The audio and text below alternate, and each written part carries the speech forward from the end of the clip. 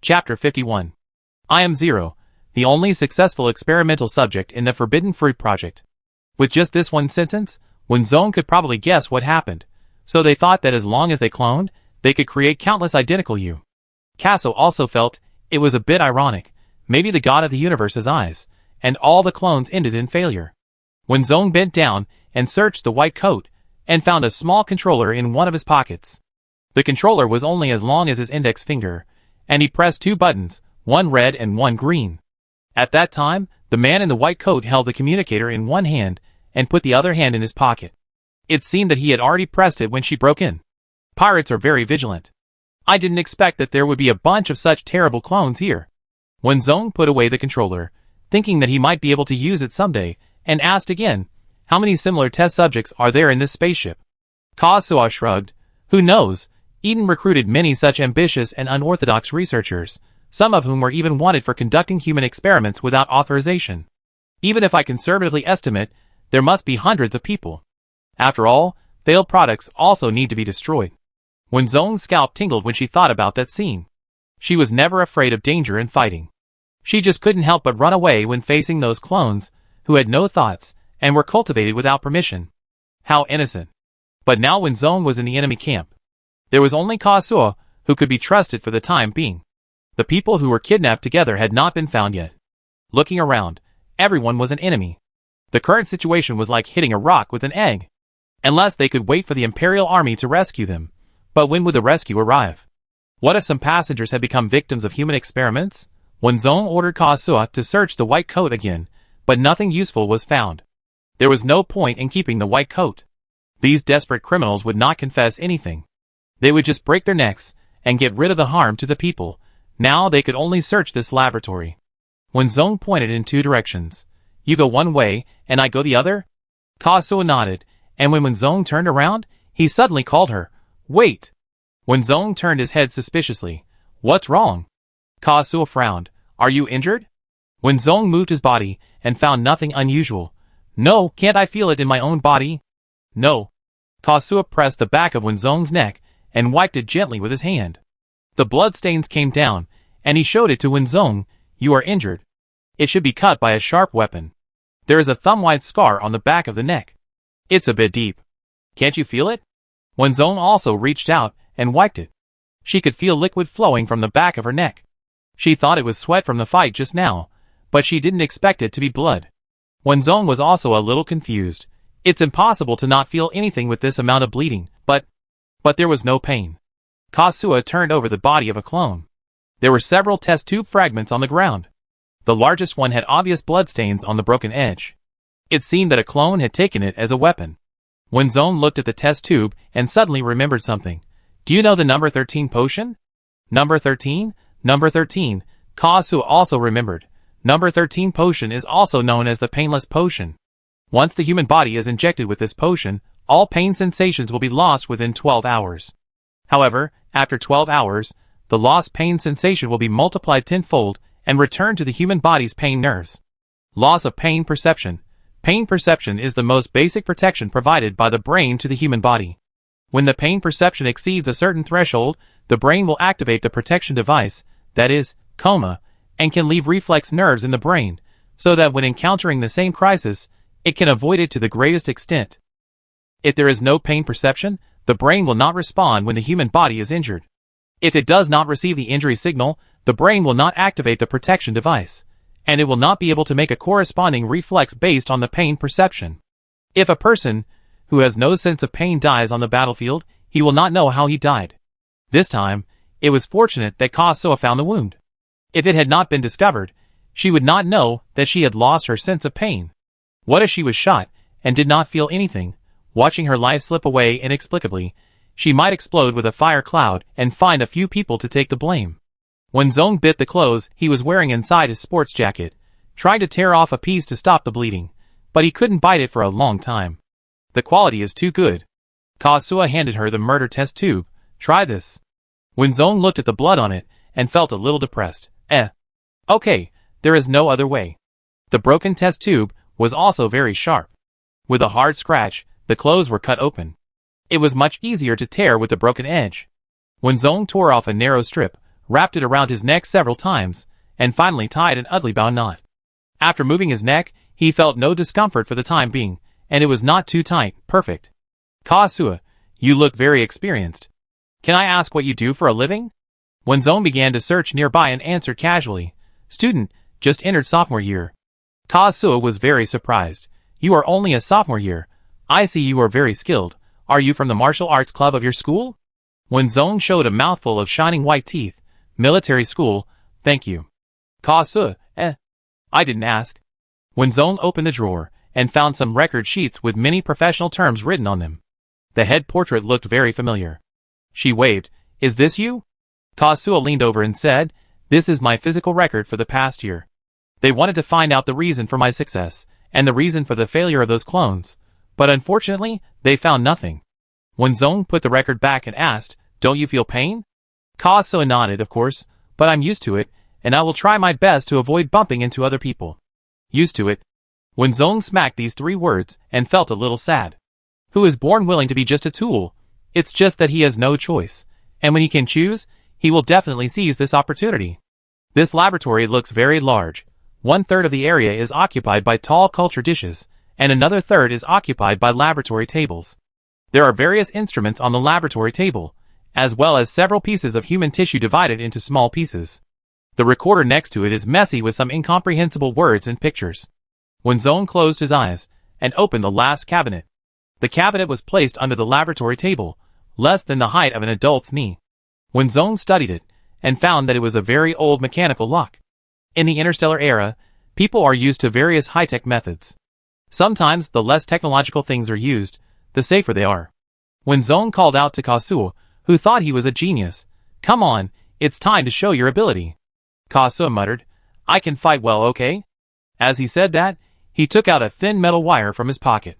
Keiso sat on the ground and poked the wire into the mechanical lock a few times. With a click, the mechanical lock opened, and the door of the small cabinet also opened a gap with a creak. Wenzong was amazed. This is a great move. Keiso was symbolically modest.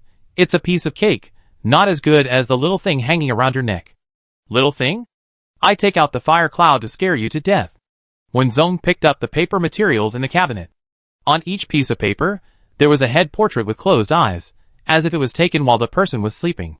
Next to the head portrait was a series of codes, and below was a table that gave people a score from height, weight, blood type to health status, and finally a line of words. Reagent number 02, no allergic reaction yet. Wenzong had a bad feeling in her heart. She quickly flipped through all the information and saw her own avatar. Reagent number 13, waiting for reaction, everything is normal. In a flash, Wenzong remembered the line of words on the recorder in the small laboratory where she woke up. Everything was right. A terrible guess slowly rose in her heart. I suspect they want to use normal people as test subjects. Kazuya subconsciously answered, they have always used normal people as test subjects. No, Wenzong pointed at the clone without any signs of life, his face becoming increasingly ugly. What I suspect is that they made all the characteristics of this war machine into different functional drugs, and then tested them on humans. If there is no rejection reaction, when all the drugs are injected into the same person, does it mean that the so-called perfect product has been created? When cloning is useless, what will these crazy criminals use for testing? Without a doubt, it is a healthy human body. And those who can ride the Star Trek spacecraft, even if they are not elites, are not bad at all. In addition, New Year's Day is approaching, and those who are on business trips or traveling will return to their hometowns to reunite with their families. Are there other spacecrafts hijacked in places that Wenzong doesn't know? Is there anyone who has already had a rejection reaction and is struggling? Kazuya also quickly figured out the trick. We must find those people. Wenzong asked, I remember you said you had seen our spaceship? Kazuya recalled, yes, the spaceship had been emptied at that time. They asked me to see if it could be converted into a combat spaceship. I said of course, it could be converted, but it would take time and tools. They brought me back, and then I saw you in the laboratory. No one was seen, and no map was found in the laboratory, which was troublesome. Wenzong began to miss Qi Xiuyuan, the map expert. No matter how much she missed him, Qi Xiuyuan could not appear on this spaceship. Wenzong thought for a while, time was not waiting for anyone, so she decided to do something big. I have an idea.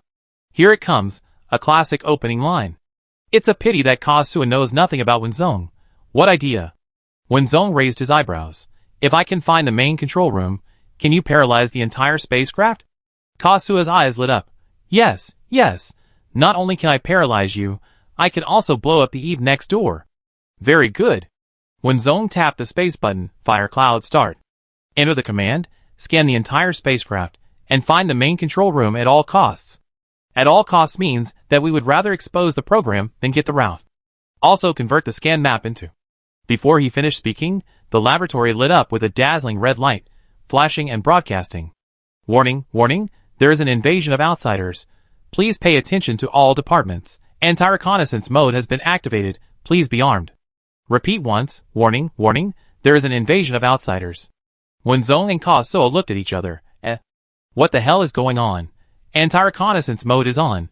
Huosheyan must not go out carelessly. When Zong cancelled the order, but did not let Huosheyan sleep. If he was really discovered, he could still fight his way out with the mecha. Kasuo was a little doubtful of his own judgment. Are you reliable? When Zong raised his hand, God is my conscience, I haven't given all the orders yet. So there is a second wave of invasion? No matter who is the one who is causing the hatred in front, how can we not take advantage of such an opportunity? Suddenly, the communicator in Kasua's white coat pocket rang. He cleared his throat and pressed the connect button. What's going on? The person on the other side was a little anxious. Someone is invading. You have a lot of information over there, so be careful. Kasuo sneered. This is your Eden's business. I still have an experiment to finish. Don't delay my progress. Kasuo once again hung up the communication without giving the other party a chance to speak. When Zong touched his chin. Since there was chaos outside, it was a good opportunity for them to fish in troubled waters. Who knows if they will catch some big fish? Let's go, teacher Wen will take you to catch fish. Chapter 52. Capital Star, Military Headquarters. The First Corps was in charge of the rescue, with Colonel Qian as the frontline commander and Admiral Qi in the rear, providing stable information support. 8 hours had passed since the spaceship was hijacked. During these 8 hours, the military retrieved all surveillance footage and determined through comparison of the spaceships that the main culprit was the Eden pirates, who had long been registered. Countless families of the missing gathered at the airport waiting for news, and the staff continued to comfort them. The military issued orders to the frontline layer by layer, and everyone was racing against time. Eden spacecraft has a cloaking device. Colonel Qian sent out more than a dozen reconnaissance planes equipped with anti-cloaking devices, but still found nothing. Ding dong. General Qi, who was in the military command room, received a message on his optical computer from a special channel. Green Galaxy. This message had no beginning or end, not even punctuation, and looked like it was sent in a hurry. General Qi's eyes lit up, and he quickly connected to Colonel Qian's communication. Old Qian, I received reliable information. Go to Green Galaxy immediately. Half of the Green Galaxy belongs to the Empire, and the other half belongs to the Third Peace Organization. The army cannot enter the airspace of other countries without permission, which will be regarded as a signal of war. The Eden pirates must be captured before they pass through that border line. Colonel Qian did not hesitate at all. Received. Admiral Qi, go after them with all your strength, and always turn on the anti-stealth device. I will contact the Third Peace Organization and try to open a safe passage to allow entry into the airspace of other countries. Although he said so, Admiral Qi was actually unsure. After all, the Third Peace Organization was just an alliance of small regimes. The original intention of establishing this alliance was to jointly fight against the two giants, the Empire and the Federation. How could it open up its airspace? Even if there were real difficulties, it might be regarded as an excuse. Colonel Qian naturally knew this situation, so he turned around and answered firmly, I will successfully rescue before then. At this time, inside the atom. When Zong and Kasuo temporarily collected the bodies lying in the laboratory, and tried to restore the original appearance of the laboratory. At least the area facing the door had to be clean. Kasuo put on the white coat and the pair of handmade leather shoes that didn't fit him very well. He lowered his head and stood beside the test bench, shaking a test tube in his hand. If it weren't for the huge difference in hair volume, it would really look like that at first glance. When Zong opened the door of the laboratory just enough for one person to enter, and when a team of people searched here, he gave a signal. Kasuo immediately said, Who's outside the door? The patrolling pirates knew how important this laboratory was to them. Anyway, this route had been walked before, and no intruders were found. If the job was done well, even if there was no actual benefit, it would leave a deep impression on people. After 2 or more times, Maybe he could become a captain for fun. The leader said outside, "Researcher, what can I do for you?" Casso didn't even look at them. "Which team are you from?" The leader replied, "The 12th Squad of the Greedy Wolf Brigade." Writing down the information, Casso imitated the tone of the white coat. "Come in, I need a few people to help me record the data." The leader's Adam's apple moved, and he had a bad premonition in his heart. The laboratory has always been the focus of their star pirate group. No one dared to go in except researchers, let alone the bottom-level minions like them. Entering the laboratory is not like working for someone outside. He knows what experiments these so-called researchers are doing, and there is no guarantee that they will come out alive after entering. So he said, "I will report to the captain immediately and apply for a few more recorders for you." Casso sneered, and he knew what these people were thinking. "I don't even bother to use my partners as experimental subjects. This recorder is broken, and there are a few data that need to be retested. I will tell your team leader when it is done, okay?" That word him was really provocative, sarcastic, and impatient. The leader's mind moved. The team leader spent a lot of money to keep these crazy people. If he could get a few good words from this researcher. The future is just around the corner. There were only 5 people in his team. The leader waved his hand and led the remaining 4 people into the door. Wenzong, who was hiding behind the door, was standing there, almost without a breath. After everyone went in, he decisively pressed the switch. Click. The metal door closed, and the sound was like a signal. Queso, who was standing next to the test bench, raised his hand and threw the test tube over, kicked off his ill-fitting leather shoes, and flew into the air barefoot. The patrolman's pupil shrank. "Quick, report." Before he could finish his words, the sharp end of the test tube accurately cut the artery on his neck from behind. He covered the wound with force, trying to stop the blood from flowing out, and finally grunted and fell down weakly. He tried to look back, but only saw the back of a girl in sportswear. 5 people were nothing to Wenzong and Kazuo. The members of the Star Pirates were originally mixed, especially the low-level patrol team. Even if they had weapons in their hands, they would be wiped out in front of professionally trained people. Wenzong twisted the neck of the last person and threw him to the ground. Except for one person, who was bleeding all over the ground, he was generally very neat. Kazuo took out his shoes from under the test bench and put them on. Wenzong took off his sports jacket, stripped off a relatively clean Star Pirate's clothes that were not much different in size, put on those weapons, and also picked up a hat and an eye mask. She put on all the basic equipment. The gray clothes did not suppress her unique temperament of a military school graduate, but she was not panicked. Wenzong was once from the black market, and had been on the front line for more than 10 years. She had seen all kinds of people. So her temperament suddenly changed, and her murderous aura instantly came out. Her face also darkened. She stood there and looked like a criminal who had killed countless people. Kazuo, who was watching the whole process, was stunned, and then a little excited. "Why don't you just kill the commander in the command room and take the position directly? I won't leave either. How about being your deputy?" Wenzong, Wenzong, and then being hunted by the Empire? Kazuo thought about that scene and shook his head decisively. No, you should continue to contribute to the Empire." Wenzong saw that he had no intention of changing clothes, and was a little confused. "Why don't you change?" Kazuo pointed to his protective suit. "This suit is specially made. I don't have the authority to open it." Wenzong touched his chin. "Why don't you just put it on, anyway you are thin?" Kazuo compared his height again. "Do you think I can put it on?" The sad thing is that the tallest one is half a head shorter than Kazuo. Wenzong, what's the use of being tall? You still have nothing to wear. Kazuo scratched his head and said, "You do have a problem. The patrol officers don't have such a strong presence as you. You are too conspicuous." Wenzong thought for a while. Her neck leaned forward slightly, and she looked a little hunchbacked, but she raised her head, her eyelids drooped a little, her chin pointed forward, and she walked a little swaying. No matter who looked at her, she looked like a smug little person. Kazuo applauded, "Very vivid." Wenzong snorted, opened the door of the laboratory, covered her heart with one hand, panted, and staggered out. Kazuo had taken Wenzong on this road before. Although she took the wrong road, it didn't matter. Wenzong turned the corner, and happened to see a group of people passing by. She closed her eyes, and fell straight down, making a bang sound. The group of people turned their heads, and walked over quickly after seeing the people clearly. "Which team do you belong to?" "What happened?" Wenzong said without hesitation, "I belong to the 12th Squad of the Greedy Wolf Brigade. I saw the intruder, but I was the only one who escaped."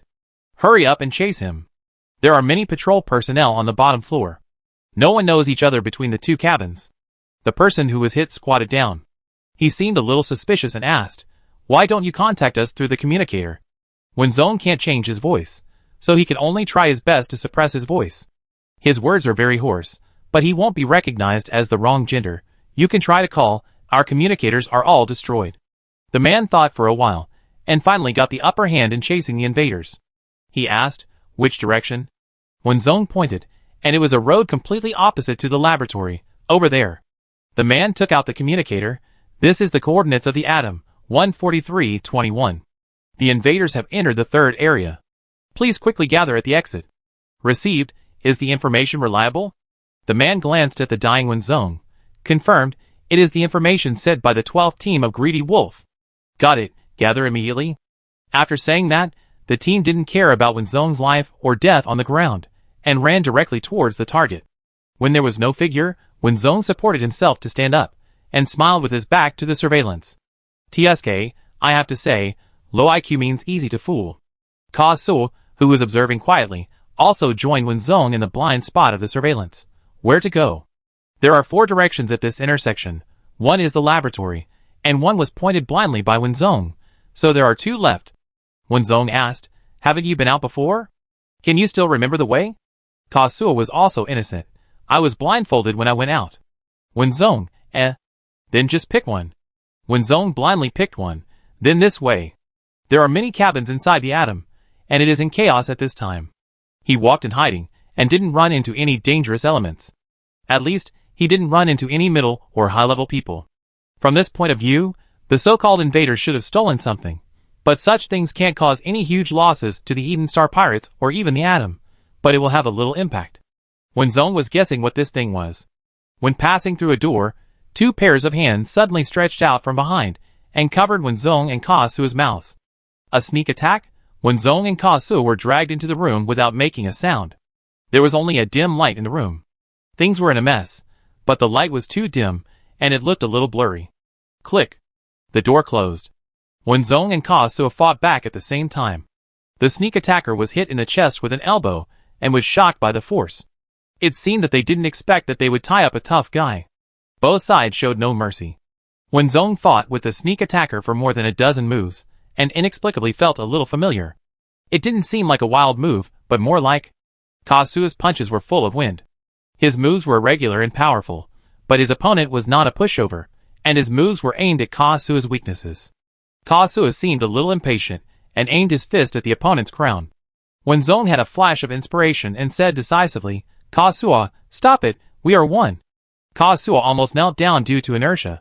What did you say? The sneak attacker, Wait, why does this voice sound so familiar? Wenzong straightened up, took off his blindfold, and revealed his originally fair face. Seniors, it's true that we meet everywhere in life. Chapter 53.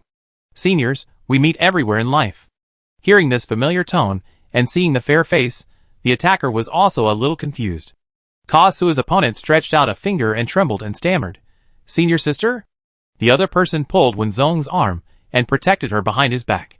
His eyes were like knives, and he stabbed Ka Su. This is a dangerous person. Why are you walking with him? Ka Su immediately raised his hands in surrender. I am wronged. It was Qi Xiuyuan and Shen Lai. No wonder neither of them recognized her.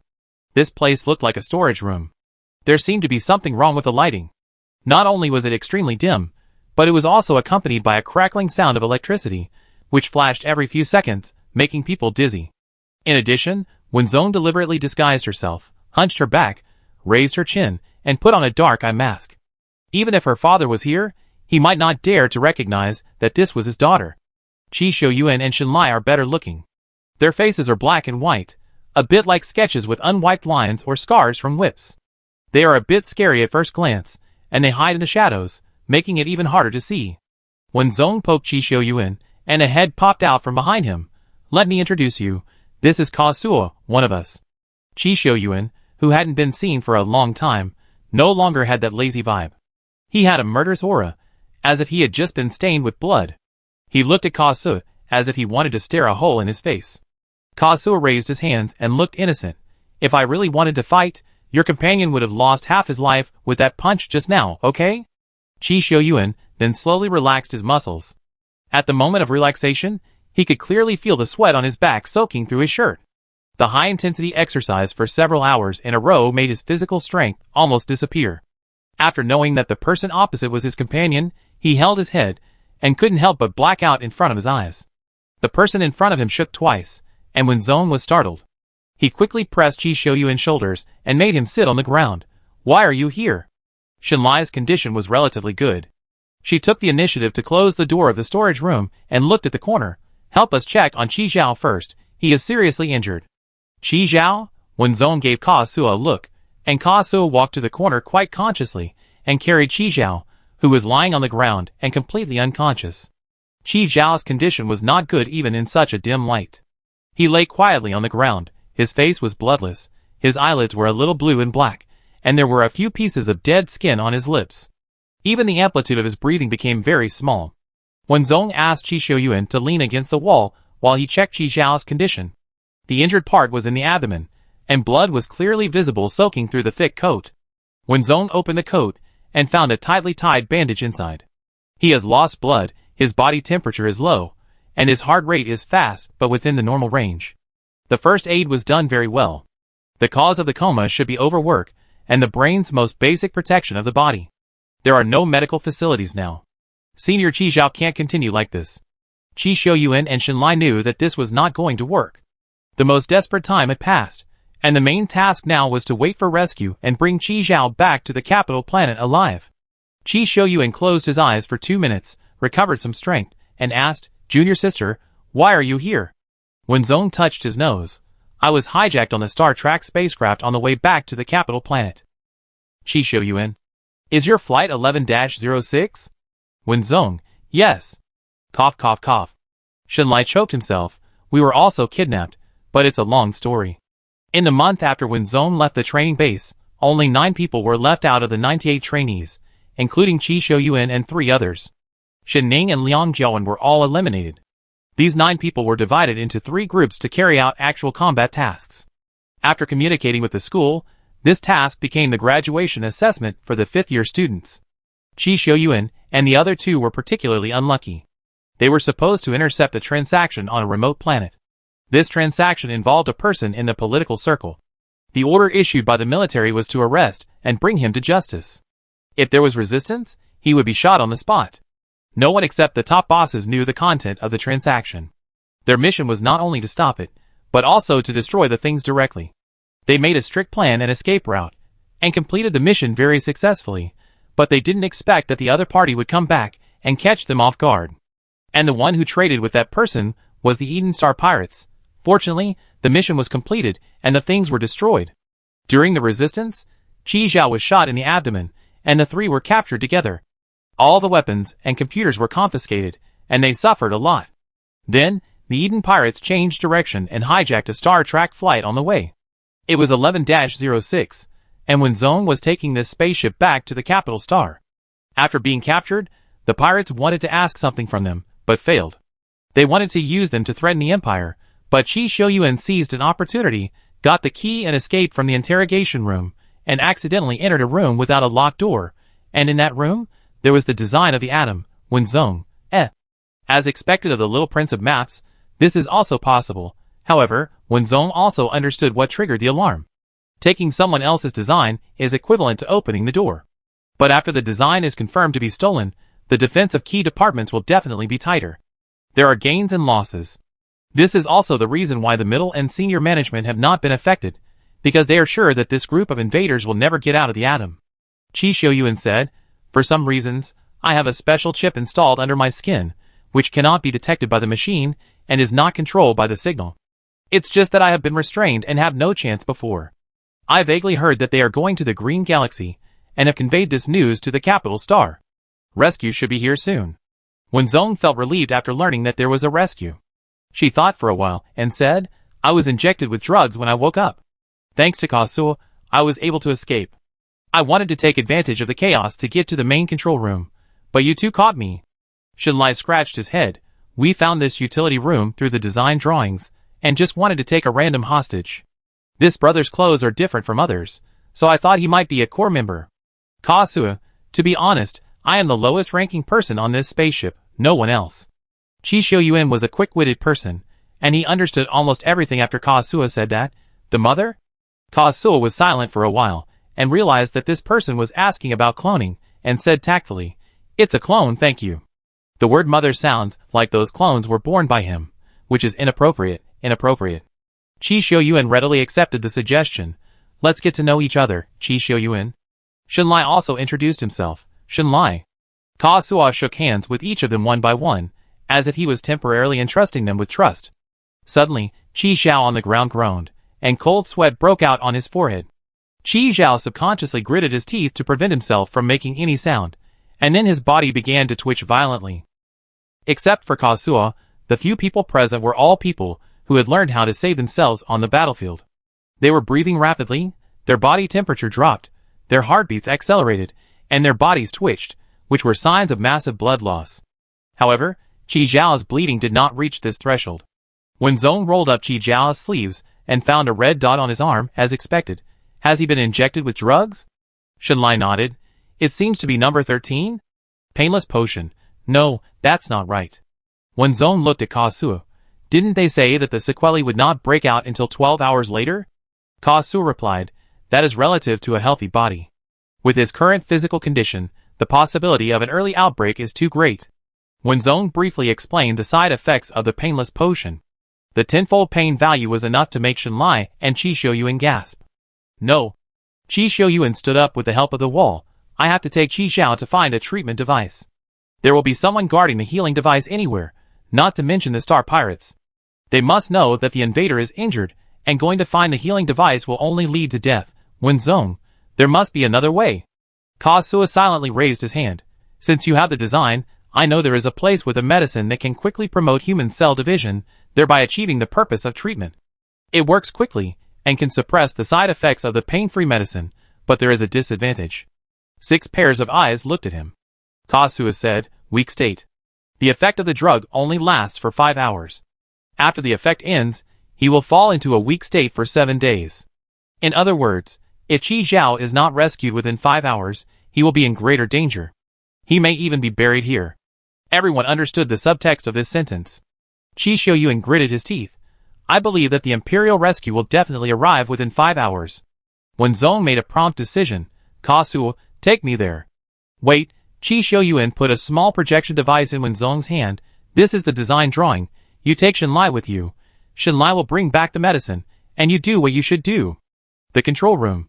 If there is really no rescue, the control room is the last ray of hope. Wen Zong nodded fiercely. I promise to complete the mission. Opening the design, Kazuya determined the location and identified the direction. Let's go. This abandoned storage room is not far from where Kazuya said, which is probably the only good news. When Wen Zong arrived at the light, he could see clearly what was on Xunlai's face. It was a series of scars with tiny blood stars. It seemed that they were caused by a thin whip. There was little bleeding, but it was very painful.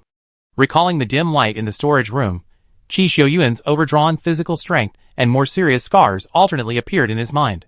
This is not just a little suffering. Xunlai didn't take it seriously at all. Scars are military medals. Besides, when we return to the capital star and go to the treatment device, there will be nothing left.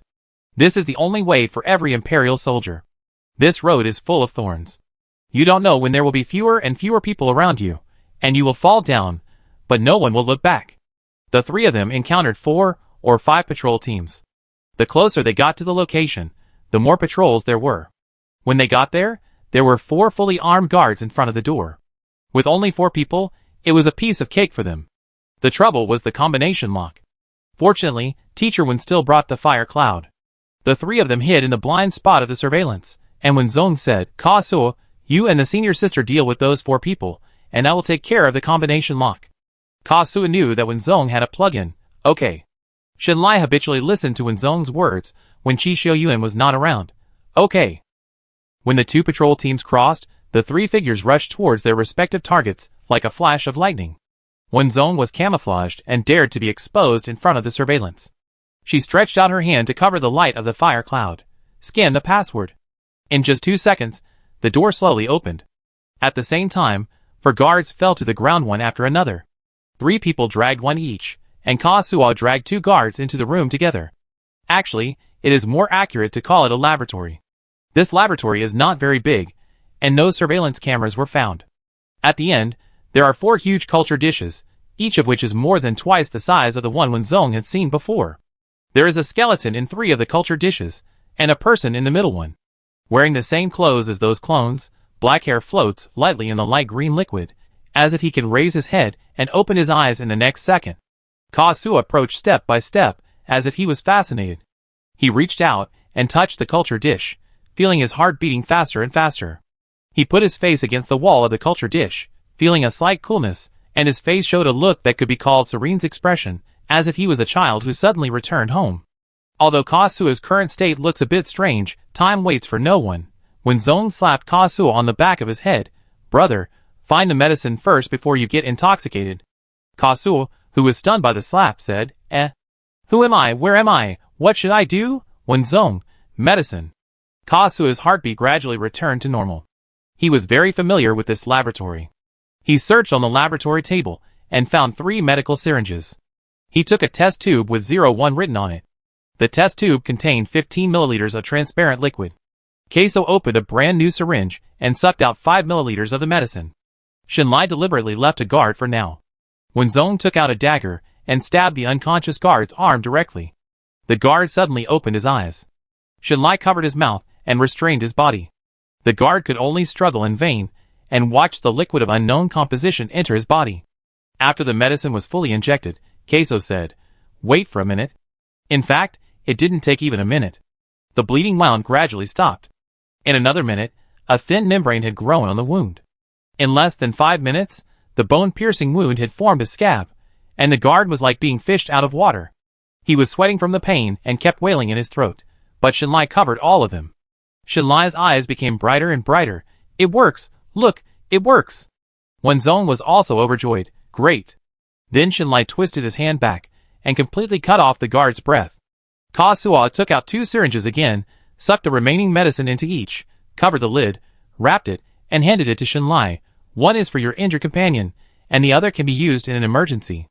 Shinlai put the 2 syringes into his pocket with great care, carefully protected them with his hands, and said gratefully, "Thank you."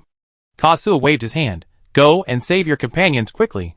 The recovery process is a bit painful, but it shouldn't be a problem for him. Shinlai didn't dare to waste any more time. She remembered the route and only said at the end, "Please, junior sister."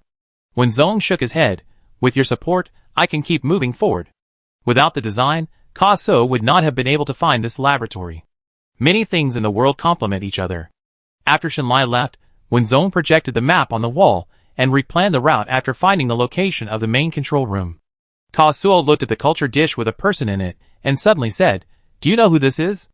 Wenzong's train of thought was interrupted, and he asked back, "Do I know anyone else on the entire atom except you?"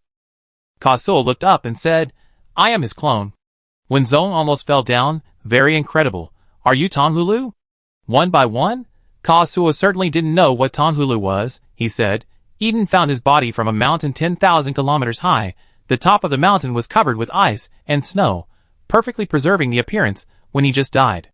But he didn't expect that the resting place he had found with so much difficulty was dug out mercilessly. Even the corpses were not spared. When Zong frowned, "Who are you?" Kazuo turned around, with a light green petri dish behind him. At a certain moment, the 2 people slowly overlapped and solemnly said the name of their race to Wenzong. "We are the Yuri's people." Boom. There was a loud noise, as if lightning struck Wenzong's mind. She had read interstellar history, and of course knew how amazing the legendary Yuri's people were. They invented the first humanoid combat mecha, the first civilian mecha, designed the blueprint of a super-large command warship for the first time and discussed various ideas for the development of warships, proposed the feasibility of lifelike intelligent robots for the first time, and even proposed the theory of planetary orbits.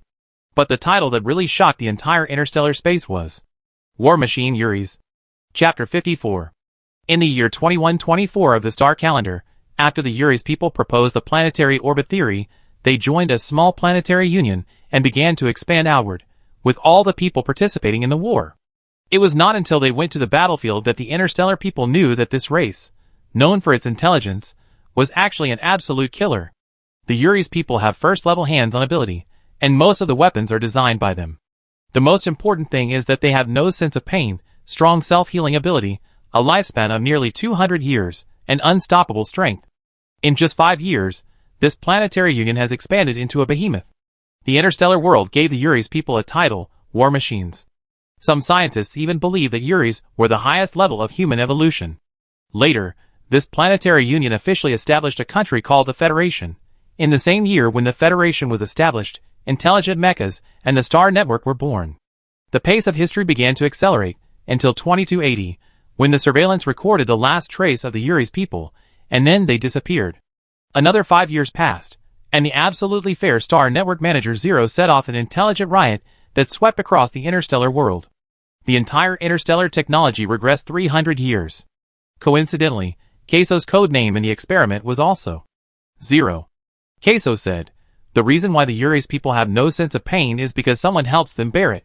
The Yuri's people are a special race, with only 2 genders called Ada and Ava in the Yuri's language, which translates into the interstellar common language as fighter and bearer.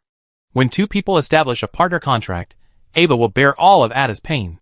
They live on the planet of Yuri's deep in the green galaxy.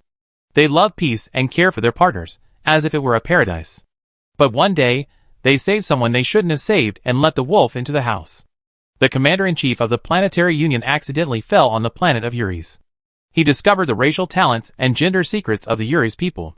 He secretly smuggled his companions to this planet and planned to kidnap all the Avas, with the purpose of making Ada work for him. How could the Adas who have never been on the battlefield know how painful it is to have live bullets pierce through the bones? The war was settled, and the Avas were left with only a breath of air, and could only rely on the petri dish to hang on. At that time, the Adas were making the first intelligent mecha, and the first evolutionary intelligent Zero. The Federation gained both fame and fortune, but refused to return the Avas again and again. Finally, Ada sneaked into the laboratory. Their Avas were almost only skin and bones, gasping weakly and struggling to death. In grief and anger, Ada unplugged the energy supply of the entire laboratory. At the same time, only 1 in 10 of the Yuri's people survived. The Adders who did not sign the contract escaped and began their interstellar wandering for more than 100 years. When Zone couldn't help but sigh, tech geeks are so naive. A high IQ doesn't mean high military literacy. There are so many ways to cut off the Federation's retreat, but they are so stupid that they try their best. What else can they do? Casso continued. Later, the Federation has been looking for the Yuri's people. They began to sponsor human experiments, trying to extract useful things from the bones and cells of the Yuri's people, and even wanted to use cloning technology to create a batch of war machines. Federation? When Zone's eyelids jumped, is the Federation standing behind Eden? Kasua spread his hands. You can say that, but we have no evidence. When Zone asked, why do you know these secrets? Even interstellar history has no record of it, which means that the Federation has already destroyed all the evidence, and the truth has long been buried deep in the sea of stars. People who are outside of history cannot see it at all. Kasua knocked on the wall outside the petri dish. You may not believe it, I inherited some of his memories. The memory contained mountains of swords and seas of fire, the anger of fellow tribesmen, the tranquility of hometown, the smiles of Avas, the helplessness of wandering, and the tranquility of sleeping. These were the most vivid memories of that person. For some reason, he gave them all to Queso. Not only that, Queso obviously didn't have Avas, but he was born without the sense of pain. When Zone, why is this matter becoming more and more metaphysical? After sorting out his thoughts, when Zone asked, the last question, what is the purpose of telling me all this? Casso looked at her. I'm going to take these people to hell. Adam, command room. The leader of the Eden Pirates was a big, burly man. He leaned back in his chair, crossed his legs on the long table, and the communicator in his hand kept ringing. He impatiently turned off the communicator and asked the person next to him, how long has it been? Why haven't the invaders been caught yet? The deputy leader looked at the news that kept coming in and was a little puzzled. They were all seriously injured. Logically, they can't run far. Can't run far? The captain sneered. Okay, they can't run away from the atom anyway. How long is it to the planet of Julius now? The deputy captain said, the atom is moving at full speed, and it will definitely land on Julius within 10 hours. The captain nodded with satisfaction, and then pulled the corner of his mouth, revealing a sarcastic smile. Wait until I crack the genetic code of the Julius people and create a machine army, and see how those bastards of the Federation can still bark at me. Although their human experiments were sponsored by the Federation. So what? The most perfect experimental subject, Zero, is still with them. The Federation doesn't even have a hair on it. They still dare to clamor to give them Zero. What a joke. Speaking of credibility with star pirates, those garbage from the Federation are really going backwards. Ding. A long reminder sounded, which was an internal alarm signal. The leader picked up the communicator. What's the matter? Report to the leader. Zero ran away. Bang. The leader kicked the entire long table out with one foot, stood up suddenly, and said with a ferocious face, What did you say? Zero is the most perfect test subject of their star pirates. He is the one who unlocked the code of the Yuri's race this time. It was the star pirates who gave him life. How dare he run? Start the tracking device immediately and locate Zero. I want to see where he can run to. Buzz. The route map of the entire atom was immediately projected on the wall. The monitoring was fully turned on. A red dot kept flashing, which was the location of Zero. The deputy leader zoomed in manually. In a corridor, Casso, who was wearing a protective suit, was followed by a short man. He was familiar, and quickly avoiding the patrol, and walked quickly in a certain direction. The captain stared with his eyes wide open, and the fat on his face trembled. Search for Zero's route. In the projection, the red dot stretched into a red line, drawn along the corridor, and marked the 2 laboratories where Zero stayed the longest. Without waiting for the captain's order, the deputy captain grabbed the communicator and shouted, Third brother, you take 2 teams, and take the authority card to check the number 9 and number 1 laboratories. Okay, second brother. In just 1 minute, the results came out. All the guards in the number 1 laboratory are dead. All the researchers and defective products in Lab 9 are dead. The leader laughed in anger. Good, that's great. Is he trying to take advantage of the chaos to get out of control? No way. In the projection, the system has calculated Zero's target. The dazzling red line keeps winding, and the end is. The leader opened all communication channels. Guard the control room immediately. We must not let the Yuri's people, who are called mechanical geniuses, get close. All communication channels mean that the communicator on Casso has also received this order. When Zone cursed in a low voice, turned around and asked, How long will it take you to completely take over the control room? Every Yuri's man is a mechanical genius, and Casso is no exception. 10 minutes. 10 minutes is not long at all. The difficulty lies in the fact that there are only 2 of them. To be precise, when Casso was concentrating on taking control, there was only one Zone alone. The control room must be well guarded at this time, but it is not impossible to fight. When Shinlai took the potion back, he also took the guard's communicator. The communicator of the lower-level star pirates can only be used in the area of the atom. They specially established a channel for communication to prevent any problems from happening to the other party. When Zone took the communicator and said in the channel, Senior, how did you rest? Chi Shouyuan also received the order from the guard control room. Shinlai was so anxious that he almost rushed out, but Chi Shouyuan barely held him down. You can get into the state. Chi Xiao, who was injected with the drug, also woke up, and his voice was full of energy. I'm so tired of lying down, just waiting for a big fight. That's great. When Zone said happily, when Casso completely takes over the control room, I will send you the coordinates of all the hostages. Before the Imperial rescue comes, their safety will be in your hands. Chi Shouyuan gave her a firm answer. Don't worry. The communication was hung up, and when Zone and the others were completely exposed, they didn't need to hide from the surveillance. They just killed the space pirates when they met them, and snatched all the high-powered equipment. The pain-free medicine on Wenzone's body had not yet expired, and she couldn't feel it when she was hit by live bullets. The gun in her hand kept spitting out tons of fire, and she kept moving forward, never retreating. Ka-Sut also fully demonstrated how terrifying the so-called war machine was. Unlike Wenzone, who was still worried about the sequelae, he was truly a ruthless person, who had no sense of pain, and could kill his way through with just his fists. The 2 humanoid killers left pirates lying all over the ground. Wherever they passed, there was a murderous aura. Even the pirates with innocent blood on their hands were scared and retreated. The control room was right in front of them. Eden cherished the hard-won atom, and did not dare to activate the super-large energy cannon inside the spacecraft. He tried to stop the 2 with human wave tactics, but unfortunately, it was useless. In front of the 2 were densely packed pirates with weapons, and behind them were pirates coming one after another. They were attacked from both sides, and it seemed that there was no escape, and they could not be killed. Wenzong turned his head and asked Kasuo, 10 minutes? Kasuo wiped his face. 10 minutes. After receiving a positive answer, Wenzong took out the space button, which was only the size of a bottle cap, and his eyes were like a fierce beast. 10 minutes is 10 minutes. I will make a way for you. You must take over the control room. Kasuo said, promise. As soon as the voice fell, Wenzong pressed the switch of the space button. Fire cloud. System start. A huge monster suddenly popped out of the small space button. It was a fiery red mecha with smooth lines. The red spray paint of the mecha was dotted with a few small auspicious cloud patterns. As soon as the steel giant was born, it stepped on the star pirates around it. It knelt on one knee in front of Wenzong, stretched out a hand, and opened the cockpit on its chest without reservation. Verification successful. System start. Fire cloud is always ready. I will stand shoulder to shoulder with you to the end. Chapter 55. The sudden appearance of the steel giant shocked the space pirates. What is this? You haven't even seen a mecha? Nonsense, of course I know it's a mecha, but where did it come from? They were in the Sea of Stars, and there was no sign of damage to the atom from the outside. This mecha clearly appeared out of thin air. The deputy leader, who was watching the surveillance in the command room, widened his eyes quietly. What is this? Is it a space device? Has the Empire's technological level reached this point?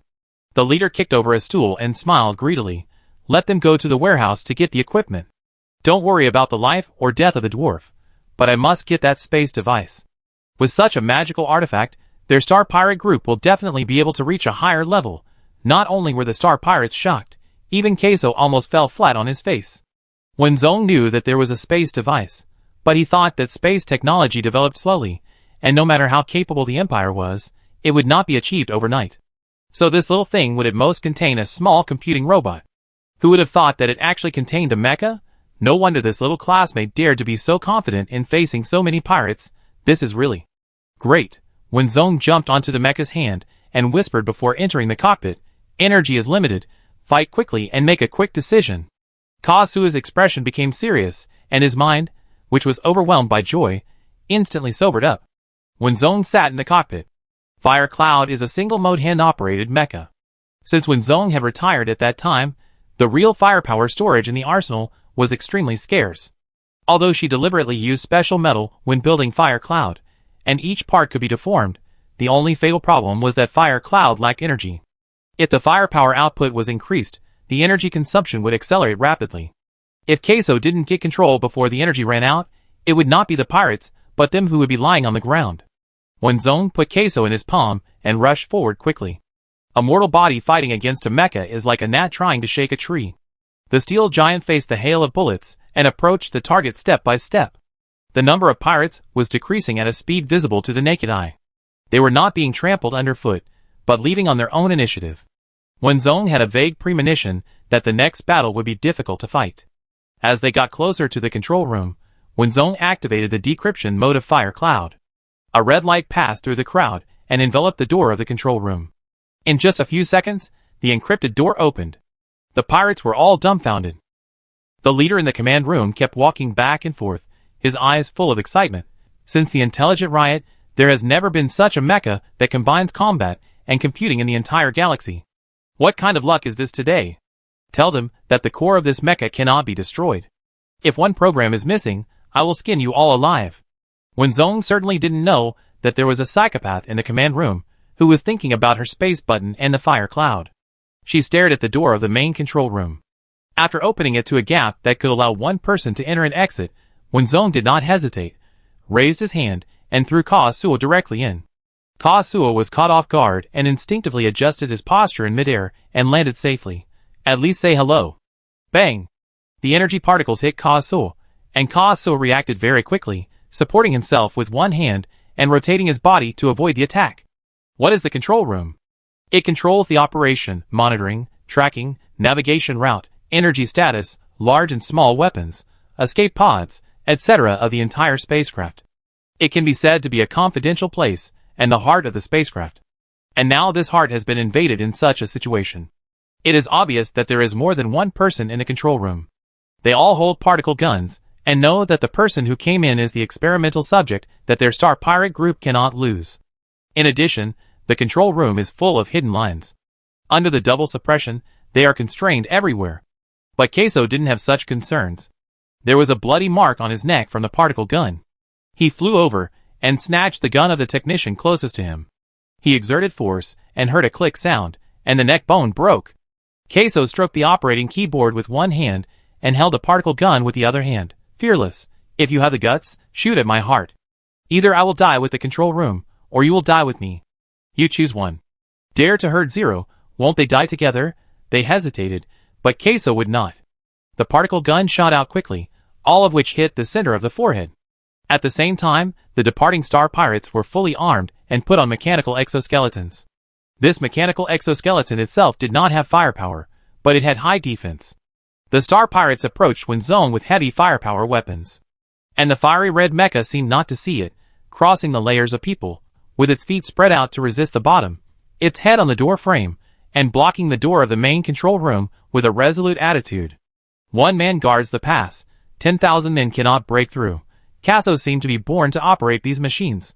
He quickly found the main monitoring and called up all the pictures. Found it. Queso opened the communication channel. Can you hear me? Chi Shoyuan's voice came from the other side. I can hear you.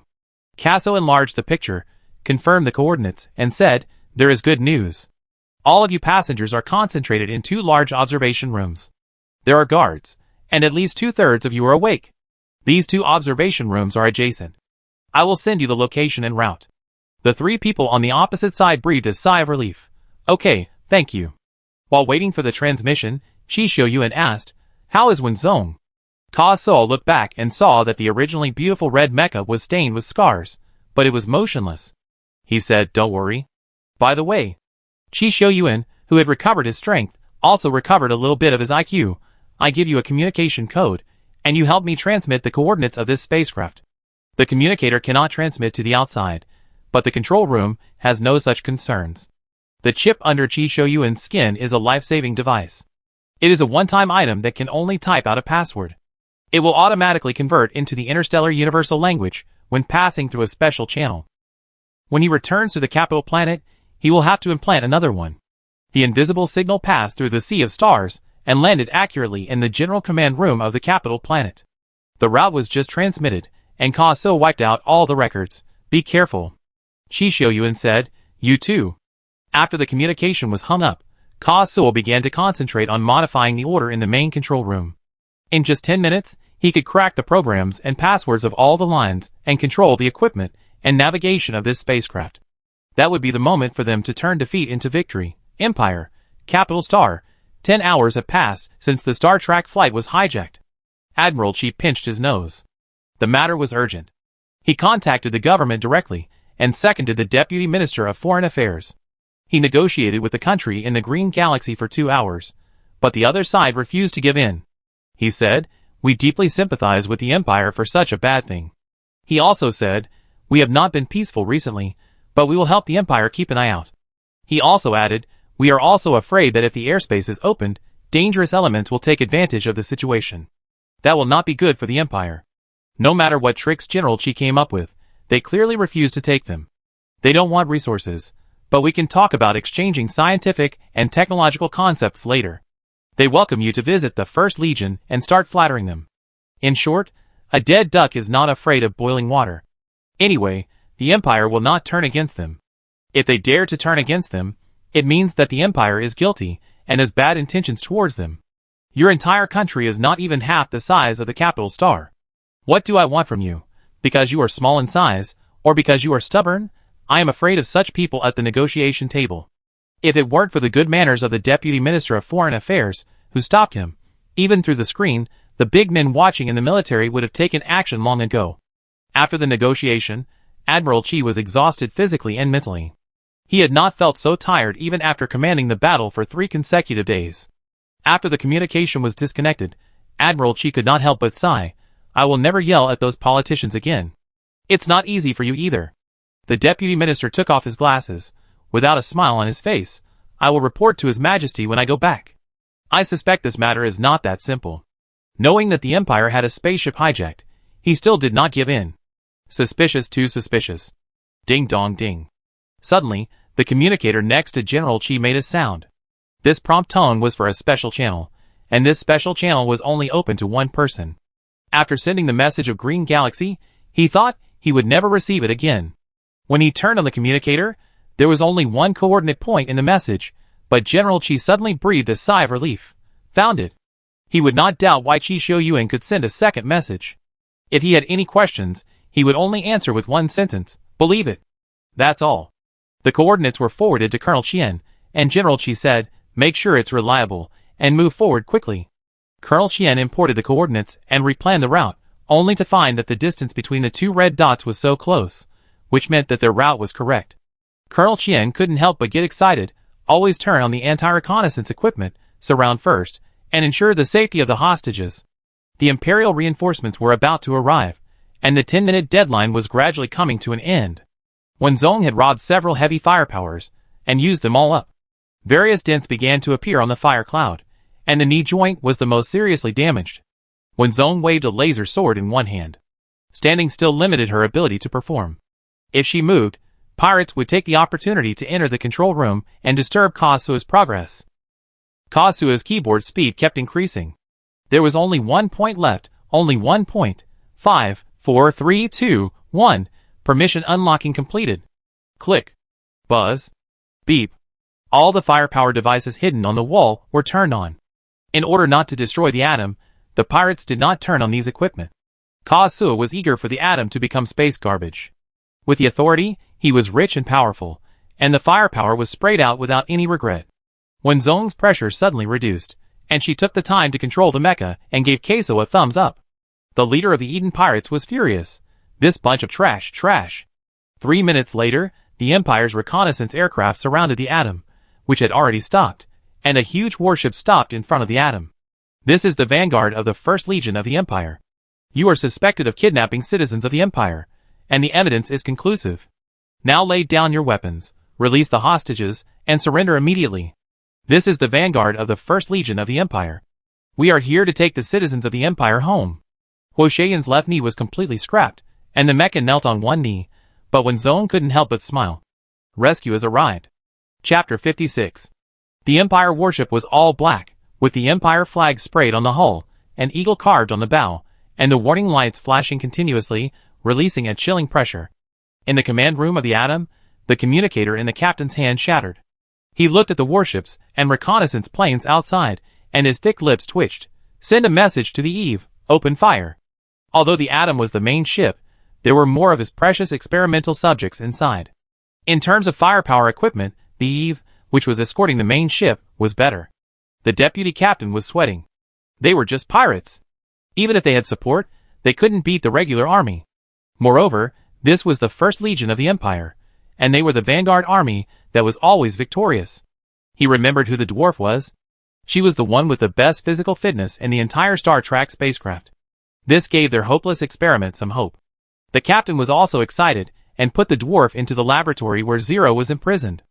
On the one hand, the extracted drugs and records were more complete, and on the other hand, Zero was allowed to brainwash her. It was unexpected that Zero was obedient on the surface, but actually rebellious to the core. When the dwarf opened the door of the control room, the deputy captain understood that Zero had noticed this point. With the mysterious space device and mecha, the entire Atom had no secrets for the two of them.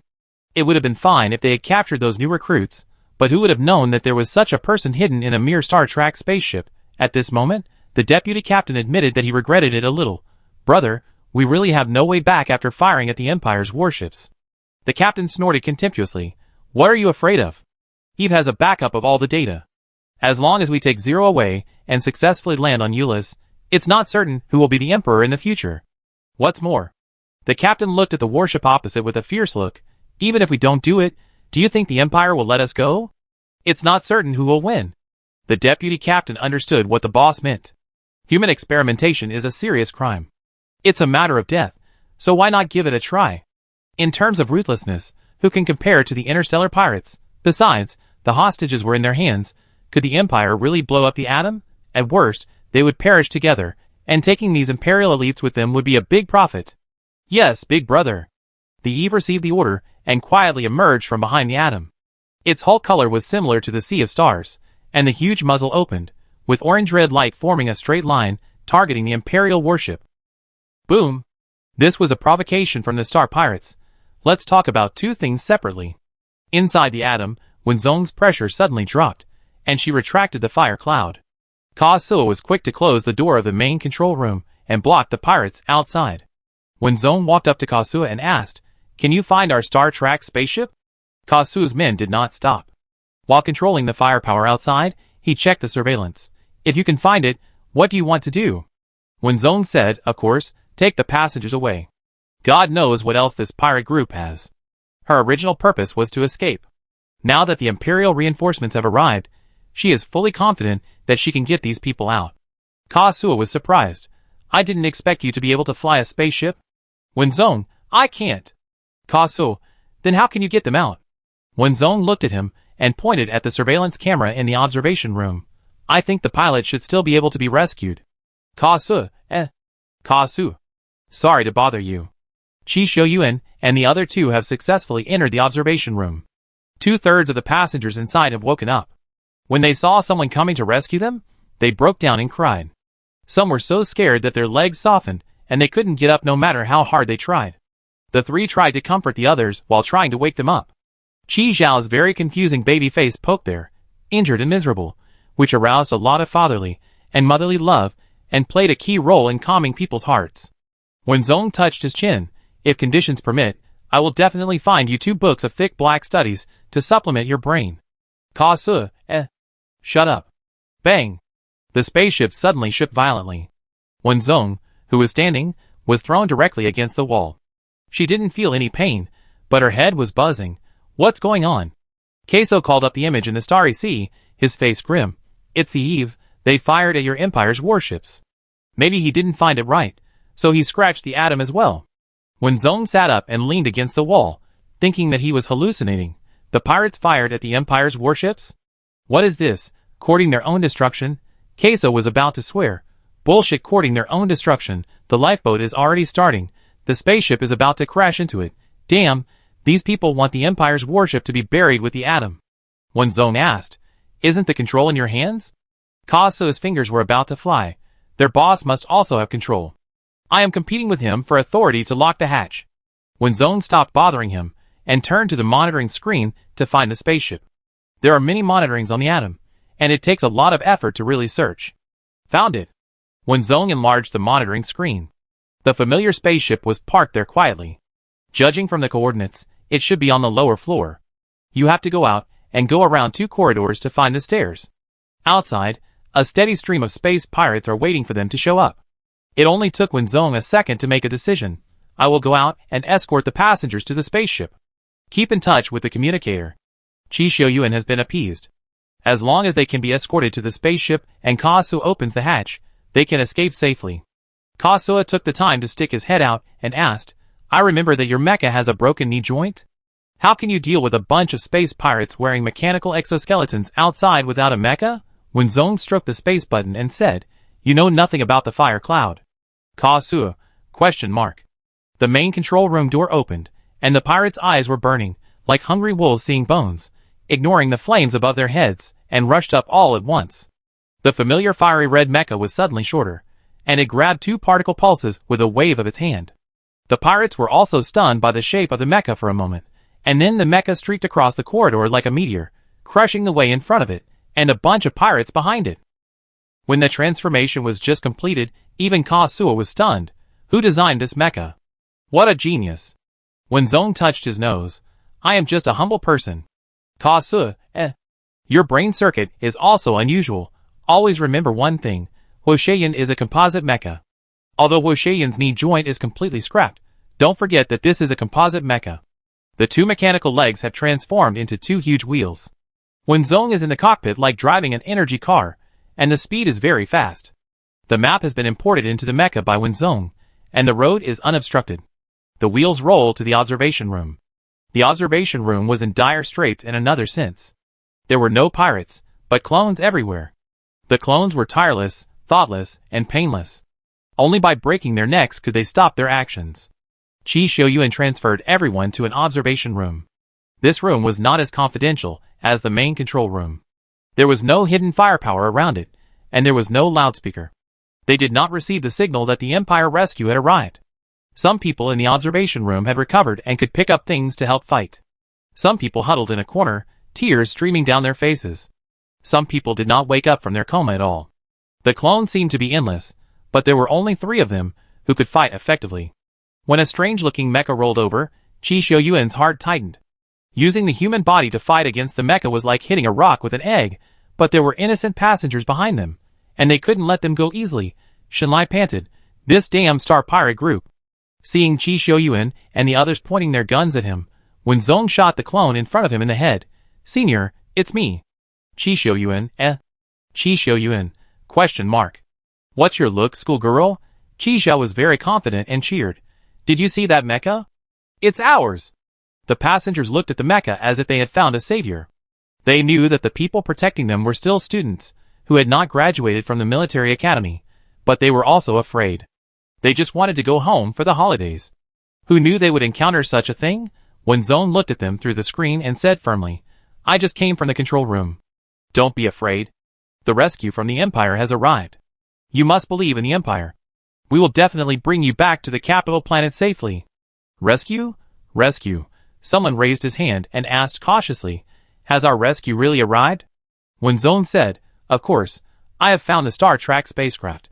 My companions are fighting for the highest authority in the control room. The Imperial warships are escorting us outside. Now I will take you there. Can everyone stand up?" Qi Xiuyuan understood what Wenzong meant.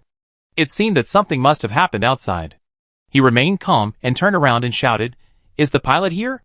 2 people stood up in the crowd. "I'm the pilot." "I'm the co-pilot." "Very good." Qi Xiuyuan said, "Now everyone listen to my orders. Those who can recover their strength can carry them. Those who can't carry them should carry 1 person in 2s, and the rest should follow us. Be careful not to be left alone. We will definitely bring you back to the capital planet." "Okay. We listen to you." The passengers had hope and strength, and they stood up one by one. Wenzong took out the button he had touched in the white coat before, and decisively pressed the red button. Success or failure depended on this one move. The huge crowd of clones did not stop, but automatically turned in a direction and rushed towards the star pirate behind Wenzong. Wenzong, question mark. There is still this function? That white coat has been thinking of betraying for a long time, right? In short, God really helps me. Wenzong led the way in front. Qi Xiuyuan and the other 2 were the rear guards. The star pirates were stopped by the clones, and the group walked towards the passage below in a mighty manner. The fire cloud scanned, and the password door opened. The passage was not an elevator, but a winding staircase downwards. There were small lights on along the stairs, which was also very convenient. Wenzong opened the cockpit and jumped out. The passengers realized that the voice that sounded very young was actually so young. Qi Xiuyuan said, "Qi Zhao Shenlai, you go down and lead the way. My junior sister, and I will cover you." After one person after another went down, Qi Xiuyuan leaned against the wall and said, "Thanks to you, junior sister." Wenzong shook his head and said, "It's nothing, I just have a bad premonition." The premonition came true, and Kasua's communication suddenly came. Wenzong walked to a corner with the communicator and whispered, "What happened?" Kasua gritted his teeth and said that Madman couldn't get the authority, so he directly activated the self-destruct device of the atom. He wanted to die with everyone. Wenzong's eyelids jumped. "Is it irreversible?" There was a bang sound from Kasua's side, as if he was slamming the table in anger. "Irreversible? There are only 5 minutes left before the explosion. You must retreat within 5 minutes. You know what the consequences will be if a spaceship like the atom explodes." The atom was converted from a warship. Once it exploded, the people inside would be turned into dust along with the spacecraft, and even the reconnaissance planes outside would be buried with them. Wenzong took a deep breath. "I know, contact me anytime." Qi Xiuyuan saw that her face was not right, and his heart gradually sank. "Any bad news?" Wenzong stretched out his palm. 5 minutes. Qi Xiuyuan nodded to show that he understood, and said to the passengers, "Confirm safety in front, everyone hurry up." The passengers' pace gradually quickened, and the crowd was decreasing at a visible speed. Qi Xiuyuan maintained order, and said to Wenzong, "Fortunately, there are few people." Wenzong smiled bitterly. "That's right. If the hijacked ship was an ordinary passenger ship, there would probably be more than 1,000 people in total, and no matter how hard they tried to evacuate, they would not be able to evacuate them all. The pirates were at the end of their rope, but the Empire didn't know it, and was still worried about the hostages. The only hope was the ship below. A minute later, All the passengers went down the stairs. Chi Shouyuan and Wenzong also went down, leaving the fire cloud on top. The Star Trek spacecraft had already started, and the passengers sat down according to their seats. Qi Zhao and Shenlai called them in front of the cabin door. Come on! Before they finished speaking, they heard a loud boom, and the atom shook violently. The explosion began. Wenzong turned on the communicator. Ka Suo, open the cabin door. The cabin door slowly opened, and the vast sea of stars appeared in front of everyone. No, there is one missing. The pilot suddenly said that there was one empty seat. He clearly remembered that this flight was full. Wenzong turned around. Have you added me? The pilot shouted, Yes, there is one empty seat beside you. Wenzong turned around and left. I go find him. Qi Shouyuan held her back. You go up, I come. Wenzong shook his head. Don't waste time, you are all injured. I have a mecha and a map, not to mention that Ka Suo is still in the control room. I have to rescue him. Qi Shouyuan didn't give her a chance to refute. Then I have to go with you. I go save people, you go save Ka Suo. That's it. The observation room and the control room are in two directions. There are only 3 minutes left, and Wenzong can't make it in time alone. Probably because they knew that the atom had activated the self-destruct device. There were only a few pirates left along the way, and they probably went to the lifeboat, but they didn't know that the lifeboat had been sealed by Ka Suo. Arriving at the observation room, the missing passenger was found at a glance. It was a boy younger than Wenzong. In the chaos, someone bumped him under the bed, and he was still unconscious. Qi Shouyuan carried the boy on his back and said to Wenzong, Hurry up. Wenzong nodded. 2 minutes. If I don't arrive in 2 minutes, you can leave. I have a mecha and can enter space. Qi Shouyuan looked at her and said, Okay, only 2 minutes. When Wenzong arrived at the control room, Ka Suo was leaning on the chair and requesting to establish a connection with the Imperial warship. The connection was quickly connected, and Colonel Qian's face appeared on the screen. Ka Suo didn't give him a chance to speak. The self-destruct mode of this spacecraft has been activated. You reconnaissance planes had better leave quickly. All the hostages have been rescued. Over. After saying that, he hung up without any explanation. Wenzong grabbed him. Come with me. Ka Suo pressed against the arm of the mecha and asked a strange question. Do you know what Ka Suo means in Yuri's language? Wenzong knew that Ka Suo was strong, but he didn't expect that he was so strong that he could resist the power of the mecha with his bare hands. I don't care what you mean, I promise to take you out, and I will do what I say. Ka Suo shook his head. At that time, I was just afraid that you didn't believe me, and I thought it would be fairer to have a deal. A thought vaguely appeared in Wenzong's mind. Come with me. Don't you want to study my space device? Ka Suo smiled. It's just a space device. There is still 1 minute. If you don't leave now, it will be too late. I was born on the atom, and I yearn for the land in my memory. The Yuri's people have long been extinct, and no means can wake them up. Wenzong, thank you for appearing and bringing me freedom. Ka Suo controlled the spacecraft to crash into the sea of stars, and he waved his hand as if saying goodbye. The last thing Wenzong saw was the boy waving his hand with his back to her. He had no way back since he was born, and he never looked back. Ka Suo means last in Yuri's language. And I am the last Yuri's person. Boom. Chapter 57. Colonel Qian knew that this pirate group had bad intentions when Eve launched the attack. The military has different standards for different levels of tasks. Interstellar pirates, hijacking spaceships is not a high-risk task, so only a small warship and 10 reconnaissance planes were assigned. Colonel Qian made a prompt decision and boldly guessed that the pirates' main ship was where the hostages were.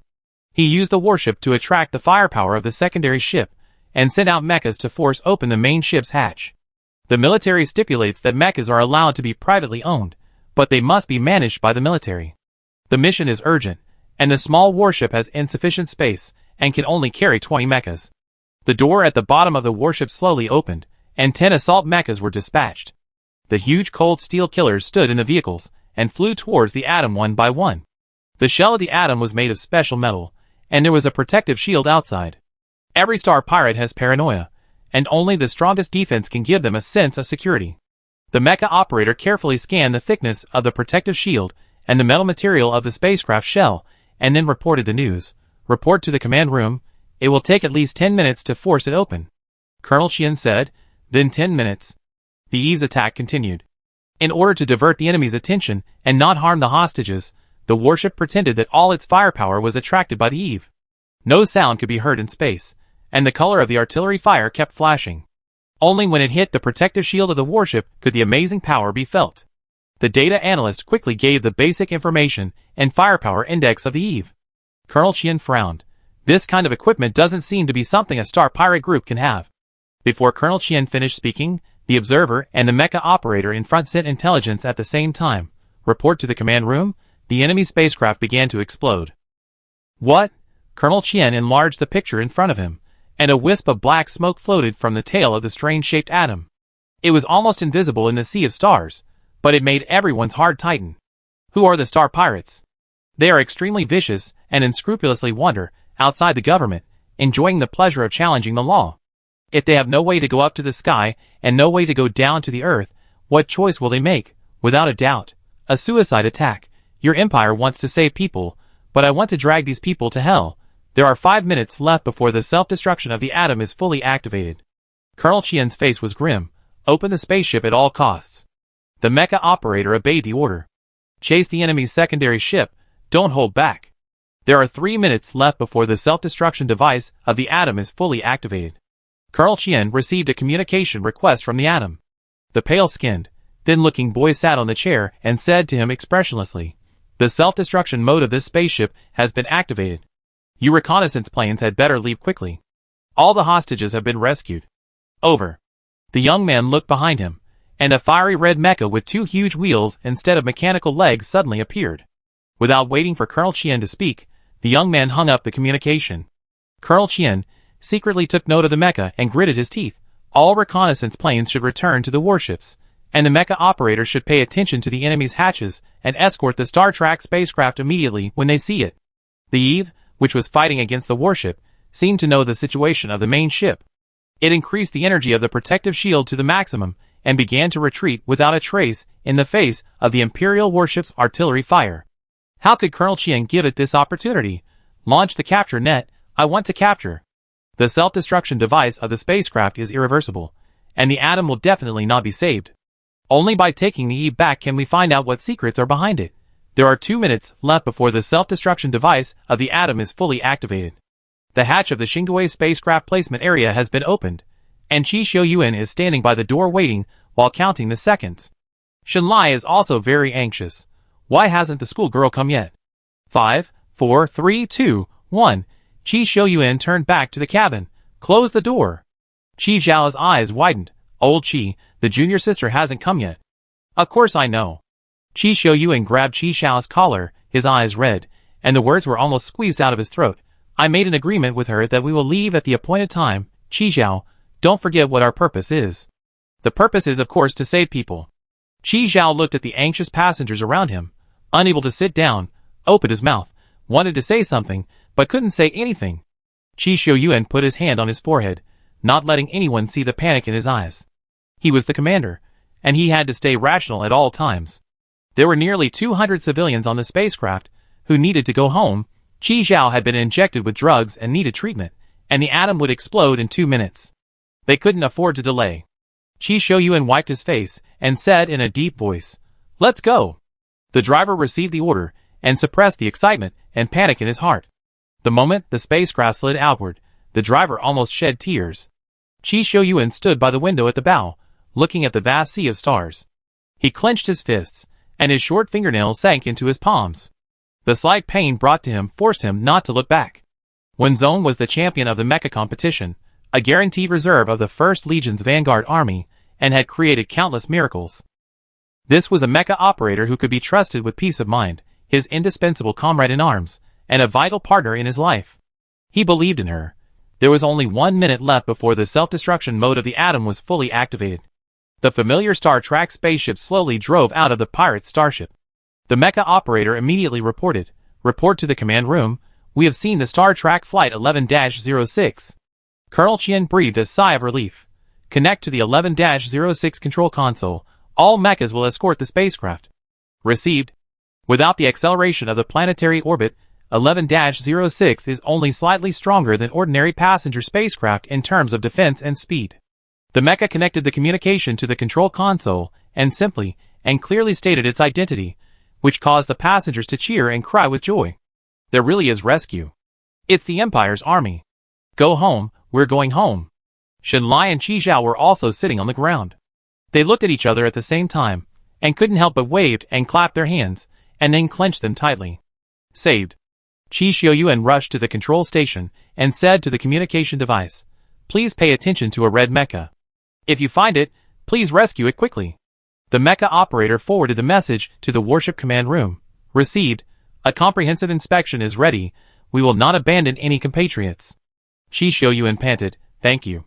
The door at the bottom of the warship opened again, and 5 speed-type mechas held the spaceship. A total of 15 mechas turned on the maximum energy, accelerated at full speed, and tried their best to take the spaceship away from the explosion zone. Small explosions continued to occur inside the atom, making the originally strange-shaped starship look even more shabby. The countdown to the self-destruct mode began. The Eve had been controlled behind the warship, and the invisible capture net enveloped the Eve. All the machinery inside the capture net was paralyzed, and it could only stay in the sea of stars relying on the traction of the warship. The atom began to change course. The strange-looking spaceship suddenly crashed into the depths of the star sea. Boom! The silent explosion broke out. Although no sound could be heard, the shock could be felt. The shrill flames devoured the atom, like a cruel and beautiful firework. The fragments of the spaceship flew everywhere under the pull of the explosion. Everyone inside would turn into cosmic dust. The evil pirates died without regret, and those innocent clones became the vast sand in the star sea. A second before the explosion, a fiery red mech suddenly flew out. The mech had a strange shape, with a bent back, and its hands seemed to be holding something. It had no legs, but only 2 huge wheels. The thrusters under the wheels sprayed energy, quickly sending her away from the explosion. It was Wenzong. Although he escaped from the atom dangerously, Wenzong's situation was not optimistic. The red mech was holding an unconscious person, and could only use the mech's protective shield to protect the person, but the energy of the fire cloud could not last too long, and she had to send the person to the warship or the Star Trek spacecraft faster. In the cockpit, the inorganic voice of the fire cloud kept repeating, "Warning, warning, defense destroyed 51%. Warning, fuselage 63%. Warning, insufficient energy, insufficient energy. Please quickly find a landing point."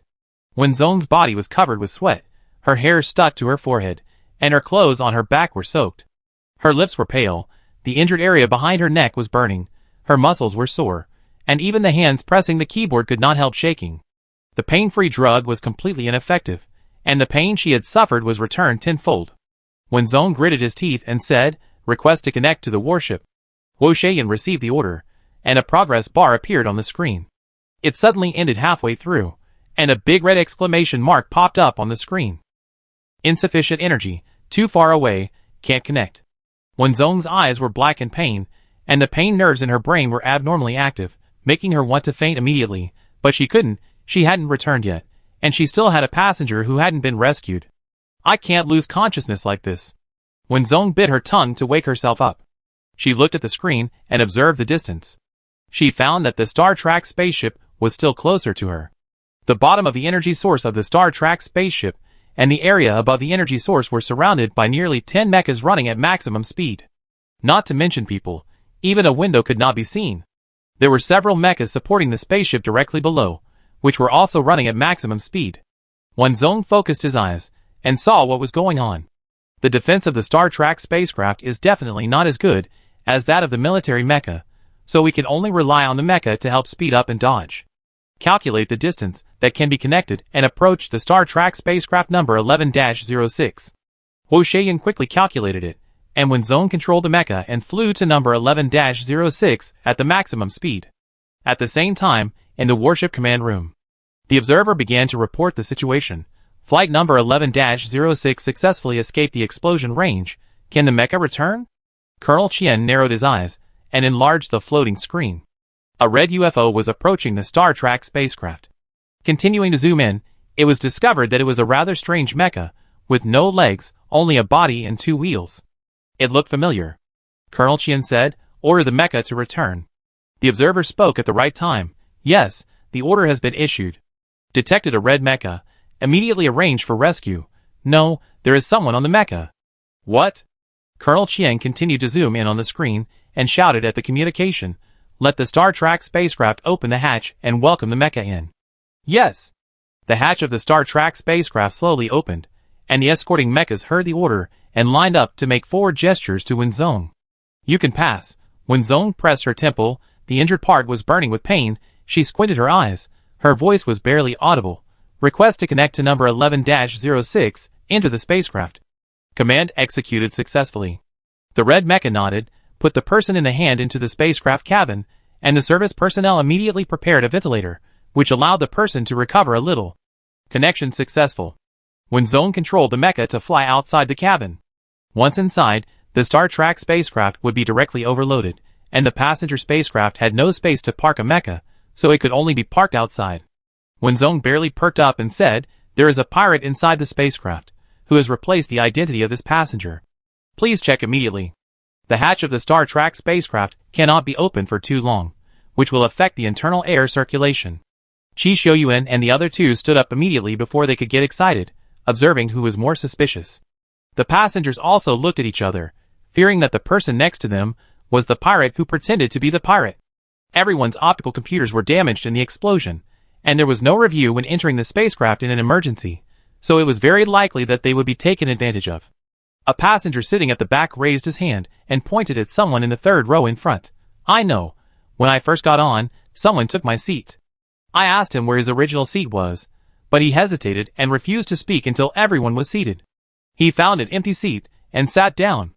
The accused person's body stiffened, and the person next to him shrank back subconsciously. Chi Shouyuan grabbed him out and showed his face to the passenger who pointed it out.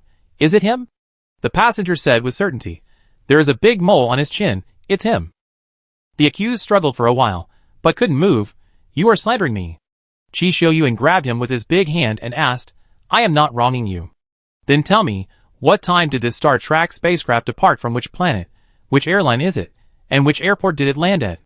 After 3 questions in a row, the man saw that he could not hide it anymore. He opened his coat, and even a few buttons broke off. He laughed grimly. "What a pity, I wanted to take you with me." There was a circle of metal around his waist, and there was a small display screen on the metal, with the numbers on it counting down from 1 minute and 50 seconds. "It's a time bomb," the pirate laughed. "I have thrown away the remote control, and your Empire's mecha has also returned. No one present can escape. The atom is gone, Eden is gone, everything is gone. I want you to be buried with me." Shenlai slapped the pirate in the face. "What nonsense, why don't we just throw him down?" A trace of blood immediately appeared on the pirate's nose, and he didn't care. "It's useless, I also put explosives on this spaceship. You can't find it. It will explode directly if it exceeds 1,000 meters. No one can escape." "Crazy." Chi Shouyuan shouted to the control station. "Notify the command room, and let the warship escort." The driver trembled and connected to the command room. Requesting connection, "There is a pirate tied to the spacecraft with a time bomb." Colonel Qian's forehead was sweating. "Arrange rescue immediately. It takes time for the warship to come, but in such a short time, it is impossible to transfer all of them." "Then defuse the bomb?" The pirate laughed arrogantly. "It's useless to defuse it. This bomb is connected to my heart. Once I can't detect this one, the other one will explode immediately." The sudden unsolvable problem made the passengers panic, like a bolt from the blue. "What should I do? I want to go home. The Empire will protect us. They will protect us." Someone else grabbed Chi Shouyuan. "You will have a way, right?" "There is a way. Of course there is a way. As long as the remaining one is detected and removed at the same time, it will be safe. But it takes time for the warship to return to support. Even the fastest mecha and the most powerful bomb disposal expert cannot remove 2 linked bombs within 1 minute without causing any damage." Of course, the star pirate knew that. He liked the look of despair on these people's faces the most. They were so small and ugly, not at all like the test subjects on the Atom, who were obedient and well-behaved. "What are you laughing at?" Wenzong was given a headache by the star pirate's laughter. Wo Sheyan held a square metal that flashed a faint red light in his hand. It was super thin. Wenzong's voice spread throughout the spacecraft through the radio. "Give me the man, I take him away." When the star pirate saw the square metal, his arrogant laughter suddenly stopped, like a chicken screaming with its throat pinched. "How did you find it?" "Impossible, this is impossible." Wenzong was too lazy to pay attention to him. "Just put it on the hatch. Do you think I'm blind? Hurry up, time is running out." In fact, it was scanned by Wo Sheyan and pasted in the corner of the hatch, which is a blind spot, and will not cause a pause in the normal opening and closing of the hatch. It is really hidden. Chi Shouyuan dragged the space pirate to the hatch and frowned. Your voice is wrong, come down. I will drive the mecha to throw him away. Wenzong was in a trance due to the pain, but he was still successfully amused by Qi Xiuyuan. Don't worry, senior. No one can start this mecha except me, and I guarantee you will come back safely. This is the bad thing about the custom mecha. No one can start it except the person himself. If it is forced to start, the mecha will automatically counterattack. Although the time and space are changed, the fire cloud has been worn on her neck, so there is no problem of mismatch. The time counts down for 50 seconds. The warship starts the vehicle, and the mecha quickly drives towards number 11-06. The star pirate lies face down on the edge of the hatch. He laughs a few times, and suddenly takes out a small button from his pocket. Not good. It's a lie that the remote control has been lost. When Zone controlled the fire cloud and grabbed the star pirate, fire cloud, the highest defense mode is on. The highest defense mode is on. When Zone yelled at the communication link that had not been disconnected, lower the hatch. The pilot was in a hurry and lowered the hatch.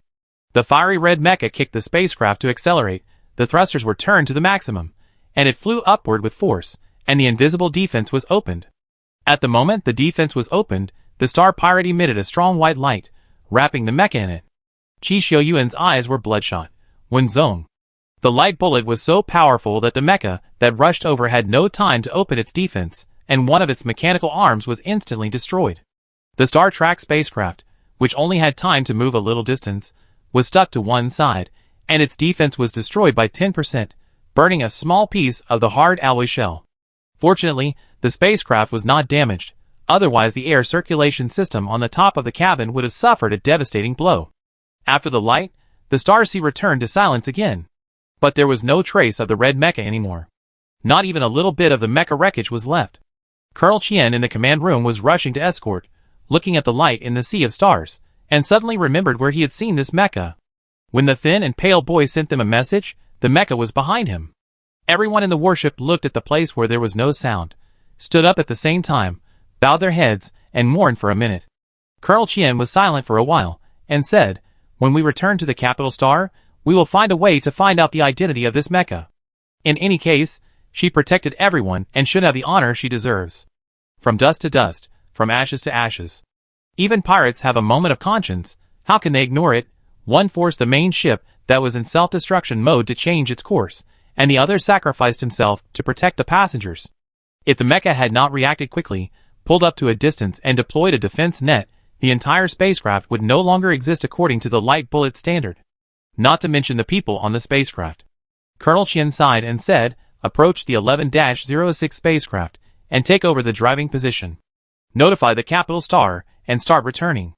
No one expected that at the moment the light exploded. A sphere with a cloaking device popped out from the back of the mecha, with invisible defense, and merged into the sea of stars. Chapter 58. Warning, the driver is unable to perform effective operations.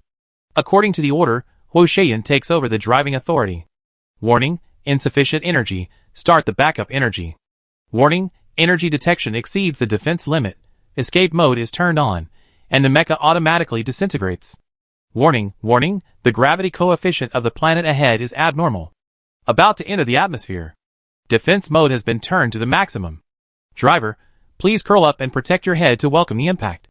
The capital star is particularly lively tonight, with colorful lights and the singing and laughter of the parade. There are aircraft in the sky setting off virtual fireworks. Large pieces of colorful fireworks bloom in the sky, and then fall on the shoulders of passers-by below like stars. Everyone on the ground is wearing brand new clothes, and they will burst into violent cheers when they see the stars falling on their bodies. There are also children waiting on the roadside, and they only need a sweet smile and blessings to get a small gift with exquisite packaging and a pat on the head. This is a traditional event on the capital star. If the exploding fireworks fall on someone, it will definitely bless that person to have a smooth year ahead. Children are the hope of the future, and the blessing of children is the most beautiful word in the world. In the interstellar era, there is no superstition, but there are blessings. It is now 10 o'clock in the evening on the capital star. It has been 12 hours since Flight 11-06 was hijacked. The military has sent accurate news that all passengers have been rescued and are returning. It is expected to arrive at the capital star in 4 hours. For a moment, all the family members waiting at the airport cried and hugged their heads, which merged with the laughter outside and formed the most moving movement of the night. The medical staff affiliated with the military hospital were already on standby at the airport, waiting for everyone to return. Sitting in the middle seat, when he looked up at the simulated starry sky on the dome of the airport, the chaotic stars seemed to form a familiar smiling face, which made him laugh. Rong beside him returned to the capital star from the training base in an emergency after the incident, and did not even change her training uniform. She looked at the news on the light brain and her smile became bigger and bigger. Old Chi said that everyone on the spaceship is safe and sound, but they were injected with an unknown drug by the space pirates and were frightened. The specific situation will have to wait until Old Chien comes back to report. Drug? When he frowned, ignoring the sudden inexplicable uneasiness in his heart, and said, "Thanks, Rong." Rong waved his hand. "It's too formal to say thank you. When Zong is my designated successor, he is a lucky person, and nothing will happen to him. What's more, he will definitely protect his daughter in the Sea of Stars." The clock struck midnight, and a group of doves of peace were released in the center of the capital planet. This bird, which represents peace and beauty, has survived from the ancient Earth era to the present day, and has become an indispensable totem style in various interstellar organizations. Today is January 1st, 2496, the first day of the star calendar, which is New Year's Day. Just like the name of the capital planet, Sisha, a beautiful dawn. There is no better news than this. At 2 a.m. on the capital planet, a full 16 mechas escorted the Star Trek 11-06 flight to the atmosphere of the capital planet. The military stipulated that warships were not allowed to enter the capital planet unless there were special circumstances. Colonel Chien handed over all the warships and the pirates to his deputy, and temporarily arranged a military aircraft to follow the spacecraft. All family members were eagerly waiting, hoping to see their family members at the first sight. Reporters adjusted the floating cameras to the best angle to try to take the most explosive photos. The ambulances of medical staff were parked in the first row, ready to evacuate the crowd at any time. The staff did not dare to relax either. They stopped the flight in the early morning this morning and cleared all irrelevant personnel from the airport. The lights were bright and conspicuous, striving for a safe landing for number 11-06. A circle of small red lights lit up around the Star Trek spacecraft, and the mechas protected both sides, quietly floating in the air when the spacecraft landed. The aircraft following behind did not land, but just opened the hatch and put a ladder down. Colonel Chien successfully landed along the ladder, and noticed that a floating camera flashed. He pressed the micro-communicator on his ear. "Northwest 3 o'clock direction, don't let him take the things out." "Got it. Now all the family members are waiting at the exit." I don't know how this reporter got into the airport without a pass. The doors of the Star Trek spacecraft were all opened, and the passengers rushed out one after another. They looked at the sky, stomped on the ground under their feet, and screamed after being confused for a long time. "It's the capital planet, the capital planet. I'm home, I'm finally home. Thank the Empire, thank the First Legion, thank the God of the universe." The passengers who were originally awake became more awake, and the unconscious passengers who were carried aboard the spacecraft also woke up during the 4-hour voyage. A few more soldiers landed on the military aircraft to help maintain order with the staff. After landing, everyone lined up and used the airport's device to scan their personal information for free ticket replacement to prevent impersonation.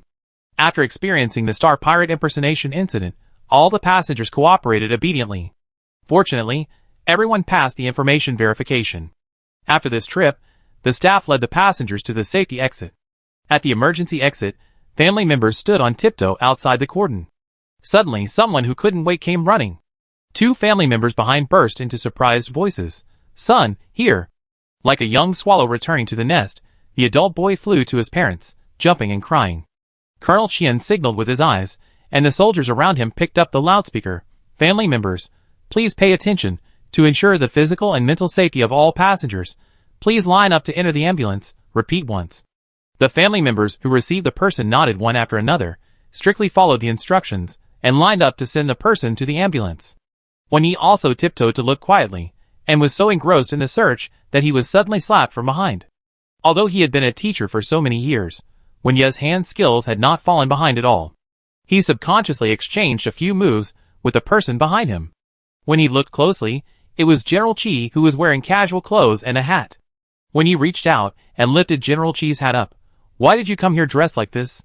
General Qi had attended the Imperial Conference before, and his face was not unfamiliar to the people of the Empire. He slapped Wen Ye's hand away and pressed his hat down. Qi Xiuyuan also took this flight back. When he looked up and said, He should be coming out soon. I see no one is around. Why hasn't Wenzone come out yet? Rong Rong looked at the two and smiled. They are from military academies after all, so of course they came out last. Cough. Wen Yi and General Qi coughed at the same time, clenching their fists against their noses. We are not in a hurry, not in a hurry. Rong Rong, Men who say one thing and mean another. After all the passengers, pilots, and flight staff had evacuated, Qi Xiuyuan and the other two walked out of the spacecraft. Qi Zhao walked tremblingly, his eyes were red, and he was sweating after just a few steps.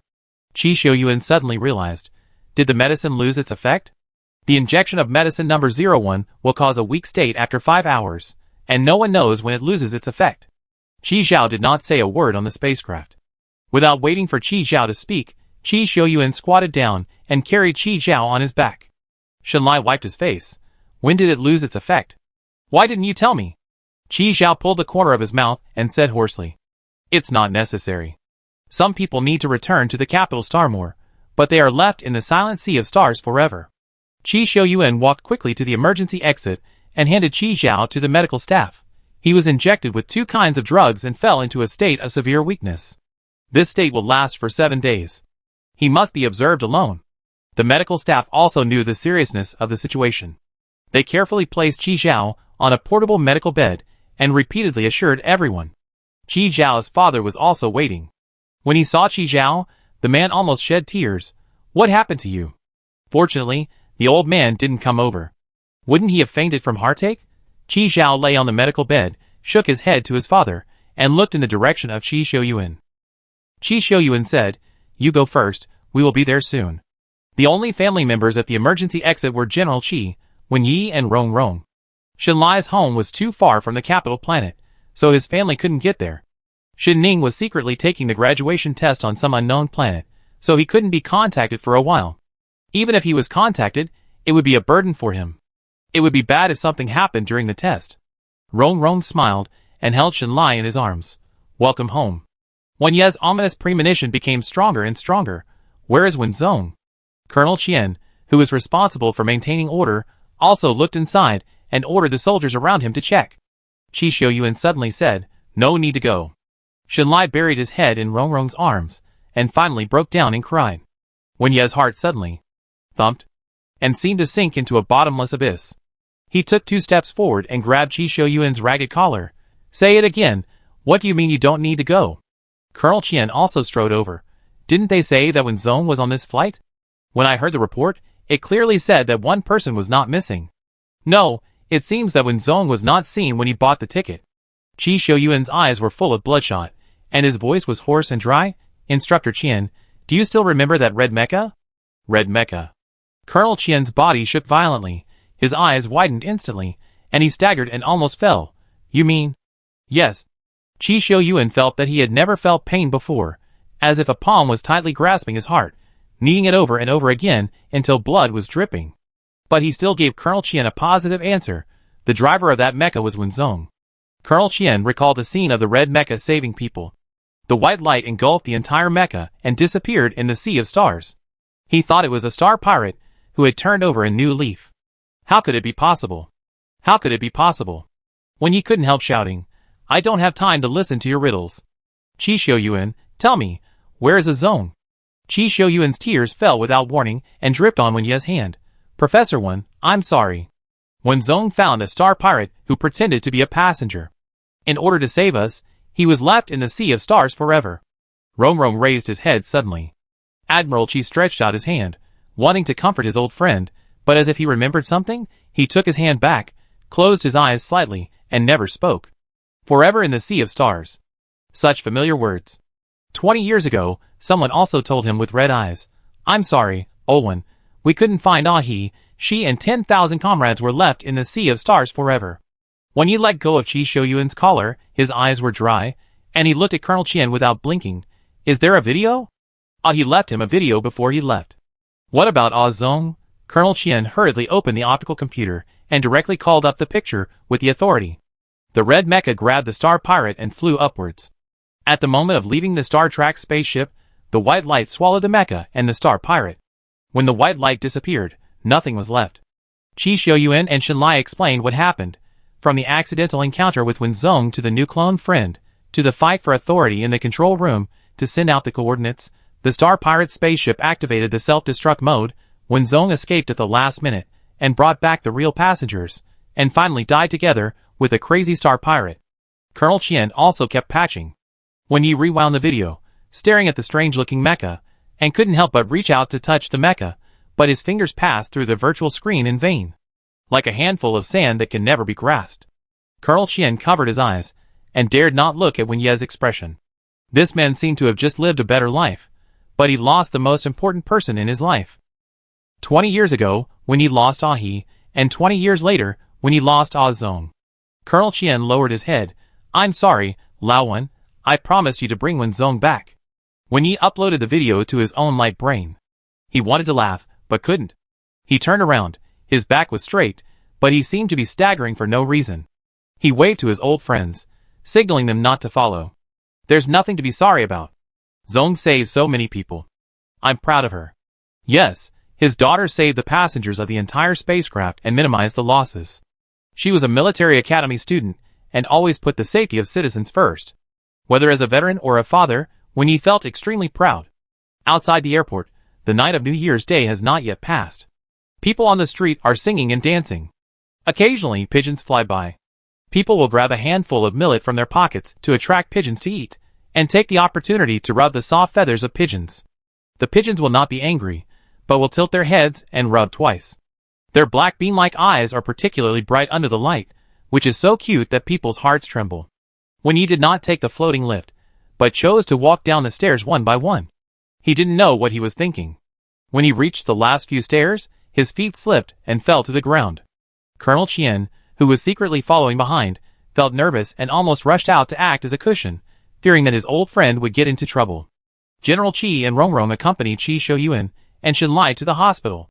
The two children were also seriously injured, as if no one could feel the pain. When Yi did not go far, his aircraft was still parked on it. He just sat on the side of the road, with the bright stars above his head, but his eyes were looking at the girls in front of him who were in high spirits. If Wenzong also came back, she would definitely join in the fun for 2 minutes, and then take the gift and say to him, Professor Wen, happy holidays. Uncle, are you waiting for someone? A chubby little girl of 3 or 4 years old had pigtails, with a cute strawberry hairpin on each braid, and wore a fluffy little skirt. Perhaps she felt sorry for Wen Yi sitting alone on the roadside, so the kind-hearted girl didn't think too much and ran over. Wen Yi raised his head, and looked at the little girl's round face. He couldn't help but think of Wenzong when he was a child. He replied, Yes, I am waiting for someone, but the person I am waiting for will never come back. The little girl was still too young to understand how far away forever was. She looked at the strange uncle and said, Uncle, are you crying? When he felt the wetness on his face. He wiped his face and tried to put on a smile. Sorry, did I scare you? No. The little girl said loudly, patting her chest with her little hands, I'm already a big friend, I'm not afraid. Uncle, you're so old and you're still crying, shame on you. When he touched her head and searched all his pockets, but couldn't find a gift. Yes, the gift he prepared for Wenzong was placed on the aircraft, which was a blueprint of a customized mecha. When he could only say apologetically, I'm sorry, I didn't bring a gift. The little girl didn't care at all, and quietly stretched out her hands behind her back, and handed a small cube gift box to Wen Yi. Wen Yi was stunned. The little girl put the gift in Wen Ye's hand without saying anything, and said in a baby voice, Happy New Year, Uncle. I give you today's luck. Don't be sad, go home quickly, otherwise someone will worry. Home? Where is his home now? Before Wen Yi could say anything, the little girl ran back again. On the other side of the road, there was a couple wearing the same color clothes as the little girl. The father held his daughter tightly in his arms, listening carefully to what the little girl was saying, and occasionally exclaimed in an exaggerated and doting way. The mother stroked the hair by her ears, and smiled at Wen Yi. Both nodded as a greeting, and then the elegant and beautiful mother kissed the little girl with a childish cry. Wen Yi held the small gift box in his hand softly, and said softly, Happy New Year, Wenzong. Chapter 59. After the military seized the vice ship Eve, they extracted data overnight, and interrogated the space pirates. The hospital has isolated all the passengers. According to the data sent by the military, the strange thing is that the drugs in most passengers have evaporated by nearly 2/3. The 12 hours of drug effect have passed, and no abnormalities have been found. It's just that some passengers have rejection reactions, but they are also very mild. So mild that they themselves don't notice it. In sharp contrast to this is Qi Zhao. Qi Zhao fell into a 7-day period of weakness, with sore muscles, persistent low fever, and slowed cell activity. Even the highest level treatment cabin could not remove this weak state, and he could only be placed in the intensive care unit alone. The Imperial Academy of Sciences was also alarmed. They did not even take a vacation, and rushed back to work to compare the reagents, and finally came to a conclusion. This is a strengthening potion. The strengthening direction includes, but is not limited to 13 beneficial states, including strength, speed, intelligence, and rapid healing. However, at this stage, this state is contrary to the basic structure of the human body. It only has a 12-hour effect, and is accompanied by strong sequelae. If some states are not treated in time, they will cause irreversible damage to the human body. Qi Zhao's father was so scared that he quickly asked, "Is my Qi Zhao okay?" The expert shook his head. "No, just spend the 7 days of weakness in the treatment device." Qi Zhao's serious injuries caused the sequelae of the pain-free drug to break out early. The number 01 drug was more powerful, and quickly suppressed the sequelae. If he hadn't arrived at the capital star, and been sent to the hospital in time, Qi Zhao's body might have been really useless. Qi Zhao's father breathed a sigh of relief and asked again, "Why didn't the passengers who were injected with the drug show any signs of attack?" The expert looked innocent. "What's so strange about this?" Before landing, everyone used the medical cabin on the spacecraft, which provided the most basic treatment. I said that this state is against the structure of the human body. The medical cabin will identify this harmful substance. Don't you go to the hospital for diagnosis? Oh, except for your Qi Zhao. Qi Zhao's father, Sorry, you don't need to add the last sentence, thank you. The passengers were not in danger of life, so the military focused on the space pirates. The Empire's top brass were all shocked by the human experiment, but they didn't make it public. Following the pirates' industry chain, the Empire got a lot of evidence, but the pirates' data didn't say what the human experiment samples were. The Empire had a vague guess, but it couldn't put the logic together because it lacked a key chain of evidence, and this key point might be the successful cloned experiment subject who had already sacrificed. So the military turned their attention to Qi Xiuyuan and Xinlai, who were relatively informed. Qi Xiuyuan was very familiar with this kind of interrogation. Apart from his bad mental state, he was very graceful and cooperative. He told me everything he knew, but he didn't know what he didn't know no matter how you asked. Xinlai lacked patience, and was extremely irritable during the repeated questioning. After witnessing the tragic sacrifice of her comrades, the girl had some psychological barriers, and was so angry that she almost threw a pillow on the head of the military. The person in charge of the questioning expressed his understanding, and called a psychologist for the next conversation. This is just a tradition. The military never doubted their loyalty, and highly praised their performance. It's just that in the repeated questioning, the human brain will continue to play the picture, thus digging out some details that you didn't notice. Only Qi Zhao escaped, because he was still lying in the intensive care unit. The 5th-year graduation assessment was successfully completed, and he also made meritorious service in the middle. He was definitely an excellent graduate. According to this calculation, except for not having a graduation certificate, Qi Xiuyuan and the other two have officially graduated. But now, no one cares about whether he is excellent or not, whether he graduated or not. After confirming his sacrifice, Wenzong was posthumously awarded the title of martyr, and was promoted to 2nd lieutenant, and moved into the martyr cemetery. After graduating from the 1st military academy, he was a 2nd lieutenant, but Wenzong was only a sophomore, and her military school career just began and ended. The day Wenzong moved into the cemetery was January 5th. I don't know whether it was intentional or unintentional when he chose this day. The classmates of the same class of the Mecha department came, they didn't believe it at all. In just one vacation, their omnipotent and arrogant only seedling was gone. Unlike in the movies, there was no drizzle, but it was very sunny, and the soft starlight hit people, making them feel warm. When he stood in the front, holding a not-so-big box in his hand, which contained Wenzong's school uniform, a captain's epaulet, a champion medal for the Mecha competition, and an honor badge for winning the 1st Legion in the base. At the end, Rong put a thorn rose badge. When he thought about it, and put the Mecha blueprint that had not been sent out in it. The seat was chosen by Wen Yi, next to Lin Yunhe. Although he had retired from the army, he was actually eligible to stay there, and he had chosen the seat in advance. When the time came, the 3 of them would sit in a row, which would be quite spectacular. The person in charge of reading the eulogy for Wenzong was the famous Meng Sik Hin from the propaganda department. He was dressed in a very formal military uniform, and he looked very dignified. When he spoke, he was very sincere, his eyes were slightly red, and there was a hint of unintentional sobs in his throat. There were many people who came, including Liu Yiming, Song Tao, and other students from the Mecha department, teachers from the First Academy, 6 base instructors including Colonel Qian, Qi Xiuyuan, Shen Lai, and Qi Zhao, who insisted on coming after learning about it, but had no choice but to push it over in a wheelchair, as well as the rescue passengers, and even Kong Yanchen from the Third Academy. Those who had dealt with Wenzong, both enemies and friends, all came. When he squatted down and put the box into the square pit he dug. He stroked the box and was reluctant to get up for a long time, as if this could keep the original living person. He thought, look at Zong, is he very similar to you? Can you walk slower, and wait for me, okay? We must say goodbye. When he stood up and watched the box being buried under the brown soil, and sprayed with a layer of white metal plate that was uniformly equipped in the cemetery, and the tombstone was fixed on it. The girl in the photo still had long hair, tied in a cool ponytail, and her smile was brighter than the stars. A long line of people in school uniforms, military uniforms, and black suits stood under the starlight, each holding a pure white flower in their hands. They placed the flowers on the metal plate one by one and bowed silently. When it was Qi Xiuyuan's turn, he did not take the flower, but a mecha model, which was the 1,000 changes driven by Wenzong in the mecha competition finals. He knelt on one knee and placed the model on the metal plate. The black mecha model sat in the white flower, creating a stunning contrast.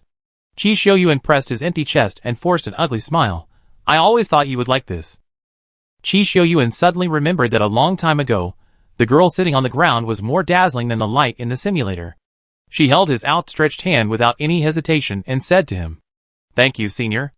Wenzong, who was far away on an unknown planet, did not know that his funeral was being held and that he had been promoted gloriously. Wenzong had been wandering on this planet for an unknown number of days. I have to mention how wise she was back then. She had a flash of inspiration and asked for help to add an escape mode to Fire Cloud. The escape mode means that when the attack coefficient is calculated to be too large, the cockpit will detach from the mecha, the energy will be converted into a defense index, and the stealth mode will be automatically covered, striving to escape quietly. As long as I run fast enough, the explosion can't catch up with me. At that time, she couldn't estimate the explosion range of the light bomb, so she could only turn on the thrusters as far away from the Star Trek spacecraft as possible, trying to trap the Star Pirates in Fire Cloud's defense network. Wenzong also gave Huo Shaiyan an order. When the driver was unable to react, Huo Shaiyan took over the driving authority. Wenzong's painkiller took effect prematurely, and he was in so much pain that he didn't know what day it was. Fortunately, Huo Shaiyan was there to back him up. However, when the mecha ejected the cockpit, it was too strong and was sucked directly by the gravity of an unknown planet. Even worse, it encountered a planet with overflowing gravity on the way, overcoming the vague gravity, and the cockpit passed through the atmosphere uncontrollably and hit the ground of the planet. The violent collision and friction caused the cockpit to run out of energy and the defense to be destroyed. Wenzong fainted when he landed. When he woke up again, he was awakened by hunger. The sequelae of 10 times the pain were endured. The cockpit protected Wenzong's body very well. Except for the injuries he suffered on the atom, there were no major problems. Except for hunger, after all, from the time he boarded the Star Trek spacecraft to the end of the escape, Wenzong was not exposed to water. I have to say that Teacher Wen was really foresight. She not only put gifts in the space button, but also several bottles of nutrients. A bottle of nutrient can support a person's daily needs. Except that the taste and texture are too similar to those of Crystal Mud toys, there is really nothing to complain about. The cockpit has no energy, and the main program of Fire Cloud automatically goes into sleep. Wenzong drank a bottle of nutrient and put the miserable cockpit back into the space button, thinking that if he could go back, Fire Cloud should be able to be rescued. But after looking around, Teacher Wen was stunned. There are no living things on this planet, not even green plants. It seems like a dead star, without any sound. The gravity is about 2.5 times that of the capital star. It is not difficult for Wenzong, who often uses the gravity button as daily training, to move. This planet must have had very advanced technology before it became a waste planet. There were cold silver-gray metals everywhere, but there were many signs of war damage. Probably due to the overflow of gravity, there were several meteorites that landed on the ground, smashing holes in the metal. The starlight above was not very bright, like the light index of the capital star in the evening. There was no wind, the air was okay, and the temperature was pleasant. Walking along the way, there were scattered metal parts on the ground, some large and some small, some collapsed alone, some piled together, some parts still kept their luster, and some parts were completely rusted. This is the difference between precious metals and cheap metals. When Zong once tried to put the small parts together, but either there were too many parts and she couldn't put them together completely, or she took the wrong parts. She got a strange robot. Because there was no energy support, the robot couldn't start, and naturally she couldn't get any information. There was also a pile of metal. When Zong didn't give up and dug it, but he got nothing except the conclusion that it should have been a building. This planet seemed like a wide maze. When Zong felt that he had walked for a long time, but he still felt that he was standing still. There were still so many parts, but some of them could no longer be put together. The most terrifying thing is that the light source above Wen Zong's head has remained so dim, without changing a bit. There are two explanations. One is that this planet is a star, and will not change or move. But first of all, stars have their own light sources, and the temperature is definitely not so friendly. They would have burned into slag when Zong landed. Then, there is only one explanation left, that the light source above is artificial light. There is such a planet in the starry sea, which is too far away from the main star, shrouded in darkness and ice and snow all year round, with a disordered magnetic field and accompanied by strong wind vortexes from time to time, and is not suitable for living. Artificial light can change all this. A star is manually installed on the planet. This star is a large device placed inside the planet, covering the entire planet, providing light and heat energy, correcting the magnetic field, establishing a circulation system, and eliminating wind vortices. The technology is very complex, and the cost is extremely high. It is the top example of technology defeating nature. How expensive is it? Let's put it this way, this artificial star can buy a developed galaxy. Moreover, the technology has been lost for a long time, and only exists in a page of description in History of Interstellar. Now even if you have money, you can't make it. The artificial light source above should have some faults. It cannot change the light index as time goes by, which also means trouble. Cannot estimate time. When Zong has no optical brain, Wu Sheiyan is dormant, and none of the robots are useful. It feels like the gods of the universe are playing with her.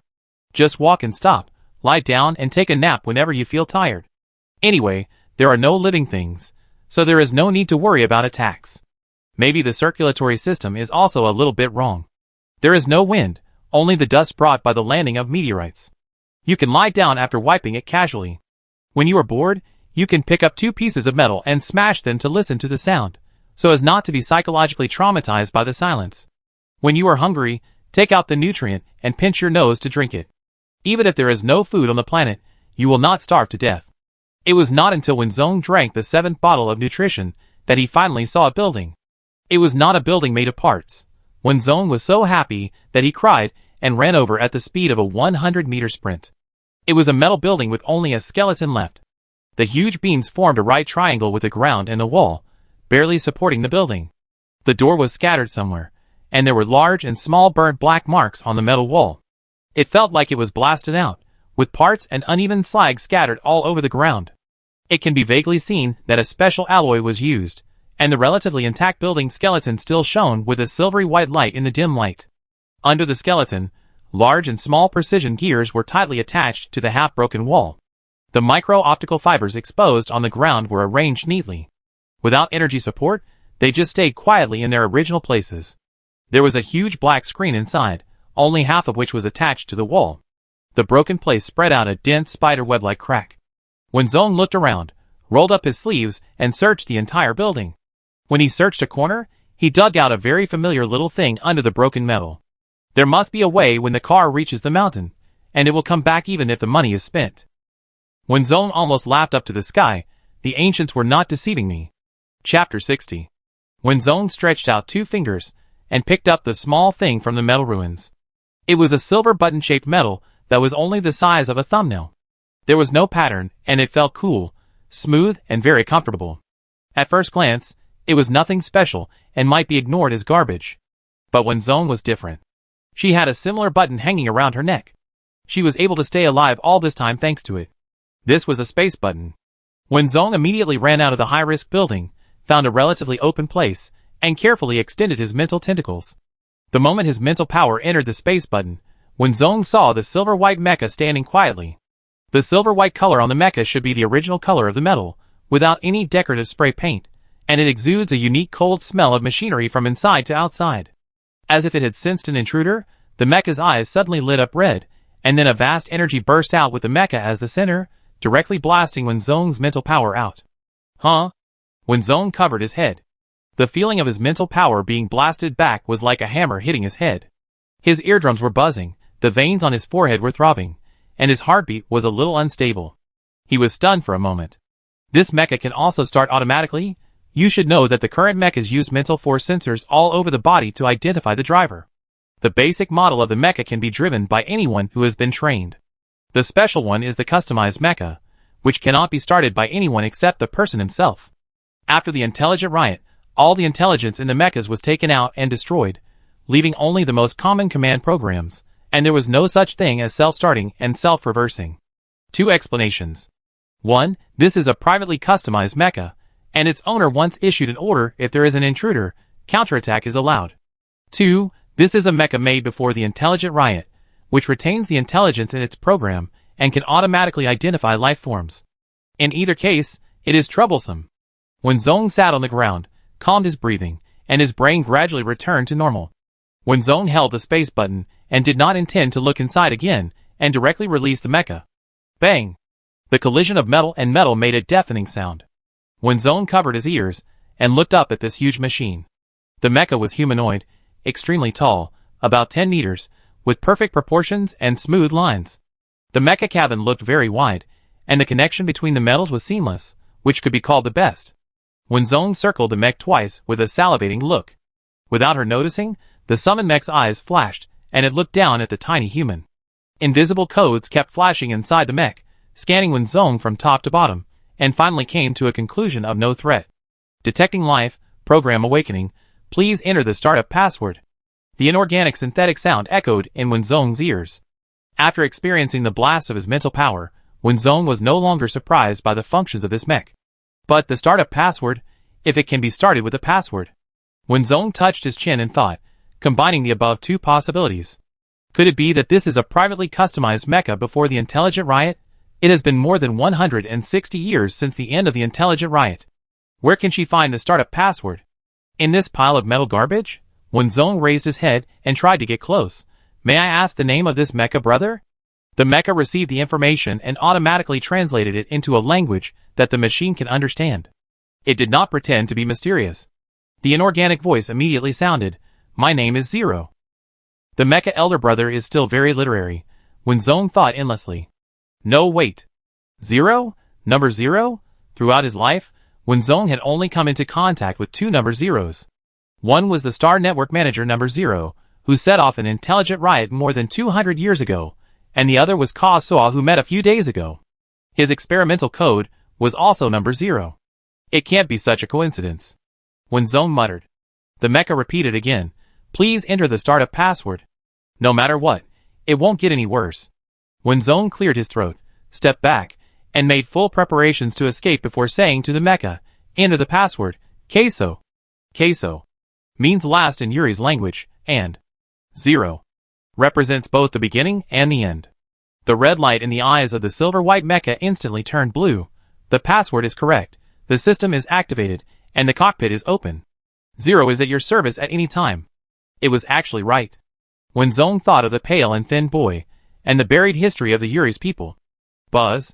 The mecha cabin opened, and a floating platform quietly landed at Wenzong's feet, interrupting her thoughts. The floating platform was not big, just enough to hold a pair of adult feet. Wenzong stepped on it, and the floating platform carried people all the way to the entrance of the cockpit.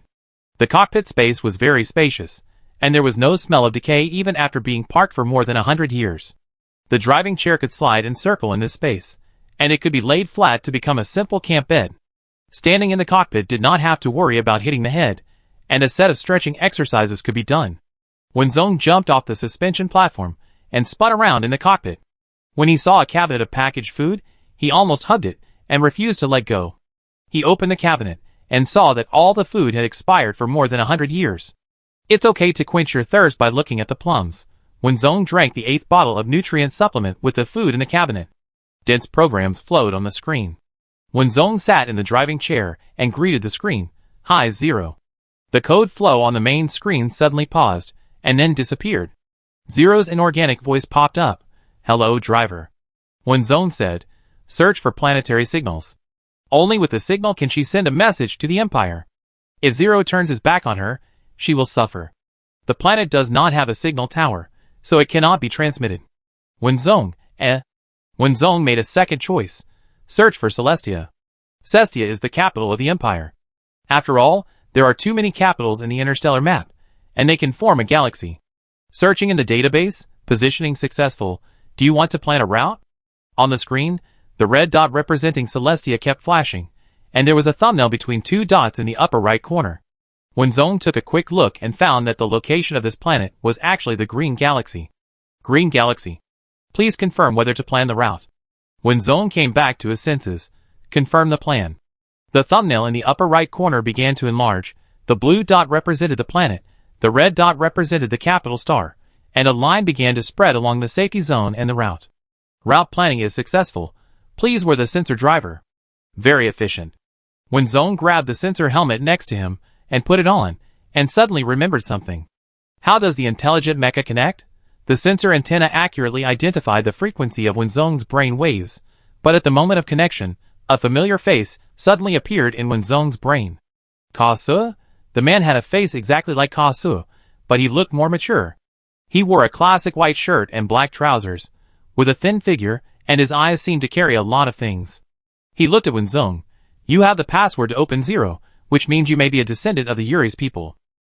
Wenzong couldn't help interrupting him. Wait, I don't intend to recognize my ancestors. The mature version of Ka Su seemed to have heard nothing and laughed twice. Or I got the friendship of the Yuri's people. Wenzong, please don't breathe heavily when you speak, thank you. Speaking of which, this picture is actually a bit scary, just like being forced to watch a holographic movie, but this holographic movie is directly unfolded in the brain, and it is not known whether there will be other programs after the end of the show. Wenzong was always careless. She was stranded on this planet, in hibernation, and her optical brain was blown to pieces on the atom. After 2 days, when all the nutrients in the space button were consumed, she was really desperate and had no choice but to rely on 0. People who are used to playing on the front line are never afraid of gambling.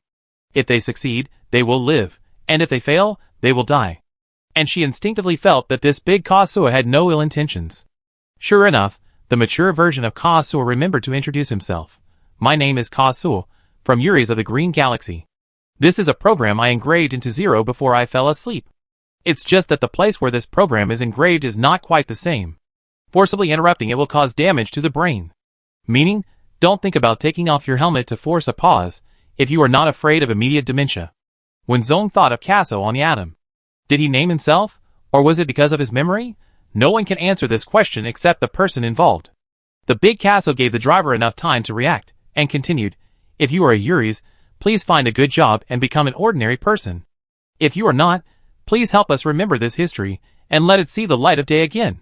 Regarding the history of the Yuri's people, the small Casso once said that if the people coming in were from the Federation, wouldn't the big Casso lose both the mecha and the soldiers? Perhaps knowing that the driver would ask this question, the big Casso confidently said, the Yuri's people will not have any friendship with the losers of the Federation. Wenzong, The thought is really thorough. The scene changed, and Wenzong felt like she was floating in space. In front of her was a blue-green planet. She floated forward uncontrollably, passed through the atmosphere, and slowly landed on the land. The planet was full of blooming flowers and towering trees. Beautiful birds flew through the sky, and there was a winding stream beside it, with 2 golden fish tumbling and splashing water. Far away, people in simple clothes spread out a tablecloth, took out boxes of snacks from the small baskets they carried with them, and shared them with friends. Wenzong didn't understand the Yuri's language, but he could see the carefree joy in their eyes. Big Casso appeared next to Wenzong and said, this is my hometown, Yuri's. We are born with knowledge, and everyone is a mechanical genius. We love peace and respect nature. Born knowing. Wenzong touched his chin. Small Casso said that he was born with some memories of Big Casso. Does it mean that the Yuri's people who were not born naturally do not have this skill, but will inherit the deepest memory of the clone mother? If it is true, this is too buggy. As Small Queso said, the Uri's people saved the commander-in-chief of the Planetary Union, thus letting the wolf into the house, and starting the tragic life of this race. The timeline passed quickly. In the year 2135 of the star calendar, the Federation was established, the star network began to be built, and the administrator number 0 was born. In the year 2141 of the star calendar, an intolerable Ada secretly sneaked into the Federal Academy of Sciences, but found Ava in a petri dish in an underground laboratory.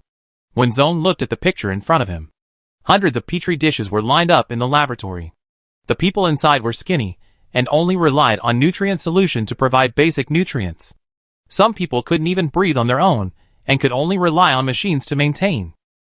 It was cruel. The Uri's people were a special race.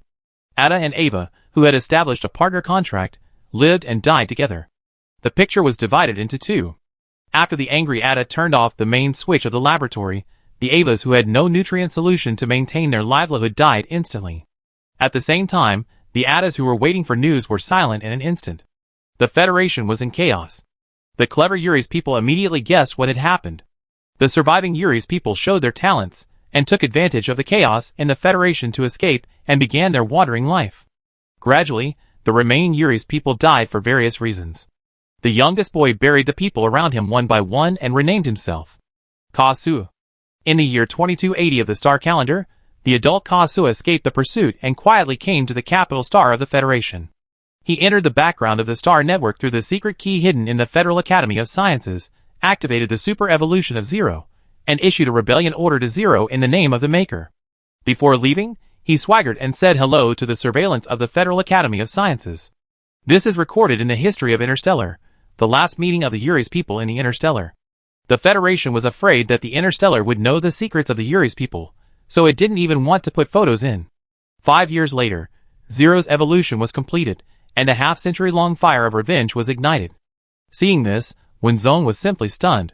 One Federation, 1/10 of the population of the Interstellar was filled in. Big Casso's 3 views had long been distorted into a kaleidoscope. Everyone is enjoying the benefits brought by the flesh and blood of the Uri's people. Of course no one can escape. Wenzone, your thinking is very problematic. Not only is it problematic, it is also sick. The Federation was established not long ago, and there are too many planets around that are eyeing it covetously. You can use the human experimentation crime to report it to the Empire. The Empire can't even get the handle from the Federation.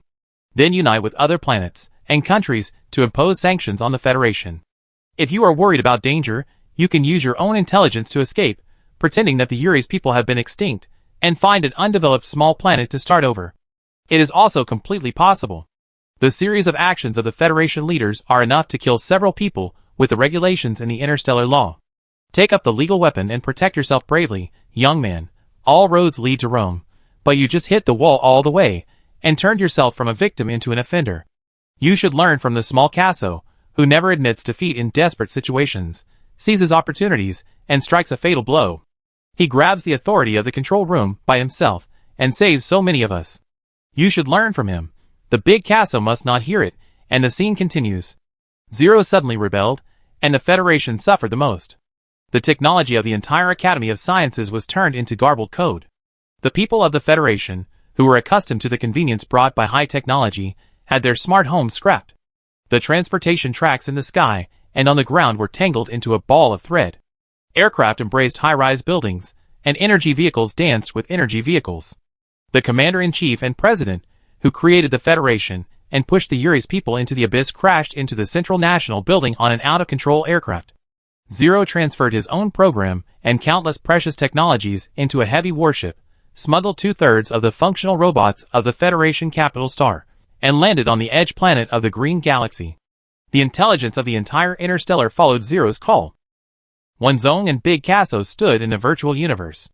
Big Casso pointed to the familiar blue-green planet and said, "I have calculated that the Eurus planet and this planet will overlap for 1 minute on parallel tracks every 10 years. I can't ruin my hometown, so I can only ruin this uninhabited planet." Wenzone complained, "The word ruined is really vivid. The conditions on this uninhabited planet are really bad, with a low gravity coefficient, covered with ice and snow, and only 3 hours of light a day, which is very unsuitable for human habitation." In order to facilitate the operation, Big Cass had the intelligence steal several gravity devices from the east, move a greenhouse system for breathing from the west, take a large lighting device from the south, and dismantle an experimental equipment of the Academy of Sciences from the north. After so much piecing together, he managed to get everything together. Intelligent robots are not afraid of darkness and ice and snow. As long as there is enough energy, they can fight to the end. Big Cass took advantage of the convenience of robots and intelligence to mine everywhere and built a smelter. Various types of robots acted in an orderly manner under the command of Zero and Big Cass. Some of them were sent out to disrupt the anti-intelligent coalition army outside, and the rest took the farming script and built a new planet from scratch. The scene was split into two again. The anti-intelligent coalition army was in a state of panic, while the intelligent army was at ease. The contrast was too strong. It must be said that Big Casso's intelligence and hands-on ability, coupled with the top knowledge and technical theories in the entire galaxy, were almost invincible when combined. When the trajectory of Uris overlapped with this planet for the third time, an artificial star rose slowly in the sky. At the moment when the artificial star went up to the sky, protection enveloped the entire planet, and soft light fell down. Big Casso liked the evening in his memory the most, so he willfully set the light index to eternal, and the circulation system was turned on. A waste star was transformed into a super planet. With a light and circulation system, Big Casso followed a team of robots to mine in the name of stretching his muscles, but he accidentally entered a wormhole and suddenly realized the secret of space and began to study space technology. When Zong, may I ask what kind of cheat you are using? In the year 2330 of the star calendar, with the development of mental power, everyone began to use ancient communication methods, and intelligence began to retreat. Casso was building a mecha. The host could carry the terrifying computing power of Zero. The cockpit had to be spacious, and there had to be a cabinet of snacks. Finally, he used holographic technology to make a short movie and engraved it into the sensor helmet of the mecha. After thinking about it, he used his own name as the startup password. Those without the password would be kicked out. The mecha and the space button were completed in the same year. In that year, the Interstellar Coalition army descended from the sky and attacked the planet. In the year 2334 of the star calendar, Big Casso put the mecha into the space button. He had a premonition that he would definitely lose, but he packed up his things leisurely, connected the artificial star system to Zero, turned on the stealth function to the maximum, and added 3 layers of protective shields. Then he gave Zero a hibernation command, destroyed all the data except Zero, threw the silver-white space button into a corner, and drove a small spaceship to a planet covered with ice and snow all year round. He laid down on the highest peak of that planet and fell into a permanent dream. In the year 2335 of the star calendar, the intelligent riot ended. The United Army searched the entire planet, destroyed all the robots and laboratories, took away everything that could be taken away, and dismantled everything that could not be taken away into a pile of metal garbage. Only the artificial star above that always kept the light of the evening, but the entity could not be found. And the small space button that carried the highest technology, and was enough to open a new era, lay quietly under the fragmented laboratory garbage.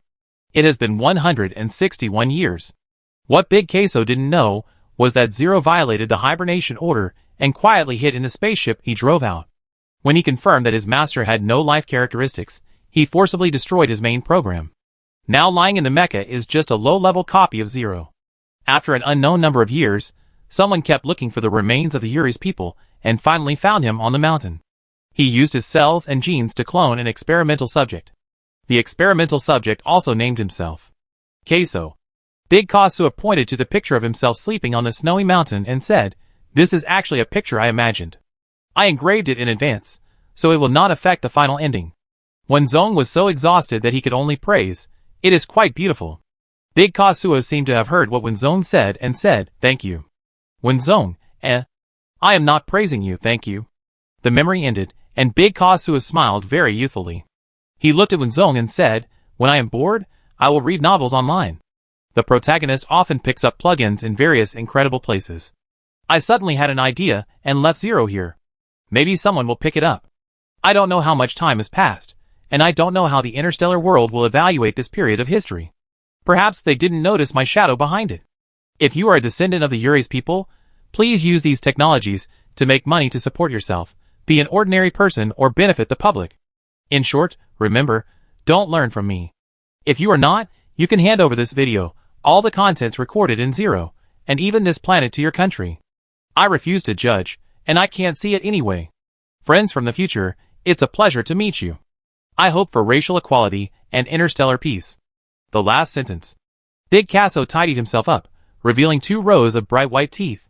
I hope the interstellar world won't encounter a psychopath like me again. When Zong almost cursed. You still know you're a psychopath. Chapter 61. After reading the life story of Big Casso, when Zong fell into the driver's chair and emptied his brain to digest the secrets hidden in the historical records. The Federation was born with the flesh and blood of the Yuri's people, but the people who died in the intelligent riot were so innocent. Big Casso rests in the snowy mountains, and small Casso disappears in the sea of stars with Adam. And today, 100 years later, there are still people using the genes of the Yuri's people for human experiments. Those who don't pay the price must be punished. When Zong opened his eyes, and Zero automatically adjusted the light in the cockpit, striving to provide the driver with the most perfect service. When Zong blinked, and had some teasing thoughts, Zero, is there anything embarrassing about Kasuo? Zero's answer was serious. The memory of the master is stored in the main program. After the master died, the main program self-destructed. I am just a copy. When Zong was shocked. The superintelligence in the picture that had no doubts about the big Kasuo actually violated the last order and followed him to death. Sometimes, machines are more sincere than human emotions. Zero seemed to notice that the driver was a little depressed, and asked, do you want to bind the genetic code? When Zong came to his senses. What is private about the customized mecha? The mecha needs to extract the driver's genes. Everyone's genes are unique, which also guarantees to the greatest extent that the mecha will not be used by outsiders. Zero is strictly speaking a privately built mecha. Not binding genes means it is a public mecha, but this public mecha is a little special. It has its own identification function. If you force a connection, it will be blasted back. Not everyone can start it. When Zong thought for a moment and said, I come from a military academy, so I'm afraid I have to hand you over to the military, so I can't be tied to you, but I will do my best to win you over. Although it's unlikely to be done. This is a replica of Zero, who started the intelligent riot. Once she brings it back, the military, the Academy of Sciences, and the top leaders of the Empire will fight each other, and there will be no place for her, a military academy student. But it's not impossible to do it secretly. When Zong narrowed his eyes, touched the space button hanging on his chest, and said, my Mecha Fire Cloud program is a little damaged. Zero, if you don't mind, you can give me a replica. In the future, I will make Fire Cloud clear, and you can be my personal butler, how about it? Superintelligence picked up for free, even if it is a copy. How can I be willing to not black box it once? Fire Cloud only has a cockpit left, and the storage bar hidden under the cockpit, which was whirring twice when it was just taken out of the space button. Zero easily hacked into Fire Cloud's database and left his own copy in it. Without energy, it can only sleep and wait for the moment of awakening. When Zong held the third-hand intelligence, which was so beautiful, the copying and transmission of data took a lot of effort. Zero's database was too large. Fortunately, Fire Cloud's memory bar was also removed from the computing robot. She removed all the things that she shouldn't have, and it was just enough. When Zong put the cockpit back into the space button and said in a deep tone, I'm sorry for putting you through this. Zero was confused and felt awe. Serving the pilot? When Zong held his head with his hand. One last check of the replica. I only want your core algorithm, no technical details, right? Zero said, checking now, finished, in line with the pilot's instructions. When Zong was relieved, stretched his neck, and said, replan the route from here to Celestia. Is there enough energy? Zero replied, energy is sufficient. Route planning is complete. Shall we start? When Zong's eyes sparkled, start. Empire, I'm finally coming back. Star calendar January 15th, 2496, capital star. A distress signal traveled across the vast sea of stars to the nearest signal receiving station. The command center immediately located it and observed the situation of both sides through satellites. Unlike the last Star Trek flight, when the satellite received it, the pirates and the spacecraft had disappeared, leaving only an empty navigation track.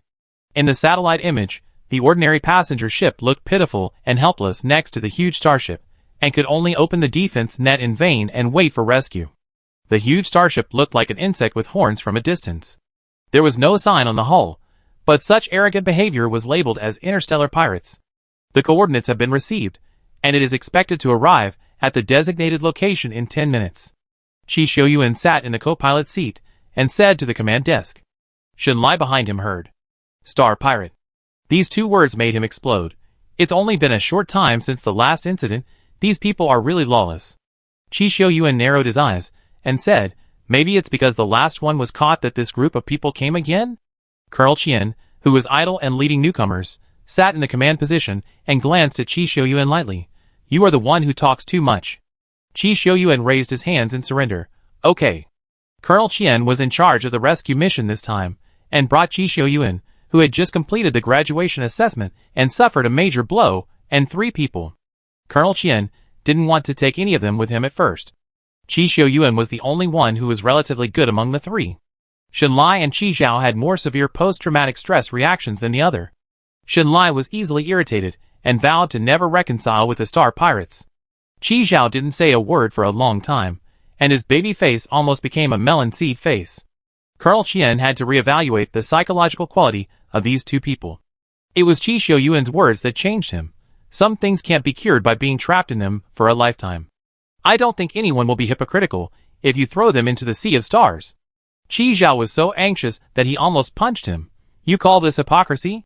Qi Xiaoyuan crossed his hands in front of his chest and looked straight at Qi Zhao. Some people will always exist in my heart. I will spend my whole life remembering them. What about you? When Qi Xiaoyuan said this, he gritted his teeth and his muscles were tense. Colonel Qian immediately understood his purpose. This was to fight poison with poison. Having learned from the last lesson, Colonel Qian did not dare to slack off at all. It is estimated that there are still 5 minutes to the target point. There is no abnormality for the time being. It is possible that the pirates use sonic weapons. Wait, who is that? I saw a silver-white mecha flashing a brilliant light on the screen, as if it had discovered this situation while on the way, and suddenly stopped between the Star Pirates and the passenger ship. It was obviously made smaller, but it was like a giant. A voice came from the command desk. I don't know. I scanned it temporarily. The standard of this mecha is different from the current mecha of the Empire. I can't determine its nationality and position. Colonel Qian's heart sank. The worst result is to join the Star Pirates and accelerate at full speed. Qi Xiaoyuan also said, everyone, be prepared for battle, observers and data analysts, keep up at all times. Received. The person in the silver-white mecha was none other than Wenzong. Although Zero was indeed more intelligent than the entire galaxy, Wenzong had forgotten that it was still an antique that had not updated its data for more than 100 years. Originally, according to the route planned by the map in the database, it would take 72 hours to reach the capital star, and after 2 days of rest, it would be able to catch up with the start of the first school. However, it took 1 person and 1 mecha 5 days to walk. Zero swore that there was no problem with his database, but in the end, Wenzong could no longer bear it, and drove the invisible Zero to quietly invade the satellite, got the new map, and then found the real route along the route. Wenzong sighed. No matter how powerful the intelligence is, it still needs to be maintained and updated on time. Zero felt guilty and quietly retorted, this is not my fault. Wenzong nodded. It's my fault for trusting you too much. Zero, Zero decided to change the subject. According to the current speed, it will take another hour to reach Celestia. Should we speed up? Wenzong pretended not to see Zero's attempt to cover up the truth and said, speed up. Prepare to connect to the Celestia command satellite, and request to enter the atmosphere. Zero received the command. Received, thrusters turned onto maximum, ready to connect to satellite. 10 minutes later, Zero scanned something. Report to the driver, a distress signal was captured ahead, whether to rescue. Wenzong became alert. Confirmed the positions of both parties. The virtual screen quickly analyzed. According to the signal path, the receiving channel is the Imperial satellite, confirming that the passenger spacecraft belongs to the Empire. Although the other party's spacecraft is covered with anti-detection devices, but Zero paused and came to a conclusion. Nothing to be afraid of. Wenzong. Wow. Can you scan the anti-detection device? Zero's inorganic voice was full of confidence for no reason. I represent the most advanced technology in the entire galaxy. Wenzong was merciless. It's just that the map needs to be updated.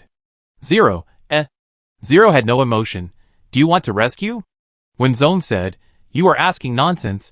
Protect our teammates in front from any harm. The silver-white mecha drew a stream of light in the sea of stars, standing between the 2 spaceships with an extremely proud attitude. Sorry, the people behind me are my people, this road is blocked. Zero hit her. The Starry Sea cannot transmit sound, the other side can't hear it. Teacher 1, who failed to show off, Wenzong. Stop talking nonsense. Connect me to the passenger ship. Zero interpreted this emotion as anger, and decided to be generous and not argue with the driver, requesting connection. Connection successful. When Zone's voice appeared on the control platform of the passenger ship. I am a student of the Empire's first military academy. Don't worry, I will definitely return to the Empire safely. The trembling passengers in the passenger ship seem to have found their backbone. It's a military school student. It's a student from the first academy. Great. They were originally returning from a trip, but who would have thought that they would encounter space pirates? The staff had already sent out a distress signal, but what should they do while waiting for rescue? The space pirates on the opposite side connected to their video communication. The leader had scars all over his face. He looked at the passengers through the virtual screen on the seat. After recognizing them for a while, he sneered. I know there is a coward on your ship. I won't make things difficult for you. As long as the coward comes out, I will let you go. Otherwise, the pirate leader pressed the timer. I will only give that coward 5 minutes. If he doesn't come out after 5 minutes, I will destroy this spaceship. Don't turn off the video, otherwise I will open fire immediately. Don't dream of the Empire's rescue. According to the distance, the Empire's warships will take at least 10 minutes. I can wait, but you may not. Time passed by, and some passengers almost collapsed. Who is he talking about? Don't let you harm all of us, okay? I still want to go home. Once there is a first, there will be a second. In this tense atmosphere, the passengers shouted loudly about the so-called coward, and no matter how the staff tried to appease them, it was useless. Scarface enjoyed it. He seemed to appreciate this desperate drama very much and kept fanning the flames. There is only 1 minute left. The weapons are ready. Don't try to escape. A small passenger ship can't escape. There are only 30 seconds left. There are only 10 seconds left. At this moment, a mecha suddenly appeared in the middle, and after connecting the communication, it revealed its origin. For a moment, the passengers cried with joy, and didn't care whether there was any coward. They only knew that the Empire's rescue had arrived, and they could go home. The spaceship pilot took the initiative to terminate the video connection with the Star Pirates. The sword on his head was finally gone. His throat was a little dry. Looking at the comparison between the small mecha and the opposite starship, he couldn't help but worry. It's too dangerous for you to be alone. When Zone smiled and said, Don't worry, you retreat, open the defense network, I will deal with them. Zero said to win Zone at the right time. The Imperial warship has been scanned, and is expected to arrive in 5 minutes. Perfect. The sudden appearance of the mecha interrupted the pirate leader's plan. His face was distorted, and his scarred face looked even more ferocious. He looked at the passenger ship that was retreating and said sternly, Open fire, and never let that person enter the Empire. Yes. A row of missiles suddenly appeared at the bottom of the starship, ready to pass over the mecha and directly destroy the passenger ship. When Zone opened his defense and faced the missiles, Open the defense net. Zero, are you sure you can do it? Zero was fearless. The defense has been opened according to the maximum explosion range. Please rest assured, driver. As they were talking, the two sides met in the middle of the battle. The tiny mecha collided with a row of missiles, and the silent explosion spread out, with the mecha as the center, and a burst of white light was raised in a fan shape. For a moment, everyone's eyes were fixed on the silver-white mecha. Scarface narrowed his eyes, and sneered, Don't overestimate your ability. These are a full 10 interstellar missiles. If all of them explode, they can even destroy a small warship, let alone a mecha. In the warship, after confirming that the mecha's position is not an enemy, they are very concerned about the battle situation ahead. Chi Xiuyuan listened to the report of the data analyst, and suddenly saw several missiles fired at the passenger ship. The mecha rushed forward with a resolute attitude and opened an invisible defense net to protect the people behind it. The data analyst's voice was also a little nervous. The situation is not optimistic. The energy generated by the simultaneous explosion of these 10 interstellar missiles can destroy the strongest defense network of a small warship. The current humanoid mecha cannot stop it. Chi Xiuyuan asked, Calculate the distance. Can the capture net be launched? The analyst said, No, it is not within the capture range. How long will it take? Wait, no need. The most nervous people were the passengers on the passenger ship. When they saw the missile launch, they thought they were doomed. Some even took a light computer to record their last words. Who would have thought that the expected explosion and pain did not come at all? The silver-white mech opened its arms, and the light from the explosion almost swallowed the mech. The energy overflowing from both sides only pushed the passenger ship back twice, and then stopped the violent explosion in front. The passengers who survived the desperate situation were so upset that they wanted to hug the mech's thighs and call it daddy. The pirates were stunned. Scarface punched the table with a fierce and greedy look in his eyes. Impossible. This is definitely not an ordinary mech. In the warship, Chi Shouyuan gave an order. Enter the calibration range, aim at the tail, and fire. Wen Zong, who was at the center of the explosion, was amazed. This plug-in is too big. She could clearly feel the difference between Zero and other mechas. Both the fuselage and the defense net were much stronger than the existing mechas. What was even more terrifying was that, after facing this artillery fire, the mecha's defense net was only damaged by 20%. Zero was very calm. Basic operation. Please believe me, except that the map has not been updated. I still represent the most advanced technology in the Interstellar. Wen Zong silently gave a thumbs up. Awesome. Zero immediately searched the database for words, and after detecting that the driver was praising it, it used code to spell out a humble emoticon on the screen.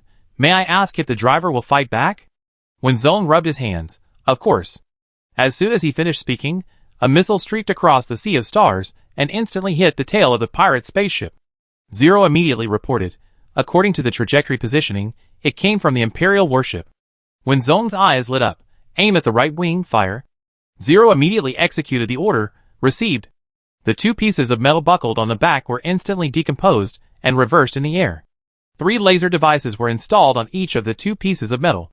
6 neat laser beams emitting scarlet light shot towards the right wing of the space pirate spaceship. At the same time, the warship covered from above, and the shadow enveloped the entire space pirate spaceship. The turrets were opened, and the energy flashed at the muzzle. The capture net was ready to go. The space pirates were not to be outdone. They opened the defense net, and all the gun barrels on the spaceship were erected, and they were divided into 2 sides to bombard fiercely. The mecha protected the passenger ship behind it, and all its firepower poured out. In an instant, several colors flew in the sea of stars, and the light of the energy explosion was so bright that people couldn't open their eyes. 2-1, the pirates will definitely lose. The scarred face in the command room listened to the continuous reports of losses. The tail wing was hit, and the protective shield was worn out by 20%. The right wing protective shield was broken, and the spacecraft was unbalanced. Insufficient weapons reserves. What should I do? Ask me what to do. The scarred face looked sinister, and spat fiercely, go. But now, he can't just leave whenever he wants. The capture net with a light blue glow enveloped the pirate spaceship, and the powerful electromagnetic field invaded the interior along the lines throughout the spaceship, instantly cutting off the pirates' connection network. The gun barrels that were raised immediately silenced, becoming fish on the chopping board. The passengers who had been paying close attention to the battle situation were no longer threatened, and their hearts were put back in place. They couldn't help but cheer. We won. We're saved. Let's go home. I love the Empire. So damn cool. I've lived a lifetime to witness a star war with my own eyes. My life is worth it. Shenlai was moving his hands and feet in the mecha preparation room, and he had not hung up the communication with the command room. He asked casually, does this mean we are no longer needed? Chi Shouyuan first said, connect to the passenger ship. Then he answered Shenlai's question. You have to thank the foreign aid for this, otherwise I will throw you and Chi Zhao out one by one. Chi Zhao said nothing and sat back silently. After successfully connecting with the passenger ship, the face of Colonel Qian, the commander, appeared on the screen of the passenger ship. Colonel Qian looked very tough and righteous. Even if he didn't say a word, he could give people a sense of security. Colonel Qian, wearing a combat uniform, saluted the passengers, and then comforted them according to the procedure, expressed his apologies for the late rescue, and finally assured the people around him that the Empire would not abandon any citizen, which won the passengers' warm applause and praise. The video was turned off, and Colonel Qian said to the communicator, someone replace the pilot of the passenger ship and take it back to record what happened. Got it. Now only the mecha of unknown origin is left. Wen Zong of unknown origin is praising Zero. It is worthy of being the top technology in the entire galaxy. Every bit of space is used to the fullest. Every weapon has a unique use. It is simply perfect. The floating metal buckle returned to the mecha and made a click sound. There was a slight sound, like the bones were put back in place, and the whole body felt comfortable. Zero accepted the driver's praise, used the code to spell out a picture of a gentleman taking off his hat and bowing on the screen, and said, it's my job, driver, thank you for the compliment. Wen Zong really thought about it carefully. Indeed, this credit should go to Big Queso. Zero scattered the code on the screen. The master is of course unique, but my database also provides the basic guarantee for the birth of the mecha. Wenzong noticed Zero's little emotion, and had a deeper understanding of this intelligent replica. She smiled and said, "Yes, you are a solid foundation." Zero put the gentleman picture that had just been broken up together again, serving the driver. Wenzong stretched his body. Because the injuries he had received on the atom had not been properly treated, some had healed, some had become inflamed, and the most serious one was still aching in the back of his neck. Wenzong hissed and ordered Zero, "Request to connect to the warship." Zero, executing command, requesting connection, connection successful. Wenzong's dirty face appeared in the command room of the warship without warning. Seeing who was in the command position, Wenzong smiled and saluted lazily while sitting in the driving chair. "Long time no see, Instructor Qian." Bang! Before Colonel Qian was frightened, Qi Shouyuan next to him stood up suddenly, and even kicked the chair on the deputy commander's seat to the side. He looked at the person on the virtual screen, his hands couldn't help but tremble slightly, and his voice was dry, and he didn't even notice it. A little unbelievable. Wenzong? Shen Lai and Qi Zhao had not yet hung up the call with the command room. When they heard Qi Shouyuan's Wenzong, they looked at each other, and saw the same shock in each other's eyes. Then, they ran away, regardless of whether the command room allowed them to enter or not. When they opened the door, they saw Wenzong's enlarged face. Wenzong also noticed someone coming in from behind, and waved like a lucky cat. "Senior Qi Zhao and Senior Sister are here too?" Shen Lai and Qi Zhao were panting, as if they had used up all their strength in this short corridor. They walked to the command desk and subconsciously poked Wenzong's face, but could only pass through it. "Schoolmate, is it really you?" They had clearly seen with their own eyes that fiery red mecha disappear into the sea of stars, along with the pilot, and now, Wenzong appeared in front of them alive, looking exactly the same as when they parted, except that he looked a little dusty. No matter how slow Wenzong was, he could see that something was wrong with these people. Her situation at that time did not seem good from a third-person perspective. If she hadn't hidden something, she might have died there. Speaking of this, could it be that they really thought she was dead and held a memorial service for her? Looking at the expressions of the seniors, Colonel Qian's eyes widened, and the more he thought about it, the more he felt that this was really possible. If it was true, then his father. Wenzong couldn't help but shudder, and helplessly spread his hands, and said to Qi Shouyuan, "Senior, please open the hatch for me. I guarantee that it is me, and I will not cheat anyone. If it is fake, I will compensate you tenfold." Qi Shouyuan was still barely rational. He hung up the communication with the preparation room and said, "What nonsense, I will drive a mecha vehicle for you, stop the mecha, and I will pick you up." Wenzong hurriedly stopped him. No, just open the ship's hatch for me, and I do a magic trick for you." From the moment he got the space button, Wenzong felt that this was simply an opportunity given by the god of the universe. Space device, what a tempting technology. The Academy of Sciences will definitely work overtime to crack it, and then everyone can travel the world with a storage pocket, without having to carry a lot of bags. So happy. Qi Shouyuan didn't know what it was like, but he still listened to Wenzong's words. Anyway, he could enter the mecha through the main door. "Okay, I open it for you now." Colonel Qian next to him didn't have time to stop her. It was a rule that mechas could not enter the main gate of the warship. Then he looked back. Well, there were no outsiders anyway, so let's go in. Wenzong controlled Zero to the main gate of the warship, and the hatch slowly opened. Qi Shouyuan was waiting for her with Shen Lai and Qi Zhao. The silver-white mecha entered the warship, and in order to ensure normal air pressure and the operation of the circulation system, the hatch closed immediately. Wenzong stood down in the warship, and Zero's hatch opened, and he reached out to transfer Wenzong safely to the ground. As soon as he landed, Wenzong took out the space button and put Zero back. Qi Shouyuan and the other two, who were originally surprised, sad, happy and grateful, felt the beast galloping past at the same time. What happened to FA? Where did such a tall, big and beautiful mecha go? Where did it go?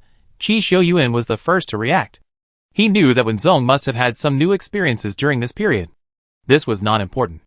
What was important was that Wenzong was standing in front of him alive, not a cold tombstone or a photo for memories. There is no better news than this. Qi Shouyuan opened his arms, and gave Wenzong a hug. "Welcome back." Wenzong could feel the increasing strength of the person holding her, so she hugged him and patted Qi Shouyuan on the back twice as a comfort, and said solemnly, "I know you must have a lot of questions. I will answer them one by one, but the most important thing now is, when I wake up, I want to eat a full banquet." Chapter 62. When Wenzong woke up again, it was an unusually clear morning. The soft starlight shone through the window onto Wenzong, making the entire ward exceptionally warm. Wenzong subconsciously rubbed the pillow, feeling the mattress that was neither too soft nor too hard, and the quilt that exuded a faint smell of medicine. The smell of the medicine was not unpleasant, but rather had a plant fragrance, probably a sleeping pill. Hiding in the quilt for a long time would make one feel a little drowsy. This sleep was so comfortable. Wenzong couldn't remember how many days he hadn't slept well. After adapting to the sunlight, Wenzong opened his eyes. This was a single ward, not big, but the layout was quite interesting. On the opposite wall hung a sunflower pendulum clock that looked old. There was no clock, only a very hypnotic pendulum, ticking non-stop. The orange curtains were drawn open, leaving only a layer of white transparent gauze, which could filter strong light and let in warm light. There was a 3-tier table next to the door. On the first tier were many colorful flowers and greeting cards of various styles. On the second and third tiers were rolls of red unidentified objects. One of them was probably not placed steadily and rolled to the ground. The red roll was unrolled, and it turned out to be an inverted triangle silk banner with 4 characters arranged in 3 rows. It was so bright that Wenzong could hardly open his eyes. He took a closer look and began to read unconsciously, "People's hero, burning himself. This scene will inspire me forever. This silk banner will be made to remember for a lifetime. Lifesaver will never be forgotten." All the words came from the bottom of my heart. Tears welled up in my eyes as I wrote this. I didn't know what to say. Wenzong, Wenzong. Oh! He couldn't help but applaud. "I admire you." On the bedside table was a layer of goose yellow velvet with a round panda pattern printed on it. On the velvet was a fruit plate and a small communicator. Wenzong opened it and saw that it was already January 20th, and the time was 9 in the morning. It seemed that after sleeping for 5 days in a row, he still didn't catch up with the opening of the first hospital. The virtual screen popped up. "Do you want to call a doctor?" Wenzong stretched out his hand and clenched his fist, confirming his basic situation. Before he could click no, the door of the ward suddenly opened. Wenzong was caught off guard and his hand trembled, so he clicked yes. The man who opened the door had not yet reacted, and was pushed aside by the medical staff who were pushing a cart. Various scanners and medical instruments were used to examine the person on the bed. The doctor knew who was lying on the bed. This was a hero of their empire. His brother was replaced by a star pirate and almost died on the star pirate spaceship. It was this little hero who saved him. Fortunately, he was on duty today, and rushed here as quickly as possible after learning that the little hero had woken up. When Wenzong was first brought in on the 15th, his condition was indeed a bit scary. During the examination, there was pain-free medicine residue in his body. His body had suffered a strong impact, and there were fine cracks in his shoulder blades and ribs. The wound on the back of his neck was inflamed, his ligaments were strained, and he had a slight concussion, etc. None of them could imagine that the military academy student, who looked a little frail, had survived the sequelae of 10 times the pain return, and after saving the Star Trek spacecraft number 11-06, he saved a passenger ship with a mecha. After the examination, the doctor wiped the sweat from his forehead and put away the equipment. His chubby face looked particularly kind. "No big problem, the wound is healed, you can be discharged." Wenzong silently put down the communicator and said, "Thank you for your hard work, doctor." "No!" The doctor held Wenzong's hand with tears in his eyes. "You saved my brother. After learning that you are fine, our whole family is very happy. Thank you very much." Wenzong tried to pull his hand back, and pulled, but it didn't move. "Wenzong, it's my duty. You're so polite." The doctor held it tighter and shook it up and down. "Yes, yes. My brother also gave you a banner." "Wenzong, no, wait." The doctor looked back and picked up the banner that fell on the ground. He recited it in the standard Interstellar universal language without any accent, "People's hero." Wenzong covered his face. "Thank you, but you really don't need to read it."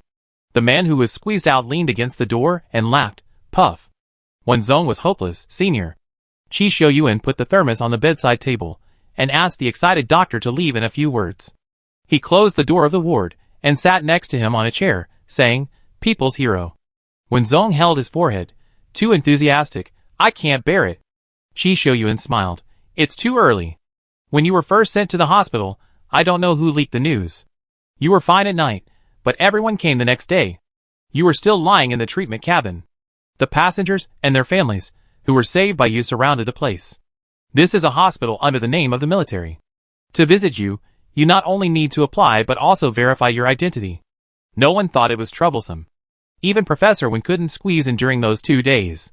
Not only could he not squeeze in, Professor Wen was shaken and bowed by the excited passengers and their families. Professor Wen, who had seen the world, escaped under the pretext of teaching. Anyway, Wen Zong couldn't escape here. The students in the first hospital shared the same feelings as Professor Wen. Those who should know that Wen Zong had returned knew about it. They were going to visit the only student in the Mecha department before school started, but they were shocked after just one look. They queued for 2 hours, but didn't see him at all. It's been a while since I've been here. Speaking of Professor Wen, Wen Zong felt a little annoyed. Is my dad okay? She made quite a fuss when she came back. She was so tired that she fell asleep on the warship. If it was true as she thought, everyone thought she was dead, and her dad would be so sad. But now she's back. Will Professor Wen chop her head off with such surprise and joy? Qi Shouyuan pressed a button and raised the bed board, letting Wen Zong lean on it. He knew what she was thinking when he saw her expression, and said, Professor Wen has a class this morning, so she can't come until at least 12 o'clock. Wen Zong breathed a sigh of relief, thinking that he still had time to think about how to comfort Professor Wen. Qi Shouyuan opened the thermos, and a strong aroma suddenly exploded in the ward. Gurgle gurgle. When I couldn't smell it, I didn't feel anything, but when I smelled it, my stomach started to growl uncontrollably. Qi Shouyuan pretended not to hear it, took out a spoon and asked, Do you drink it yourself, or do you want me to feed you? Wen Zong stretched out his hands, solemnly snatched the thermos and spoon, and said firmly, I do it myself. This is a bucket of porridge that has been cooked to be extremely soft and mushy. It is probably just out of the pot, and still has some steam coming out. The rice used is specially cultivated rice, which is sweet and delicious. It is added with small pieces of beef and peeled whole prawns. In order to balance the nutrition and make the color look good, some shredded vegetables are specially added. Every bite is the essence. Qi Shouyuan looked at his empty hands and said, Qi Zhao and Shen Lai are on duty today, so it's just me. Don't think about the Manhan banquet in the near future. The porridge will keep you full. Wen Zong savored it carefully and swallowed it. He remembered that he had said he wanted to eat a full banquet before he fell asleep. Thank you for thinking of me. Please tell Shen Lai and Qi Zhao that I am well now, and can go to the Star Network directly. After taking a mouthful of the porridge, which was still slightly hot, Wen Zong sighed with satisfaction, thinking that he had finally come to an end. I am very satisfied with the porridge. You don't know what kind of life I lived in those days. I don't want to take nutritional supplements again in this life. That being said, nutrients are life-saving at critical moments, and those who take them are lucky. It's not that I can't endure hardships. There are no military academy students who can't endure hardships, but I just don't want some people to worry. Qi Shouyuan certainly knows Wen Zong's thoughts.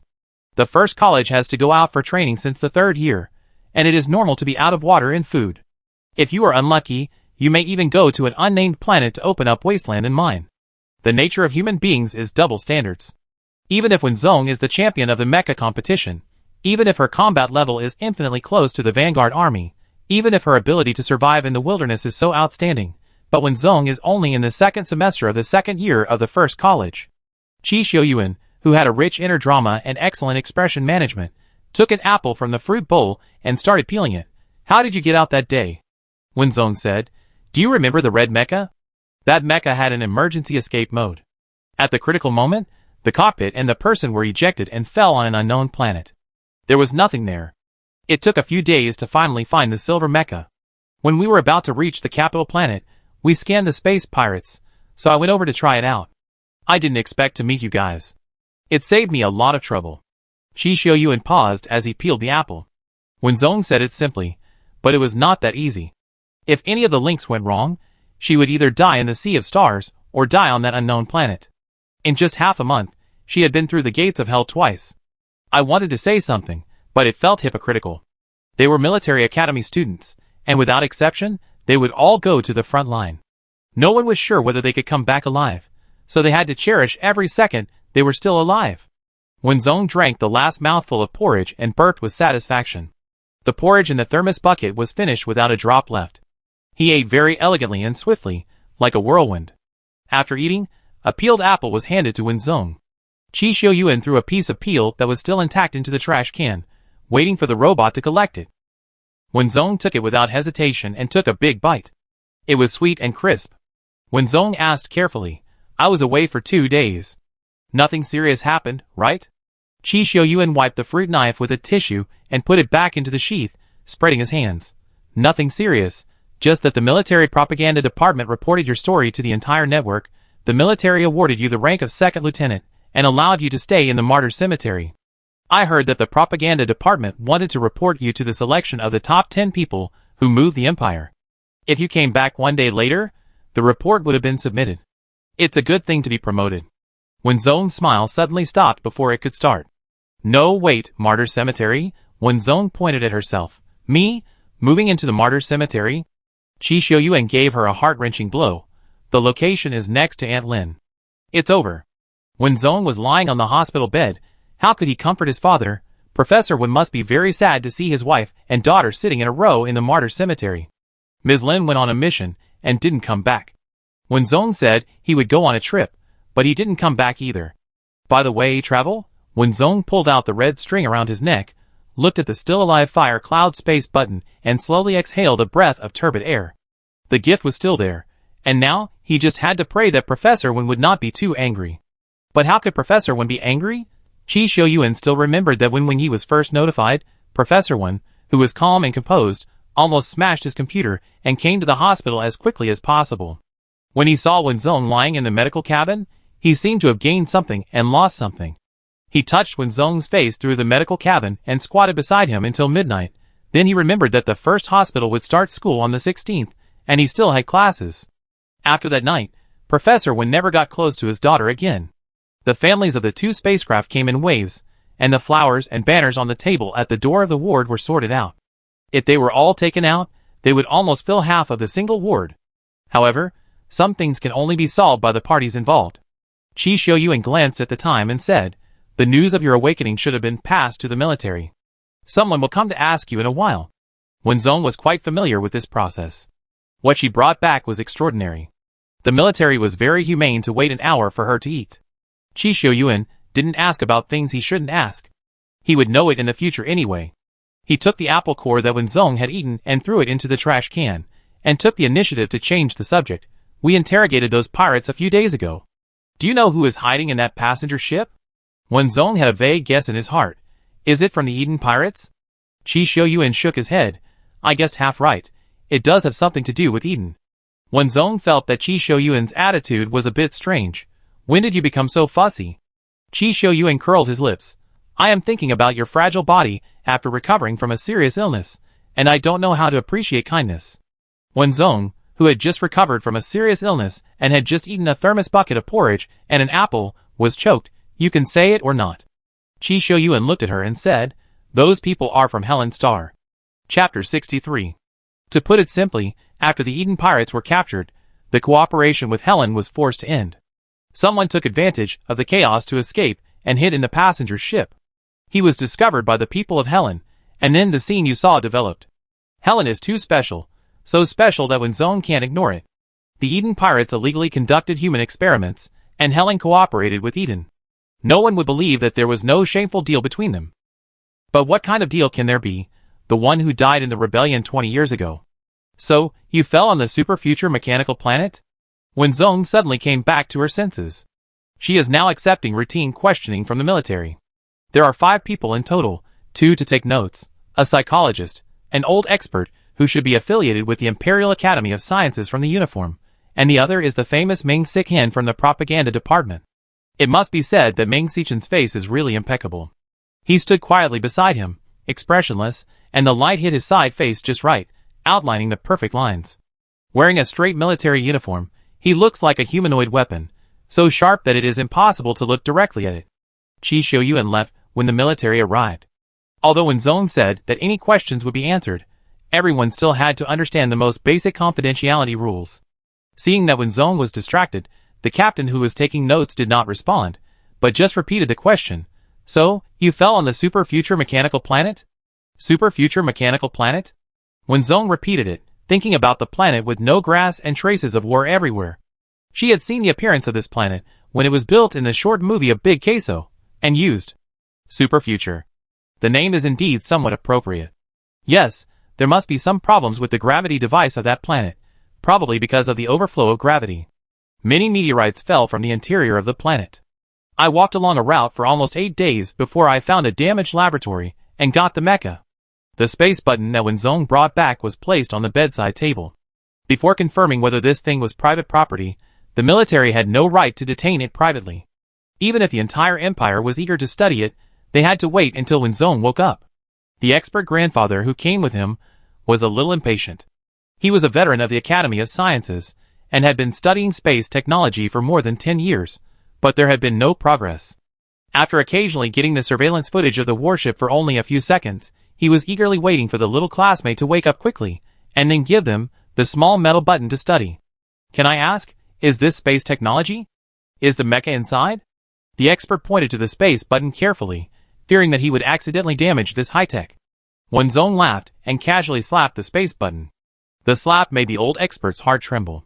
Before he could stop her, Wenzong said, "Come on, Zero, say hello to everyone." A transparent virtual screen was projected from the space button, and the words hello were written on the screen in the Interstellar Universal language. Everyone was attracted by this ordinary-looking metal button, and the old expert couldn't help but exclaimed, "What is the principle behind this?" The captain who was taking notes put away his laptop, tilted his head, and whispered a few words to his partner.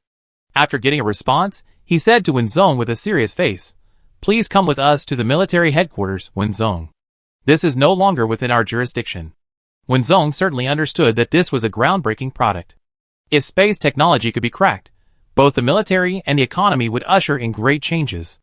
Of course, there is another very important thing I need to report to the military, which is related to the core research of the Eden Pirates.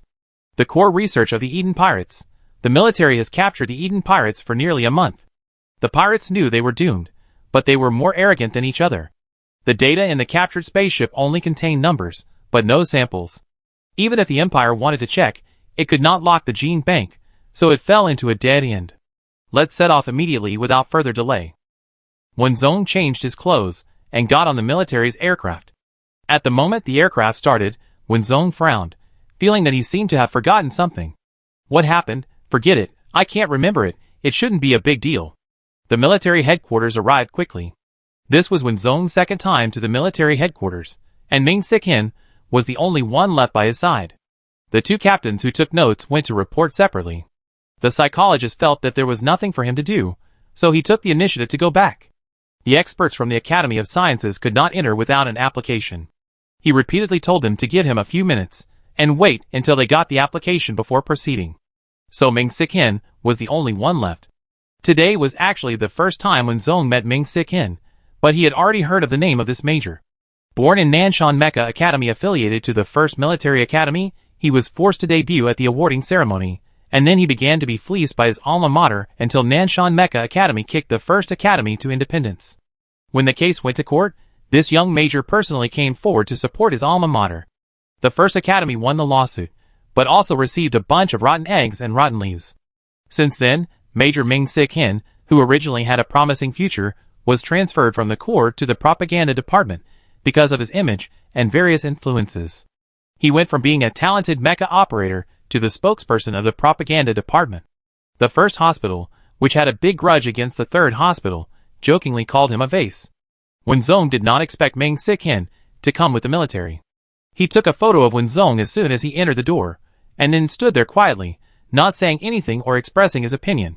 She didn't know if it was Wenzong's illusion, but she always felt that Ming Sik-hin's eyes looking at her were a little different. It was like Wenzong looked up at him and asked, "Major knows my mother?" That's right, that look was really similar to Rong Rong's. Ming Sik-hin was stunned for a moment. He lowered his head slightly and looked at Wenzong, as if someone had told him many years ago, "Hey, kid, follow me and don't get lost." "Yes, did I offend you?" After so many years in the propaganda department, he was very good at talking, but for some reason, he couldn't organize his words. "I didn't mean anything else, I just wanted to see how you recovered. Did I disturb you?" Wenzong shook her head. She didn't expect that Ming Sik-hin looked cold and intimidating, but his voice was a little soft. "No, I just wonder how the major knew about my situation. There are so many people who die in the line of duty every year. She is just a military academy student, and has never met Ming Sik-hin. How can she let this spokesperson of the propaganda department come to visit her in person?" Ming Sik-hin said, "I have been following you for a long time. I watched every game when you were studying art. I also have videos of the mecha competition. I also read the eulogy when the sacrifice was confirmed. Wenzong, Wenzong, thank you for your attention, but you don't have to say the last sentence. Ming Sikin shut up right after he finished speaking. The little girl was standing here fine, and nothing happened. He was really asking for trouble. The embarrassment did not last long. The captain who had taken Wenzong's statement came to call for help. Wenzong asked, "Don't we have to wait for the old man from the Academy of Sciences?" The captain said, "No, we have to give them the things to study after the demonstration." Yes, this is very military. The test took place in a large training ground, where there were less than 10 people standing in it, but all of them were generals. In a place that Wenzong could not see, there was a camera directly connected to the most heavily guarded castle on the capital planet. Wenzong, who had seen countless storms and waves, was stunned after brushing through the layers of encrypted doors. These people can be said to be the most solid backing of the military. The Empire has no marshals, but there are 15 generals. Probably, except for those stationed outside and on missions, they should all be gathered here. Seeing Wenzong coming, the older generals were embarrassed to take the initiative. General Qi, who was familiar with Wenzong, stood up and pulled her over with a smile. "I heard that you have good things, and a few of us couldn't help but come here." Wenzong knew that this was General Qi not wanting her to be nervous, so she stood at attention and saluted in a very standard military manner, smiling. "General, please don't say that. The precious wealth belongs to the Empire." When these words came out, everyone present curled their lips. This is enlightenment. The space button was taken away by the captain, who was taking notes at the beginning, and was returned to her when he came in just now. Wenzong didn't waste any words, and directly released Zero. Bang! The metal and metal made a harsh collision sound, and the tall body of Zero gave people endless pressure. Its eyes flashed red light, and an inorganic voice came out. "Please enter the startup password." The shock of a huge monster suddenly jumping out was like exploding a command ship in the sea of stars, and the people present, who had seen the world, were shocked and speechless. Is this a space device? How on earth was such a mecha put in? If used on the battlefield, how much space can warships save? Can warships also be put in? Can space jump points be put on the agenda? If it is fully popularized, how to make an anti-reconnaissance system? In just one encounter, the big guys have gone over all the questions and applications about space in the next 100 years in their minds. Wenzong said without hesitation, "Enter the password, Queso." The red light in Zero's eyes instantly turned blue. "The password is correct. Zero is at your service." Wenzong then began to introduce. "This is a privately built mecha. For safety reasons, I did not connect the gene chain to it, and the age of this mecha is about 160 years old. 160 years old. The people present were all smart people, and they immediately realized what period this product was from. Intelligent Riot? Wenzong nodded. Admiral Qi asked, "It calls itself Zero." Wenzong gave him a positive answer. "It is a replica of Star Network Manager Zero. Star Network Manager Zero is the most fully evolved artificial intelligence in interstellar history. It is said that it stores the most advanced theories and technologies in the interstellar world and has an emotional system. 160 years ago, it set off an intelligent riot that lasted for nearly 50 years, and the entire interstellar technology regressed by a full 500 years. Now, this Zero actually appeared in front of them?" Wenzong repeated in a low voice. "It is a copy of Zero. The real Zero has self-destructed.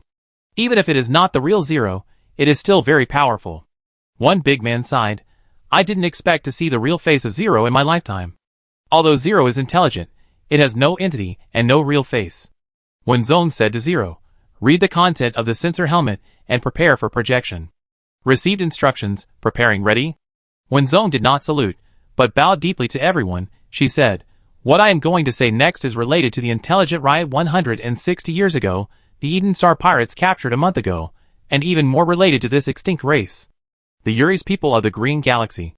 Not a war machine, not a mechanical genius, just a race in the Green Galaxy." It was already around 4 o'clock in the afternoon, when the cause and effect of the matter were explained. The bosses listened to Wenzong's talk. Admiral Qi was afraid that she would have a dry mouth and poured her a pot of health tea. No one even ate until the movie was over. Zero also gave an additional lesson on the basics of space devices, so that the bosses had some understanding of the principles of space buttons. The truth about the genocide of the Yuri's people has been known by the military, and even the Emperor on the other side of the camera also knows it. It is precisely because the sample is the last Yuri's that the Empire's gene bank cannot be locked. The next step is the game of the upper level. After all, almost all the leaders of the first term of the Federation have died. Is there anyone in this term who supports human experiments behind the scenes? In addition to the Federation, are there other countries that support human experiments and have illegal transactions with space pirates?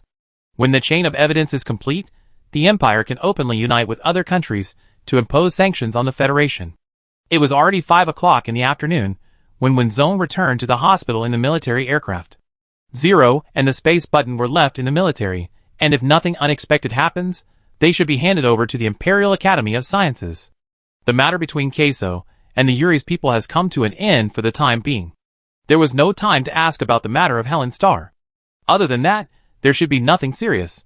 Wenzone greeted the doctor, packed up and prepared to leave the hospital and go home. Click. The door opened, and Wenzone saw that the person sitting inside was petrified into a statue. In the ward, Professor Wen was sitting on a chair, flipping through a paper magazine prepared by the hospital. He raised his head when he heard the door open. He stroked the gold-rimmed glasses on his nose, closed the magazine with a click, raised his eyebrows and said, "Oh, Lieutenant Wen still remembers to come back." Wenzone, It's over. Chapter 64. Professor Wen received a notice from the hospital in the morning, saying that his daughter had woken up, and a young man came to visit with food. He knew it was Chi Xiuyuan, so he was relieved and continued to teach. After waking up, the military will ask her questions as usual, and then it will be time for lunch, so he can take her home directly. As a result, the class ended at 11:30, and he rushed to the hospital almost speeding, and there was only an empty ward to greet him. His daughter, Wenzone, was gone. Wenzone Wang's brain has not been repaired yet, so he can't send messages for the time being. He asked the doctor, but the doctor had to keep it confidential. He asked Lao Qian, but Lao Qian was confused. He asked Lao Qi, but Lao Qi seemed to have frozen. Professor Wen had no choice but to wait with an empty stomach, and the paper magazine in his hand was almost torn apart before his daughter came back. Oh, Lieutenant Wen still remembered to come back. Lieutenant Wen pretended to be calm, closed the door of the ward with his backhand, and tried to put on a professional fake smile. "Hi, Dad." When he stood up, threw the magazine in his hand on the bedside table, and smiled. "Explain?" Wenzone walked to Wenyi in small steps, with his head down. "Dad." When he looked at her, and the anger in his heart suddenly dissipated. He raised his head and rubbed Wenzone's short hair, saying, "Why are you still aggrieved?" Wenzone opened his arms, hugged Wenyi suddenly, buried his head in his father's arms, and said in a muffled voice, "I'm sorry, Dad." Wenyi was caught off guard by the hug, and his heart beat uncontrollably. He paused, picked up Wenzone, and patted him twice. As gentle as when he coaxed his daughter to sleep when she was still in her cradle.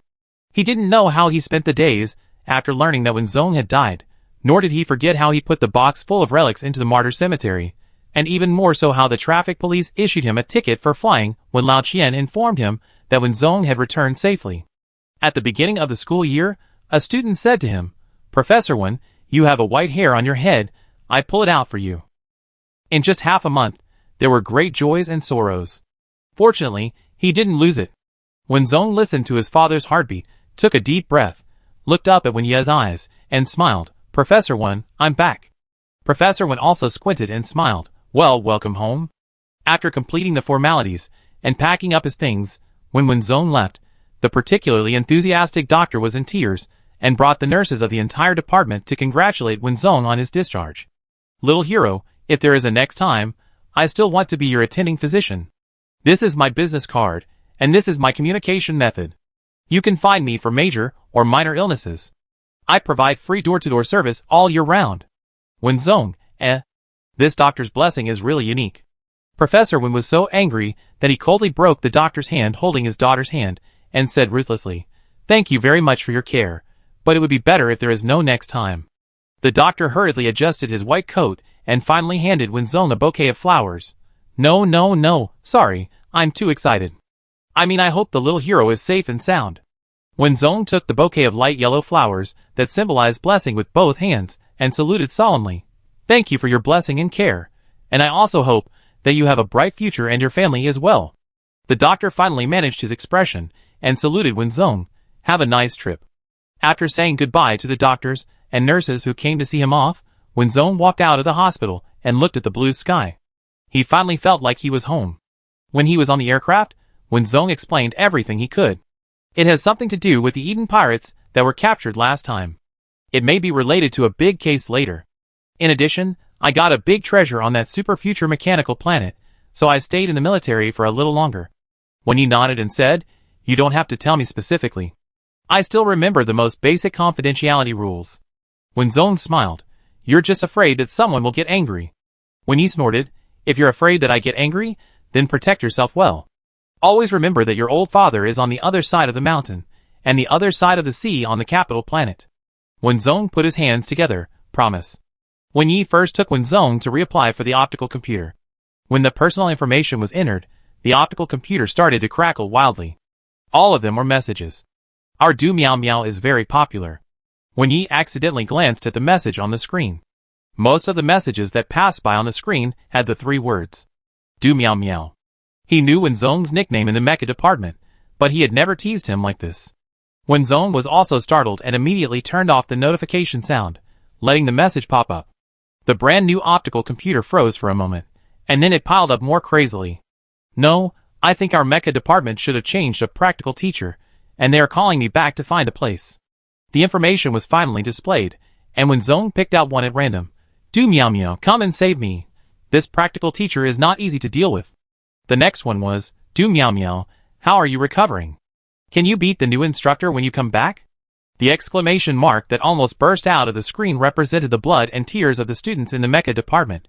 Yes, the students in the Mecha department are so simple. After learning that When Zone is safe, they fantasize about Do Meow Meow returning and killing everyone and beating up the instructor. The last sentence is the key point. When Zone showed the message to Wen Yi. When he laughed, "Since you students in the Mecha department are so enthusiastic, why don't you report to the first hospital tomorrow?" When Zone closed the virtual screen, covered his heart and said, "I think I can recuperate for a few more days." How can you report right after being discharged from the hospital? Even if the body has recovered, the spirit has not recovered yet. When he got home, When Zone opened his arms and threw himself on the sofa in the living room. Professor Wen took off his coat, rolled up his sleeves, and walked to the kitchen. The dishes were already prepared. I had planned to cook them at noon, but I had to wait in the hospital for an entire afternoon, so I had to cook them in the evening. When Zone collapsed on the sofa for a while, then went to the kitchen to help Professor Wen. When he saw her coming and drove her out with a look of disgust. "Go, go, go, why are you making trouble?" Their family is very traditional. One person cooks, and the other washes the dishes. Although everything is now automated, Wen Yi will also let Wen Zone clean the table, and he must not do nothing to maintain a good education. In other words, Wen Zone really had never been in the kitchen. Even when he was at Chi Shou Yuan's house last time, he only washed vegetables, served vegetables, and carried plates. Wen Zone flexed his wrist and picked up a carrot. "Professor Wen, you are looking down on me. Come on, cut into strips and slices." How thin should the strips be? How thin should the slices be? In one sentence. When he looked at him with admiration. "You have learned this skill after going out? Okay, cut into strips." As he said that, Wen Yi neatly cut out a row of carrot strips, of uniform length and thickness, just according to the standard, and cut the potatoes and ginger strips by the way. "Yes, sir." Wen Zone picked up a kitchen knife and made a knife flower in the air. "Just watch." When Zone raised his knife and cut it down, the knife reflected a dazzling white light, and the chopping board made a few do-do sounds, which looked really impressive. Professor Wen, who had been staring at his daughter from the corner of his eye, heard the sound, took 2 steps to the side, looked at the finished product on the chopping board, and was speechless for a moment.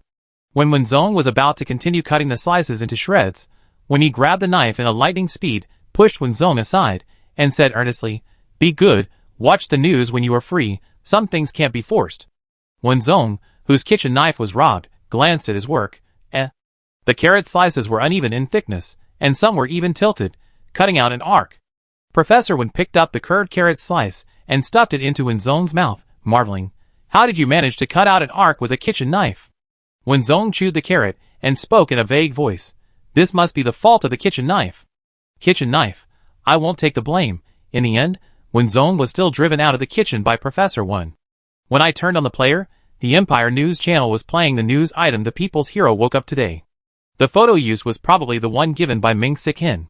Wen Zone was wearing the hospital's uniform blue plaid shirt, and half lying on the bed, with a quilt covering her legs. It was probably because they deliberately didn't take a full-face photo. In the photo, she tilted her head, revealing her short black hair and upturned nose, and was looking at the green plant swaying in the breeze outside the window. To be honest, the photos in the video were really well taken. The person outside the video was also really shameful. Wenzong cut off the photo and used a mirror to compare it repeatedly. He wondered as he looked at it, is this me? This guy doesn't look like me at all. In the news, the host described the whole process of Wenzong's rescue in an affectionate tone and also released interviews with the rescue passengers, including the Star Trek spacecraft number 11-6 and the passenger ship on the 15th. I don't know if it was discussed in advance, but after saying thank you, the passengers all made a heart shape to the camera. Later, all the images of people making heart gestures were combined into a big peach heart, and under the tip of the heart was written, "Thank you for being here." The person's ears turned red, and she quietly saved this big peach heart. She was a military academy student, the most solid force to defend the empire in the future.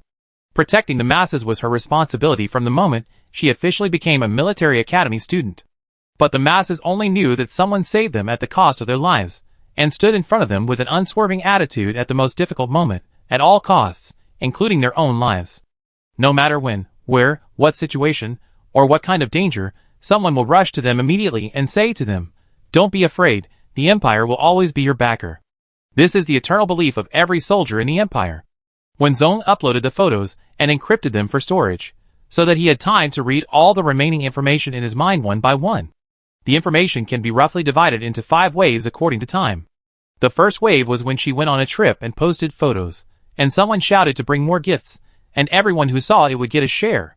The second wave was when the Star Trek spacecraft she was on was confirmed to be missing, and everyone was posting, "Fuck, are you going back to the capital star today? Is that Wenzong in the news you? There are so many people with the same name in the Empire, don't tell me it's you, just reply to me." The third wave was when she confirmed her sacrifice, and every word in the communication was full of sorrow. Everyone was saying goodbye to her and mourning for her. The fourth wave was when number 15 learned that she suddenly came back, and the people in the address book were probably stunned by the surprise, without a single word, and the whole article was full of exclamation marks. Someone rushed to the hospital and took a picture of the dark head in front of her treatment cabin with a light brain, which meant that only a head was exposed in her treatment cabin. The fifth wave was the students from the Mecha department urging her to come back in various ways, saying that the teacher in the practical class was ruthless, and that those who had undergone special training, including Lu Yiming and Song Tao, could not last more than 10 moves under the new teacher, and they begged for support from Du Miaomiao. Just as she was watching the news, when he brought the dishes up and shouted, "It's time to eat," Wenzong swooshed up. When he didn't cook much, just 4 dishes and 1 soup, the amount was just right, and in order to welcome Wenzong, he specially opened a bottle of vintage red wine, which was crystal clear. Wenzong took a photo of the desktop and posted it to his personal homepage. "I, Wenhan-san, am finally back." After a while, the message started ticking. "Qi Xiuyuan, welcome back. Qi Zhao, welcome back. Shen Lai, welcome back. Lu Yiming, welcome back. Song Tao, welcome back. When will you come back to the first hospital? We can't hold on any longer. Ji Qiu, add 1 to the above. Please come back early to give us a fight." Wenzong replied, "Being beaten means there is still room for improvement. This is a good thing." Qi Xiuyuan gave your reply a thumbs up. "Song Tao, are you a devil?" "Ji Qiu, you are a devil," when he raised his glass. "What are you looking at?" Wenzong closed the screen and said, "I am teasing them." The father and daughter raised their glasses and clinked them in the air, making a crisp sound. When he looked at her and said softly, "Wenzong, welcome home?" Wenzong also looked at him. "Professor Wen, I'm back."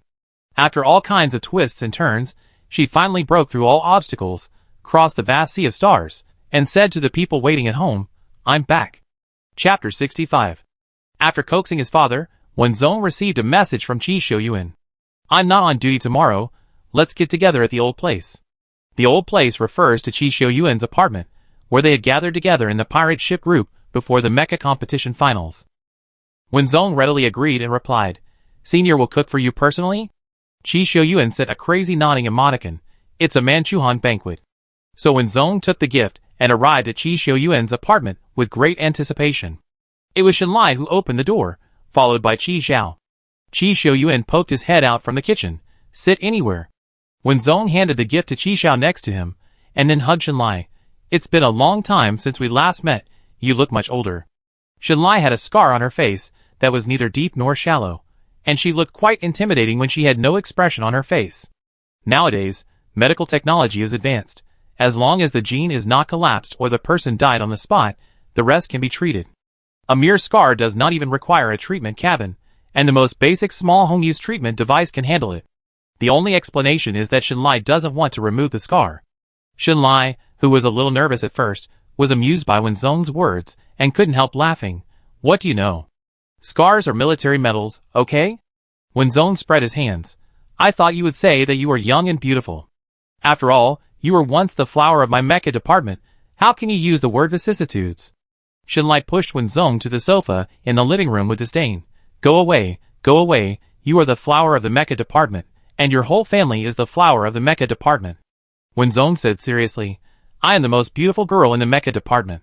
My mother was also the most beautiful girl in the first academy. It's a pity that my father is a nobody in the command department. Professor Wen was also a famous figure when he was young. Qi Xiuyuan held a knife in his hand and stuck his head out again.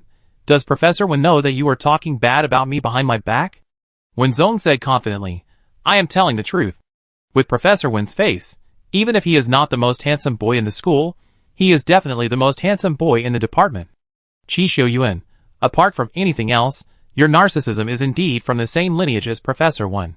Absolutely a biological child. Wenzong was too lazy to pay attention to him, and turned around to tease Qi Zhao. Senior Qi Zhao, do I owe you money? Qi Zhao had not put down the gift that Wenzong handed to him, and suddenly heard her words, and was choked. Junior sister, I don't mean anything else. Wenzong took an orange from the fruit plate on the coffee table, and tossed it up and down for fun. Why didn't the senior smile when he saw me? When I first came in, I was thinking about whether I owed you money. Qi Xiuyuan was afraid that the world would not be in chaos. Not only that, all of us owe him money, and we are not happy. Qi Zhao, Xinlai also helped. He has been paralyzed for a month, and his eyes are dead when he sees us. If it weren't for the schoolgirl coming today, I really don't want to meet him. Qi Zhao, May I ask who is your partner on duty every day? Isn't it me? Several people knew clearly that it was actually the residual trauma after the war. Post-war stress reaction has always been an eternal problem. The most professional psychologist can only lead this person out of the predicament, but if this person does not cooperate, there is nothing to do. Qi Zhao is the type who is stubborn and doesn't listen to others. He says yes, but still does what he wants. Even Qi Xiuyuan is puzzled. He doesn't see Qi Zhao's tendency in this direction. This time, while no one is on duty, Qi Xiuyuan specially called everyone to help Qi Zhao solve this problem. Who can solve it? Only Wenzong. Wenzong peeled the orange, and put a piece of it into Xinlai's mouth. He pretended to be sad and said, It seems that Senior Qi Zhao doesn't welcome me very much. Alas. Qi Zhao put down the gift bag in his hand, and said helplessly, I just don't know how to face you. If he hadn't been injured and exposed his position in the impulsiveness when he was caught during the graduation assessment, Qi Xiuyuan and Xinlai wouldn't have been caught by the returning star pirates to save him, and they wouldn't have suffered so much. On the atom, if he hadn't been injured and dying, Wenzong wouldn't have risked his life to get the medicine with others, and wouldn't have alerted the enemy. He might have quietly seized the authority of the control room with Ka Sua, and everyone would have docked with the warship safely, and returned to the Empire. Qi Zhao claimed to be a genius, a sniper who could give his teammates the best protection in the midst of thousands of troops, but there was never a moment when he felt that he was a burden. Well, I know she is being stubborn again. Wenzong asked back, Senior, do you think I am a Superman? Qi Zhao came back to his senses, and looked at her innocently. We are all mortals, who dares to call themselves Superman? Wenzong asked again, Then do you think Ka Sua is a Superman? Qi Zhao thought for a while, and nodded solemnly. Wenzong, Wenzong wiped his face. The big Ka Sua was really cheating. If she hadn't accidentally been locked up in a laboratory with the small Ka Sua, it would be uncertain whether the small Ka Sua could get out. Let's put this topic aside first. During military training, the first thing the instructor taught us was comrades. No matter what situation or what danger we are in, we will have comrades to help us. No one can fight alone. Qi Zhao's eyebrows moved slightly. More than one person told him this, but he did not become a good comrade, but only a burden. Wenzong sighed. Senior Qi Zhao, you have to know that you are a companion, never a burden.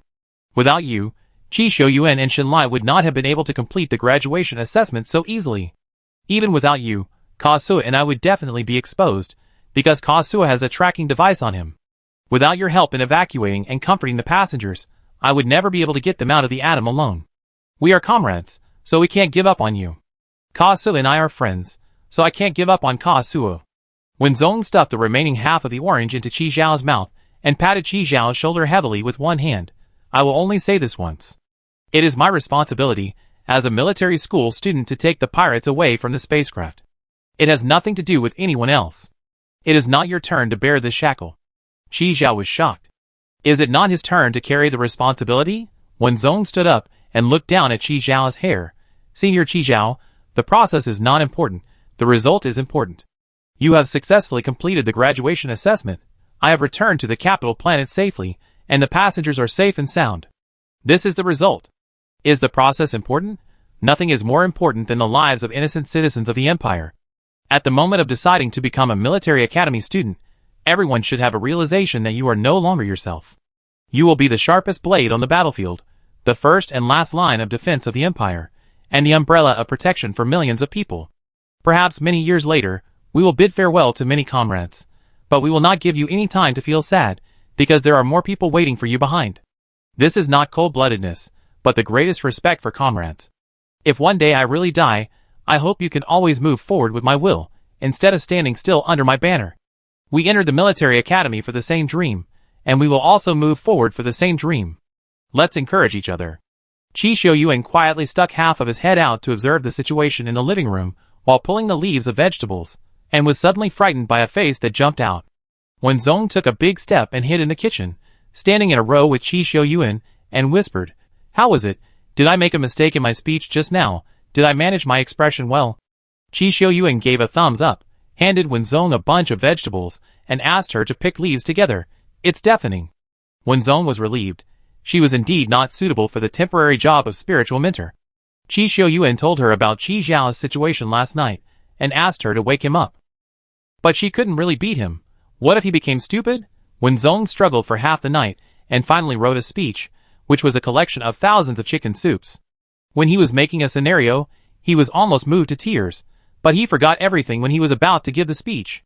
The previous string was improvisation. Fortunately, it was very successful. Qi Xiuyuan whispered to Wen Zong, "I, the psychologist, and Qi Zhao's father, the three of us took turns to say this, and in the end, what you said worked." Wen Zong raised his eyebrows and said, "I can barely be regarded as the person who caused Senior Qi Zhao to become autistic. Different identities naturally have different effects." Qi Xiuyuan deliberately misinterpreted. "After all, the junior sister has the highest rank among us, and the commander is so powerful." Wen Zong kicked her. "Then how dare you let the commander help you?" Qi Xiuyuan raised his hands in surrender. "Junior sister took the initiative. It's not my order." Wen Zong's kick finally hit Qi Xiuyuan's calf. "The commander ordered you not to be lazy." Qi Xiuyuan's face changed, and he slowly exhaled. "Junior sister, I'm just a fragile commander. I can't withstand your thunder kick." Wen Zong watched him perform silently, and moved his ankle. "You might die if I kick you with this thunder kick."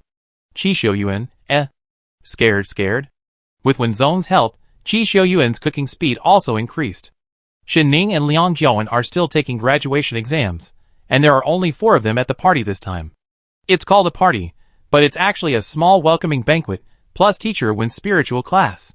It's commendable that both goals were successfully achieved. The host Qi Xiuyuan has a lot of merits and fame. The dishes are mainly light in taste. Although they are not as good as the Manchu Han banquet, they are also of 5-star standard. Wen Zong opened the gift he brought and took out a bottle of red wine from it. "Want a glass?" Qi Xiuyuan found his own high-heeled glass and decanter that were already covered with a layer of dust, and ordered Qi Zhao to go to the kitchen to wash the glass. Then he took the red wine, and saw the huge brand name on the bottle at a glance. It's a waste. The red wine was brewed by a very famous winery in the Empire. Every bottle of wine sold has its own unique code. This bottle has been quite old, and the code starts with 00. It is hard to find a bottle now, and there is no market for it. Wen Zong was still in shock. "I stole it from your Professor Wen, and it took me a lot of effort." More than that, the father and daughter almost had a fight in the living room for a bottle of wine. Professor Wen was still strong, and Wen Zong was flexible. In the end, the old father was the first to admit defeat, and even put up a packaging box. The 4 raised their glasses, and clinked them in the air. "I wish interstellar peace." After dinner, The four of them sat on the sofa in Qi Xiuyuan's house in pairs and chatted. Qi Xiuyuan tapped the sofa cushion under his hand with his index finger, and it was unknown what he was thinking. After a moment of silence, Qi Xiuyuan looked at Wenzong, as if he had made a decision, and said, "There is one thing I think my junior needs to know." The living room instantly became quiet. Wenzong thought of the hijacked passenger ship. Qi Jiao and Xinlai were obviously insiders.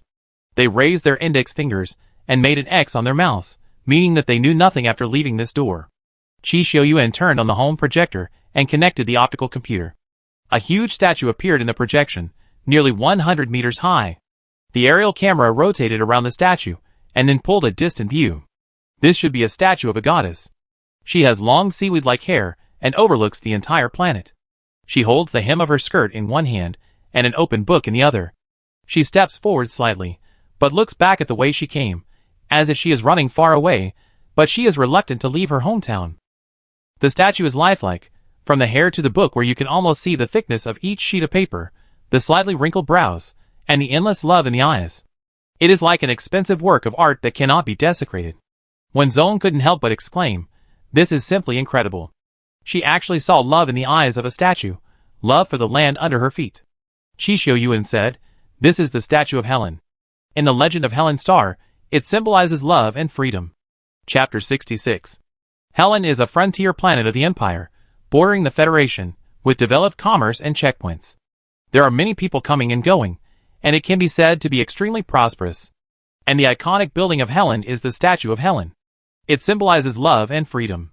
The tall statue of the goddess quietly watches the people she protects, bringing peace and prosperity to the planet, but 20 years ago, everything was broken. In December of the 2475th year of the star calendar, Helen changed its term, and the governor sent by the Empire was assassinated. Helen rebelled and demanded independence.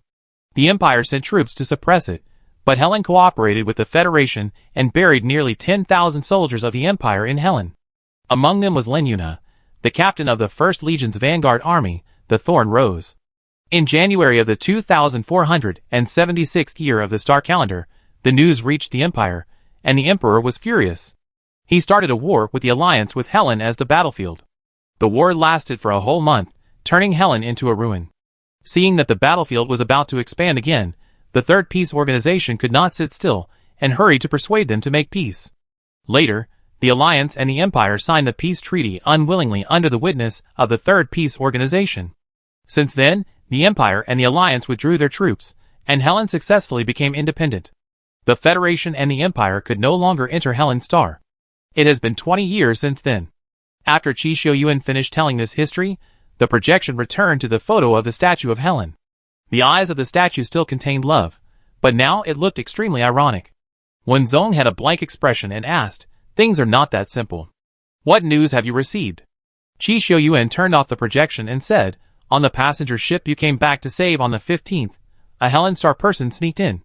"Stowaway, that word is well used." Wenzong leaned back on the sofa and nodded.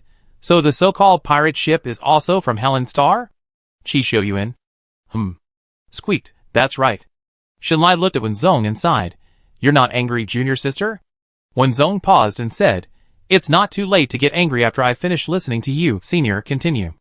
Qi Xiuyuan said, "The Helen Star person who stowed here came to ask the Empire for help with the seal of the last consul. Is it the Archon who was assassinated?" "Yes, after the assassination, that person picked up the seal and hid it for 20 years. Wenzong touched his chin and analyzed, "Senior, you told me that Helen Star is related to the Eden Star Pirates. Can I guess that after the Eden Star Pirates were captured, Helen Star lost its partners, causing a chaos? This person took the opportunity to escape, and then was found by the other party and chased all the way to the Empire?" Before Qi Xiuyuan spoke, Xinlai almost dropped the orange in his hand. "Awesome, almost certain. Helen is actually divided into two factions.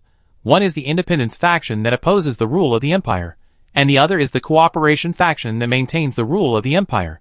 The Independence faction has been walking underground, recruiting troops everywhere, inciting people's hearts, and finally contacting the Federation. The rebellion 20 years ago was caused by the Independence faction. Faced with the powerful power and force of the Independence faction, the Cooperation faction can only hide in a small corner and look for opportunities to fight back. After Helen became independent, The Imperial satellite was completely evacuated, the protection was destroyed, and the prosperous planet was instantly thrown into hell. The Independence faction won, and they directly blocked Helen Starr, not allowing anyone to enter or leave. The Cooperation faction had no choice but to wait for the opportunity. This wait lasted for 20 years. The war caused a sharp decline in the population of Helen Starr, and the spread of radiation. All the newborn babies were deformed. This deformed gene can be inherited from the mother and the father. If it continues, the Helen Starr people will have no choice but to go extinct. So the Independence faction chose to cooperate with the Eden Star pirates, attempting to use human experiments to solve the radiation and deformity problems. On January 1, 2496, the Eden pirates were captured. The Independence lost their human body source and Eden's core data. The experiment reached a bottleneck.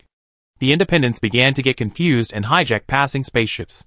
The Cooperation faction seized the opportunity of this chaos, stole a spacecraft and landed on the next planet, and sneaked into the passenger ship with the destination of Celestia. On January 15, 2496, the Independence caught up with the passenger ship. The Independents, who were originally sure of victory, were intercepted by Wenzong, who was driving Zero, and became prisoners of the Empire. The member of the Cooperation faction who sneaked and told all he knew, and was quite honest. He held the seal he had picked up, and cried, "I am here to ask the Empire to save us, please." Wenzong rubbed his temples and exhaled. If what he said is true, then I really want to call him a hero.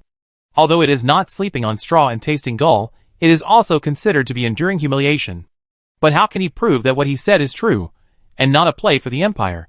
When the Empire sends troops to support again, it is not impossible that the rebellion 20 years ago will happen again.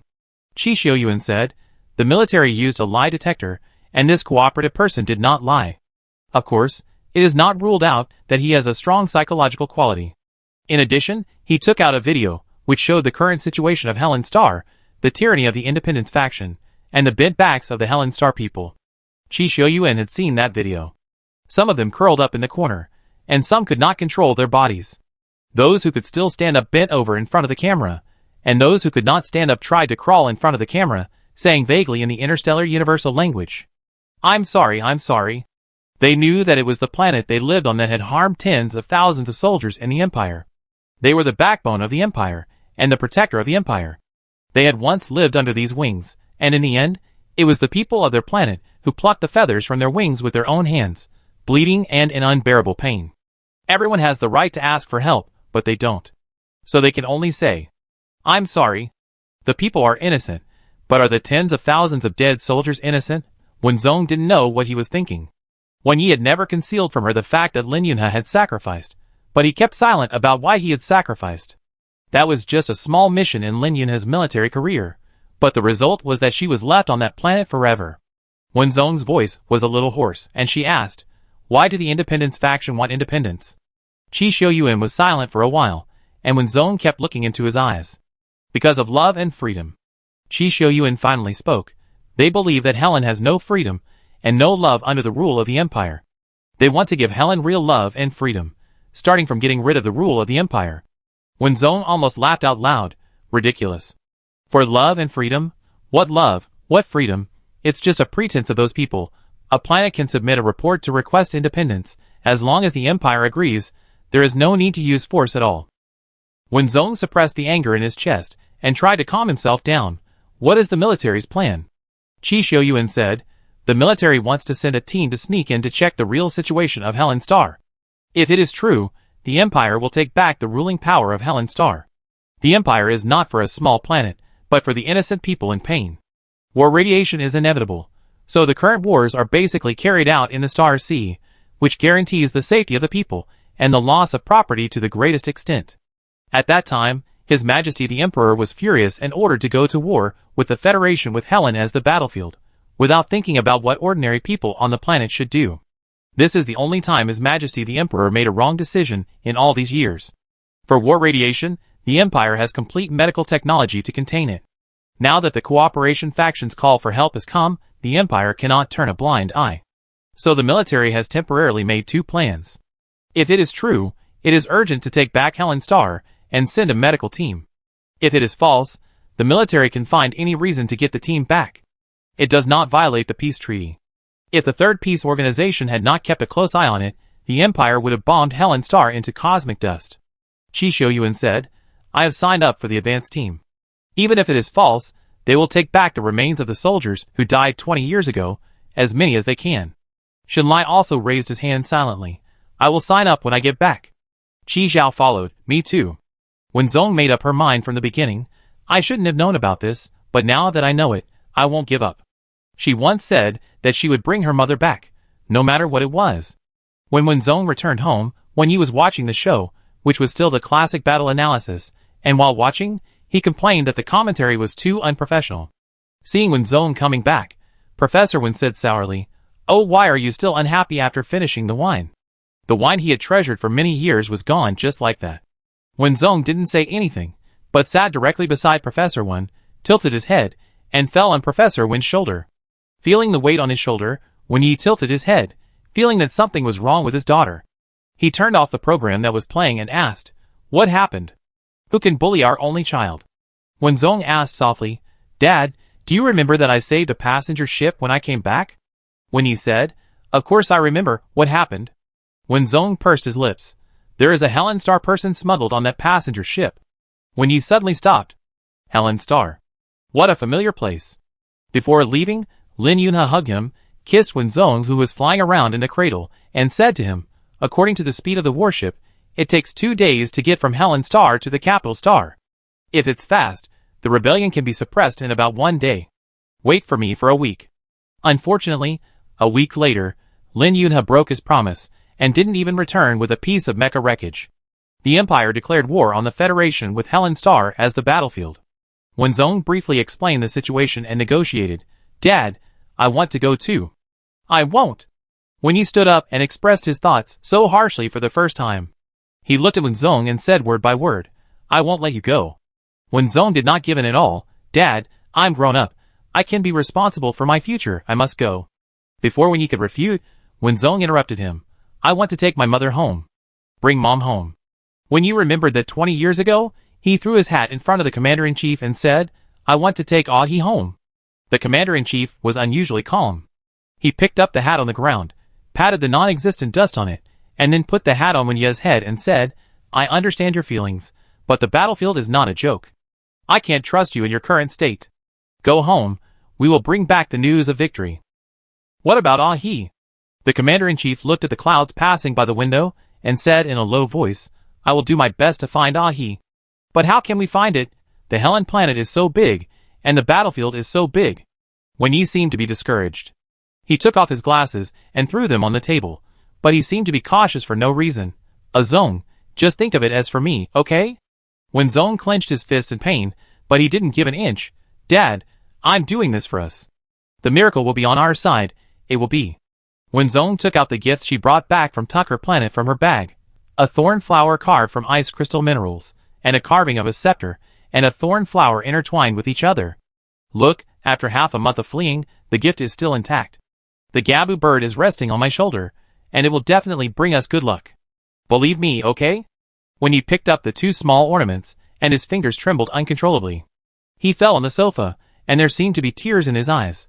I know you have liked Mecha since you were a child, but I am afraid that you will follow Ahi's old path, so I deliberately let you study art. I just thought, how great it would be if you could live a stable life. Zong lay on Wenye's lap. He laughed, touched his daughter's cut hair, and said, You have been sensible since you were young, you don't act like a spoiled child, and you don't ask for things on your own initiative.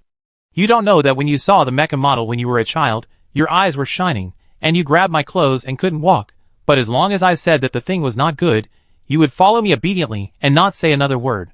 When you were 7 years old, you saved a lot of pocket money to buy a new mecha model, but later you couldn't find the money, so you secretly went to the mall to look at it all day. You don't know that I secretly took your pocket money. I followed you all the time. At that time, I even wanted to rush up to you and hug you, and tell you to buy whatever you want, but I was afraid. Since then, you have never seen mechas again. I thought you finally gave up. As a result, when you were 17 years old, you signed up for a mecha model assembly competition, and later you even signed up for the command department without telling me. I realized that you have grown up so much. Time flies. Back then, there was only a little girl, but now she can take responsibility for her own life. Wen Zong felt the gentle touch on his head and thought, I know everything. I know you took my pocket money. I know you don't want me to learn Mecha. I know you are worried about me. The only time I rebelled was when I applied for the command department of the First Academy. I really couldn't give up Mecha, and I knew you didn't want to make me sad, so I transferred to the Mecha department without restraint. How could I not know? When Yi turned on the optical computer, enlarged the screen, and called up a video that had been sealed for 20 years. Lin Yuna's face appeared in the video. The space behind her was a little narrow. She seemed to be in the cockpit of the Mecha. She had many scars on her body. She fiddled with her messy hair in front of the camera. Her eyes were gentle and firm.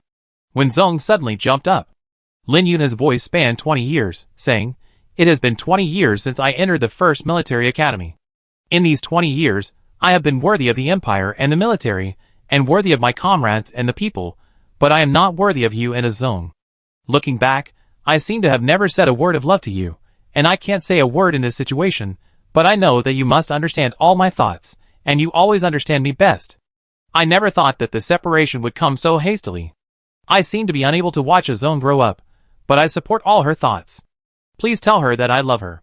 Lin Yunha wiped his face and tried to smile. I love you. The video ended. It was only a few minutes of video, and when he watched it over and over again in the remaining 20 years, but never showed it to Wen Zong. Just as Wen Yi understood Lin Yunha also understood Wen Yi. She knew what kind of decision her sacrifice would make Wen Yi make, but Wen Zong's life belonged to her.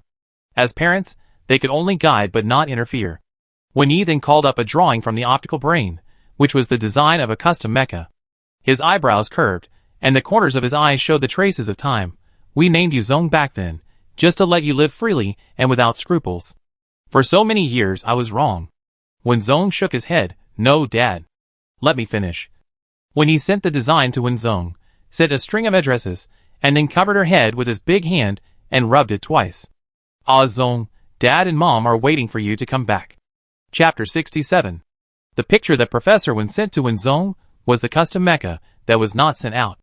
Wen Yi had prepared this mecha secretly half a year ago, thinking of giving Wen Zong a surprise on New Year's Day, but many accidents happened, so it was not sent out until now.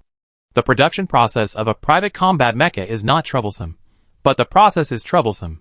First, take out the design drawings and file them in the military department, then you must find a mecha manufacturer who cooperates with the military department to list the detailed raw materials, and the military department will allocate metals and energy according to this budget. After the manufacturing is completed, you have to go to the military department again to confirm the information. Although it is troublesome, after all, combat mechas are extremely powerful, and the Empire is also trying to prevent smuggling, so the ultimate goal is good. Coincidentally, the mecha maker that Wen Yi is looking for is Qi Zhao's grandfather. Since Qi Zhao was born, Grandpa Qi has given the power to his son, and he is at ease at home watering flowers, walking birds, and taking care of his grandson. When his grandson grows up, he only has to water flowers and walk birds. Once upon a time, Grandpa Qi was also a well-known mecha designer in the Empire, and his last work was the Thorn. If Wen Yi hadn't come to him, Grandpa Qi would never have come out. Wen Zong found the old house of the Qi family, with a gift according to the address. Unlike the current Interstellar buildings, this villa has only 2 floors and covers a huge area. The walls of the villa are covered with plants. There are flowers, plants and trees of different colors along the way, and birds flying back and forth among the trees. From the outside, there is no trace of technology, and it is quite back to nature. Even if Mr. Qi is retired, he is still a first-level protection personnel of the Empire. There are sentinels standing guard at the door. Wen Zong explained his purpose, and showed the appointment before entering the door. Considering that it was Wen Zong's first time here, the sentry took a 1-meter-tall guide robot from behind to lead the way for Wen Zong, which was very considerate. The guide robot was small, but very fast, and led Wen Zong all the way to the door of the villa. Mr. Qi was already waiting with a smile on his face. He had a straight back, gray hair, and was wearing work clothes. He even had a tool in his hand. He looked like an ordinary old man who had hurried over after receiving the news. Wen Zong hurried forward, his mouth as sweet as honey. You must be Grandpa Qi. When you smile, you look exactly like Senior Qi Zhao. I'm already embarrassed to ask you to make a mecha for me, and I even bothered you to come out to pick me up. It's the fault of the juniors. Grandpa Qi didn't hear anything else, just the first 2 sentences, and asked, I raised Qi Zhao's grandson by myself. The young man was shy, and didn't like to come to me when he grew up. Tell me, How can there be such a grandson? If they were not grandfather and grandson, this would really sound like an insult. When Zong said, "You misunderstood.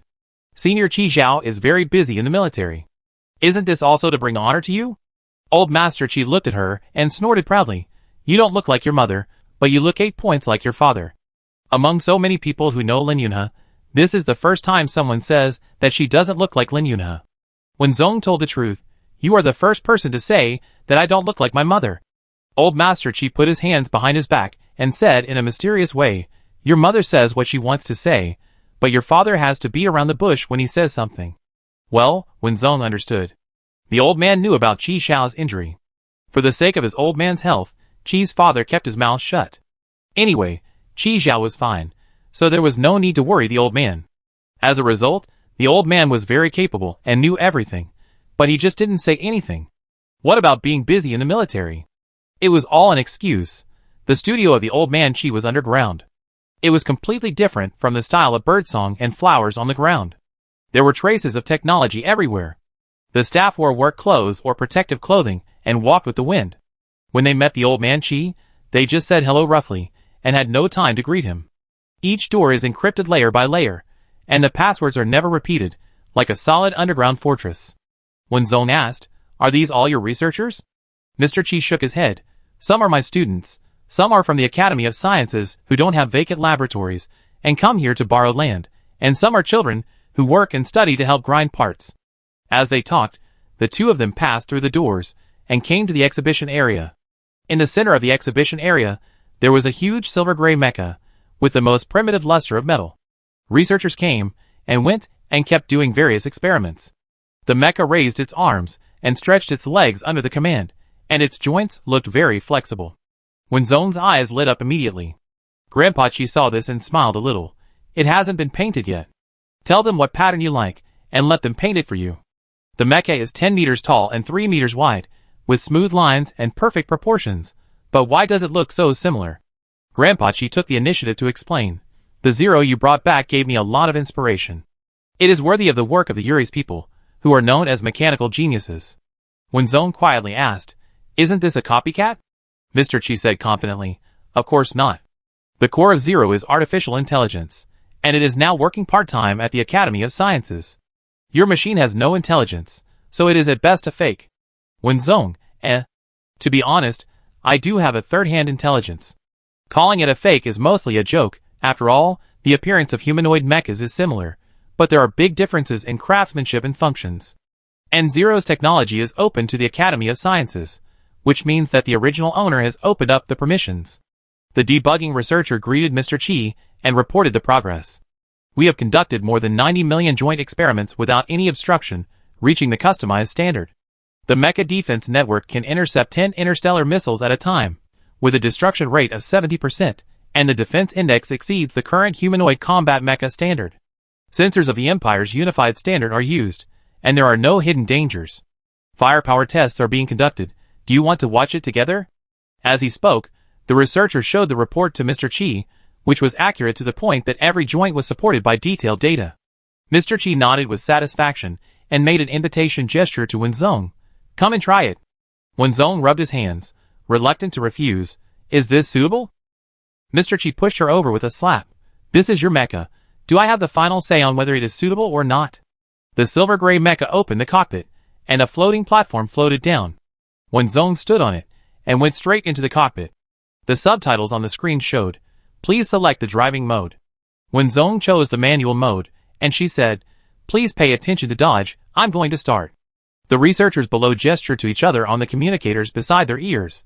"Everyone stand back. Defense is activated at 10%.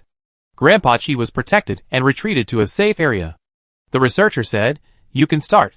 When Zong moved his wrist, "Got it." The silver-gray mecha took a step forward, clenched his fists, and punched the protective shield with the power of thunder. The protective shield flickered twice in the air, and was directly destroyed by this attack with only one punch. Defense is activated at 30%. The metal on the mechanical arm suddenly cracked, a small turret rose up, and a missile fired at the protective shield. Boom! The protective shield flashed red, and the alarm sounded, "Warning, warning." The researcher continued to increase the defense index, but was stopped by Mr. Qi. Defense is 100% turned on. The metal on the back of the silver-gray mecha instantly broke into 4 pieces, turned around in the air, and each metal had a gun hole, and suddenly launched in 4 directions. Boom, boom, boom, boom! The blinding white light formed 4 neat beams, making a deafening sound, and the defense network kept warning. 20% of the defense was destroyed, and the attack is continuing. 50% of the defense was destroyed. 70% of the defense was destroyed. Please reinforce the defense network immediately. Grandpachi took the researcher's communicator and said, "Stop, our defense network can't hold up." The white beam stopped outputting immediately, and the 4 pieces of metal returned to the back with a click. Wenzong opened the cockpit and jumped down directly without using the hoverboard. The researchers around cheered and dispersed. The firepower test is beyond imagination. Someone come and quickly restore the defense network of the experimental center. Although the defense index of their laboratory is not as good as that of the Imperial Academy of Sciences, it can still withstand a small warship. With the ability of this mecha, it can maximize the single-soldier combat. When Zone came to Mr. Chi and exhaled, "It's so cool." Mr. Chi said, "Thanks to the Zero you brought back, this may be the best mecha I have designed in my life." Some of the data of Zero aroused the old man's strong interest. He worked overtime for several days, and updated some parts of the mecha that had already been made. The effect was very significant. Sometimes, experiments only need a little inspiration to open up a new world. Whether it is Zero or space technology, the Empire may be able to research it out if it is given another 50 years, but with these 2 things, the progress of history can be greatly advanced. After painting, you can take the mecha away. Don't forget to register your information at the military department. After registering the information, the mecha can only be placed in the military department, and at most the data can be copied out and posted on the Star Network. It cannot be taken out without a special mission. If it is placed in the laboratory, there are surveillance cameras everywhere, and she cannot be too presumptuous. After thinking again and again, Wenzong whispered in Grandpachi's ear, "Grandpachi, please do me a favor." Grandpachi has his own separate laboratory, and the initial work of mecha manufacturing is carried out in this laboratory, but the debugging requires a large space, so it can only be placed in the display area. At Wenzong's request, the mecha was sprayed with fiery red paint, and a few small auspicious cloud patterns were randomly dotted on the fuselage, which looked no different from the undamaged fire clouds. The mecha stood quietly in the laboratory, and Mr. Chi guessed it almost right. Isn't there only one space device? Wenzong touched his nose embarrassedly and coughed twice. You have a keen eye, and the space device will be implemented sooner or later. I just enjoyed it in advance. As he said, Wenzong took out the damaged cockpit and prepared to remove the storage strip by force. Grandpachi almost jumped 3 feet high when he saw Wenzong's rough technique. "Leave it there." Wenzong was yelled at for no reason. What happened?" Grandpachi grabbed the cockpit distressfully, took out his toolbox, and skillfully took out the storage strips, disdaining, while taking them out, "You layman, don't touch it." "Layman, eh? Do you believe me when I say that this mecha with only the cockpit left is made by me?" After the firepower test, the customized mecha was bound to Wenzong's genetic code and all its functions were opened. This is also a composite mecha. Wenzong manipulated the mecha into a 2-meter-high robot, which is convenient for Grandpachi to operate. Mr. Chi was a bit older, so he was very decisive when he started. He replaced the storage strip in 2 or 3 moves. "Try it." Wenzong said to the mecha, "Long time no see, Zero. Do you remember me?" The voice of the 3-handed intelligent Zero inorganic substance came out, and there was a sense of joy for no reason. "Of course, at your service at any time." Mr. Chi put down the toolbox and pretended that he didn't hear anything. "I'm old now, I can relax about everything, but I'm worried about my grandson. They kept it from me, and didn't let me worry. Those tricks are not enough for me." Wenzong understood what Grandpachi meant almost immediately. Grandpachi sat on the chair and said, "It's time. The souls of our comrades have not seen the light of day on that planet for 20 years. It's time to go home." Wenzong put the mecha back into the space button and saluted solemnly. "Thank you." Grandpachi knew that Chi Zhao was injured, and he also knew who saved Chi Zhao's life, and he also knew who was recently captured. After Wenzong left, the old man turned on the optical computer and called up a photo. The boy in the photo was making a stupid scissor hand gesture and smiling with his teeth showing. Grandpachi snorted, "You little brat, tell me how to repay your life-saving grace. You still haven't come to see me, an old widower, you have no conscience." Chi Zhao, who was far away in the military, sneezed and made a video call to his grandfather. Wen Zong, who returned home, said to the space button, "Zero, can I change your name?" Zero said, "Okay, driver. Let's call you Fire Cloud Union. The order has been issued. Fire Cloud is at your service." Chapter 68. The registration issue was easy to solve. When Zong asked Rong Rong for help. It happened that Rong Rong had not brought in new recruits recently, and was dealing with things at the military headquarters. After repeatedly asking Wen Zong about his willingness, Rong Rong approved the application that afternoon. Wen Zong was stunned by the efficiency, and sent a hug emoticon. "I can't repay you. I can only give you a hug of love." Rong Rong said, "Come to the military headquarters some other day. I just have something to give you." Wen Zong readily agreed and asked, "Can I take this application to the first hospital to ask for leave?" "Of course not." In order to ask for leave, Rong Rong wrote another note in the name of Thorn Rose. The next day, Wen Zong went to the first hospital to handle the formalities. First cancel the leave, and then ask for leave. Although the news of Wen Zong's return has spread throughout the empire, the system has not been changed and still says sacrifice. The teacher in charge is a bit old, and is very interested in Wen Zong's experience of escaping death. Wen Zong briefly talked about what he could say, and the teacher was so excited that he slapped the table and exclaimed, "Good, really good, a soldier like us from the first hospital." After the formalities were completed, Wen Zong handed in another note, smiling like a good kid. "Sorry to bother you, teacher. I take 2 more days off." The teacher was very easy to talk to, and took the note. "You really should take 2 more days off. We are still very humane." "Wait, 2 months? Wen Zong, if everything goes well, 1 month should be enough." The teacher in charge looked at the iconic red stamp on the document representing Thorn Rose, and asked quietly, "Is it a new task? Have you been assigned by Thorn Rose?" Wen Zong hesitated for a moment, and felt that he was not lying. "Probably, let's count it. There is only a shadow of the new mission now, but being invited by the current captain of Thorn Rose can be considered as an advance reservation, right?" The teacher in charge quickly completed the leave application procedures, held Wen Zong's hand, and said earnestly, "Good, really good, the future of the empire is in your hands." Wen Zong saluted. "Thank you, teacher. Serve the people." When going downstairs, Wen Zong saw many students rushing in all directions. She came early, and judging from the time, the first class in the morning should be about to start. More than a month ago, she was also one of the military academy students, who hurried to the training room to gather. Now it seems like a lifetime ago. Just as she was reminiscing about her youth, suddenly, someone pressed her shoulders from behind. Wen Zong subconsciously grabbed the wrist of the person, who came and twisted it. She heard a familiar and exaggerated scream. "Ouch, it hurts." Wen Zong was silent for a moment, and let go of his hand. "Song Tao, is this a unique way of greeting?" It was Song Tao. Song Tao was of course one of the people in a hurry. He had just come out of the cafeteria with a piece of cake in his mouth. He saw a familiar figure in front of him from a distance. He went forward and took a closer look. Wasn't it Wen Zong? He had waited for so many days, and finally got her. Song Tao was overwhelmed by the surprise, and patted her shoulder from behind without thinking much. He forgot that military academy students should avoid being attacked from behind. The lightest would be skin broken, and the worst would be broken bones. Song Tao swallowed the last bite of the cake and rubbed his red wrist. "Why aren't you wearing a school uniform?" Wen Zong was wearing sportswear. His school uniform was in the dormitory, and the one he wore at home was buried in the martyr cemetery by Professor Wen. "I'm here." Song Tao interrupted him and said, "You're here to cancel your leave, right? Today is the practical class. If you don't come, our Mecha department will lose face."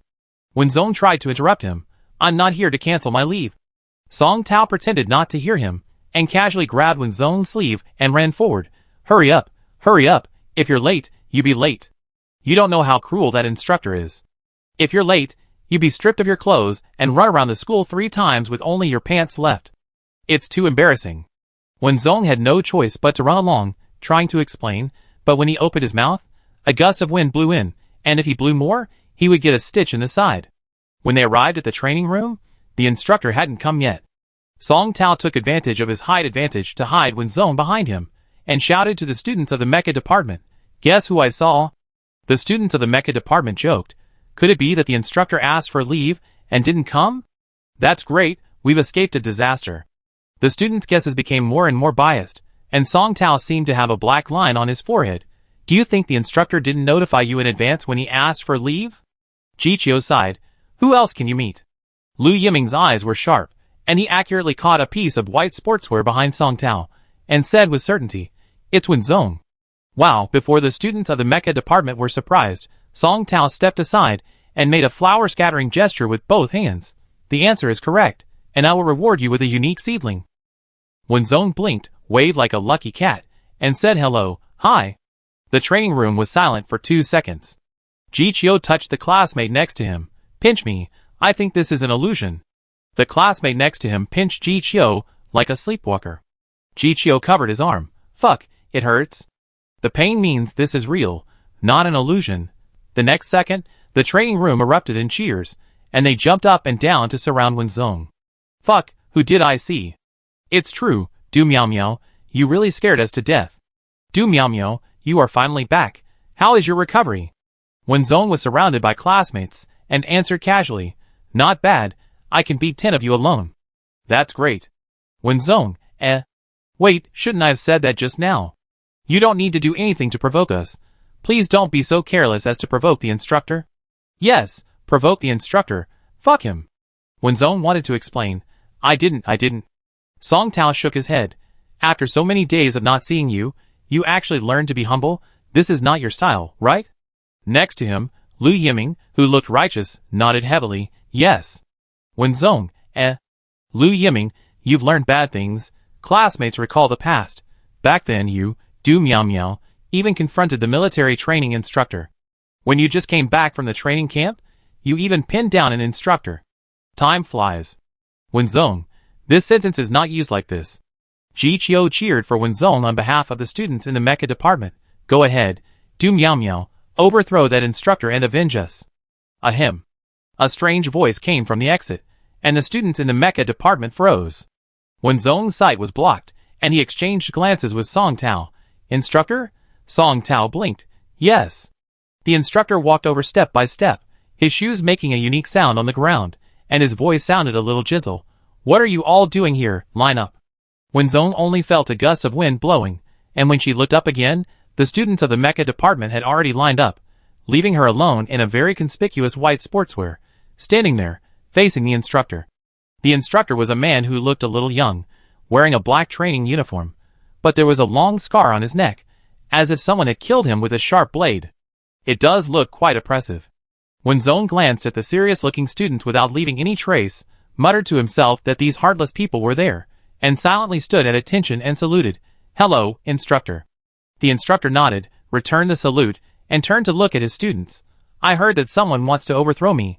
The students of the Mecha department all looked at Wenzong and said in unison, Report to the instructor, it is Wenzong who wants to challenge you. Wenzong? ? Wenzong, I am not, I didn't, don't talk nonsense, you have to have some shame. Facts have proved that no one in the Mecha department has a shame. The instructor looked at her and said, It's just right. Since you're back, I explain. Your original practical instructor has something to do, so I'm here to take over for 2 months. As usual, if you win, I pass the practical class this semester with full marks. Wenzong finally struggled. Instructor, I'm here to ask for leave today, not to cancel it. You see, I just got out of the hospital and my body hasn't recovered yet. The instructor snorted. Who said just now that one person can beat 10 of them? Wenzong, She finally understood what it meant to say that one's mouth is the source of one's trouble. The instructor didn't listen to his explanation at all. I don't care what you are here for. Once you enter the training room, you are my student, and you can't break the rules. I know you defeated the instructor with 3 moves last semester. Don't be so modest. I won't show mercy. Well, the instructor said everything. Wenzong moved his body joints on the spot and asked, Will the instructor let me take 3 moves? The instructor hit Wenzong in the face with an iron fist. Don't even think about it. After that, 2 figures, one black and one white, collided quickly, changing their moves repeatedly, almost hitting each other with their fists. Listening to the sound of bones hitting each other, Song Tao hissed. The instructor really doesn't know what it means to be gentle with women. Lu Yiming beside him whispered, There is no gender in mecha combat. Perhaps because he had been lying down for so many days without systematic training, Wenzong was grabbed by the instructor's big hand and fell to the ground. Bang! The metal hit his back, making a dull sound. Wenzong felt that his internal organs were displaced. The instructor did not take it lightly. The next moment, the iron fist came again. Wenzong dodged by rolling over, and attacked the instructor's lower body with a sweeping kick. The instructor did not dodge, and let Wenzong's kick hit her accurately. Bang! The instructor's foot did not move at all. Wenzong felt the touch and pain from her ankle, and her heart skipped a beat. No! Wenzong rolled on the ground, and distanced herself from the instructor. Of course, the instructor would not give up the chance to win, and kicked forward. Wenzong crossed her hands and took the kick. The huge force made her retreat to the wall. Bang! Wenzong coughed twice against the wall, his arms hanging naturally trembling slightly, and he couldn't even make a fist. The instructor retracted his legs and asked, "Are you admitting defeat?" Wenzong looked at him and chuckled. The instructor is cheating with a clear conscience. The instructor raised his eyebrows. When did I cheat? Wenzong raised his head. The instructor's left leg is a mechanical prosthesis. No matter how capable we are, we can't compare to metal. The classmates who were worried about their only child suddenly changed their faces, causing a commotion. Fuck. The instructor is cheating openly. People are not as good as they used to be. The instructor did not deny it, but asked, "This is also a part of my body. Would you tell the enemy that you cheated on the battlefield?" Wenzong shook his hands and said, "Of course not, but you have to be careful, instructor." As soon as he finished speaking, Wenzong came behind the instructor like a flash of lightning. What a fast speed, the instructor sighed.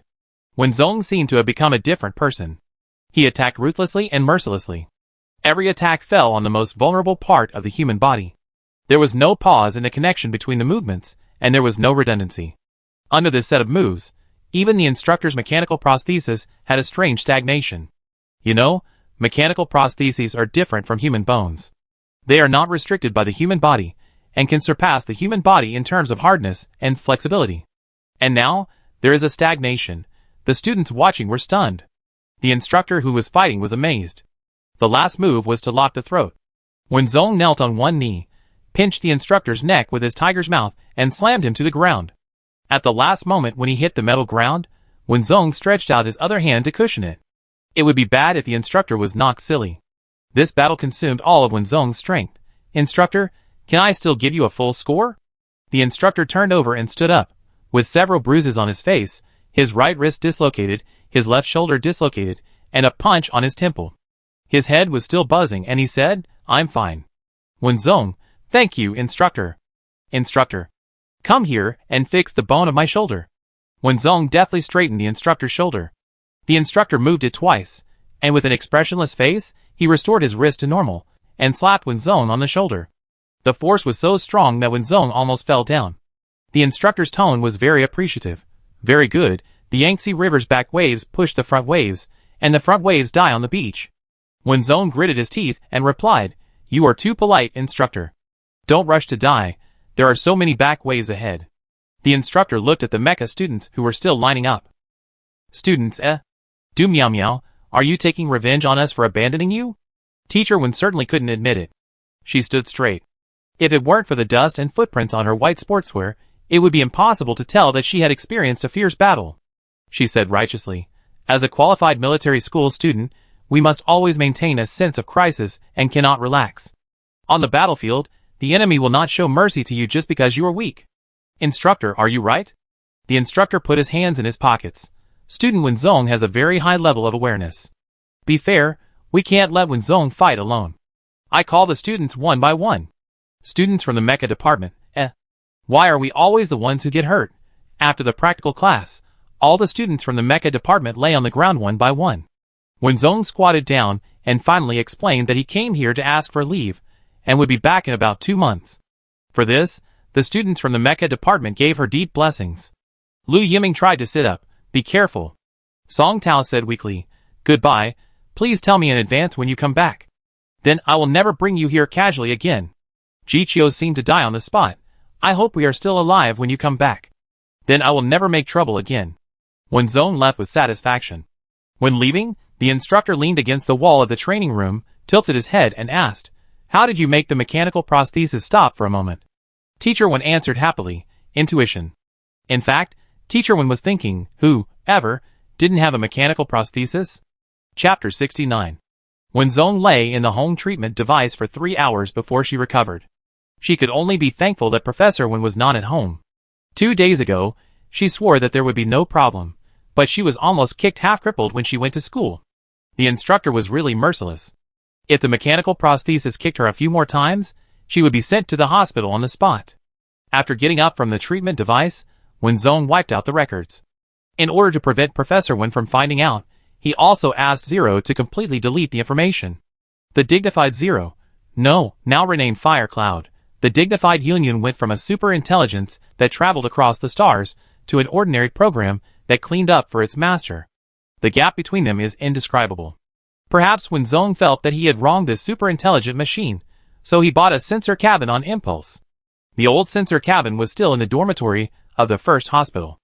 Originally, after the first hospital started school, all of Wenzong's things should have been returned to his family. No one expected that the owner would come back the day before school started, so he left the things in the dormitory without moving them. Before Wenzong regretted it, the deliverman came.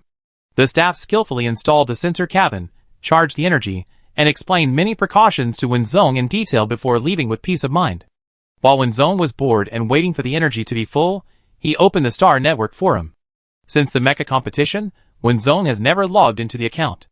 50 years. If you calculate carefully, it will be almost a year in a few months. Although she is no longer in the martial arts world, her legend is still there in the martial arts world. Hot, I was parachuted in, and my legs were broken first. When I first entered school, the teacher took I really want to spend another 50 years. And said that the operation should be zero error. At the end of the semester, I have to use fighter number 1 for the assessment, and the wear rate cannot exceed 10%. Who is this big guy? 1st floor. I feel sorry for the OP first, but this guy hasn't been online for almost half a year, right? 2nd floor. I suspect the OP is from the same school as me. 3rd floor. Video 1. In the King's game, a bronze OP killed a powerful mecha. Video 2. It took 5 minutes to kill the heavyweight mecha Qianjun. Video 3. Challenge Yiming in the ring match, and won by driving Qianjun. For TH floor, newcomers can get a preliminary understanding of the OP's strength by watching the video given by the third brother. 5th floor. Since the challenge to Yiming 50 years ago, has he never shown up again? 6th TH floor. Stabilize the godhood. Yiming's ranking in the ring competition is stable in the top 10. If you win Yiming, you will get the godhood. If you have the ability, go challenge Chunfeng. 7th floor, you should at least turn off the speakers above. The black is too obvious. 8th floor, Brother Lu's words are not nice, but they are true. Otherwise, how can you explain that he never appeared again after winning? 9th floor, can't the big guys focus on reality? Why do they have to list their schedules on the Star Network? 10th floor, you can never wake up a person who pretends to sleep. No matter how much you praise him for 50 years, he will not take you to fly. 11th floor, I'm in the top 50 in the tournament, I'm a king, I don't need to be carried away, I just admire you, okay. 12th floor, I can't see your rank in the forum, just brag. 13th floor, why are you suddenly arguing? 14th floor, some people just don't admit that Wuxia Nian is a big shot, and they think they can win against Wuxia Nian. 15th floor, let's not talk about anything else, first win Yiming, then talk about winning Wuxia Nian. Original poster. I've watched the video given by Brother San, and I thought the teacher was exaggerating during class. I'm ignorant. 662 ND floor. The host is too slow to read. The above people have already argued twice. Host. I didn't pay attention for a while. I read it repeatedly several times. The boss is worthy of being the boss. I decided to study hard and manually block the post. 664th floor. If you have the ability to make the 50-year challenge Dusty, ask her if she dares to show up. Loser. Host. Block the post, block the post. This post was posted half a year ago. It should be a few days after the military academy started, and somehow it was found by Wenzong. Wenzong was watching the quarrel with great interest, and when he was scrolling to the end, he saw the wise remarks of 664th floor. Logi, Wenzong gritted his teeth, and regardless of whether the post was blocked or not, he put on a vest and typed a few words directly. 666th floor. I really want to hang out for another 50 years. Logi has appeared, house number 1165. 667th floor, who dropped in and kicked up last year's post, 668th floor. Damn, is the person on the 666th floor the real one? Is he really going to fight? 669th floor, whether it's true or not, I just watch it first. 670th floor, it's too fake, let's check the backstage record. 671th floor, I go to the ring to take a look. 672F at 664F, just asking if you are embarrassed. Wenzong didn't know if 664F was embarrassed or not. After sending the room number, she lay down in the sensor cabin. 1165. This ring used to belong to Lu Yiming, but since Wenzong won, it has belonged to her. Huo Shaiyan, are you there? Huo Shaiyan has already connected to the star network and replied, yes. Wenzong entered the warehouse and said, begin to prepare for data transmission. The modeling of a private customized mecha requires a special channel to encrypt all the data of the mecha, but with Huo Shaiyan, a cheater, data can be directly imported. With layers of firewalls added, no one can crack it except Zero, who is working. Wenzong instructed from the side, scale the height to 5 meters, change the red shell to silver white, and keep a low profile. Huo Shaiyan meticulously changed it according to Wenzong's requirements, and the flaming red mecha instantly turned into a low-key ordinary white cloud. When Wenzong imported the mecha into the warehouse and returned to the ring, many people had already gathered in the viewing area. It can't be ours. Where is the person? Where did the bronze come from? If you haven't been to this ring for 50 years, you can't get in at all, understand? Who knows if it's 50 years? If I lose to someone else in the ring, wouldn't it be a slap in the face? Have you graduated from kindergarten? If I win 50 years, I will directly blast 10 loudspeakers all over the internet. Low-key impossible. The spectators in the viewing area got a little excited while arguing, and in just a few minutes, they started to grab each other's collars and make 1v1 battles. This is what Wenzong saw. Hundreds of people gathered in a group full of gunpowder. If fighting was not prohibited in the viewing area, they would probably pull out guns and blow people's heads off in the next second. Wenzong, wow! The spectators ignored him. Wenzong held a megaphone, a hymn. The sound came from all directions, so loud that it almost broke the eardrums. The crowd in the spectator area looked at the center of the ring at the same time, and saw the girl staring at a system default face stepped aside, and said, how about you go first? The spectators, The spectators bumped shoulders fiercely with their opponents, agreed on the time of the battle, and gave a middle finger. They were divided into 2 groups and sat in the spectator area, separated by a line, clearly divided. Wenzong turned down the volume of the loudspeaker. I have something to do in real life, so I didn't have time to go online. Who will go first? A man stood up in the viewing area, rubbing his hands and eager to try. I do it. Under normal circumstances, as long as the champion does not close the ring, anyone can come in to challenge. At the entrance, a boy in a black protective suit stood there, took a step forward, and repeated, I go first. The man who was intercepted was a little unhappy. Who are you? Didn't you see that I went first? Before he finished speaking, the viewing area erupted in cheers. Chen Feng! It's Chen Feng! What day is today? The gods have come down to earth? I knew that someone would be watching when 50 years went online. Is the video equipment turned on? It's on, always ready. Buy it now. Bet a handful of melon seeds. I bet Chen Feng will win. Stingy. Bet 500 game coins. I bet 50 years will win. The viewing area was as lively as a festival. Chen Feng quietly jumped onto the stage, and the system automatically sent a message to Wenzong. Do you accept the challenge of player Chen Feng? Wenzong knew that Chen Feng was Kong Yanchen's. The two of them even played a final match. But now that he had a new mecha, it would be worthwhile to give it another try. Accept. The moment he clicked accept, 2 mechas appeared on the stage with 2 clangs. Kong Yanchen did not take out the Fengyin, which was commonly used in mecha competitions, but a black mecha. Wenzong knew it was also a custom-made mecha as soon as he saw the standard. What a coincidence. The 2 of them turned over and entered the cockpit. The mechas started at the same time. Without any fancy moves, the 2 mechanical hands, one black and one white, clenched into fists and suddenly collided with each other. Bang! The 2 mechas flew away at once, and the next second, Kong Yanchen's mecha suddenly disappeared from the spot. Invisible. In the cockpit, Huo Shaiyan's inorganic voice sounded. The location of the mecha is detected. Before Huo Shaiyan finished speaking, Wenzong controlled the mecha to retreat a step, and his right hand transformed into a huge cannon barrel during movement, and fired in a certain direction. Bang! The sniper bullet was super penetrating power, and the cannonball collided with each other, and a burst of light was emitted at the moment of encounter. Wenzong continued what Huo Shaiyan hadn't finished saying. The position is at 9 o'clock. Huo Shaiyan was silent for a while, feeling that he was a little redundant. Does the driver need assistance? Wenzong never pursued fairness in battle. On the battlefield, of course, whoever has the stronger fist will be the one to listen to. Even if you only have one more grenade than your opponent, it is the key to victory. There is never fairness in mecha battles. Even if Wenzong pursues fairness, who can give her fairness? When Wenzong was driving the recognized new mobile phone Fighter Number 1, who also used Fighter Number 1 to fight against her? Of course no one. So when Huo Shuyan asked, Wenzong answered confidently, of course it is necessary. Huo Shuyan said, turn on the anti-stealth device, scanning the opponent's mecha, and the analysis is completed. The structure diagram of the black mecha appeared clearly on the top of the screen. Wenzong, holding the cheating device, was like a fish in water. Every joint and every function of Huo Shuyan gradually became clear in his mind, and the connection between the movements became more and more proficient. Bang! Bang! Bang! Both sides fought back and forth, neither giving in. From the beginning, they were on the offensive, without a buffer period.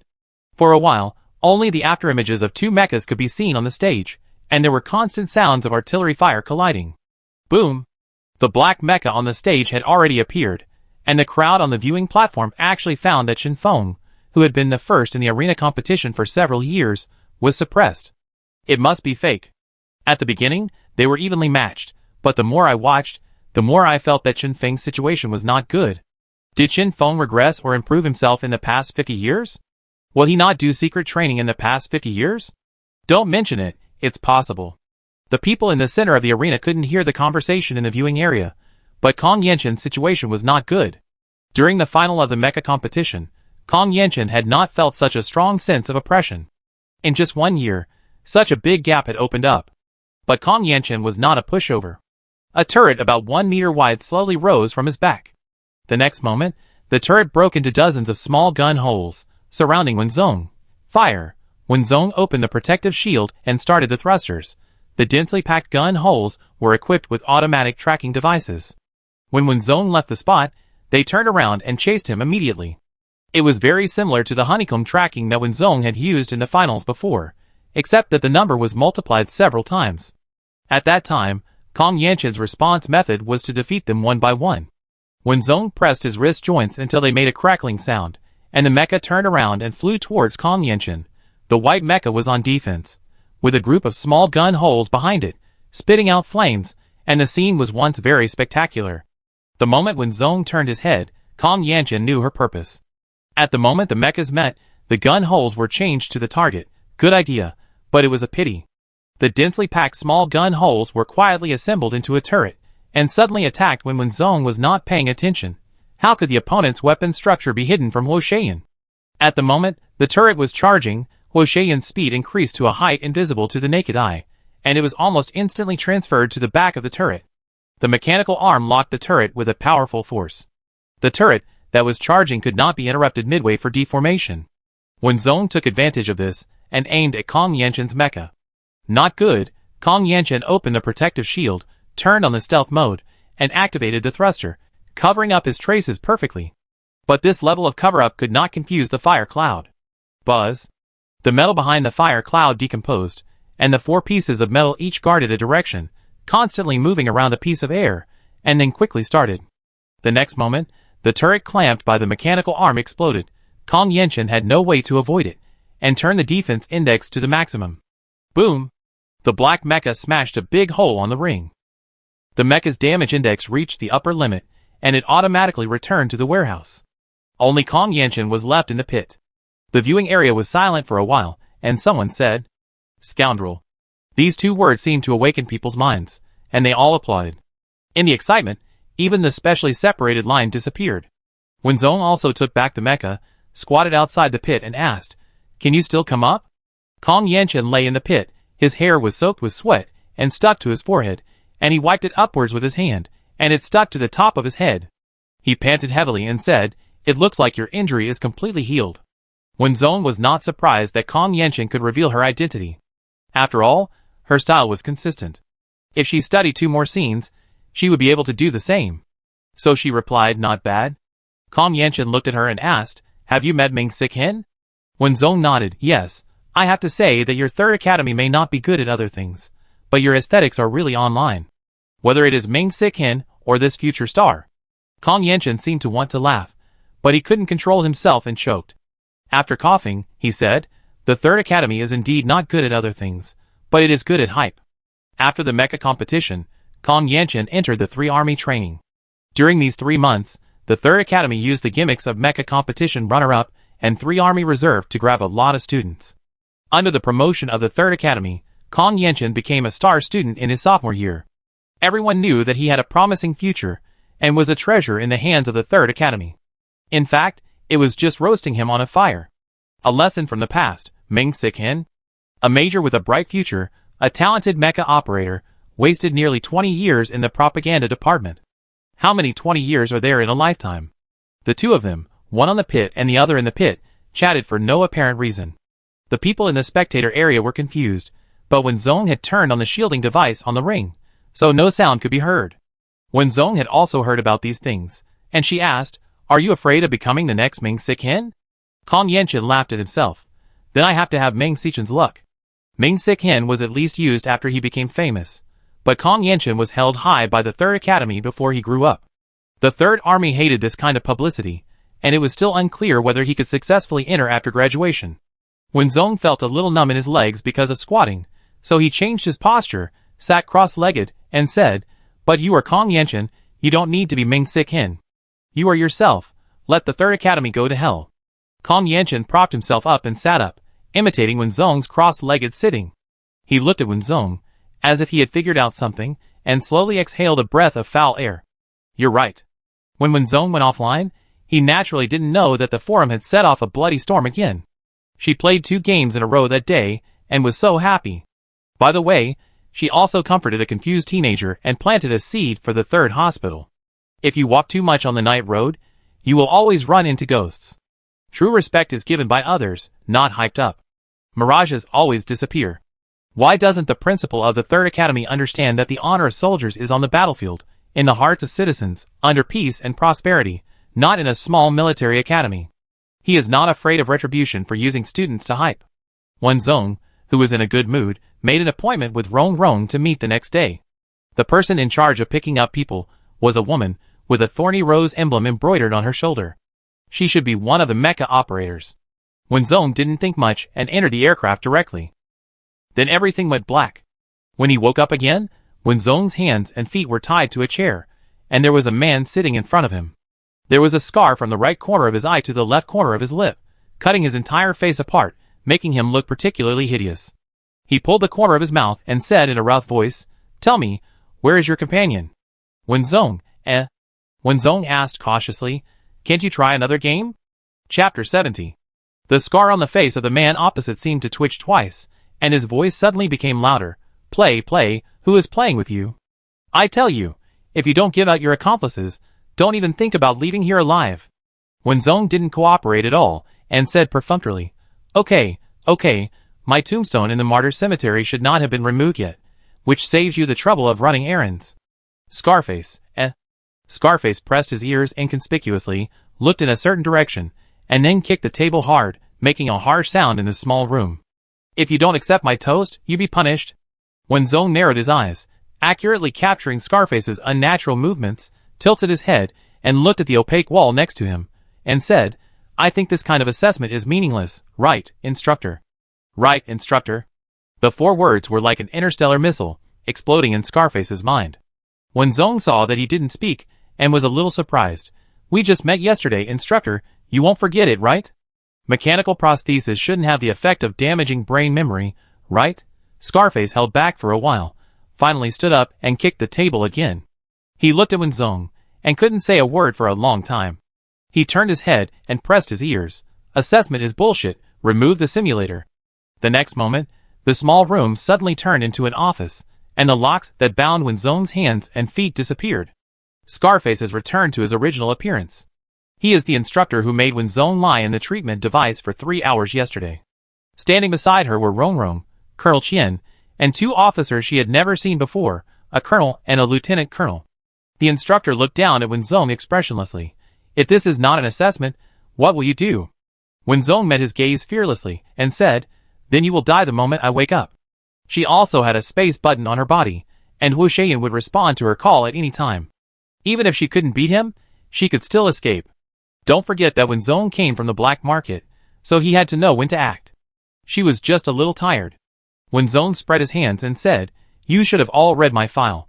My father's name is Wen Yi, my mother's name is Lin Yunhe. As for me, I haven't made many achievements, but at least I have a place to sleep in the martyr cemetery. What are you worried about? The unknown colonel said, We are just worried about your age. Wenzong has not yet celebrated her 21st birthday. Normally, a girl of this age should live a carefree life on the university campus, eating, drinking and playing, but Wenzong has already been on the verge of death twice. But after these 2 rounds, she didn't feel any discomfort, not even the slightest psychological problem. After lying in the ward for 5 days, she was able to jump up and down and press the instructor to the ground. This should not be the psychological quality that a sophomore military school student should have. They have seen many military school students with excellent grades, but when they get to the real battlefield, they still suffer countless casualties. Helen Starr's situation is special. Will this military school student named Wenzong collapse? This is the only doubt. Wenzong stood up and said, I understand your doubts about me, so I didn't pretend to be sanctimonious and directed and acted out a drama of never give in for you to see. Another lieutenant colonel touched his chin and raised his eyebrows and asked, What if we just want to watch? Wenzong, I can lie down immediately. The colonel didn't know whether to laugh or cry. Okay, you passed the test. Before Wenzong could speak, the lieutenant colonel pointed at the instructor and asked again, How did you recognize him? Wenzong looked at the instructor's left leg and said in an ambiguous way, I am so familiar with the structure of mechanical prosthesis. How could I not be familiar with it? Mechanical prostheses are not my own legs after all. I did suffer a lot when I first installed them. When I got familiar with this feeling, Wenzong disassembled and reassembled every joint to restore his condition. How could I not be familiar with it? The instructor looked puzzled, and Wenzong did not intend to explain. To avoid suspicion, Colonel Qian and Rongrong had not spoken, and they finally breathed a sigh of relief when the dust settled. Especially Rongrong, Wenzong was the one who called her here. Although she knew there was no danger, and that this was a test she would have to go through sooner or later, she had been worried since she arrived, and she had only let it go now. Wenzong secretly winked at Rongrong, as if to tell her, Don't worry. Rongrong pursed her lips and smiled softly. Colonel Qian said, Now that everyone is here, let's get started. As he spoke, a wall on one side of the office suddenly opened, revealing a small meeting room. Someone was already waiting in the meeting room. Qi Xiuyuan was the first to react. Seeing that Wenzong seemed to be fine, he smiled and said, Junior sister is very efficient. Wenzong was used to making fun of him, so he subconsciously retorted, Not as fast as the senior. Qi Xiuyuan was calm and said, I always seek stability, never speed. Wenzong smiled with a fake smile. Senior, I can't tell. Qi Xiuyuan was calm and composed. I was talking about the basic rules for taking the energy vehicle driver's license test. What are you thinking about, junior sister? Wenzong, In addition to Qi Xiuyuan, Qi Zhao and Shen Lai were also sitting in the conference room. What surprised Wenzong the most was that there was also Ming Sik-hin. The young military academy student sat at the back. Colonel Qian turned on the projector and said, This is the first time we have activated military academy students who have not yet graduated to carry out this mission. After careful consideration, we finally chose you. Next, I will introduce the content of this mission. The projection was turned on, and the earth was devastated, high-rise buildings collapsed, and traffic was paralyzed. Crows crouched on tall street lamps and flapped their wings. Under the street lamps, people curled up on the ground, protecting food picked up from the trash can, and letting people punch and kick them. The whole photo was filled with an ominous gray, as if the city had become a dead city, and there was no hope anymore. Mission location, Helen Starr. Mission content. 1. Investigate whether Helen Starr is divided into 2 camps. If so, find the base camp of the Cooperation faction and immediately send a signal to the Empire. 2. Find as many remains of the martyrs as possible within a limited time. 3. Investigate what human experiments the Independence faction conducted. This is extremely important to us. Colonel Qian didn't say the crucial point. His brows were furrowed, and his eyes seemed to be about to spit fire. He suppressed it for a long time before he could barely suppress it. He pointed at the projection and said, This is one of the cities on Helen Starr. For well-known reasons, the radiation from the war on Helen Starr is extremely strong. If there is no protective equipment, long-term exposure to the air may cause disease. So in the next few days, you must be familiar with the wearing and operation of protective equipment. Then, Colonel Qian changed a photo, which was a densely packed proportional scale map. This is the map of Helen Starr. No matter what method you use, You all need to memorize it. All the cadets present looked at each other, feeling the same tingling sensation on their scalps. It's not difficult to memorize a city map, but this is a whole planet, with complicated lines, and it's a huge project. Colonel Chien looked at the expressions of the cadets and said slowly, "The map will be sent to your optical computers in a while, and you will need to be tested in the end, so don't try to hide. Finally, we will implant a communication chip under your skin. This communication chip only uses an encrypted channel. After confirming the determination of the cooperation faction, it will immediately send a signal. The Empire will land on Helen Star as quickly as possible to suppress the rebellion. If the intelligence is false, you must send a signal immediately. We will use special means to bring you all back. What the special means are, is unknown. Please remember," Colonel Chien put his hands on the conference table, looking at the 4 military academy students sitting at the back. "You are the most valuable asset of the Empire. Any questions?" The colonel's tone was a little unfriendly. Why are people from the propaganda department sitting here? Before this, he had not received any notice that people from the propaganda department would participate in this secret mission, which was related to the Empire's future decision-making. Using military academy students was already the biggest concession. A person who had been a civilian for 20 years was sure that he would not be a drag. Colonel Chien looked at Ming Sik-hin, who nodded to him. Colonel Chien said, "There is no other reason. He is the only survivor among those who went to Helen Star for the first time. After the Archon was assassinated, the Empire dispatched troops to suppress the rebellion, but the result was that tens of thousands of soldiers were buried in Helen. Only 2 people survived. One was the instructor with a scar on his neck and one leg blown off, who could only install a mechanical prosthesis. His surname was Fong. The remaining one was Ming Sik-hin. Everyone knew that Ming Sik-hin was awarded the rank of Major because of his meritorious service in the Battle of Helen Star. Few people knew that before that, he persisted in the endless pursuit for 7 days, and waited for the anger and rescue of the Empire. Colonel Chien explained, "Old Thing's situation is special. There is a military badge on his mechanical leg, which can be recognized at a glance, so only Ming Sik-hin is left." Ming Sik-hin stood up and saluted solemnly, with an almost undetectable sob in his voice.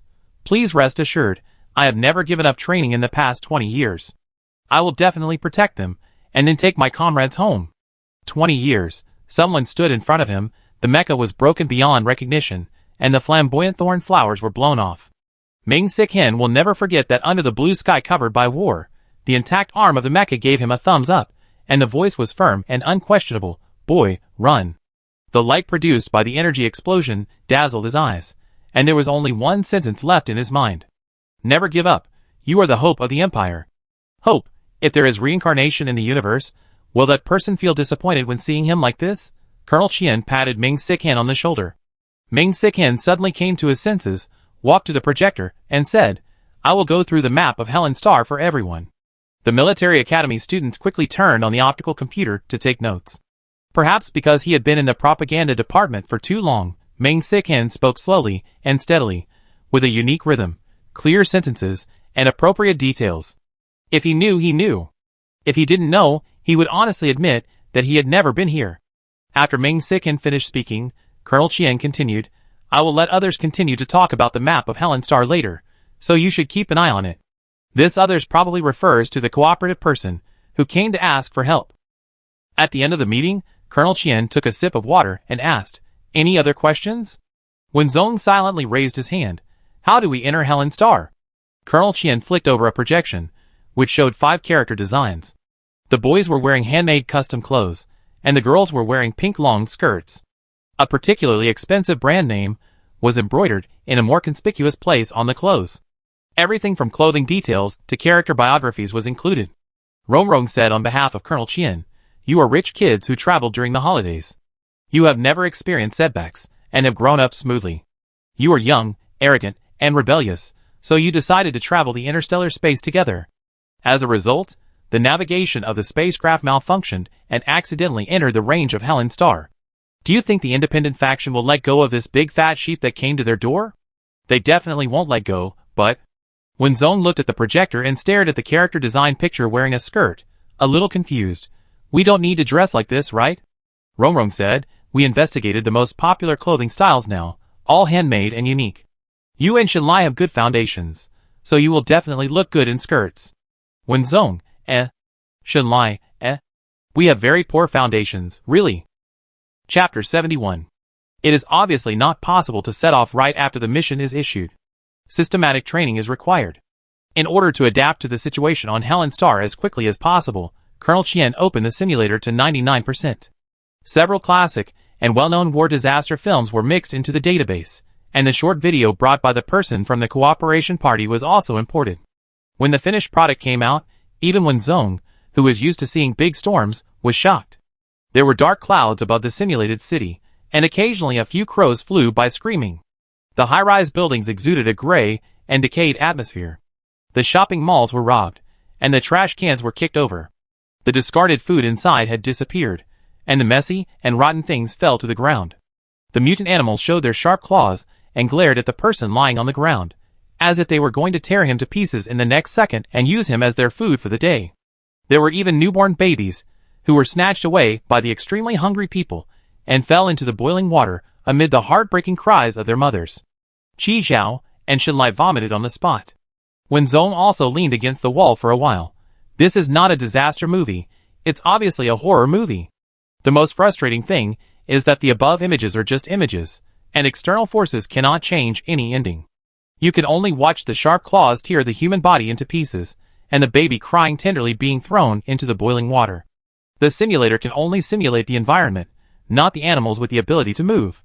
Those tragic images are just a piece of data, displayed in the simulator in the form of projection. Colonel Chien has something to say about this. Look more, you will get used to it after seeing more. Facing such a big planet, you may be able to save 1, 10, or 100 people, but you can't save 1,000,000 or 10,000,000. Shenlai vomited everything in his stomach, and his voice sounded a little hollow. Isn't our mission to protect the people? Colonel Chien expressed his sincere admiration for her spirit and retorted, first, Helen Star is independent, and strictly speaking does not belong to the Empire's citizens. Secondly, the peace treaty stipulates that all the Empire's regular personnel cannot enter Helen Star. Finally, protecting citizens has always been our mission, so you have to distinguish between the primary and the secondary. Only by completing the exploration mission as soon as possible can the Empire have a legitimate reason to land on Helen Star and provide the most complete medical services. This is the real salvation. In addition, Instructor Feng, who has a mechanical prosthesis, temporarily served as a sparring partner. One kick could break 3 ribs. Every time he got up from the medical cabin, it was like a rebirth.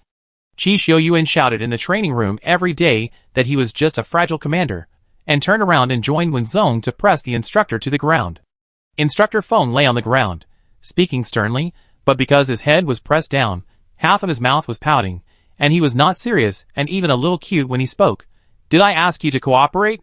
Qi Xiuyuan squatted down and said earnestly, cooperation is a necessary military quality for us, Instructor Feng. Instructor Feng, fuck you. The most surprising thing is Meng Sik-hin. He said that he has never given up training in the past 20 years, but the work of the propaganda department is there. Even if he has nothing to do, he has to go to the office to work in case of accidents. There is very little time left for personal use. Everyone thought that Meng Sik-hin meant to keep exercising, but the intensity is definitely not comparable to those who have been fighting in the training ground all year round. Until Meng Sik-hin kicked a part of Instructor Feng's left leg away, the mechanical prosthesis knelt on the spot. Meng Sik-hin looked quite cold when he had no expression on his face. When he slightly raised the corners of his lips, his facial lines seemed to melt, and he looked very gentle. But when he started to fight, he could kill people with every move. Shenlai was stunned. You can't judge a person by his appearance. Qi Zhaosheng was helpless. Can the referee please go back to his seat? Later, Meng Sik-hin was assigned to the instructor seat. Also in the instructor seat were Rong Rong and all the vanguards, who had nothing to do and came to bully the newcomers. They were as brutal as they could be. For the preliminary prediction of the air on Helen Star, the military tested the blood composition of the cooperative and independent factions, and roughly estimated the radiation content in the air. The protective suit was specially made, tightly attached to the skin, and the color was almost invisible to the naked eye. This was the Empire's confidential technology. Except for professional instruments, nothing else could detect it. It was like real skin, and even had a little defensive function, which could protect the human body from infection to the greatest extent. The optical computer is the latest model that I just bought. It is expensive, and has a first-class design. When I open the optical computer and look through the photo album, it is either a magnificent private manor or a thrilling racing scene. The clothes are only custom-made, and the shoes are only handmade. The brand logos are almost flying out of the photos, and there is a sense of I am very rich from inside to outside. Among so many people present, Qi Xiao, the richest one, expressed his contempt from the bottom of his heart. To be honest, we, the second-generation rich people with a little connotation, have not been so ostentatious, okay. Colonel Qian waved his hand. A rich second generation with some inner qualities would never rebel and fly a spaceship alone to travel the stars. Qi Xiao, How come it makes sense? The character biographies must be memorized. Colonel Qian also found some bad dramas in recent years, and specially edited how the dudes spoke arrogantly in them. Take the essence and discard the dross. The most important thing is to be exaggerated. More exaggerated. Qi Xiaoyuan loosened his tight tie, pressed his hand against the wall, blocked Wenzong's path, and said, "Woman, you have successfully attracted my attention." At that time, Wenzong was struggling with the skirt she had just put on. No matter how she put it on, it was uncomfortable. Seeing this, she tied the hem of the skirt around her waist, revealing her leggings and the gun holster tied on top. "Senior, you may not believe it, I have 2 guns hidden under my skirt." Qi Xiaoyuan, ? Then surprise. The consequence of not playing by the rules was that Wenzong was forced to wear a pink skirt and a wig for a one-day tour of the commercial street. During the tour, many people asked for autographs and asked if they were filming a reality show. Shenlai shivered. "It won't last 2 days, do you really need to?" Rong took photos of Wenzong from different angles and replied, "Keep improving, there can't be any flaws." Wow, Zong looks so good in a skirt, it would be even better if he smiled more. The result of the one-day trip to the commercial street was that Wenzong caught a thief in a skirt and kicked the thief so hard that his eyes were bruised. The pink skirt was not messy at all. The elegant girl held the hem of her skirt with one hand and the thief's collar with the other hand and threw him to the patrolling police, which caused countless exclamations. On that day, the video went viral, with each title more horrifying than the last. She carried a person with one hand and chased a thief on a bicycle for 3 blocks. Let's talk about the strength index of the girl with super strength. Exclusive. An interview with a patrol policeman revealed that the girl with super strength's name is Lei Feng. Shocking. A girl in a pink skirt actually did such a thing on the street. Wenzong, Wenzong sent a message to Colonel Qian. "Can you still take care of it?" Colonel Qian replied, "I have contacted the patrol. They chased the thief for a week. Thanks to you, they were able to catch him. Don't worry, the banner will be delivered immediately." Wenzong through the communicator. "Who wants a silk banner? I have a room full of them." When the silk banner was delivered, Wenzong appeared in military uniform. The visitor compared the images for 3 minutes and finally sighed. The makeup technique is really amazing. In the photo, the girl wore a knee-length pink skirt and a pair of flat shoes. Her long, smooth hair hung down in front of her chest. There were a few strands of hair on her forehead. She looked about 17 or 18 years old. To be on the safe side, Rong invited the best makeup artist in the military to trim Wenzong's sharp eyebrows a little, making the tail of the eyebrows droop slightly. The eyes did not move too much, but shadows were painted on both sides of the cheeks, making the face look even smaller. When standing there quietly, she looked like a precious flower raised in a greenhouse. But now Wenzong, with neat short hair, wearing a military uniform, with his back straight, like a spear ready to be unsheathed at any time, his sharpness can almost be turned into substance. In fact, it may not be sharpness but anger. In short, they are 2 completely different people. The visitor solemnly handed the silk banner to Wenzong, and touched his head a little embarrassedly. "Oh, there's really a lot of hope for young people."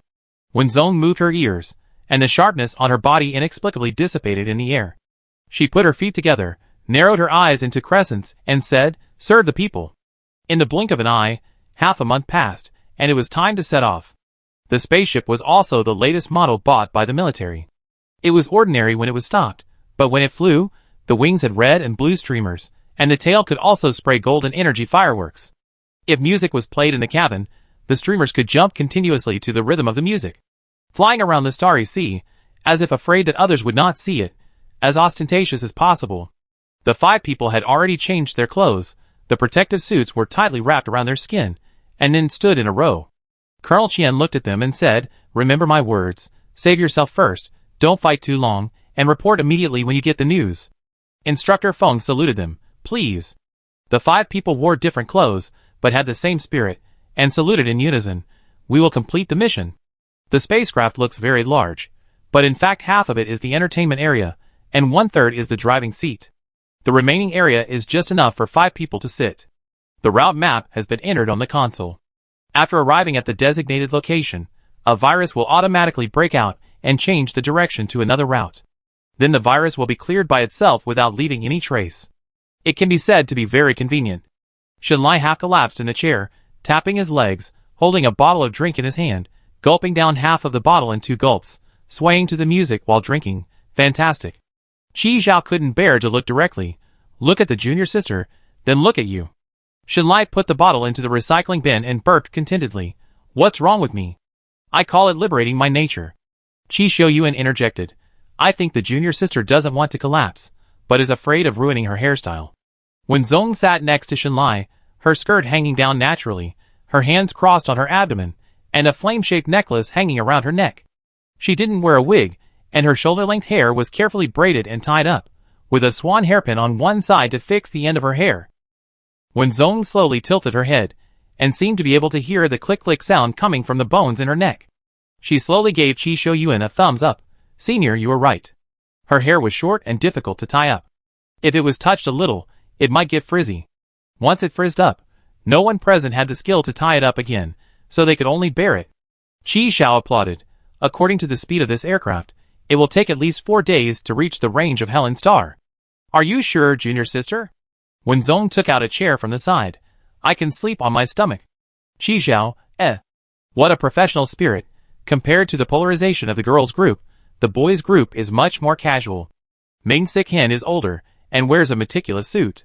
He plays a guest role as a butler. Qi Xiuyuan and Qi Zhao are wearing casual clothes. Qi Xiuyuan looks okay. Qi Zhao's clothes and pants are inlaid with 3 rows of rivets, which are blinding when the light shines on them. There are so many entertainment projects on the spaceship that everyone is reluctant to leave after playing around. Especially the ever-popular Landlord. A classic project that has been passed down from the ancient Earth era. Ming Sik-hen acted as an emotionless card-dealing machine throughout the whole process. When Zong was afraid that he would get too excited and move too much to ruin his hairstyle, so he didn't leave the game and stayed by Shenlai's side to guide her in playing cards. However, the 2 of them together could not beat Qi Xiuyuan. Qi Xiuyuan held the last 2 cards and said, the junior sister should have 3A, 2Q, and a 10 left. I will definitely win. Qi Zhao, who lost first, watched silently. Playing cards these days made when Zong fully realized Qi Xiuyuan's memory.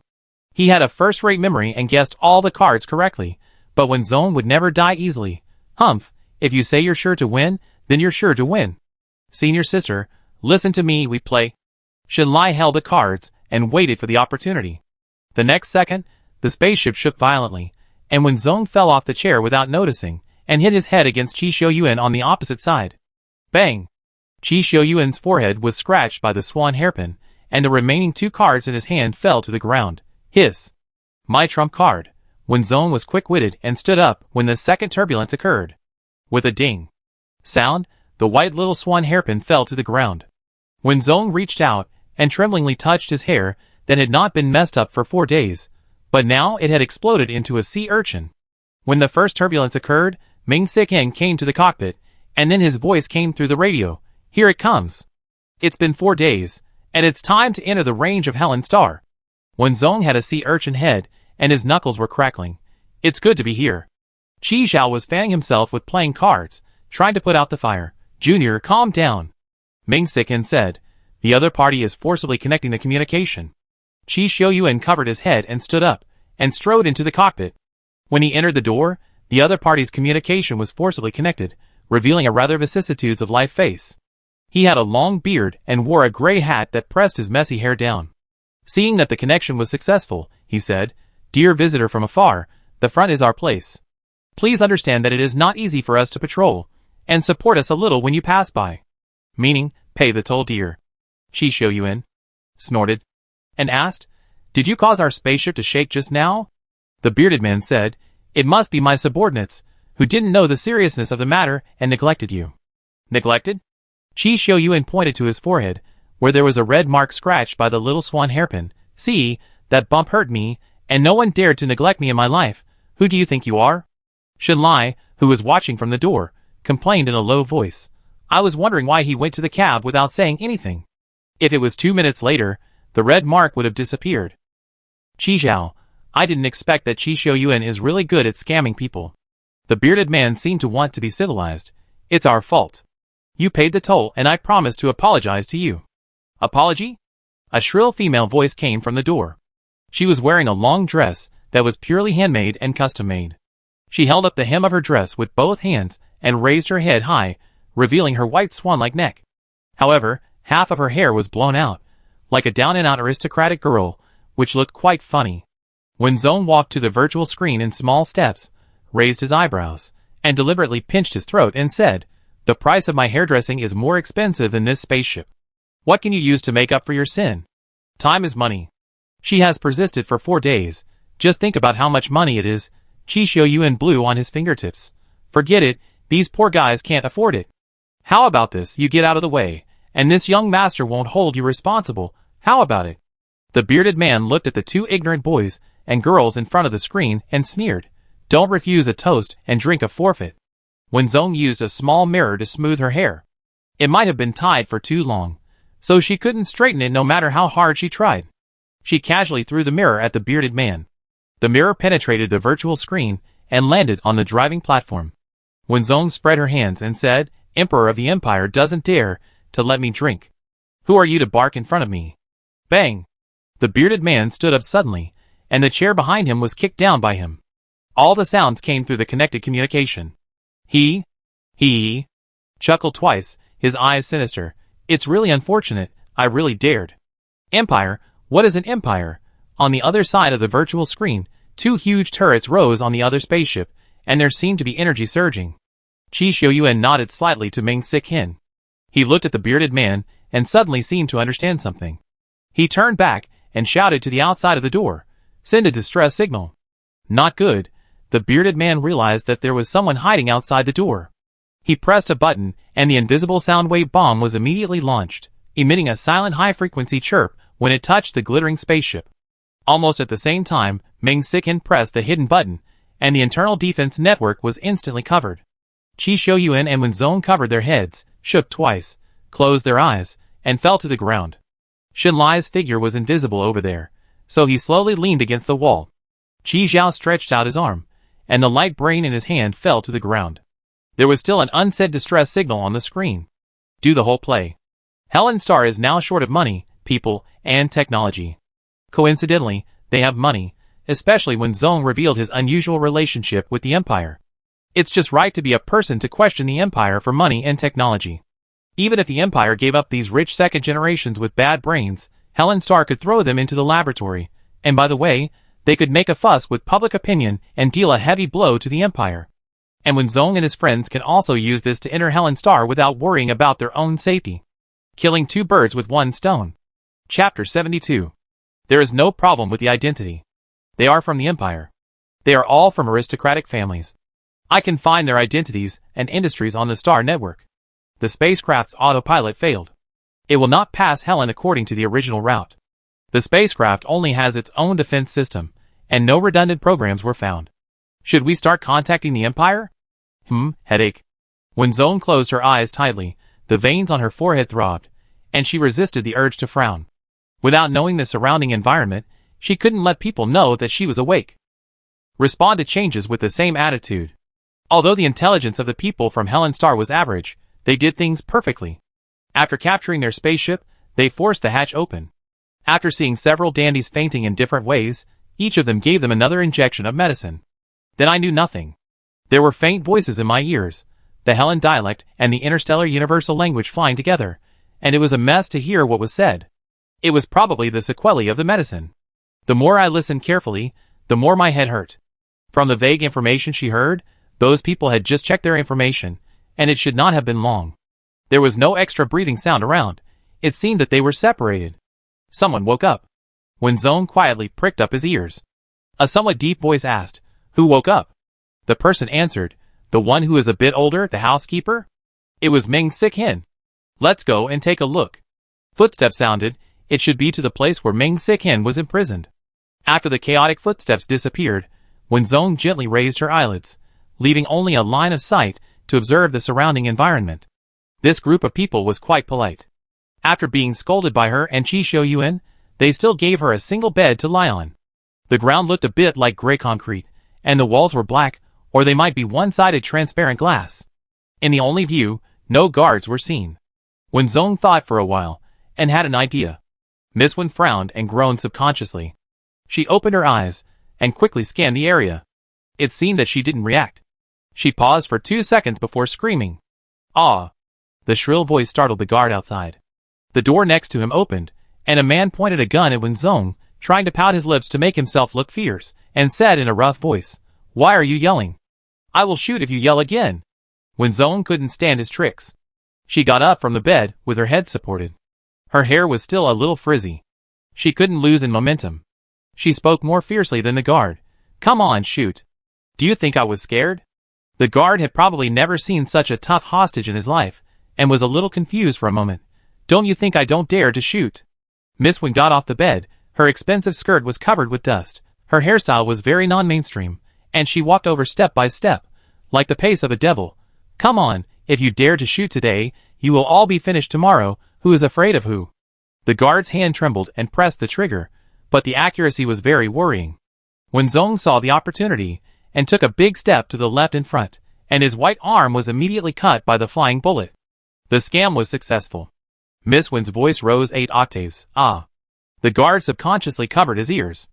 Without the sound insulation of the door, the screams immediately went out, and the people who were still outside the door were all shocked.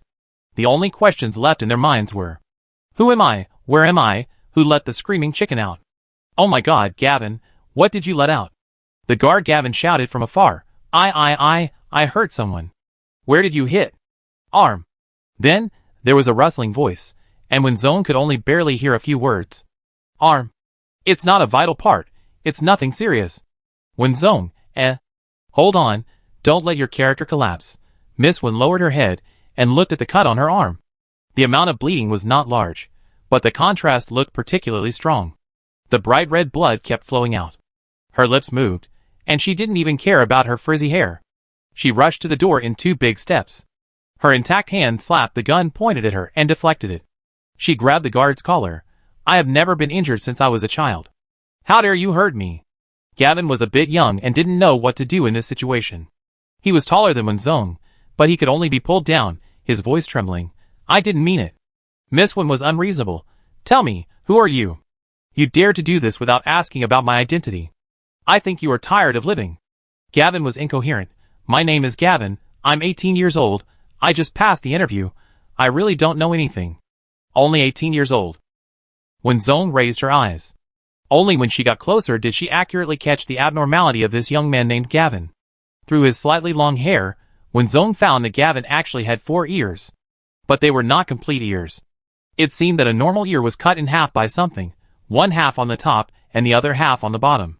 The upper one was a bit like the tip of the elf's ear in the movie, and the earlobe of the lower one was thicker. If you look more carefully, you can't see it. The hair is a bit blocked. I don't know if it is the same as the structure of a normal ear. 18 years old, born after the war, the effects of radiation are all kinds of strange, he is just one of them, and it doesn't seem to be very serious. Wenzong suddenly lost his voice, and forgot the next line.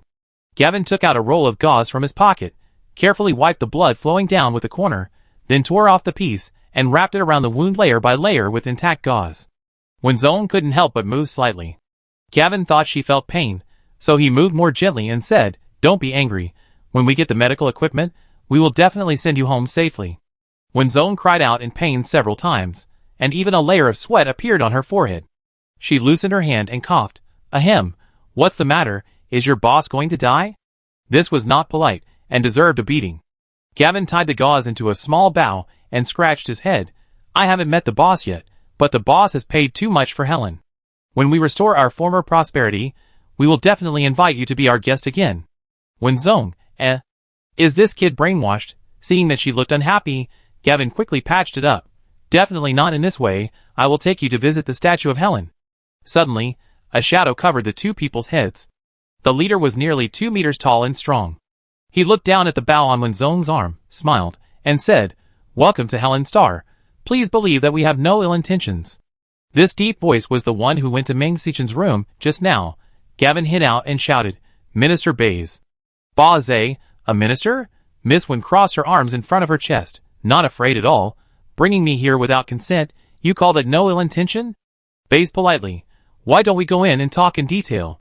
Miss Wen looked strange, raised her eyebrows. Oh, you still want to enter my room? Baze was silent for a while, and then said, if you don't mind, we can go out and talk in detail. Miss Wen didn't cooperate at all. What? Killing to silence? Baze had a smile on his face. Miss, don't worry, we are guests. We will treat all your partners well. Please rest assured. This is a threat. Miss Wen made a noble salute. Then please come. 10 minutes later, when Zong finally knew what kind of minister this Baze was. He was a pyramid-selling minister. He had first-class eloquence, first-class lyricism, clear logic, complete structure, always smiling, and a built-in subwoofer. As long as you were not born on Helen Star, you could become a famous speaker in literature, a staff officer in military, a salesperson in business, and a diplomat in politics. Talented, but it's a pity that he joined the cult. You should know that Helen Star borders the Federation. Using Helen Star as a stopover can save at least 20% of energy and 35% of time. Now Helen Star is in ruins. We have no resistance to radiation, and can only keep asking for help from passing spacecraft. Maybe our methods are inappropriate, but please believe that we have no ill intentions. If we can rebuild Helen Star, we can set aside the most prosperous commercial area for you to commemorate your help to us. Asking for help? When Zong asked for a rubber band to tie up his messy hair. It was really shameless to beautify the blatant request for tolls as asking for help. Baze was unaware of this, and continued to talk. Before this, Colonel Chien and his think tank summarized a variety of development directions, including but not limited to blackmail, threats, spreading public opinion, etc., but they didn't expect that Helen would actually ask them for investment again. Yes, investment. As long as you invest a steady stream of money and technology, you will be one of the founders of Helen Star. You can get any piece of land you want, and I, Helen, don't want a penny of the money earned. How about it? Are you tempted? Wen Zong, I'm not tempted at all. Miss Wen picked her nails, leaned on the soft sofa, and said lazily, although I don't participate in the family business, I also understand the truth. Our family emphasizes that 8 profits and 2 losses, 8 profits and 2 losses, can't be full, can't lose, only then can it last for a long time. Don't you agree? Bazer thought for a while, and said, of course. Wen Zong didn't know whether the brainwashing minister really thought it was right or not. After all, the above words were all made up by her. So he continued, but in my opinion, what you said is all empty talk. It's been 20 years now. If this Helen Star wants to be revitalized, we have invested all our family assets in it, but I'm afraid we won't see any return in our lifetime. Excuse me, you are writing me a blank check. Bazer seemed to have known what she would say. He did not refute her, but replied calmly, we have been committed to building Helen Star for the past 20 years, and we have achieved initial results. Please see. The screen on the wall began to play pictures. A girl wearing brand new clothes greeted the camera, and then guided the person taking the photo into the building at the back. This is a commercial building with only 3 floors. The first floor sells clothes, the second floor sells furniture and supplies, and the third floor is a leisure and entertainment area. There are not too many people coming and going, but it looks quite large. It certainly can't be compared with the Capital Star, but it is very different from the abandoned high-rise buildings on Helen Star. When Zong squinted his eyes, looking at the paused picture on the projection, his fingertips kept tapping on the sofa, and he didn't know what he was thinking. Baze smiled slightly, and wisely didn't disturb her. After a long while, Wen Zong seemed to have made up his mind, and made a final request. I need to discuss this project with my partner. I can't handle it alone. Baze stood up, bent slightly and made a please gesture. Of course, careful consideration is the nature of businessmen. The partner to be found must be Qi Xiuyuan. Uncle Qi was half sitting on the bed with his legs crossed, humming a tune that was not complete. When he heard the sound of the door opening, he opened his mouth and said, oh, I thought you had forgotten me, the young master. I was so scared that I was trembling, afraid that you would kill me to silence me. Baze, you really don't look like you are trembling. When Zong lifted his skirt and walked in, looking at this small house with disdain, young master, you are rich and your property is spread all over the galaxy. Who dares to kill you to silence me? Qi Xiuyuan exchanged glances with Wen Zong, pointed at Baze behind her and immediately took up the conversation. Why, have you been recruited?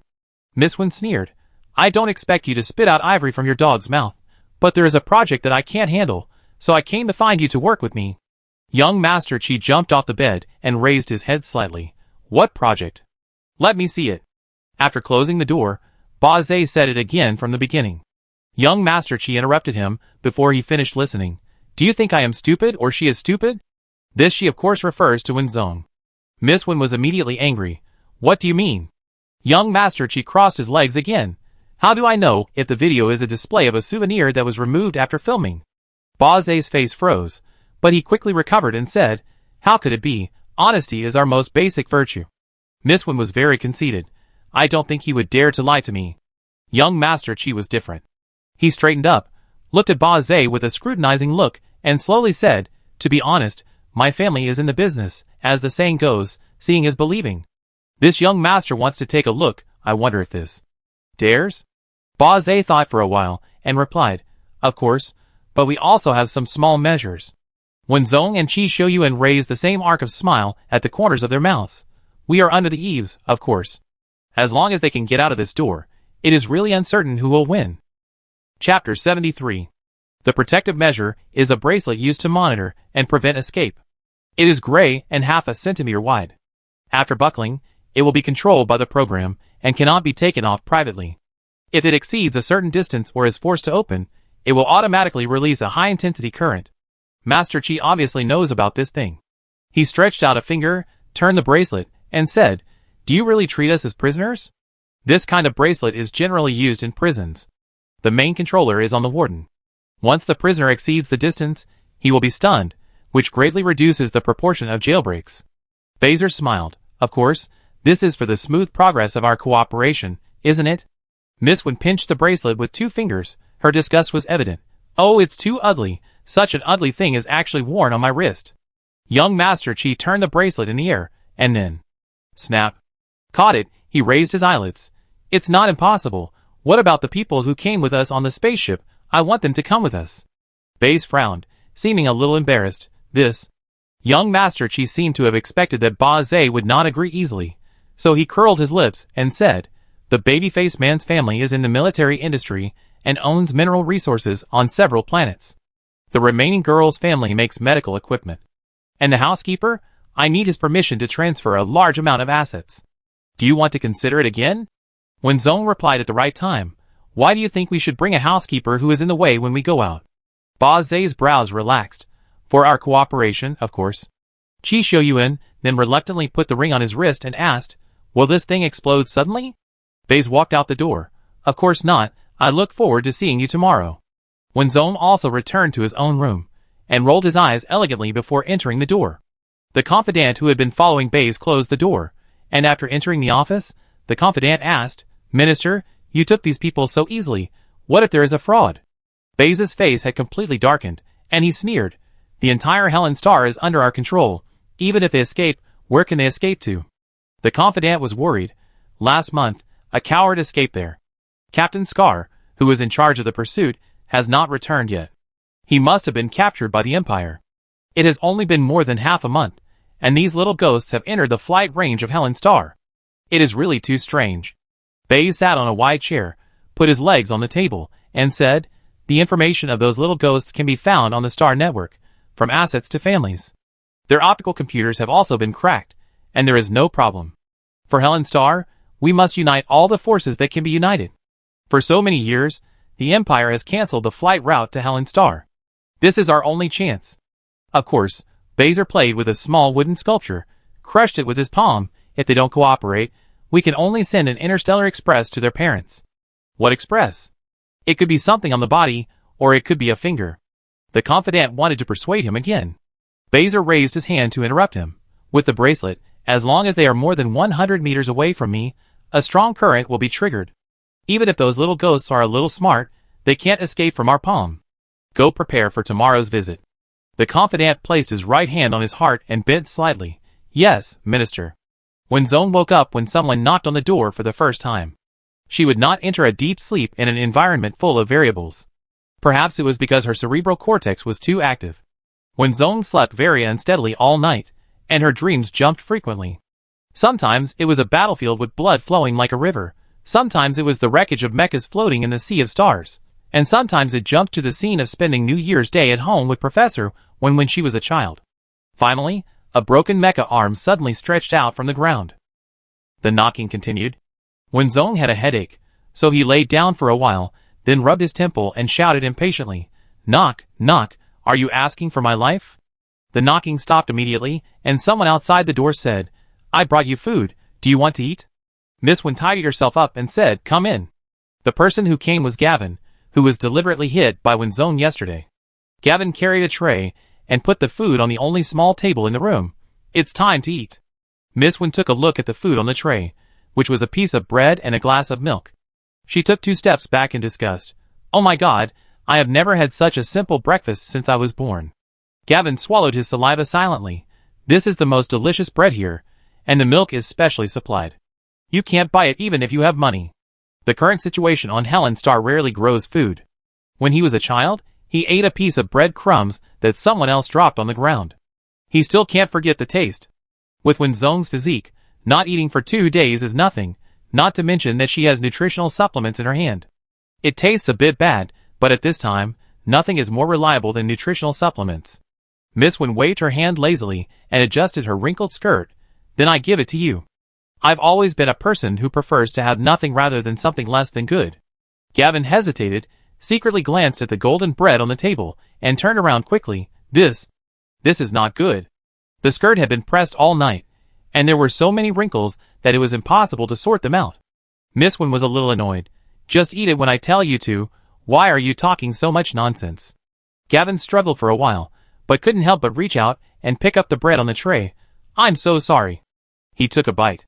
Gavin's eyes almost narrowed. It was so delicious. Wenzong sighed silently, turned around and said, "Look at you, you country bumpkin. When this deal is done, I will take you to the Empire to see. It's just a piece of bread. The Empire has everything you want." The 18-year-old Gavin swallowed the last bite of bread and suddenly choked. He took a sip of milk and said firmly, "It was the Empire that destroyed Helen Star. I will never go there." Wenzong, it's really brainwashed. Miss Wen's displeasure was reflected on her face. She looked at Gavin, who was sipping milk, and her voice was shrill. "Don't you have any clothes here? I have worn this skirt for a day. Even if there is no clothes, can't you bring the clothes I put on the spaceship? And they didn't even give me pajamas." Wearing a skirt won't affect Wenzong's movements, but who wants to wear a skirt when there's sportswear? Perhaps because he was grateful, Gavin asked, "How about I go and ask?" A deep voice came quietly from the door. "What do you want to ask?" Before Gavin could speak, Miss Wen stepped forward. "Of course, it's my clothes that fell on the spaceship. You poor guys, you didn't just steal my clothes because they were worth a little money, did you?" Baze waved his hand. "Go, bring the clothes to Miss." Wenzong nodded in satisfaction. "That's about right." The confidant quickly brought a clothes hanger over, and someone behind him brought a small shoe cabinet with both men's and women's clothing. It seems that all the inventory on the spacecraft was brought over. Wenzong picked and chose, and took a set of low-key luxury sportswear and matching sports shoes, and then picked out another set and handed it to Gavin. "Send it to another lady. If she didn't change clothes for a day, she would probably explode." Gavin received the order and rubbed his hands on his trouser legs several times before holding the clothes and shoes with both hands and leaving. Miss Wen pointed with her bare hand. "Mr. Bazer, take me to the dressing room." Baze called another person. "Lead the way, miss." Miss Wen walked out 2 or 3 steps and turned back to remind, "By the way, send the remaining clothes to the 2 young masters, and don't forget to make a good impression on the housekeeper." Baze agreed happily.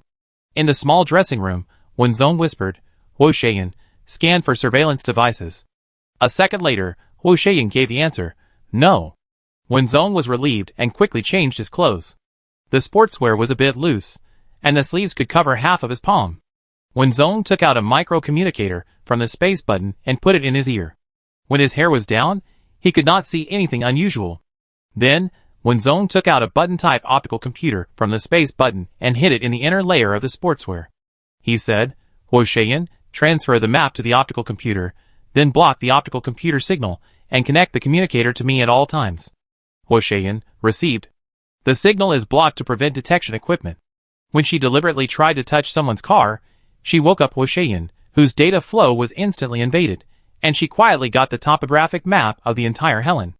After doing all this, Wenzong came out of the dressing room, turned around in front of the mirror rather conceitedly, and then said to the follower who sent him over, "Let's go." The follower took Wenzong to Ba Zei's office. When she arrived, Qi Shouyuan and 4 others were already there. Qi Shouyuan was even more arrogant than Ba Zei, the real owner. He occupied half of the sofa by himself, humming a song with his feet up. If he was given a glass of champagne, it would immediately turn into a cocktail party. Qi Zhao and Shenlai adhered to the principle of talking as little as possible, squeezed on another sofa, raised their heads, closed their eyelids, and ignored what was happening outside. Ming Sikin stood quietly behind Qi Shouyuan, and when Wenzong came in, he smiled just the right way and nodded politely to her. Everyone wore the same style of bracelets on their hands. Miss Wen came late, but she was confident. "Oh, I'm so sorry for being late. Mr. Bazer's place is much more spacious than my little room." Everyone can hear the irony in Miss Wen's words. Ba Zei pretended not to hear. "It is our honor to wait for the beautiful lady." Young Master Qi did not give any face. "Have you changed your skin?" Miss Wen changed her clothes and was in a good mood. She did not bother to argue with him. "I am not like you rough guys, Mr. Ba Zei. Can we set off?" Ba Zei said, "Of course." After walking through the corridors with their eyes blindfolded, when they regained their vision, Wenzong and his companions found themselves on a spaceship. The spaceship must have been out of date for a while, and both the style and design are a bit old. Miss Wen and young Master Qi, who were the most dramatic, pinched their noses at the same time. "How long has it been since you cleaned your spaceship? It smells so bad." The naive Gavin followed him, and he moved his nose smell. Young Master Qi flicked the non-existent dust on his shoulder, showing his true colors as a dandy boy, and said with contempt, "Noisy." Gavin didn't react for a while. What is a pod date?" Miss Wen asked Shenlai to sit next to her, and she covered her chest and leaned on Shenlai in a very pretentious manner. "I can't even breathe well." Baze didn't even care, smiling the whole time, and directly instructed the driver to start it quickly. The spaceship took off, interrupting the chatter of the young lady and the young master in the cabin. The spaceship kept going up, and when it flew to a certain height, a partition suddenly opened, revealing the originally gray sky. Wenzong narrowed his eyes, and everyone got a message. This base is built underground. Through the porthole, some of the high-rise buildings below were half destroyed, and the surrounding garbage and roads have been cleaned up, looking relatively clean, with no pedestrians or animals to be seen. However, no matter how clean it was, it could not cover up the gray and decayed atmosphere that came from its bones. The spaceship sailed for 15 minutes, and from a distance, I saw an area that was completely different from the surrounding area. The 3-story building in the area was painted white, and the familiar statue of the goddess Helen was painted on the wall. Compared with the scenery outside the area, it is a world of difference. A few saplings have grown a few leaves. When a few people got off the spaceship, they saw pedestrians coming and going. They looked at Wenzong and his friends in different outfits, and pointed and talked in surprise. Some of them were holding hands and talking and laughing. They were wearing clothes that were not new but not old. They were carrying small baskets with a few fruits in them. When they saw Ba Zei, they would be particularly happy to greet him. So Wenzong and his friends were forced to watch Ba Zei and the crowd have a fight. "You gave us hope, so you must accept this apple. No, this is what I should do. I wish you better and better." Interactions like this. Different people said the same thing, and the lines were 99% similar. After bidding farewell to the enthusiastic crowd, Ba Zei said a little embarrassedly, "This is the test area we have drawn up. The current population is over 10,000. They are just a little enthusiastic. Please don't take it too seriously." Young Master Qi watched coldly. "I dare not. You are the people's support." Miss Wen agreed. "I dare not. Why don't we take a look inside?" Ba Zei said, "Please come in." After entering the mall, the first floor sells clothes. There are no well-known brands, only small stalls, which look quite down to earth. Miss Wen touched a piece of clothing casually and felt the texture of the fabric. "You can wear such rough material."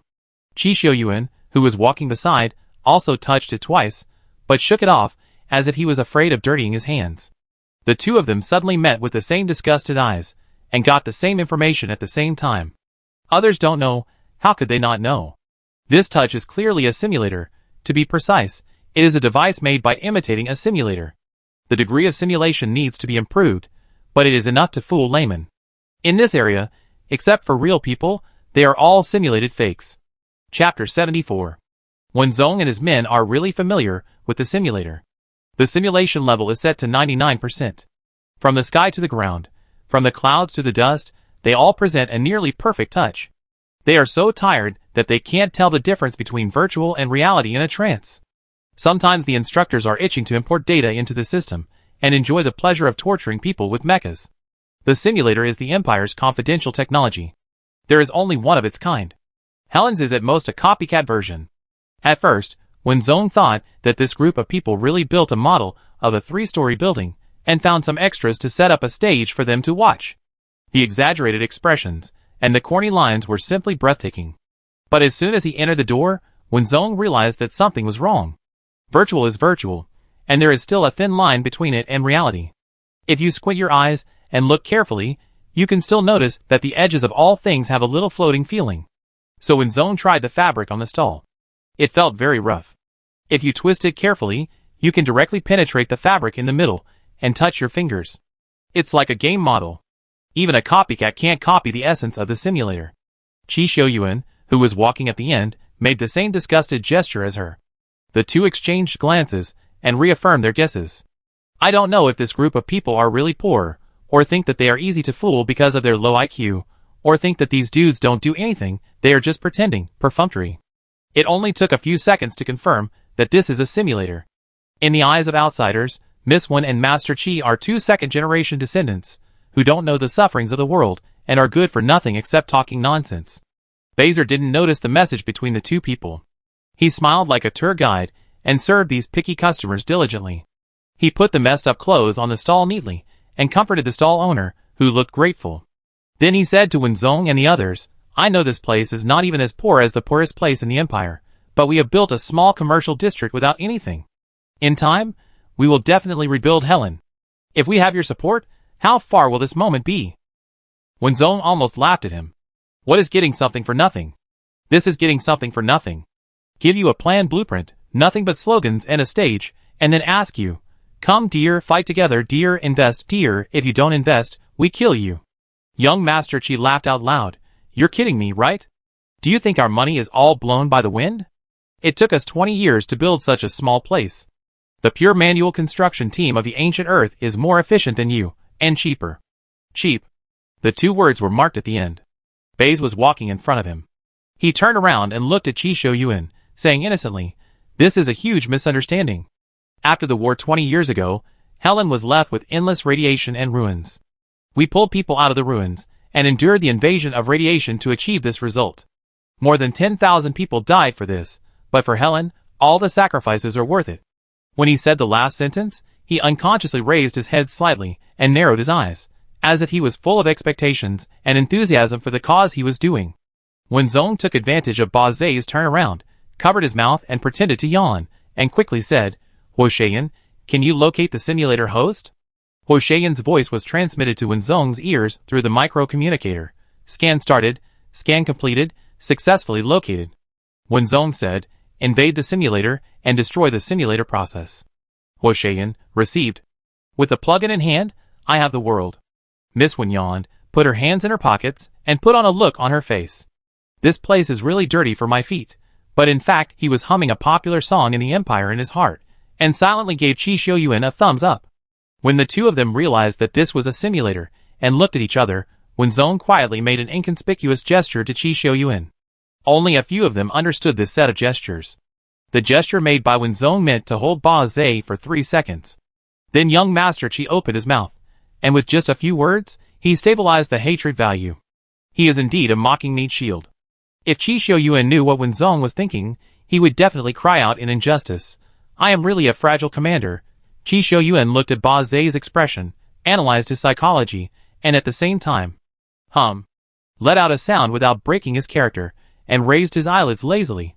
This young master thinks that what you said makes sense for the time being. Food, clothing, housing and transportation are 4 words. After looking at clothes, take me to see the food. Baze seemed a little embarrassed. There is indeed no food area in this commercial building, because for Helen now, food is indeed a luxury, but there are some stalls in the entertainment area on the 3rd floor. Shall we go over and take a look? Chi Xiuyuan sighed in his heart that a smart person would be suspicious only if he was comprehensive, but some flaws would make him look more real. But young Master Chi obviously didn't think so. You can't even solve the most basic problem of food and clothing, and you want to imagine rebuilding the planet?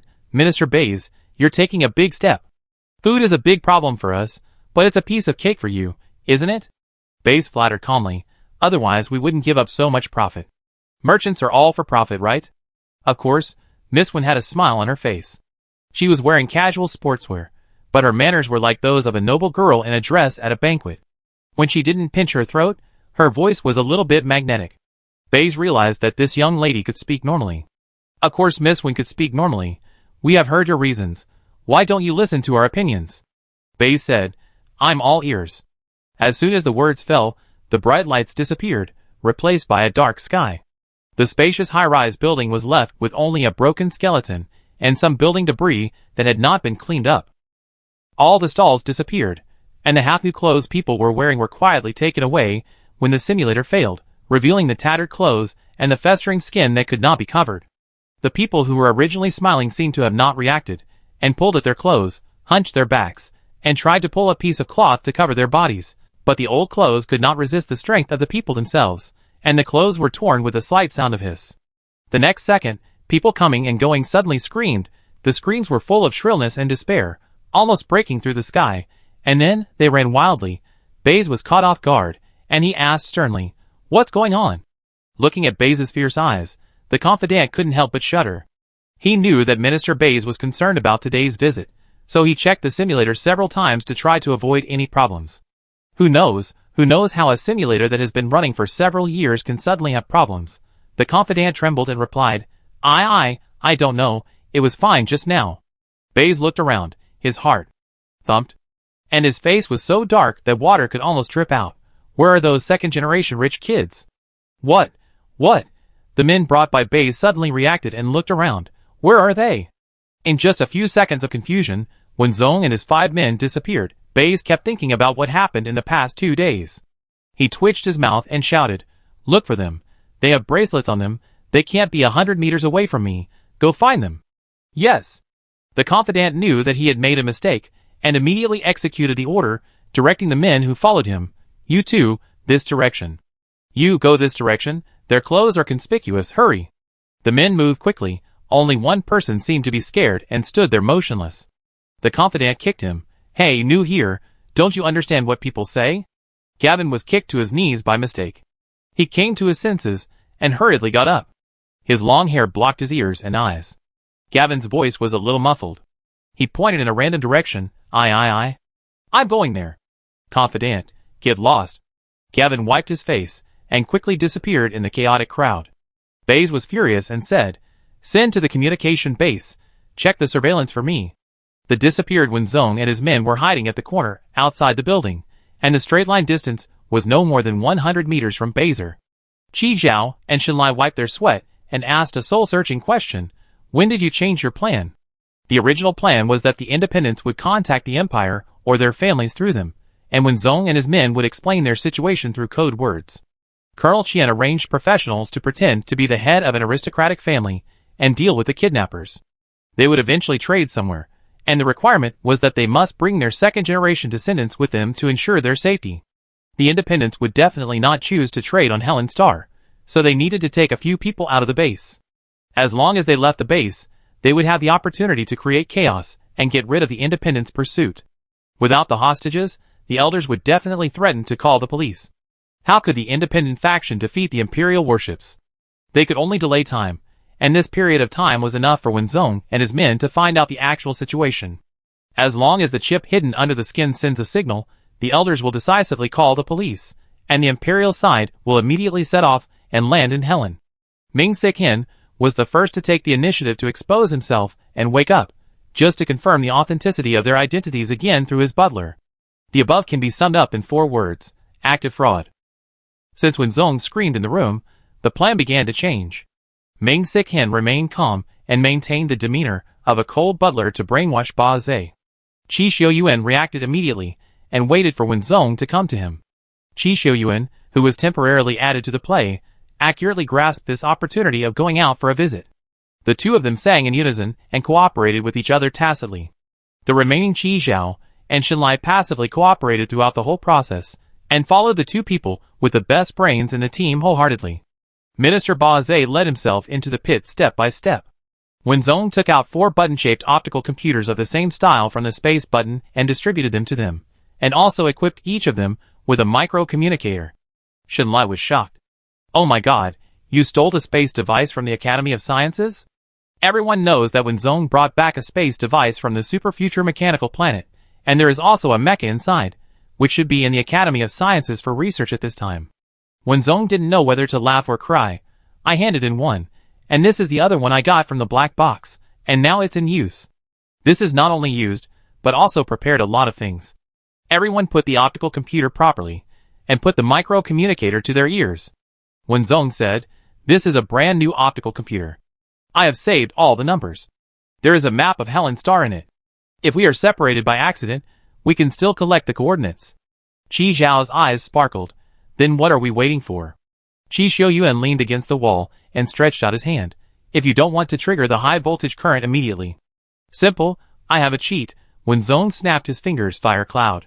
With a click, the bracelet opened automatically and fell to the ground. When Zong took the initiative to explain, in fact, in addition to hacking a space device, I also hacked a high-level artificial intelligence. Shenlai, What? Qi Zhao, Artificial intelligence? Meng Sikin, Hasn't it been destroyed? Qi Xiuyuan obviously knew something and smiled. My junior sister is still foresight. When Zong touched his nose, Thank you for the compliment.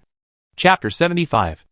After solving the hidden dangers on their bodies, when Zong and his men rolled on the ground without any hesitation. In Helen Star, the clothes they wore made them living targets. Even if the Independents were blind, they would still strip them alive if they met them on the road. Too ostentatious. Then a few Loki people, with their heads hunched and waists bent, wearing dirty clothes, with a lot of fine dust in their messy hair, hid in the chaotic crowd, and successfully ran out of the monitoring range. When Zong called up the map of Helen Star, but it took 2 minutes to locate the position. Shenlai looked at the symbol in the center of the map that kept spinning, and couldn't help yawning. This is too slow. Qi Xiuyuan couldn't help but flick his hair, and a piece of fine sand fell off. Hearing this, he said, the Empire withdrew the satellites together, leaving only an old navigation satellite that is about to retire. Be content. One satellite covers the entire planet. This is overload work for retired people. When Zong affirmed, we are very lucky not to go on strike. After a while of circling, a red dot appeared on the map, representing the location of several people. Fire cloud, navigate to Helen Building. Before coming, the person from the Cooperation faction gave them the location of the base camp, which was in an air raid shelter under Helen Building. Helen Building and the statue of Helen are in the same area, both of which are representative buildings of Helen Star, but one is a government office and the other is a tourist attraction. With the initial positioning, Huo Shaiyan's calculation speed was much faster, and it took only 1 minute to plan the shortest route. The whole journey needs to pass through 3 large cities, and it will probably take half a year to walk on foot. Meng Sikin, who had been silent all the time, sighed. Why don't we find a car? The remaining 4 people responded unanimously. The car is actually quite easy to find, but it may not be usable. The traffic on Helen Star is almost paralyzed. The energy vehicles on the road have been robbed, leaving only a skeleton. The parking lot is even more messy. The energy in the car and the aircraft has been unloaded. The trunk should have been forcibly pried open, leaving only a few pieces of wrapping paper with faded bright colors. When Zong couldn't drive the fire cloud out, because the fire cloud's fiery red paint was more conspicuous than the 5 of them combined. The innocent fire cloud felt that he was despised, so he showed the basic qualities of a plug-in. Scanning energy reaction. In short, after going through countless hardships, when Zong and his friends finally found a drivable car under the ruins of an abandoned maintenance center. Although it was a small passenger car, the roof of the passenger car was dented, and most of the white paint was scratched, revealing the original metal color. Red words were sprayed on both sides of the car body. Helen welcomes you. It was still a tourist bus. The car was full of dust, and there were a few small triangular red flags under the seats. Qi Xiuyuan took off his coat, wiped the dust off, shook it off, and put it on again. When Zong teased him, Senior, you are really becoming more and more like a local. Qi Xiuyuan sneezed several times because of the dust. When in Rome, do as the Romans do. When in Rome, do as the Romans do. The remaining few people followed suit, shook their clothes, and put them on again, barely tidying up the main driver's seat and the front seats, so that they would not be covered in dust. Shenlai put the seat down and asked, now the question is, who can drive? When Zong felt a little itchy and rolled up his sleeves, I. Qi Shouyuan waved his hand and pressed Wenzong on the seat. Qi Zhao, try it. Wenzong, I said I. Qi Zhao swooshed and stood up. I try it. Ming Sikin didn't quite understand the secret and asked, why don't you let Wenzong try it? Wenzong's shoulder was being pressed by Qi Shouyuan, and he nodded and said, I'm a good driver, trust me. Qi Shouyuan poured a bucket of cold water on him. It's really good, but you don't have a driver's license. Ming Sikin sat upright. Forget it then. Wenzong, what's your position? Shenlai said earnestly. Junior sister, this car really can't withstand your drifting. It will fall apart in a minute, okay? Wenzong fell on the chair, suppressed his heart, and said, Wo Shayan, connect to the driving platform, real-time navigation, scan the monitoring system at any time. Wo Shayan received. A map appeared on the screen of the control console, with a route carefully marked, and the 80% remaining energy was marked in the upper right corner. Qi Zhao shouted and pressed the start button. Let's go! The bus started slowly, causing a slight bump, and then it was on the road smoothly. Qi Shouyuan simply assigned the tasks. I, Qi Zhao, and Brother Ming will take turns driving, changing every 4 hours, and the night watch will be handed over to Shenlai and Wenzong. According to the capital star time calibration, Helen Star takes exactly 20 hours to rotate once, with long days and short nights. When Helen was still prosperous, this was a huge city that never sleeps. But now there is only a pile of war garbage. The fire cloud is powerful. Under its guidance, the bus always avoids surveillance and patrolling people wearing protective masks. It was a close call. And along the way, ordinary people were not seen much. There were messy bones scattered on the roadside, and rats would pass under the car from time to time. Like an empty city. On the evening of the 5th day, the bus drove into the target area. The driver was Ming Sik-hin.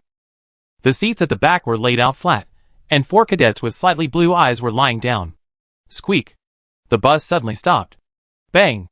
The cadets lying down were thrown down unexpectedly, and their bodies were lifted up suddenly by inertia, and then stopped by the seat belts around their waists.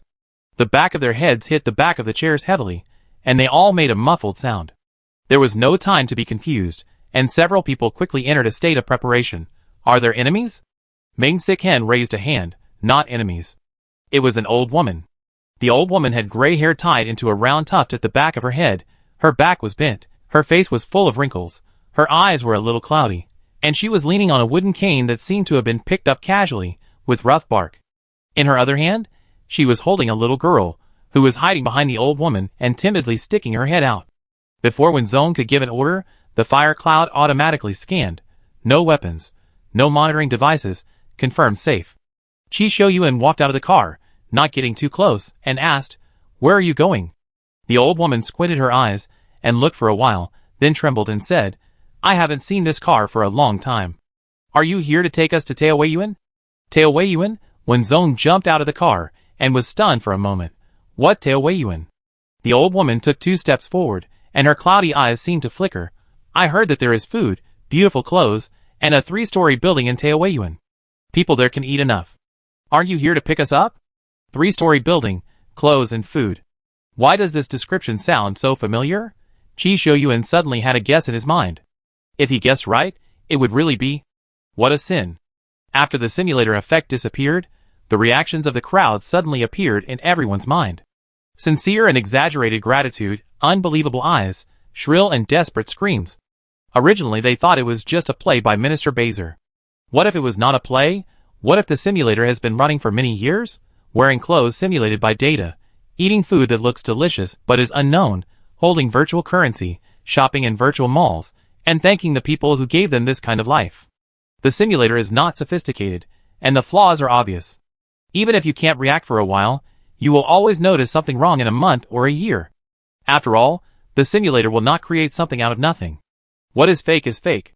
Can you feel safe in the virtual world? When the simulator fails, that's why there is such a strong despair. That's why Qi Shouyuan said, it's a sin. The peach blossom spring is not a peach blossom spring. It's just an addictive drug. The old woman looked down at the little girl's eyes. Her voice choked. I'm old, but my Ariel has to eat. The little girl called out softly. Grandma. Wenzong rubbed his head. The simulator was destroyed by the fire clouds. I don't know how long it will take for the independent faction to restore the database. If he didn't meet them, even if he reached the destination, there would be no three-storied building and the so-called Peach Blossom Spring. What to do? We can't just ignore it. Qi Xiaoyuan exchanged glances with Wenzong and invited the old lady and the little girl into the bus.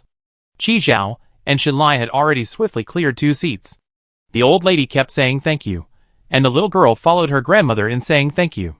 When the little girl came out from behind the old lady, everyone realized that there were 2 circles cut out of the little girl's clothes on her back, and 2 deformed little hands stretched out from them, with wide palms and short fingers, like the wings of angels in myths and legends. The metaphor is beautiful, but when everyone saw the shy smile of the little girl, they were not in a good mood. If it was in the Empire, this kind of minor surgery could be done when the baby was born, but in Helen, deformity seemed to be a normal sight. Wenzong took out 2 bottles of nutrient solution from her pocket. She prepared a lot of them in the space button and distributed some to everyone in the car, on the one hand to prevent dispersion, and on the other hand to avoid exposing the space button. When the old woman saw the nutrient solution, she waved her hands repeatedly. This is a good thing. You are still growing, keep it. Wenzong put the nutritional supplement in the old woman's hand without saying anything. Even if you don't eat it, the child has to eat. The little girl had never seen a nutritional supplement before, so she just sat in her seat and watched silently with her big eyes. Wenzong gave the little girl half a bottle and stuffed the remaining half into her little hand. The little girl burped. She was stunned for a moment and deliberately raised her breath to burp again, but she didn't burp.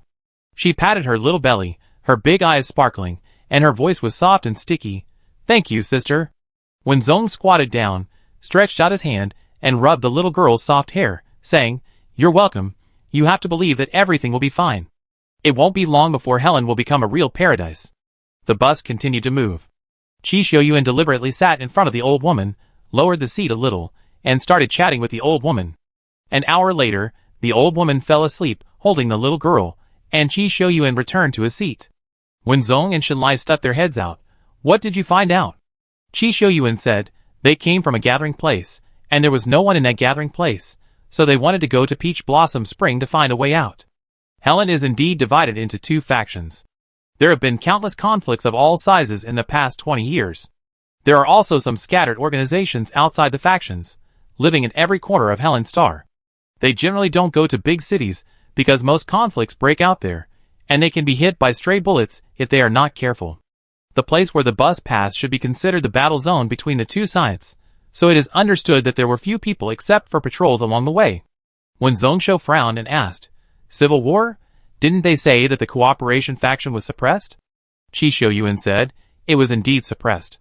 Most of the conflicts were instigated by the independence faction in order to completely eliminate the cooperation faction, but the cooperation faction would not sit still and wait for death. The old woman's thoughts were a little confused. She said a lot in bits and pieces, and could only extract a little effective information. But it was finally confirmed that she was not acting for the Empire. Qi Zhao suddenly asked, Which faction does the old woman favor? Qi Xiaoyuan glanced at the 2 grandparents, who were sleeping peacefully, and said, Maybe it's just Helen. The bus pulled over to the roadside and slowly stopped. Ming Siken said, We have to go on our own next.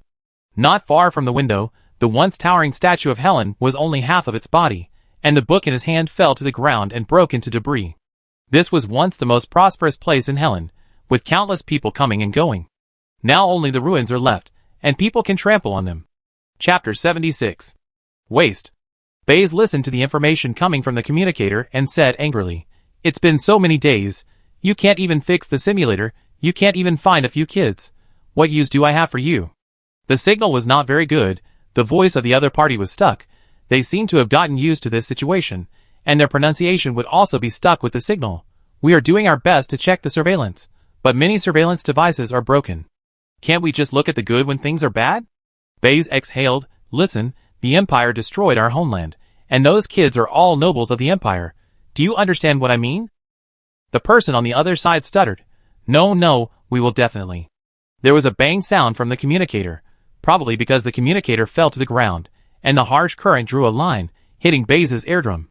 Then, there was a mess of talking. Someone picked it up and shouted, Minister, we captured a moving bus. Bazer stood up suddenly. What bus? The other side hesitated. We only caught a corner of the car, but we are not sure. What is uncertain? We must not let go of any of them. Half of Helen's cars were unloaded by them. Even if they were not those second-generation rich kids, they were the bugs who specifically went against them. Can you estimate the direction of travel? Calculating. The communicator paused for a while, and then said, if we use the coordinates of the simulator as the starting point, we have calculated dozens of locations, but the most likely direction of travel is the area where the goddess statue is. Baze's pupil shrank, and then he laughed wildly. Good, that's great. Notify the Research Institute, and tell them that it's my order. Let Angrandy lead a team of clones to set off immediately. Whether it's an Imperial noble or a bug in the gutter, I must capture one. Yes. At the same time, when Zong and his men encountered a patrol team. The team had only 4 people, wearing ill-fitting work clothes and a protective device that covered half of their faces. They each held an energy gun that had been eliminated for a long time. I don't know where they were hiding before. When they saw them, they quickly surrounded them, including the old woman and the little girl. When Zong's group of 7 people was larger than the patrol team. The leader lowered the muzzle of his gun slightly and asked, who is it? The little girl hid behind her grandmother in fear, crying, scared, scared. Ahem. The leader winked at the people around him, and the 4 people lowered the muzzle of their guns at the same time. Little friend, don't cry. Qi Shouyuan quietly made a gesture, sat on the ground, and tears came down. His voice was neither high nor low, revealing a roughness like being scratched by sand. We have old and young here, and we can't survive a long time ago. Shoot, shoot. When Zong, who received Qi Shouyuan's signal, supported the old lady, fell on her shoulder and choked silently. Everything is gone. Everything is a lie. You fight and kill. We just want to live. Is that wrong? The old lady liked Wen Zong very much. She didn't know what drama was being played in front of her, but she couldn't bear to see the little girl cry. She stretched out her rough big hand, rubbed Wen Zong's hair, and said, don't cry, don't cry. The little girl also grabbed Wen Zong's clothes and said with her grandmother, sister, don't cry. Wen Zong covered half of his face with his hands. Not a single tear fell, but his voice was filled with infinite melancholy and pain, which made the listener sad. Qi Zhao and Shen Lai, who were walking at the end, really couldn't act. The 2 of them hugged each other, buried their heads in each other's shoulders, and sobbed non-stop. Ming Sik-hen, who looked the most mature, stretched out his long arms, circled the little girl and the old man in his arms, lowered his eyes to look at the cracked floor, and sighed silently. In the eyes of the 4 patrol team, it was simply miserable. The old woman stood tremblingly with a cane, and the little girl was so thin that she looked like a bag of bones, and her eyes looked even bigger. When she looked at you like this, it was as if 100 ants were scratching your heart. The remaining few people had dark faces, and they didn't know where they had rolled. There was dust on their hair, and their clothes were tattered. One girl's sleeve was torn, revealing a piece of gray gauze. Wait, gauze? The leader asked. Are you injured? Wen Zong deliberately didn't remove the gauze, even though the small wound had almost recovered with her physique. Then she tore off the sleeve of her inner clothes, and then tore open the coat along the line, and the injured arm was immediately exposed. The weak can always inspire people's desire to protect them. Wen Zong wiped his face, and pretended to be a little white flower swaying in the wind. I was scratched by a stray bullet, and I met a kind person who bandaged me. I'm fine. The leader nodded, put the gun behind his back, and asked, where are you going? Qi Shouyuan clenched his right fist and hammered it on the ground twice, and blood immediately appeared. He lowered his head and said, there is no place to go, so I take it one step at a time. Who would have thought that the Peach Blossom Spring is a lie? Peach Blossom Spring. The patrol team accurately captured these 3 words. The leader nodded calmly to the others, bent down and helped Qi Shouyuan up. Are you from Peach Blossom Spring? Qi Shouyuan staggered and snorted coldly. What Peach Blossom Spring? It's all fake. Who knows what's hidden under those foods? Now it's even better. There's no fake ones. The leader guessed the situation and took the initiative to invite. If you have nowhere to go, why don't you come to our base? Qi Shouyuan and Wen Zong curled their lips at the same time. The willing ones took the bait. The patrol captain briefly described the situation of the base. Our base gathers nearly 1/3 of the current population of Helen. When it was built, it used the most advanced technology in the Empire. The hardness can withstand the simultaneous bombing of 20 interstellar missiles. Everyone has their own duties, but if you want food, you must work to exchange it. The elderly and children have special treatment. In order to speed up the pace, Ming Sik-hen carried the old woman on his back, and the patrol members took turns holding the little girl, making the child giggle. Qi Shouyuan turned around and took a look. The captain turned around with him, and smiled. There have been no newborns at our base for many years. Qi Shouyuan sighed. That's good. The captain also smiled bitterly. In the past 20 years since the spread of radiation, the birth rate has been getting lower and lower, the aging population has been getting higher and higher, and the number of deaths in the conflict. But it's also true that we don't know if the babies can survive or if they are deformed. I hope these days will end soon. As the two talked, Chi Xiaoyuan got a lot of useful information. Helen is a small habitable planet with a small population. 50% of its area is ocean. Because it borders the Federation, spacecraft need to use Helen as a stopover, and business has begun to develop. There is a huge flow of people every day, and the benefits generated are countless. After the war 20 years ago, the Empire withdrew satellites, military, medical and government staff, and non-Helen people found countless connections to transfer them all out. Coupled with the war losses, the entire population of Helen has dropped by half. Under the attack of the Empire and the Federation, Helen is just a small boat in the vast ocean. If the Empire is a farmer bitten by a snake, then the Federation is a wolf that grinds its teeth and sucks blood. The cooperation between the Independents and the Federation is tantamount to inviting a wolf into the house. The Federation did not release the eagle until it saw the rabbit. The Independents promised the Federation that as long as they could get rid of the rule of the Empire, they would give all the minerals on the seabed to the Federation.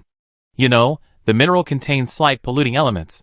For the long-term development of Helen Star, the Empire does not allow mining to damage the marine environment, but the Federation does not have this concern. After the war, the Federation only took 3 days to empty the seabed minerals, and the originally blue ocean became turbid. We wanted to take back the power from the Independence faction, but they had weapons, so we had no choice but to hide in the air raid shelter, take in the people, and fight guerrilla warfare with the Independence faction, and we also took back a lot of things.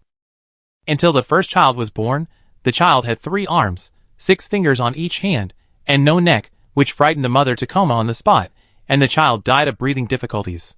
Since then, there have been more and more deformed babies, and even adults, who have been exposed to the air outside for a long time will have more or less mutations and discomfort, and serious cases may even die on the spot. Only then did they realize how terrible war radiation was. 8 years after the war, the Independence faction decided to cooperate with the Star Pirates.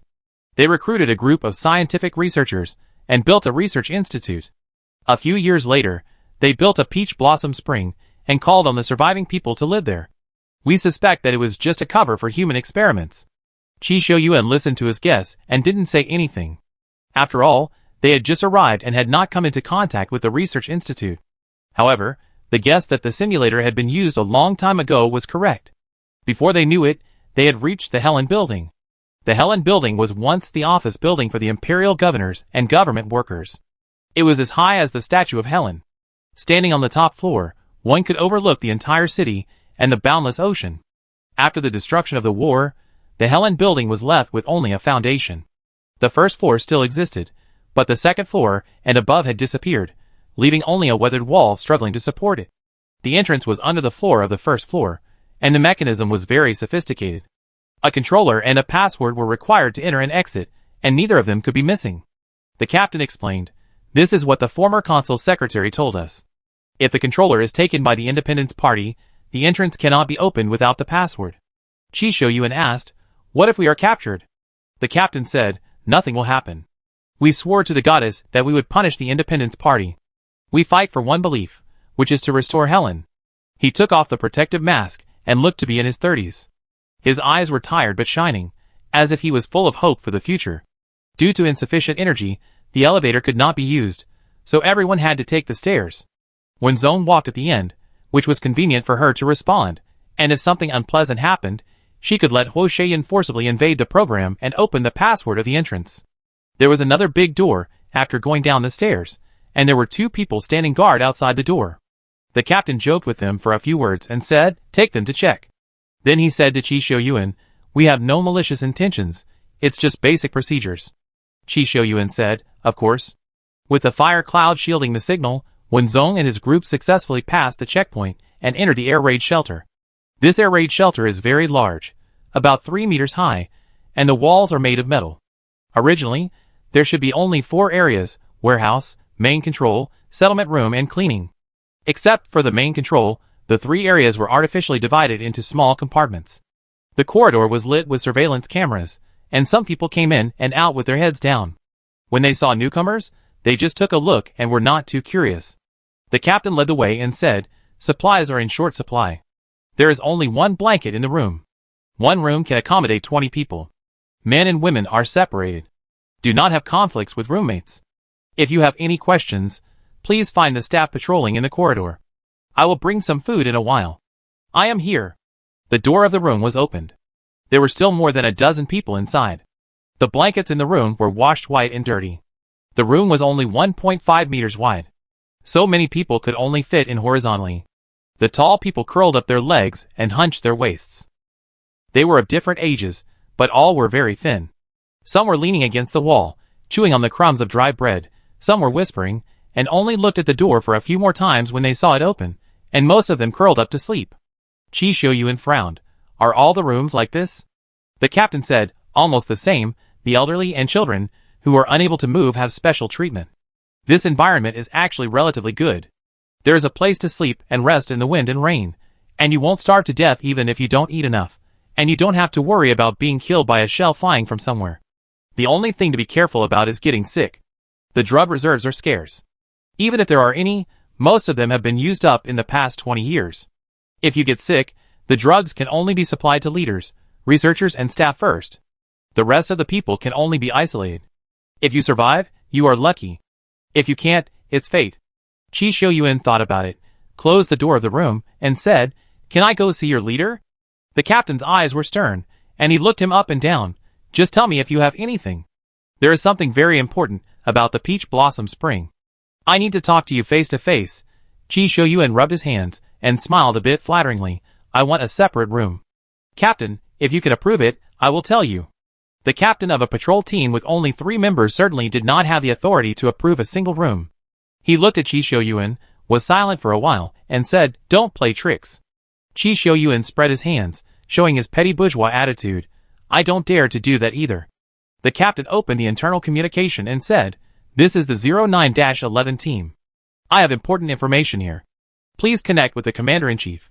The signal was really bad. The communication was transferred several times. After waiting for more than 10 minutes, a somewhat old voice came from the other side. "Hello, what information do you have?" Chi Shoyuan reached out and took the captain's communicator. At this time, he put one hand in his pocket, his back was straight, and there was no flattering posture. The captain was not careful for a moment, and was snatched by Chi Shoyuan. He moved fiercely, and reached out to take it back. A slender arm blocked from the middle, and in a moment, it fought with the captain twice, easily caught the captain with its backhand, and pressed it against the wall. The captain struggled twice, but couldn't move. Turning around, he saw that it was the girl with the injured arm. He whispered, "Who are you?" This disguise skill is too strong. Even he was fooled. If the base is exposed, what should we do? It was Wenzong. Wenzong also had no intention of disturbing the people resting in the room, and also lowered his voice. "Don't worry, it's a good person." Chi Shoyuan gave a thumbs up and said to the communicator, "Hello, do you remember Alvin?" Alvin is the name of the Helen Starman who smuggled out. There was a sound of heavy objects falling to the ground, probably something like a chair falling to the ground, and the old voice sounded a little trembling. "Of course I remember, I've been waiting for you for a long time. I pick you up right away." Chi Shoyuan stopped him in time. "I have a lot of people here, I'm asking for a privilege. I hope you can open a single room for us, and then find someone to pick us up." The task of opening a single room was then handed over to the captain again. The old woman and the little girl also moved into the single room together. Chi Shoyuan said, "Wenzong and I will go there in a while, and this place will be handed over to Brother Ming." Ming Sikin nodded. "Got it. Qi Zhao and Shenlai are ready to move at any time." Chi Shoyuan pointed to his ear with a micro-communicator attached. "Pay attention to contact." Qi Zhao and Shenlai almost saluted subconsciously, but when they realized something was wrong, they put down their hands and touched their noses instead. "Got it. The staff who came to pick people up have arrived." Chi Shoyuan patted the patrol captain on the shoulder and said, "It's a special matter, so I can't say much, but thank you very much. I believe that Helen, whom you are looking forward to, will definitely come back." The commander-in-chief deliberately put the meeting place in the control room, which means that the control is handed over to Chi Shoyuan and Wenzong. The commander-in-chief looks a bit old, with black and white hair mixed together, showing a depressing gray. He is a bit thin. He must have changed his clothes on purpose. He wore a frayed suit with a white shirt inside. The originally embarrassed expression disappeared without a trace, after seeing Wen Zong and Qi Shouyuan's dress. Qi Shouyuan and Wen Zong shook hands with him, and were somewhat helpless. No way, when in Rome, do as the Romans do. The commander-in-chief closed the door of the control room, and did not even leave an assistant. Wen Zong teased, "You are not afraid that we are here to assassinate you?" The commander-in-chief asked them to sit down. His shoulders relaxed for a moment, and he laughed. "What should I be afraid of? What can be the worst? I have nothing to lose. It just sounds free and easy." Wen Zong and Qi Shouyuan took the initiative to introduce themselves, and Qi Shouyuan asked, "If the Empire rescues, what do you want?" The commander-in-chief answered the question irrelevantly. In the legend, the goddess Helen symbolizes love and freedom. Sometimes I am confused. What is love? What is freedom? The Independence faction wants to get rid of the rule of the Empire. Their slogan is that only when Helen is independent can there be true freedom. Wen Zong hit the nail on the head. But there is no absolute freedom in the world. "Yes," the commander-in-chief said, "I used to work in this high-rise building to make Helen Star better. How we understand it is not important. What is important is how the people of Helen understand it. Everything in the Empire is based on the development of Helen. It will not change its mind overnight, nor will it overdraw resources. Instead, it will actively send resources here. The people of Helen were happy at that time. We once had the blessing of the goddess, but we were overthrown by our own hands. We paid a huge price for this, and I want to end this mistake." The commander pressed a switch, and the table cracked in the middle, and then slowly opened. There was a storage box under the table. Half of the space was neatly placed with 4 layers of boxes, arranged in order from large to small. It was estimated that there were hundreds of them. The other half was filled with some metal debris. The metal was in a shapeless state, but it still flashed a dazzling light after 20 years of not seeing the sun. Wen Zong stood up suddenly. Others may not be familiar with it, but she must be familiar with it. These are clearly the remains of mechas. The commander-in-chief wanted to touch the top box, but he took it back just before he touched it. He stood up and bowed deeply. "These are the relics left by the ambush 20 years ago. There are shoulder straps and remains. Some complete bones are difficult to preserve, so I cremated them quietly. I'm sorry, we only found this much. 20 years. The relics he brought with him from the battlefield when he was still young, too many bones, too many mechas, and even some of them were annihilated in the artillery fire with the mechas, leaving no bones. It's been 20 years. Wen Zong's eyes were a little hot. She looked at these relics, as if she wanted to see the scene 20 years ago through the cold metal in box. It was almost New Year's Day, and the ruthless war cut off their way home for reunion. From then on, they were buried deep underground, far away from their hometown. Was the red thorn flower also pressed down? Qi Shouyuan patted her back gently. Wen Zong took a deep breath and said, "Thank you very much for restraining us about." Boom! Before Wen Zong finished speaking, there was a loud noise above his head. The communication and red alarm in the control room sounded at the same time. Enemy attack. 1 kilometer away from Helen Building. 2 patrol teams have lost contact. 1 patrol member sent back a video. It's Angranti. What? The commander-in-chief opened the video, and the smoke and dust brought by the artillery fire began to dissipate, and a mechanical leg stretched out from the smoke and dust. Qi Shouyuan asked, "What is Angranti?" In the video, another mechanical leg also stepped forward. This mecha must have been attacked. The paint on the leg was worn off, revealing the original metal color. The commander-in-chief said, "Angranti is Helen language, which means an interstellar common language." The dust cleared, and the true face of the mecha was finally revealed in the video. It was a humanoid mecha, silver in color. The original fiery red paint was half worn off, leaving only the gorgeous and dazzling flower on the shoulder. The mecha raised its arm, and the small turret fired suddenly, and the image suddenly fell into darkness. Thorn Flower. Chapter 77. Angranti is Helen's language, and translated into the interstellar common language, it means Thorn Flower. Wen Zong felt as if someone had hit her with a hammer out of nowhere. The veins on her forehead were throbbing uncontrollably, her eardrums were buzzing, and only the 3 words Thorn Flower were left in her mind. How is this possible? How is this possible? Wen Zong was too familiar with this mecha, so familiar that she could accurately describe the location of each thorn flower. Although the thorn flower on the fuselage that looked like a blazing flame had been worn away by half, she would never make a mistake even if only a piece of debris was left. But how is it possible? Boom! A loud noise came from above again, and the air raid shelter trembled slightly twice. Qi Shouyuan silently patted Wen Zong's shoulder and asked in a low voice, "Is Anglanti a member of the Independence faction?" I can't say for sure. The Commander-in-Chief closed the storage cabinet and frowned slightly. Englanty has only appeared in the past 2 years. Her attitude is very strange. Sometimes she is crazy, and sometimes she is quiet. When she is crazy, not to mention the people of the Independence faction, even she will explode. When she is quiet, she will stand by and not move. Over time, the Independence faction will not let her come out. It sounds like she is unconscious. Chi Shouyuan then asked, "Have you seen her?" The commander shook his head. Every time she appears, she is in this mecha. We also heard the Independent Party call her Engranty, so we called her that. Unsure of her true appearance. Is it that Engranty herself does not want to show up, or the Independent Party does not allow her to show her true face? Just thinking about it, the connection screen in the control room lit up again, with the operator's irritable voice. The signal is too bad, it was disconnected just now. Can the control room see it now? The Commander-in-Chief replied, I can see it. In the picture, someone rolled on the ground with a dusty face, hid in a triangular shelter, and shouted. The current situation is that Engranty brought hundreds of clones here. She seems to be crazy again. She is setting off fireworks randomly. She has hit us several times. The clones are like mad dogs, biting everyone they see. We can't stand it anymore. Setting off fireworks randomly means firing indiscriminately, but it can never hit anyone. Wenzong's face was darker than the clothes he was wearing. What clones? The view of the communicator turned perfectly, and a clone's face suddenly appeared in front of Wenzong and Chi Shouyuan. The clone looked only 16 or 17 years old, tall and thin, with pale skin and empty eyes. He was wearing a very thin white shirt and black pants. He moved quickly, and would not stop even if a bullet hit his body. It was a face that Wenzong and Chi Shouyuan were very familiar with. Ka Suo. It was exactly the same as the clone they saw on the atom. Chi Shouyuan leaned forward, as if he wanted to see the picture on the screen more carefully. Sure enough, he is colluding with Eden. Wenzong narrowed his eyes, and turned away. Chi Shouyuan reached out and pressed her shoulders.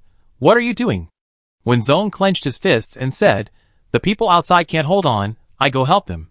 Chi Shouyuan knew at a glance that Wenzong had other intentions, so he ignored her and turned to ask the Commander-in-Chief, Can the patrol team be withdrawn? The Commander-in-Chief had already communicated with the operator for several sentences. Hearing this, he sighed, It's not optimistic. Those clones have no sense of pain. There is no other way except to hit the vital points. But our patrolmen have not received much training, and their shooting skills are not accurate. It's too difficult to deal with hundreds of clones. Wenzong took a step forward. I go stop her. Chi Shouyuan didn't give in. He looked at Wenzong with a serious expression. That's a mecha. What can you use to stop it? Wenzong patted his chest and said in the same tone, Don't forget, I also have a mecha. Chi Shouyuan wanted to say something, but was interrupted by Wenzong. Listen, senior. Wenzong tried to persuade Chi Shouyuan, personalized mechas can only be driven by the person himself. There won't be another person sitting there. I have to find out what happened, and there are living people outside. We can't just turn a blind eye. Chi Shouyuan has been a commander since childhood and college. Maintaining absolute rationality is his basic quality. He said in an almost cold tone, I will send a signal to the Empire now. With the speed of the warship, as long as we hold on for 2 more days, we can wait for the Empire's rescue.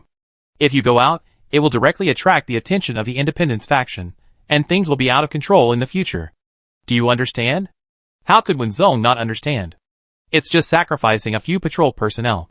As long as the Empire's rescue arrives, the whole of Helen will be refreshed. But, boom! There was a cannon shot.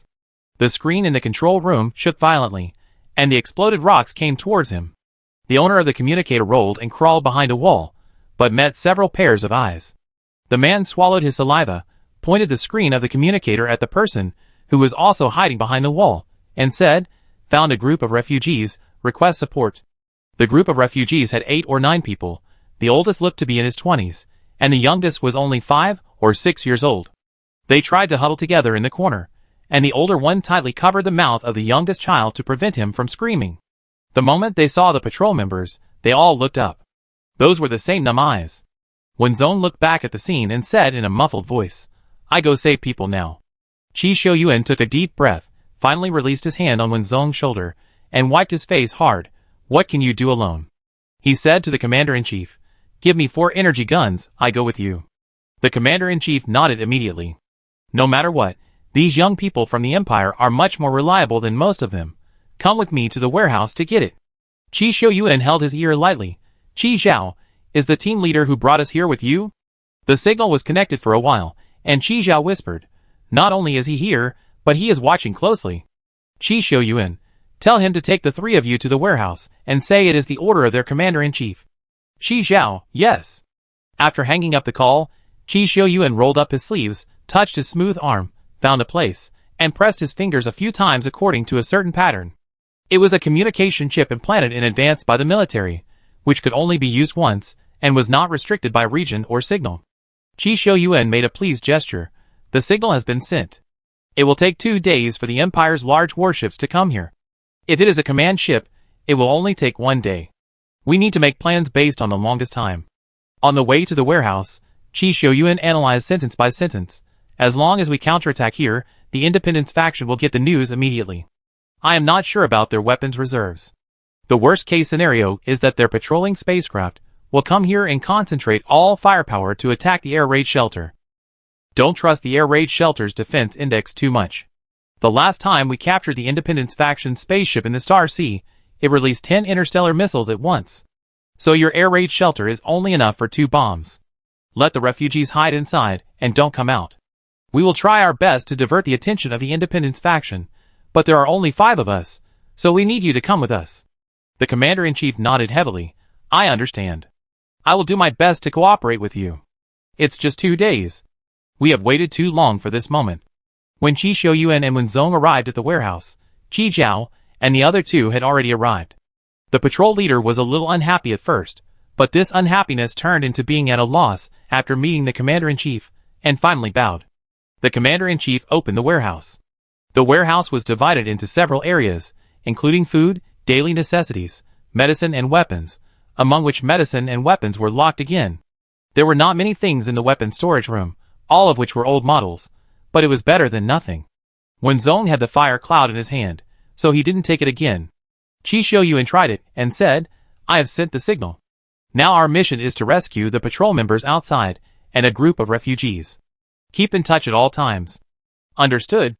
At this time, on the ground, the patrol member holding the communicator put his ear against the wall, and listened to the footsteps coming from outside. After sending a signal to the control room, he turned off the communicator. And Granny was going crazy, and the mecha was firing indiscriminately, but this was not a big problem. The biggest threat was the clones. Those clones had no sense of pain and good hearing. They would be discovered as long as there was a little sound. He blocked the children huddled in the corner behind him, and signaled them to keep quiet, but he could still hear the footsteps of the clones approaching outside. The familiar black trousers came in front of him. It's over. He thought so. Crack. The pain he imagined did not come, but he heard the sound of bones breaking. He opened his eyes, and saw a girl who looked younger than him, with a small bun on her head.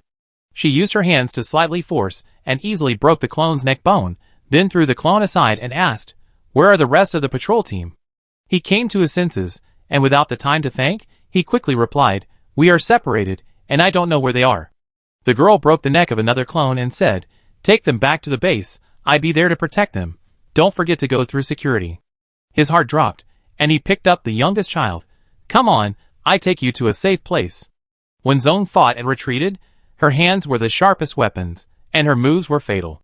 The clones, who were extremely ferocious in the eyes of the patrol members, were like vegetables on a chopping board in her hands, and she could cut them into strips or slices as she pleased. Bang! Qi Xiuyuan dealt with a clone who tried to attack by surprise, and quickly gathered around Wen Zong. The 2 of them protected the people in the middle without blind spots, and retreated all the way back to the Helen building. They had to walk the rest of the way by themselves. On the other sides, Qi Zhao barely found a relatively hidden commanding height, set up his beloved sniper, and glanced through the scope. It seemed that no one needed his help. Shen Lai and Ming Sik Hin each protected several members of the patrol team, especially Ming Sik Hin. He was not familiar with the clones' attack methods before, and it only took a few rounds to find out the weaknesses clearly. He shot one kid with one shot, without any unnecessary movements. If it wasn't for the wrong occasion, the patrolman he was protecting would have immediately asked him to teach them. Bang! Bang! Bang! Heavy footsteps came from the smoke. Ming Sik Hin looked up, and saw a huge machine coming towards the Helen building. It was temporarily covered by the smoke, but it was still recognized at a glance. Is that a mecha?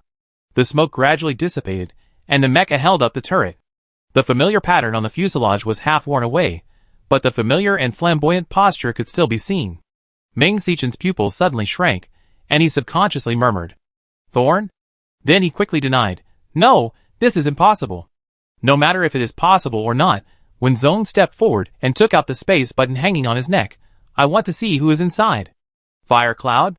The fiery red mecha appeared out of thin air, like a giant walking out of the flames, standing at the forefront with a sacred mission.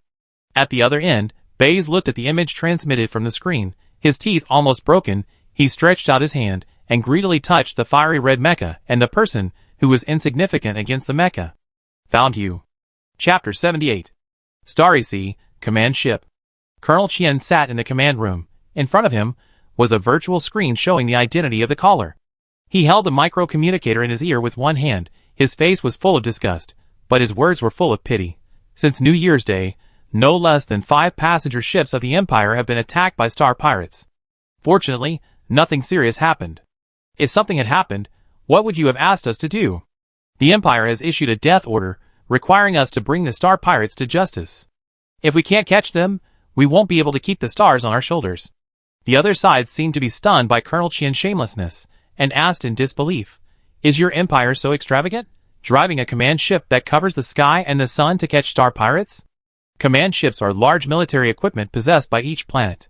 A command ship carries 3 star-level missiles, a large warship, 5 small warships, thousands of mechas and tens of thousands of soldiers. Once the command ship is deployed, it means war is coming. Before receiving this communication, Colonel Qian had killed more than a dozen people. No wonder he was so panicked. When the satellite images were transmitted to the observation deck, those small countries were almost crazy. "What do you want to do without even saying hello to your empire?" Colonel Qian was gloomy. "Alas, there is no way. We don't know much about the information of the space pirates yet, and we can't even estimate their firepower. It's better to be prepared." God damn it. The other party almost cursed, but for the sake of interstellar peace, he didn't curse. "Your command ship has seriously threatened the airspace of our allies. I hope you can evacuate as soon as possible, otherwise I will contact your emperor directly." Colonel Qian complained in his heart, "I am 108,000 miles away from the nearest atmosphere. How can I threaten your country's airspace?" So he said, of course, after we have dealt with all the space pirates in this area, we will not stay for a minute longer." The other party endured, and finally couldn't stand it anymore. "I will contact your country's Ministry of Foreign Affairs now." Paw. The call was hung up. Colonel Qian rubbed his temples. "The Third Peace Organization is so idle that we haven't even left the Empire's territory, and they are already concerned about whether we will enter their territory." Yes, Colonel Qian received more than a dozen communications, and the conversations were basically the same, but their command ship did not even step out of the Empire's territory. This mission unprecedentedly used military cadets, but the weapons reserves and current population of Helen Star were unknown. In order to rush there as soon as possible after the signal was sent, the military approved a command ship. It started cruising in the Star Sea on the 4th day after the military cadets set off, and moved slowly along the route under the guise of chasing star pirates. The flight lasted 4 days. The command ship received several communications, asking them in various ways what the Empire was going to do. What else could they do? Go and save people. Where to save people? Helen Star. Your Empire broke up with Helen Star 20 years ago, and even withdrew the shipping route. Who are you trying to fool? Tell me what your real purpose is. So the truth cannot be told at all. Even if you tell it, no one will believe it. It just so happened that the Empire encountered star pirates twice in a row, so they simply put the blame on the star pirates. Anyway, no one would go to verify it. Rong, who was standing next to him, also had a headache. They were not good at making excuses, so they could only fool around. Just then, the receiver on the table suddenly issued a unique reminder sound. The communication chip implanted in the skin uses a special channel, which automatically covers layers of codes during the transmission process. Only a special receiving device can decipher it. Qi Xiuyuan had sent it once on the Atom, and the designated recipient was Admiral Qi. Most of the Empire's authority was open to Admiral Qi, and even the optical computer was specially made, so there was no need for a receiving device, and the optical computer could automatically decipher it. Colonel Qian's optical computer did not have this permission, but he slept next to the receiver every day, fearing that he would miss any news. Romro stood up with a swoosh and turned on the receiver, and a virtual screen rose up. After entering the 4-layer protection program of name, number, information identification, and password, a message box appeared in front of her. There were only a few short words. Confirmed to be true, requesting support. Colonel Qian grabbed the communicator and asked the data analyst, if we move forward at the fastest speed, how long will it take to reach Helen Star? 8 hours. Very good. Colonel Qian grinned, full speed ahead, target Helen Star. Got it. The words came out in 2 parts. Ming Sikin stared at the damaged mecha in front of him, and the thorn flower on the shoulder stung his eyes. Impossible, I saw Captain Lin's mecha being drowned by artillery fire with my own eyes. The energy of the thorn was exhausted at that time, and it was impossible to withstand such a fierce attack. This must be a trick of the independent faction to make us afraid to act rashly. Wenzong certainly knew that after the sacrifice, the military would confirm again and again, not giving up a single glimmer of hope for life. But in this situation, they had no choice but to believe it. The moment the fire cloud appeared, the patrol members, who had not yet entered the underground air raid shelter, were all dumbfounded, and almost forgot the password. Fuck, where did the mecha come from? There is actually a mecha in our base? Wake up, even if there is a mecha in our base, it won't appear out of thin air, okay? Qi Xiuyuan and others were also hiding in the triangle area on the first floor of Helen Building.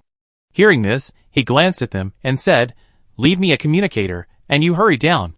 One of the patrol members handed his communicator to Qi Xiuyuan and said, "Press 1 for an emergency call. We can open the mechanism for you below." Qi Xiuyuan nodded. "Thank you, you hurry down. If these 2 mechas fight, they won't be able to take care of you." The patrol member hurried down the stairs and finally stuck his head out. "You must be careful too." The cockpit of Hoshiyan opened, and the suspension platform landed at his feet. Wenzong stepped on the suspension platform and entered the cockpit. Buzz. The mecha's eyes lit up red, and the mechanical joints moved randomly twice, making a click sound. The turret on the mechanical arm of the Thorn was charging, and the muzzle was facing Hoshiyan. There were comrades behind him, and he couldn't get out of the way. Wenzong opened the defense net and asked Hoshiyan, "Can you directly cut off the mental connection between the Thorn and the driver?"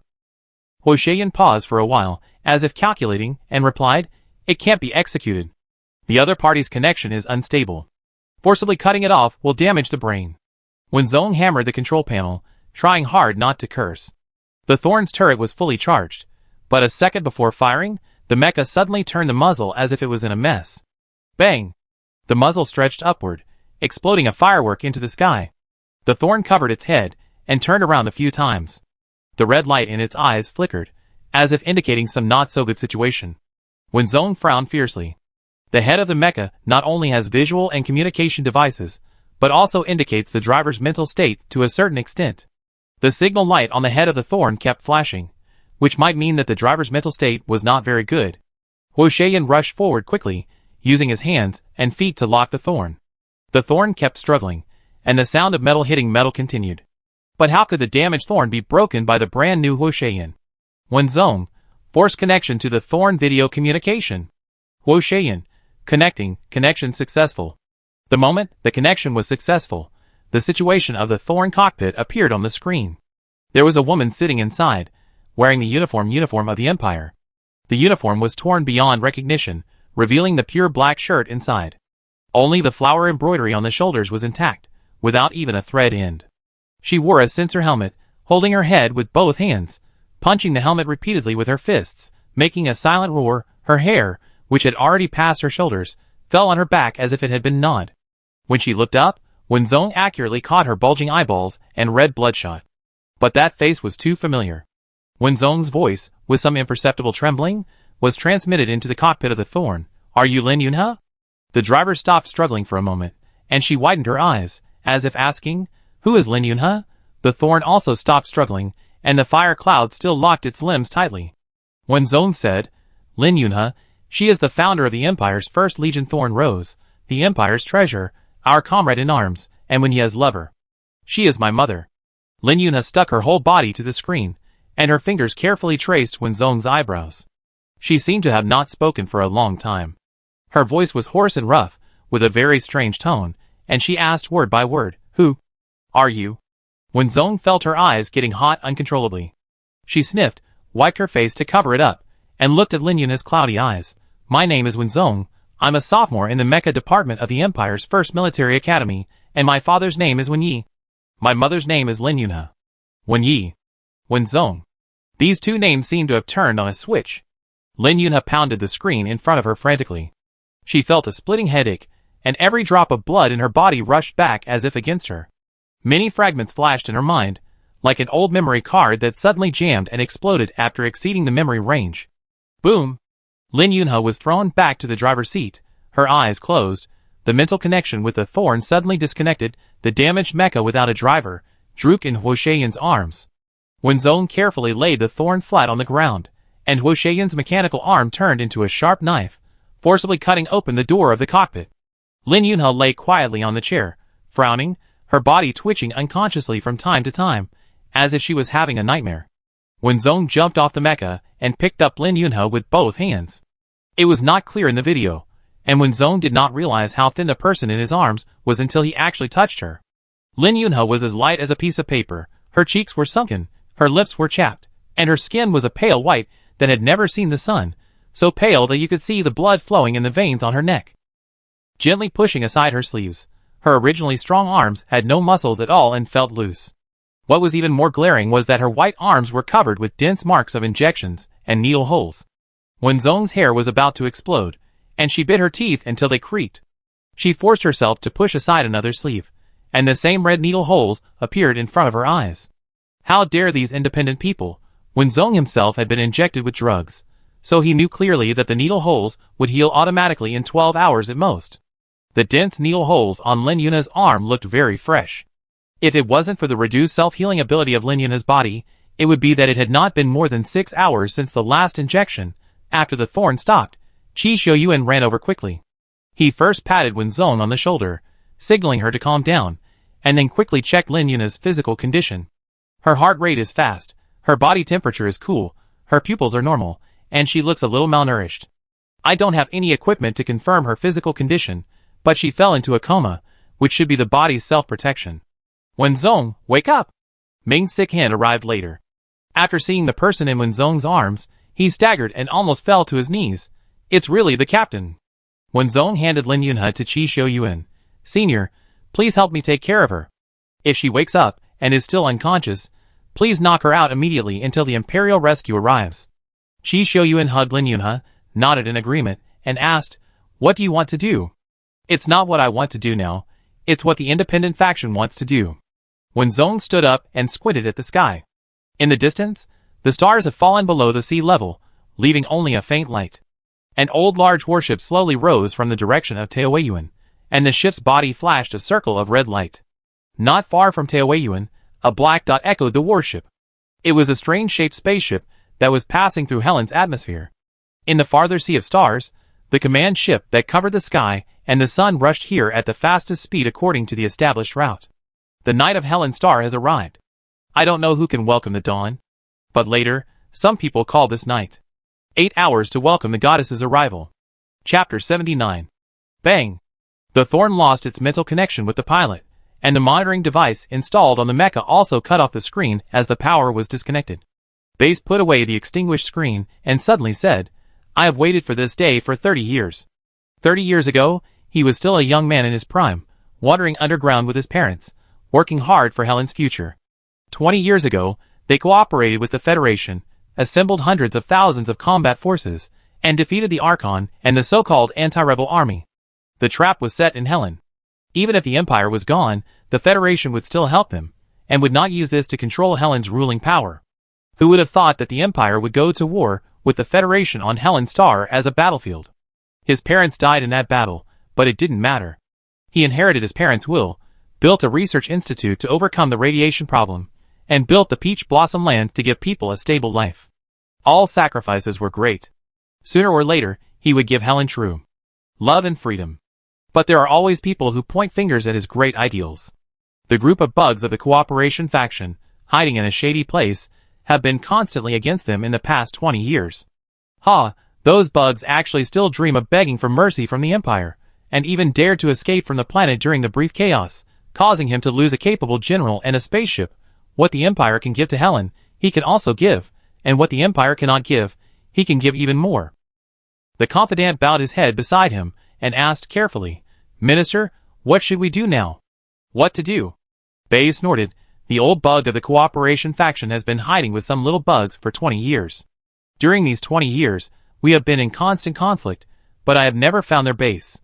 The identities of those little bastards were not ordinary.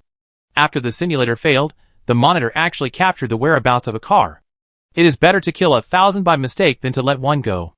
I let the crazy woman and Grandy go, but I didn't expect to catch a big fish. Why didn't I think there was a Helen building?"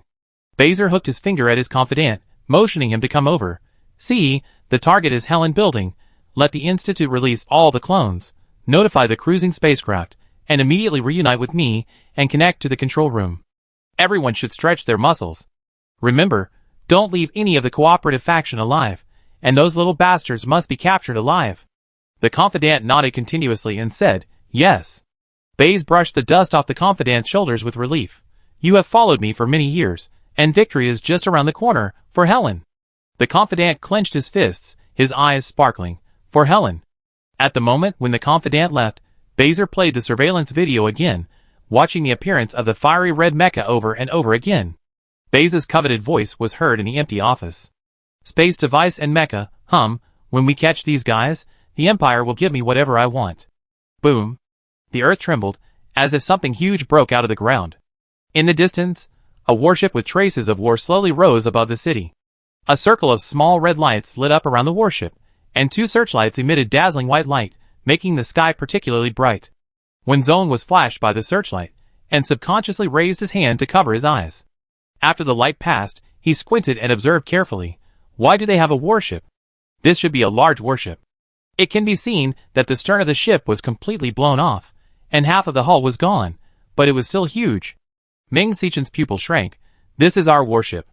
Qi Xiuyuan reacted immediately. "Is it the one that was ambushed?" Ming Xichen answered affirmatively. "It was that one. When the warship landed on Helen Star, we were ambushed by the Federation and Helen. It was at that time that the stern of the ship was broken and the hull was cut in half. Half of our comrades were sacrificed at that time. Only the mecha operator who was ready to go escaped by chance, but was also chased by Helen. Half of the hull was submerged in the sea of fire. In just a moment, the Federation, which had been prepared, broke through the protective shield. Everything from metal to human body disappeared in the atmosphere, and was blown away by the wind. Shenlai put his 5 fingers together, and put them on his forehead, saying, "How can the warship still be used after being broken into this state? The warship has a backup energy source, which will automatically start when the main energy source is destroyed." Qi Zhao followed quietly and explained, "Looking at the basic structure, the main energy source of this warship is gone, but the backup energy source can still hold on for a while." "Yes." Qi Xiuyuan half squatted on the ground, holding the unconscious Lin Yunhe in his arms. He gently rubbed the acupuncture points on Lin Yunhe's head to help relieve the pain, while looking up at the small red light on the warship. Large warships have countless arsenals, but there is a fatal flaw. Including interstellar missiles, the launch of large weapons requires the original energy reserves of the warship, but this warship only has a backup energy source left.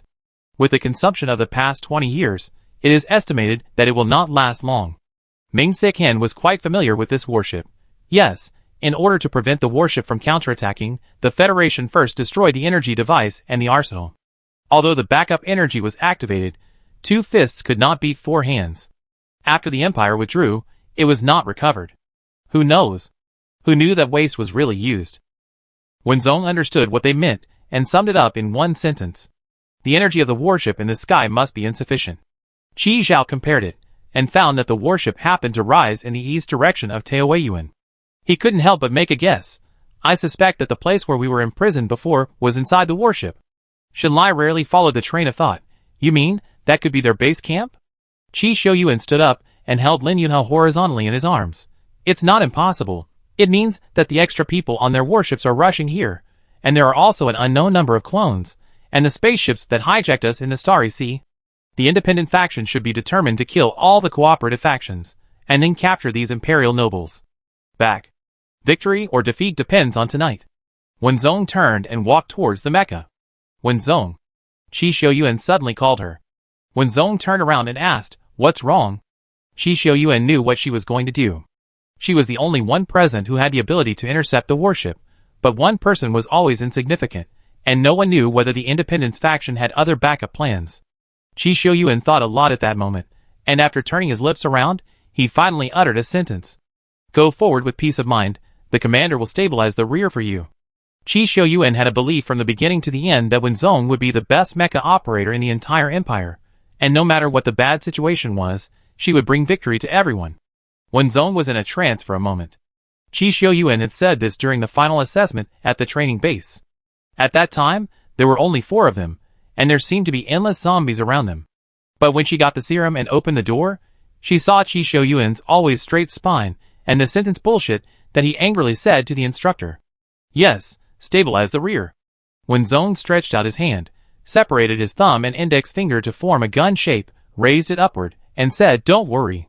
One more thing. Qi Xiuyuan said, lend me the fire cloud. Of course, the fire cloud he borrowed was the intelligent fire cloud. Boom! The fiery red mecha flew into the sky. Qi Xiuyuan hugged Lin Yunhe and said, we will return to the air raid shelter immediately. The previous 2 explosions woke up the people sleeping in the room. It was probably the commander-in-chief or the patrol members who escaped death who told the people in the base about their identities. Qi Xiuyuan and his companions were warmly welcomed when they went down. The commander-in-chief personally received several people in. On the way to the control room, several heads popped out of the crowded small room. A child was clinging to the door frame. When Qi Xiuyuan passed by, he suddenly grabbed his trouser leg and asked timidly, are you here to save us? Instantly, everyone held their breath unconsciously, stared at Qi Xiuyuan with eyes wide open. Qi Xiuyuan was holding Lin Yunhe, and it was inconvenient to bend over, so he could only half kneel down. He reached out one hand to touch the child's short hair, and did not answer directly, Helen will definitely come back. Just one sentence, the silent onlookers almost burst into tears. 20 years, living without sunlight for 20 years. From the birth of the first deformed baby, to being accustomed to deformities, from being picky about food to being satisfied with just filling the stomach, from the original once in life to being good enough to be alive now. How long do we have to wait? Qi Xiuyuan looked over and saw a 13 or 14-year-old boy. Qi Xiuyuan looked into his eyes and answered, at least 12 hours, at most 48 hours. How long is 12 hours? How long is 48 hours? Someone stood up. He was very old, and his hair was gray. He wiped his face fiercely, and his voice was a little choked. We have been through 20 years, but it's just 48 hours. One after another, people walked out of the small space. Yes, it's just 48 hours. Are you still short of people? Don't look at my skinny face. I also practiced 20 years ago. I have 3 heads and 6 arms. I am definitely better than those independent bastards. The speaker was a deformed young man with 4 arms, each of which could make different movements. Many refugees crowded in the corridor, patting their chests and trying to sell themselves. The commander-in-chief sighed and bowed deeply to Qi Xiuyuan and others. We have been waiting for this day for a long time. Thank you for the Empire's willingness to give us a chance to atone for our sins. 20 years ago, tens of thousands of soldiers were buried in Helen, and the Empire was stabbed hard by the people it trusted, and all the things given to Helen were withdrawn, leaving only a desolate planet. They once complained about the Empire. Why did they vent their anger on the entire planet for the mistakes of a few people? We are innocent too, and we don't have the strength to compete with the Independence faction, so why did they give up on us? Later, they realized that when an avalanche occurs, no snowflake is innocent. Ask yourself, do they really not know the signs of the development of the Independence faction? Yes. Why don't they report it? Because this is an inconspicuous small organization, it might disband in a few days, who would take it seriously. This inconspicuous little organization gave them a wake-up call, and they also had to endure the 20 years of exile. All the people who came out bowed their heads in silence for a while, and bowed together. Thank you for not giving up on us. Thank you for trusting us again after betraying you. Qi Xiuyuan handed Lin Yunhe to Shenlai, and then returned the gift solemnly, saying, the Empire will not give up any innocent people. Please rest assured, I will definitely tell you if you need anything. After calming down the excited refugees, Qi Xiuyuan finally returned to the control room. The commander-in-chief specially asked someone to move a single bed and put a blanket on it. Shenlai put Lin Yunhe on the bed and asked, what should we do now? Huo Shaiyan entered the control room without saying hello. The virtual screen was divided into several parts, all of which were monitoring screens that were still operating normally. Energy reaction detected. Huo Shaiyan enlarged the screen. 10 trucks were coming here from 2 directions. One direction was 3 trucks of clones, and the other direction was ordinary people with weapons. The preliminary estimate of effective combat power is more than 3,000, not including the warship in the sky and the supporting spacecraft. Qi Xiuyuan said quickly, I need to know the effective combat power and weapon reserve status of the base now. The commander-in-chief replied, the number of people that the base can dispatch is less than 500. You have all seen the weapons depot. Indeed, I have seen it, and it can be said that it is extremely scarce. The commander-in-chief was a little embarrassed. Our people are all recruited.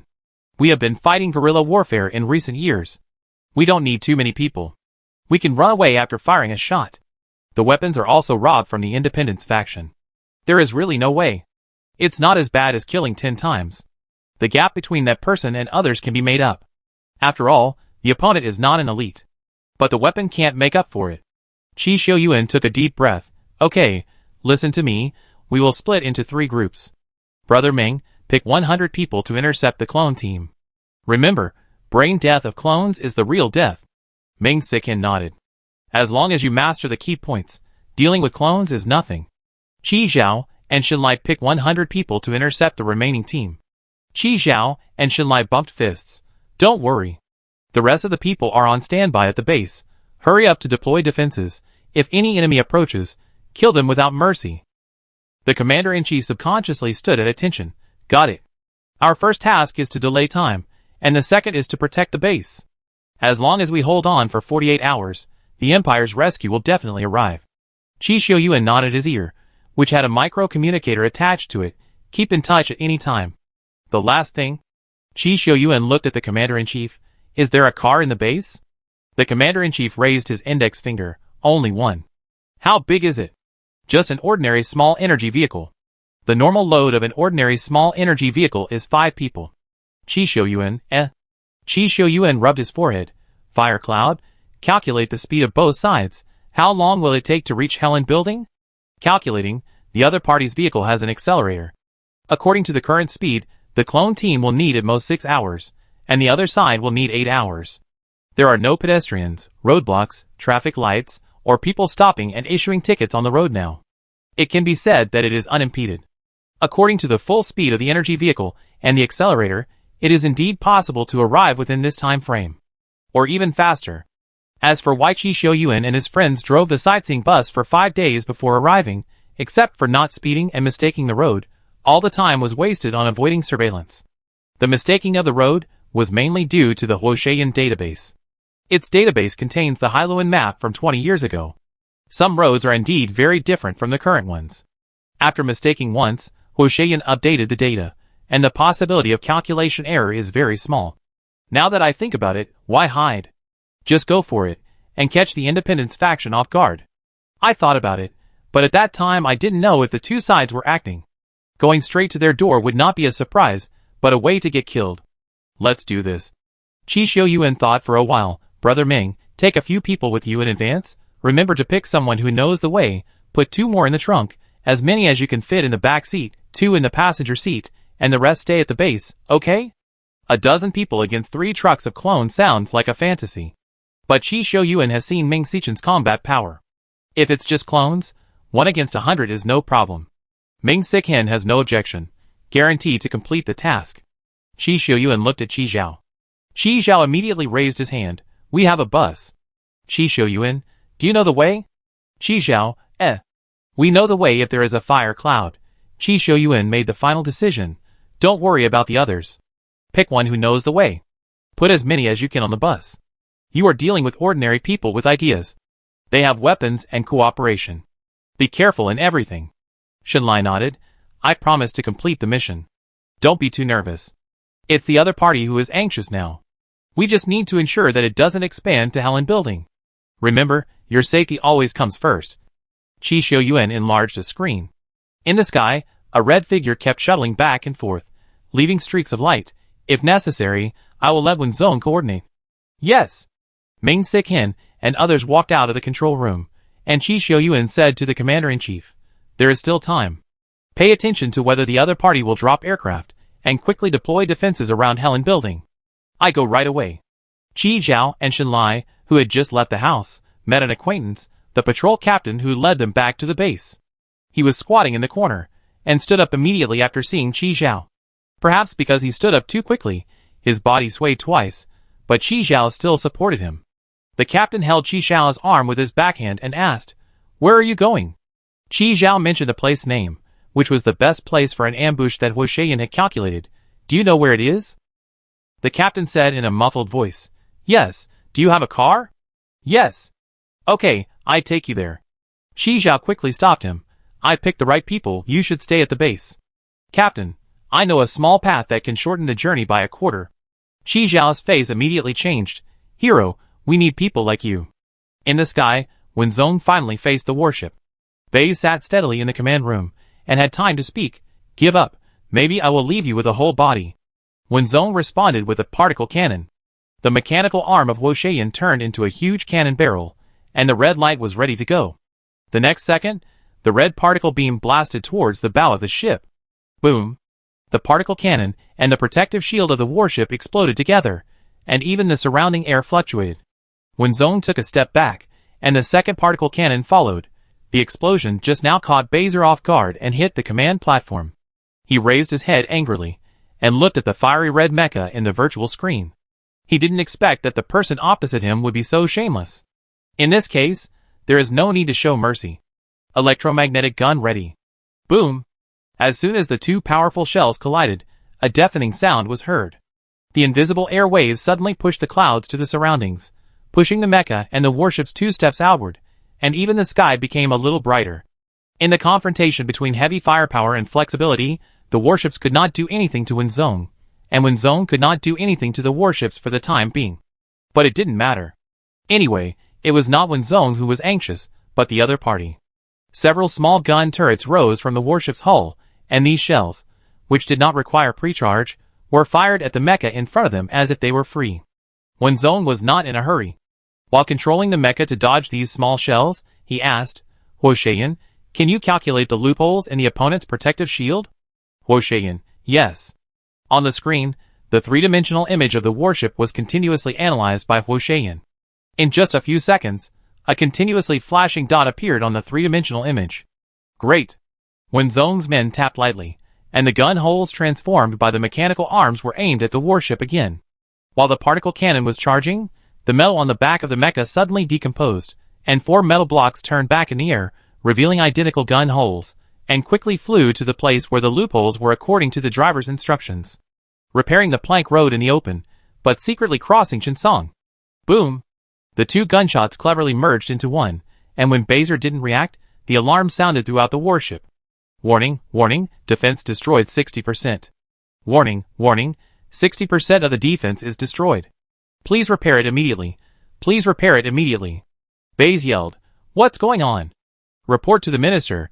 Someone just attacked the place at the rear of the ship where the defense can't be closed." "Waste."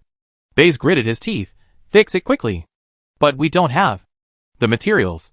Before the other party finished speaking, Baiser hung up the communication, his eyes red, staring at the mecha on the screen. "It's mine. Sooner or later it will be mine." Wenzong naturally didn't know the mental journey of the people inside. Adhering to the principle of taking advantage of your weakness, Wenzong pressed the launch button again without hesitation. Warning! The fire cloud, which had half the driving authority, suddenly spoke, and immediately opened the mecha defense network to the maximum. On the main screen, a strange-shaped spaceship appeared above the mecha, and the barrel flashed a faint blue light. The target was the fire cloud. Wenzong couldn't help but curse softly, and the fiery red mecha flexibly avoided before the shell was fired. Bang! The fired shells turned a corner along with the mecha. Tracking type, Wenzong's fingers almost left a shadow. She controlled the mecha to the side of the warship. The metal block that flew away quickly protected the mecha 1 second before the launch and collided with the other side. The warship was struck by a disaster, and the originally broken tail was blasted with another defect. The broken metal block splashed out everywhere, and fell vertically in the direction of gravity with the speed of the explosion. On the ground, the patrol captain was drifting in an overloaded car. The bus, which looked quite large, drove on the broken road of Helen Star like a top-level racetrack. There were only 30 seats in the bus, but more than 90 people were squeezed in. Every time they turned a corner, they covered their mouths and clung to the back of the seat in front of them to avoid being thrown out. The front passenger seat was empty, and no one dared to sit there. What a joke, There was no back of the seat to hold onto on the front passenger seat. Were you sure you wouldn't be thrown out of the window? There was another bend ahead, and everyone grabbed the back of the seat in front of them.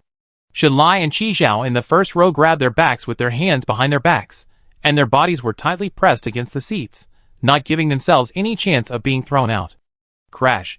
A shattering sound suddenly came. Shenlai looked up and saw the windshield in front of the bus shattered. The patrol captain didn't care and turned the corner without any sign of stopping. The people in the car were startled by the sound. What happened?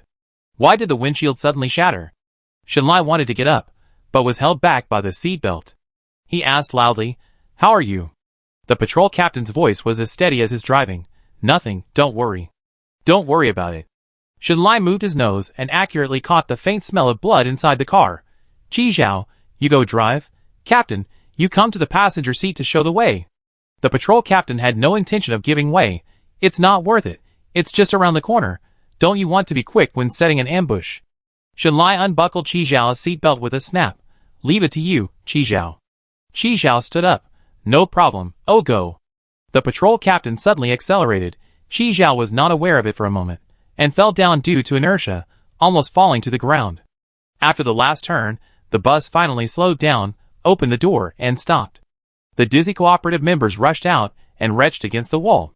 Shenlai unbuckled his seat belt and walked behind the patrol leader. A sharp metal fragment was embedded in the patrol leader's chest, and there were glass fragments on his body. Bright red blood flowed from his body to the ground, gathering in a pool at the sunken foothold. At this level, the injury was to the heart, and there was no treatment cabin at hand. "There is no other way. I can only take you here." Shenlai held his hand, his eyes red. "Thank you, if it weren't for you." "No." The patrol captain raised his head, looked at the gray sky outside the window, and said softly, "I want to thank you. This is the most bragging thing I have ever done." Qi Zhao stood silently beside Shenlai. The patrol captain turned his head and looked at Shenlai and Qi Zhao, as if he saw a bright future through them. "May you ring the bell of peace. May we rebuild the statue of the goddess." His eyes were bright, as if he was about to burn out the last flame, and he roared to the whole planet. "Helen is with you." Chapter 80. The sky has completely darkened. Even above the clouds, the light of the stars can no longer be seen. Only the stars are hanging in the sky, shining brightly. Wenzhong has been confronting the warships and spaceships for nearly 4 hours. Click. The 4 pieces of metal on the back of the mecha returned to their positions, making a crisp sound. Wenzhong in the cockpit spread his hands on the keyboard, and the muscles of his hands trembled slightly unconsciously. If his wrists were suspended in the air, the trembling of his hands would become more and more intense. He could only put them down temporarily to relieve fatigue. 1-on-2 is a huge amount of work. She has to observe the movements of both sides and make the right response before that. Her fingers cannot bear such a high-intensity load for such a long time. Wenzhong can persist in manual operation for 4 hours, which is the best result of Huosheyan automatically taking on half of the operation. The disabled large warship was bombed to pieces in these 4 hours, and could only hide behind the spacecraft and rage helplessly. Wenzhong is well aware of. Pick the softest persimmon first. The truth is, when faced with a damaged warship and an intact spaceship at the same time, even a fool would know which one to deal with first. In fact, the other party is not in a good situation either. They have not received systematic training. Maybe they are used to dominating the interior and waterways of Helen Star with force, or maybe the victory 20 years ago made them inflated, and they probably thought that mechas were just like this. If you walk too much on the night road, you will always run into ghosts. The independent faction has been rampant for so many years, and has never encountered such a tough guy. It looked like just a small mecha, but for some reason it looked like it had a sufficient arsenal of weapons, and its energy seemed inexhaustible. It was also very flexible when it moved. After almost 4 hours, they not only failed to take her down, but she consumed a lot of their energy and firepower equipment. It was embarrassing to say it out loud. If they couldn't even handle a mecha, how could they handle Helen Star? In the spaceship, the bearded man who had captured Wenzhong and his men almost pulled his beard bald. He asked in a hoarse voice, "With so many of you, you can't even handle a mecha?" The subordinate in charge of firepower was in tears. "That mecha is too flexible, and the spaceship is too big. If we rely on heavy firepower to suppress it, energy replenishment will also be a problem." At this time, another person came in through the communicator of the bearded man. The man's eyes were red, and he had completely lost his polite attitude in front of others. He was crazy. It was Baser. Can the spaceship suppress that mecha? The bearded man hung up the communication with his subordinates and shook his head at Baser. They are all garbage. Baser slowly revealed a ferocious smile. I received news that the clones and the Independence Army have already opened fire on those bugs. The bugs only brought a few hundred people to ambush on the road in advance. I wonder if they are trying to isolate the Helen building from the battlefield. The bearded man obviously couldn't keep up with Baser's speed. So what? We have more people. It's just a matter of time to break into the Helen building. Baser paused for a while, opened his mouth, but still held back from cursing. He took 2 deep breaths to calm himself down, and cursed the Empire 100 or 80 times in his heart. If the Empire hadn't captured his capable general, would he have needed to rely on this idiot with only a beard and no brains? After cursing the Empire, Baser finally calmed down and asked directly, how many interstellar missiles are left on the spacecraft? The bearded man understood the question. There are still 3 groups. I didn't even want to use them against the mecha just now. 1 group has 10 missiles, and 3 groups have 30 missiles. Very good, Baser sneered. Locate the range of the Helen building and airdrop 10 interstellar missiles first. I don't believe that the Helen building has a copper wall, an iron wall that can withstand the bombing of interstellar missiles. Wenzong knew nothing about Baser's plan. The inorganic voice of Fire Cloud sounded. What's the driver's plan? Wenzong wiped the fine beads of sweat on his forehead, crossed his hands, moved them twice with trembling, and said, when the enemy comes, we will fight him. When the water comes, we will block it with earth. Good weapons will only have the most powerful power in the hands of people who know the goods. The 2 on the opposite side are too amateur. If one of them is more professional, Wenzong would not have been flying a kite for 4 hours. Suddenly, the spaceship accelerated suddenly, past the mecha standing in the air, and drove forward. The warship that had been hiding behind the spaceship had a row of gun holes on its bottom, firing at Wenzong. Fire Cloud, calculate the range of the spaceship. Wenzong picked up the sensor helmet from the side, and quickly switched the driving mode. The moment the mental tentacles connected to the mecha, the fiery red mecha sped up even faster, almost leaving a trail of afterimages in the air. Just as Wenzong was dodging, the damaged warship's energy was turned up to the maximum, and it quickly fell to the ground. Want to run? Wenzong's expression changed. Not that easy. Wenzong flew to the top of the warship, and his mechanical arm transformed into a cannon barrel, firing at the warship. Boom! The remaining defense of the warship flashed, and then shattered with a bang. The power of the particle cannon did not decrease, and the top of the warship was directly dented. Baze grabbed the table fixed in the command room, feeling the shaking of the warship, and even heard someone shouting in fear in the corridor outside. The warship was out of control. Baze laughed wildly. Even if I die here, someone will inherit my legacy. The buds of the cooperative faction are dead. No one can stop us from bringing Helen the supreme freedom. Wenzong controlled the mecha and wanted to fire another shot. As the saying goes, send the Buddha to the west. Hu Shayan suddenly said, the spacecraft's route has been calculated, the target is Helen building. What? Wenzong's eyes were stern, and the hairs on his back were about to explode. Making a feint to the east and attacking in the west, the warship was trying to attract her attention and give the spaceship enough time to bomb Helen building. Wenzong didn't care whether the warship was dead or not. She held her ears and activated the microcommunicator, then turned the direction, opened the thrusters to the maximum, and chased after it at a rapid speed. Qi Xiuyuan stood in the control room, watching the images coming from the surveillance. Although it was completely dark, and the surveillance had been out of repair for a long time, the images coming from it were still as clear as usual, but there was some delay. How much the delay was depended on one's luck. 4 hours had passed. An hour ago, Meng Sichin met the clones. With Meng Sichin's strength, there was no need to worry too much. 10 minutes ago, Qi Zhao and Shenlai met the Independent Army. The Independent Army, which had turned on the accelerator, fell into an ambush set up in advance. The 2 sides were fighting, and Qi Zhao and Shenlai had the upper hand temporarily. During these 4 hours, Qi Xiuyuan almost emptied the arsenal of the air raid shelter, and placed the few remaining protective devices around the Helen building. At least there was an extra layer of protection. All the children in the base hid, and the old people asked to take up arms, patting their chests and saying that their lives were worthless, and the young people and children were Helen's hope. If they really couldn't hold on, they would be the last line of defense of the base, and they would live and die with Helen.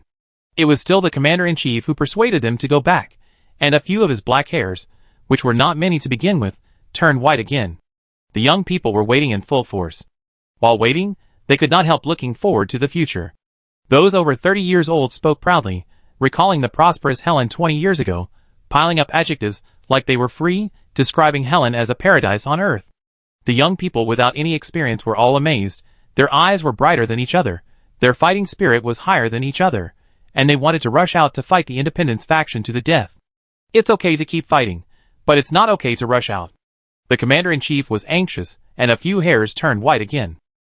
And tens of thousands of meters above the ground, where the surveillance camera cannot capture, there is another mecha trying to delay time. The satellite communicator attached to Qi Xiaoyuan's ear made a squeaky sound. The sound was not loud, it was the kind of squeaky sound of unstable signal. "Senior, can you hear me?"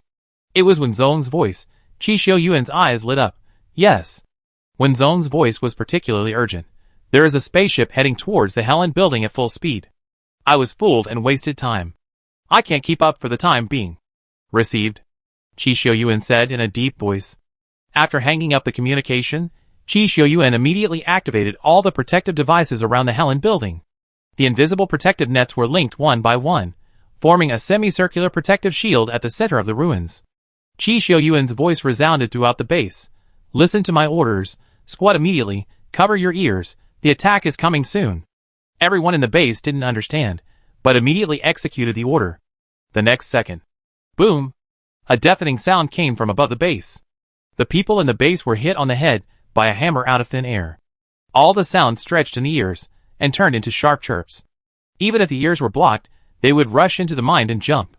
The commander-in-chief rushed into the control room. He covered one ear and shouted loudly, "What happened?" Qi Xiaoyuan patted his head and shouted back in the same tone. The independent spacecraft dropped a bomb, and the protective shield previously arranged was destroyed. The commander-in-chief scratched his ears, trying to hear Qi Xiaoyuan's words clearly, and asked, "What should we do then?" Qi Xiaoyuan twisted his fingers. "It depends on how much firepower the other side has, whether they can blow up the air raid shelter." The commander-in-chief rubbed his hands nervously. "Do we need to escape then?" Qi Xiaoyuan was silent for a while, and asked in disbelief. "Send lives thousands of miles away? The air raid shelter actually has 2 exits, in addition to the one on the first floor of Helen building, there is another one leading to the port, but it doesn't matter, they have a spaceship, and no matter how good a person's legs are, they can't avoid a stray bullet from a spaceship." Commander-in-chief, I'm a moron. A surveillance camera quietly turned its direction, and aimed at the top of the Helen building. A strange-looking spaceship stood there, with 10 identical pointed missiles sticking out from the bottom of the spaceship, as if ready to go. Qi Xiaoyuan recognized it at a glance. It's an interstellar missile. This type of missile is the most commonly used missile in space battles. 10 of them form a group and are often used as a unit of measurement. For example, the defense of an air raid shelter can withstand the attack of 20 interstellar missiles. The commander-in-chief left in a hurry, and did not close the door of the control room.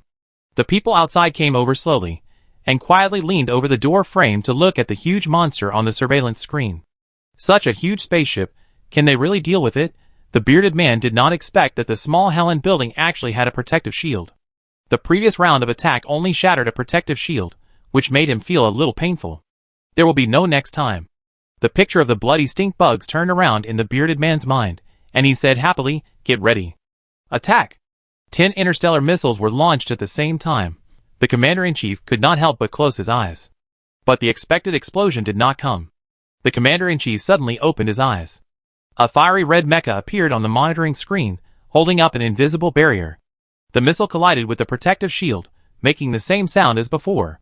The humanoid mecha was completely wrapped in the light generated by the explosion, but the power and air waves generated by the explosion did not exceed the limit.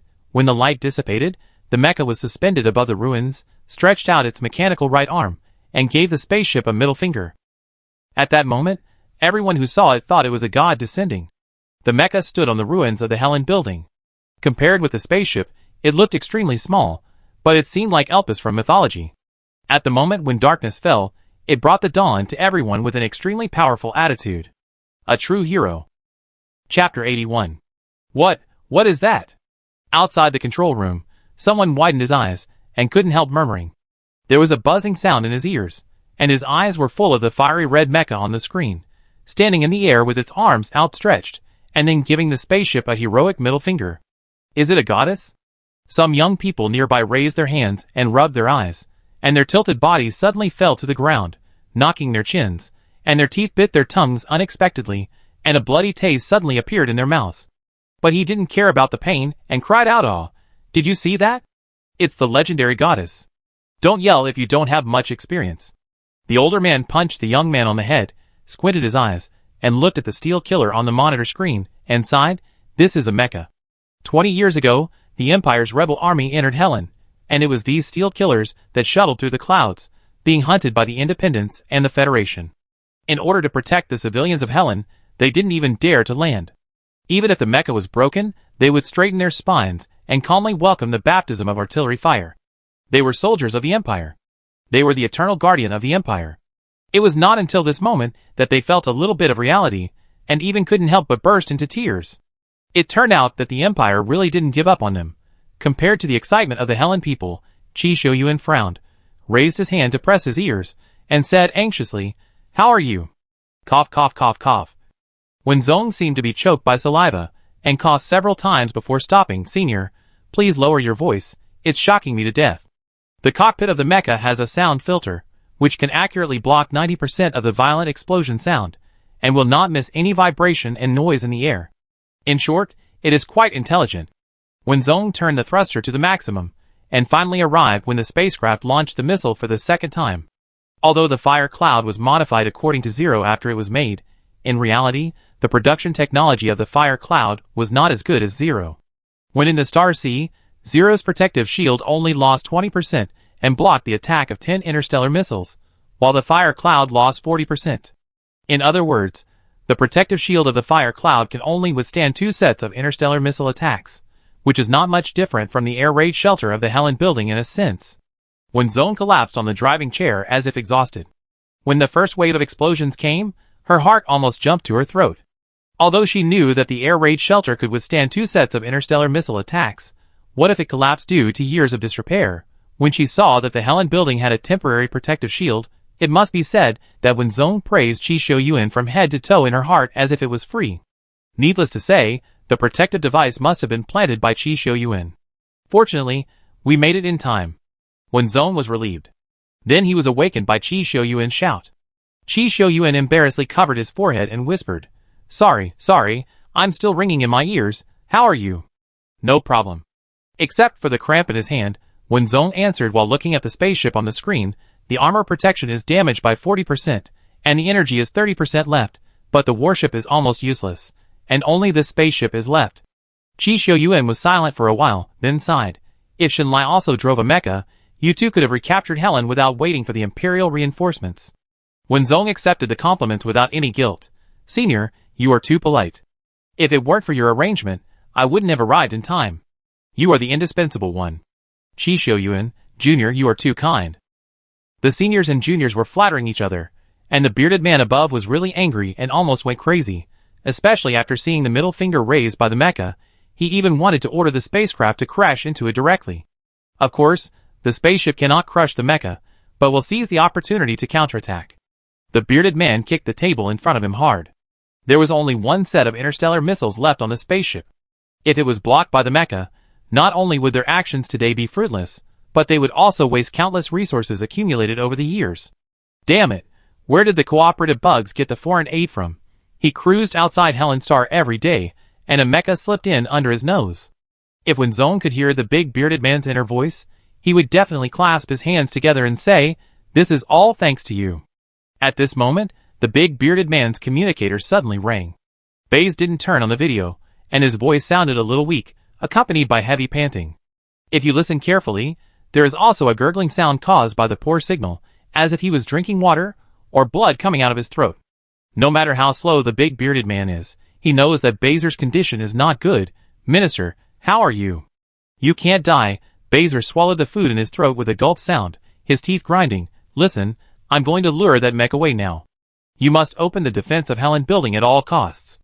I want those bugs to never see the light of day, and die in the stinking ditch where they hide." The bearded man looked at the mech confronting him on the screen, and his anger rose again. He pulled the corner of his mouth and asked, "Minister, what are you going to do?" "Heh." Baze laughed contemptuously.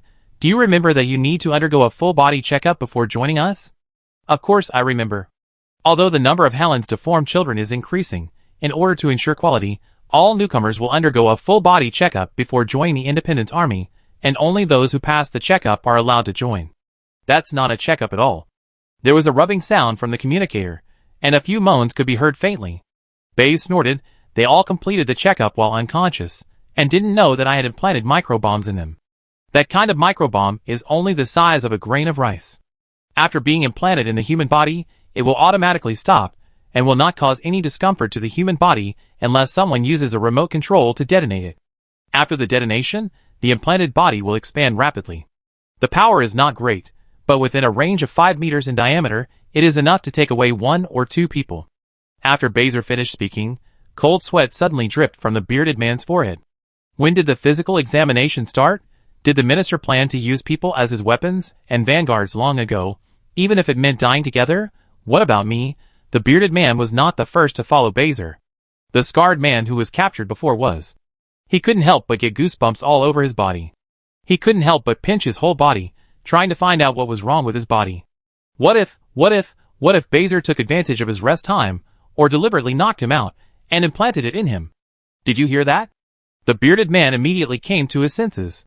He didn't hear what Bazer said at all. He felt guilty for some reason. He knew that Bazer couldn't see it, but he nodded again and again.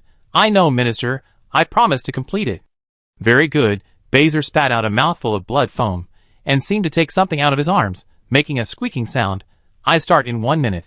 The bearded man hung up the call respectfully. His face suddenly darkened. He held the communicator in his hand tighter and tighter. The hard communicator gradually deformed in his hand, just like the bearded man's ferocious face. He threw the communicator aside with a pop sound, supported his head and laughed. If you are unkind, don't blame me for being unjust. As long as you die, Helen will be mine, and I will be Helen's hero, and you can no longer control me, ha ha ha. Such a big spaceship, Shenlai and Qi Zhao are not blind, so they can see it naturally. When they attacked for the first time, they were still worried, but when the familiar red light flashed by, they were completely relieved. It must be said that Shenlai and Qi Zhao have a mysterious confidence in Wenzong's strength. An hour ago, they used the first ambush to trap 3 trucks. Those who could be saved were knocked unconscious by pulling a rope, tied together, and thrown into the truck, and those who could not be saved could only sleep in the ground. Of the 100 people brought by Qi Zhao and Shenlai, only 62 are left now. In terms of professionalism, the independent faction is definitely not as good as the regular military academy students, but those people are like chicken blood. They shouted for freedom when they got off the car, raised their guns and shouted to kill, and rushed forward regardless of anything. Shenlai tried to persuade them in a gentle voice, but they didn't listen at all. Shenlai pressed Qi Shouyuan's ear and asked, "What should we do now?" Qi Shouyuan coughed twice to test his tone, and said, "Struggle one last time. If you can't persuade them, there is no need to persuade them anymore. Just follow my words." There are actually many poor brainwashed people in the independent faction. Qi Shouyuan doesn't want to give up on them. There are only so few people left in Helen, and he wants to save as many as he can. Shenlai opened her mouth, but the sudden explosion interrupted her words. Shit, what happened? Bang! Shenlai stuck his head out, and saw a person's body suddenly swelled. He opened his eyes wide, showing a horrified expression, and his mouth opened wide. Then, his skin exploded as if it couldn't hold on. A person next to him couldn't dodge in time, and a big hole was blown out of his chest. In an instant, blood and flesh fell all over the ground. No one expected such a change. The next second, screams resounded throughout the space. What happened? Did the other party use a secret weapon? I don't know. Why did he self-destruct? Shenlai frowned, tightened his weapon, and said, "Someone self-destructed." Self-destruction? Qi Shouyuan called up the surveillance video, and after watching the playback, he suddenly realized what it was, micro-bomb. What does it mean? Countless thoughts flashed through Qi Shouyuan's mind. I know. Shenlai was so anxious. What do you know? Divert the tiger away from the mountain. Qi Shouyuan pointed at the table and guessed, I suspect that those independent soldiers have micro-bombs in their bodies, and someone has detonated them. You have no way to resist, but Wenzong has a mecha that can open the protective shield. After luring Wenzong away, the spaceship above can attack the air raid shelter as much as it wants. Shenlai gritted his teeth. This is playing with human lives. You take your people and leave quickly. Don't let the radicals notice, otherwise they will leave you there at the cost of themselves. Got it. There are ways to deal with microbombs, as long as the signal from the remote control can be cut off. Shielding device. Chi Xiaoyuan connected with Wenzong's communication. Schoolmate, do you have a drone in your mecha? Wenzong was a little puzzled. Why do I need a drone when I can fly myself? Chi Xiaoyuan briefly explained the matter. There is a shielding device in the air raid shelter. They used it to prevent the independent faction from noticing the base. If you have a drone, you can give the shielding device directly to Shenlai, and you don't have to leave. Just because I don't have a drone doesn't mean I can't assemble one. Wenzong ordered. Huo Shaiyan, immediately calculate the temporarily useless parts of the mecha and see if you can assemble a drone. Huo Shaiyan answered honestly. It can be assembled, but every part of the mecha has a function. It is impossible to have no effect. Wenzong waved his hand. It doesn't matter right away. Huo Shaiyan, got it. Huo Shaiyan is a composite mecha. After receiving Wenzong's order, the parts on the mecha kept rotating, transferring, and closing, as if there was an invisible hand operating it. At the moment the drone was formed, the mecha was nearly 2 meters shorter. It's not that the drone has useless parts, but that if one part is moved, Huo Shaiyan has to use several parts to repair it. Back and forth, it's not enough to make ends meet. The fiery red mecha swaggered to the door of Helen building and pushed the drone over. The cooperative people were quick to open the metal door a little and threw the small shielding device on it. The drone was controlled by Huo Shaiyan. It grabbed the shielding device and flew behind the mecha with a whoosh, then swayed and flew to where Shenlai was under the protection of the mecha. The bearded man was not blind either, and he immediately moved the muzzle, preparing to shoot down the drone. Wenzong would not sit still and wait for death, and he transformed the mechanical right arm into a cannon barrel. Can't turn? Fire cloud. I removed a part from the right arm, so it can't be transformed for the time being, but the left arm can. Wenzong looked at the cannonball that was about to hit him, and quickly opened the defense net. Why didn't you say so earlier? Fire Cloud said confidently. I said that the lack of some parts would affect the operation of the mecha. Wenzong, After Shenlai received the news from the drone, things really went in the worst direction. A radical realized that he was the most powerful weapon, and immediately incited the crowd to carry out a suicide attack. No matter who exploded next, every bug of the cooperative faction that could be killed was a good one. Shenlai kicked one away, and helped the innocent cooperative person, who was pounced on and said, run. Qi Zhao, who was occupying the commanding heights, saw that the situation was not right, and ran over quickly, and joined the battle with Shenlai. Suddenly someone shouted, truck. Qi Zhao looked up suddenly, and saw a teenager on one of the trucks pushing a person, who was about to explode out of the truck. But they used a special method to tie the person, which ordinary people could not untie. The teenager did not seem to have a knife, and when he pushed the person out, he also dragged the people tied with him. And the person on the truck was in a coma. Damn it! Qi Zhao jumped onto the truck in 2 steps, untied the rope with his hands and feet, and threw the swelling person out with his backhand. The young man sat down exhausted, and wiped the sweat from his head with his sleeve. I'm scared to death. If there is an explosion, half of the unconscious people here will be killed. Qi Zhao glanced at him and felt that he looked familiar. Are you from the Independence faction? The young man nodded embarrassedly. Minister Baser said that only we can bring true freedom and peace to Helen, but since the illusion of Peach Blossom Spring was shattered, he couldn't help but wonder, who is the devil? He originally thought that self-destruction was the principle of his people, until he saw the unconscious man in the truck also swell up. This is simply murder. Qi Zhao couldn't help but touch the boy's long hair. Thank you for this time, otherwise. Bullshit! Qi Zhao hadn't finished speaking when he was forgotten by Shenlai's earth-shattering roar. Shenlai was holding a person in his hand, with his palm accurately embedded in the person's neck, and his saliva sprayed 2 meters away. The man laughed nervously, without any shame after being scolded. His face was red from being pinched, and his body was growing bigger and bigger. It doesn't matter if I die. Helen will eventually become a free place. That will be our resting place. Goddess Helen will coax me to sleep. Shenlai stood in the middle of the crowd, kicked away a sneak attacker, and forcibly turned the man's face to the side to let him see this tragedy. Blood and flesh flew everywhere. The next second, the people standing were pushed down by the residual force. Some of the independents gradually retreated, some shook their heads, threw away their weapons in fear, and some frantically pulled people to be buried with them, just like a scene in an absurd drama, both sad and hateful. Shenlai's voice almost covered the whole place. Is this the freedom you want? The statue of Helen was overturned by you, and turned into a pile of ugly stones. Open your eyes, and see clearly. Your so-called freedom is the crying of children, the displacement of people, and endless radiation.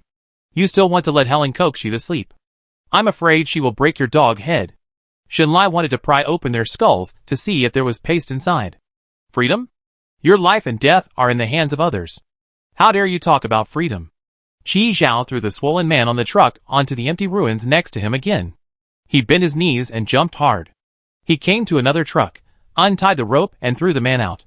He looked up at Shenlai, then looked at the independent army who were in deep thought, and sighed. This is not something Shenlai would say. Even the young man who first discovered that someone on the truck had self-exploded, his eyes became brighter and brighter. He lowered his head and looked at his slightly swollen hands. Helen. But it was not originally written by Shenlai. Qi Xiuyuan is teaching remotely. Every word is precious.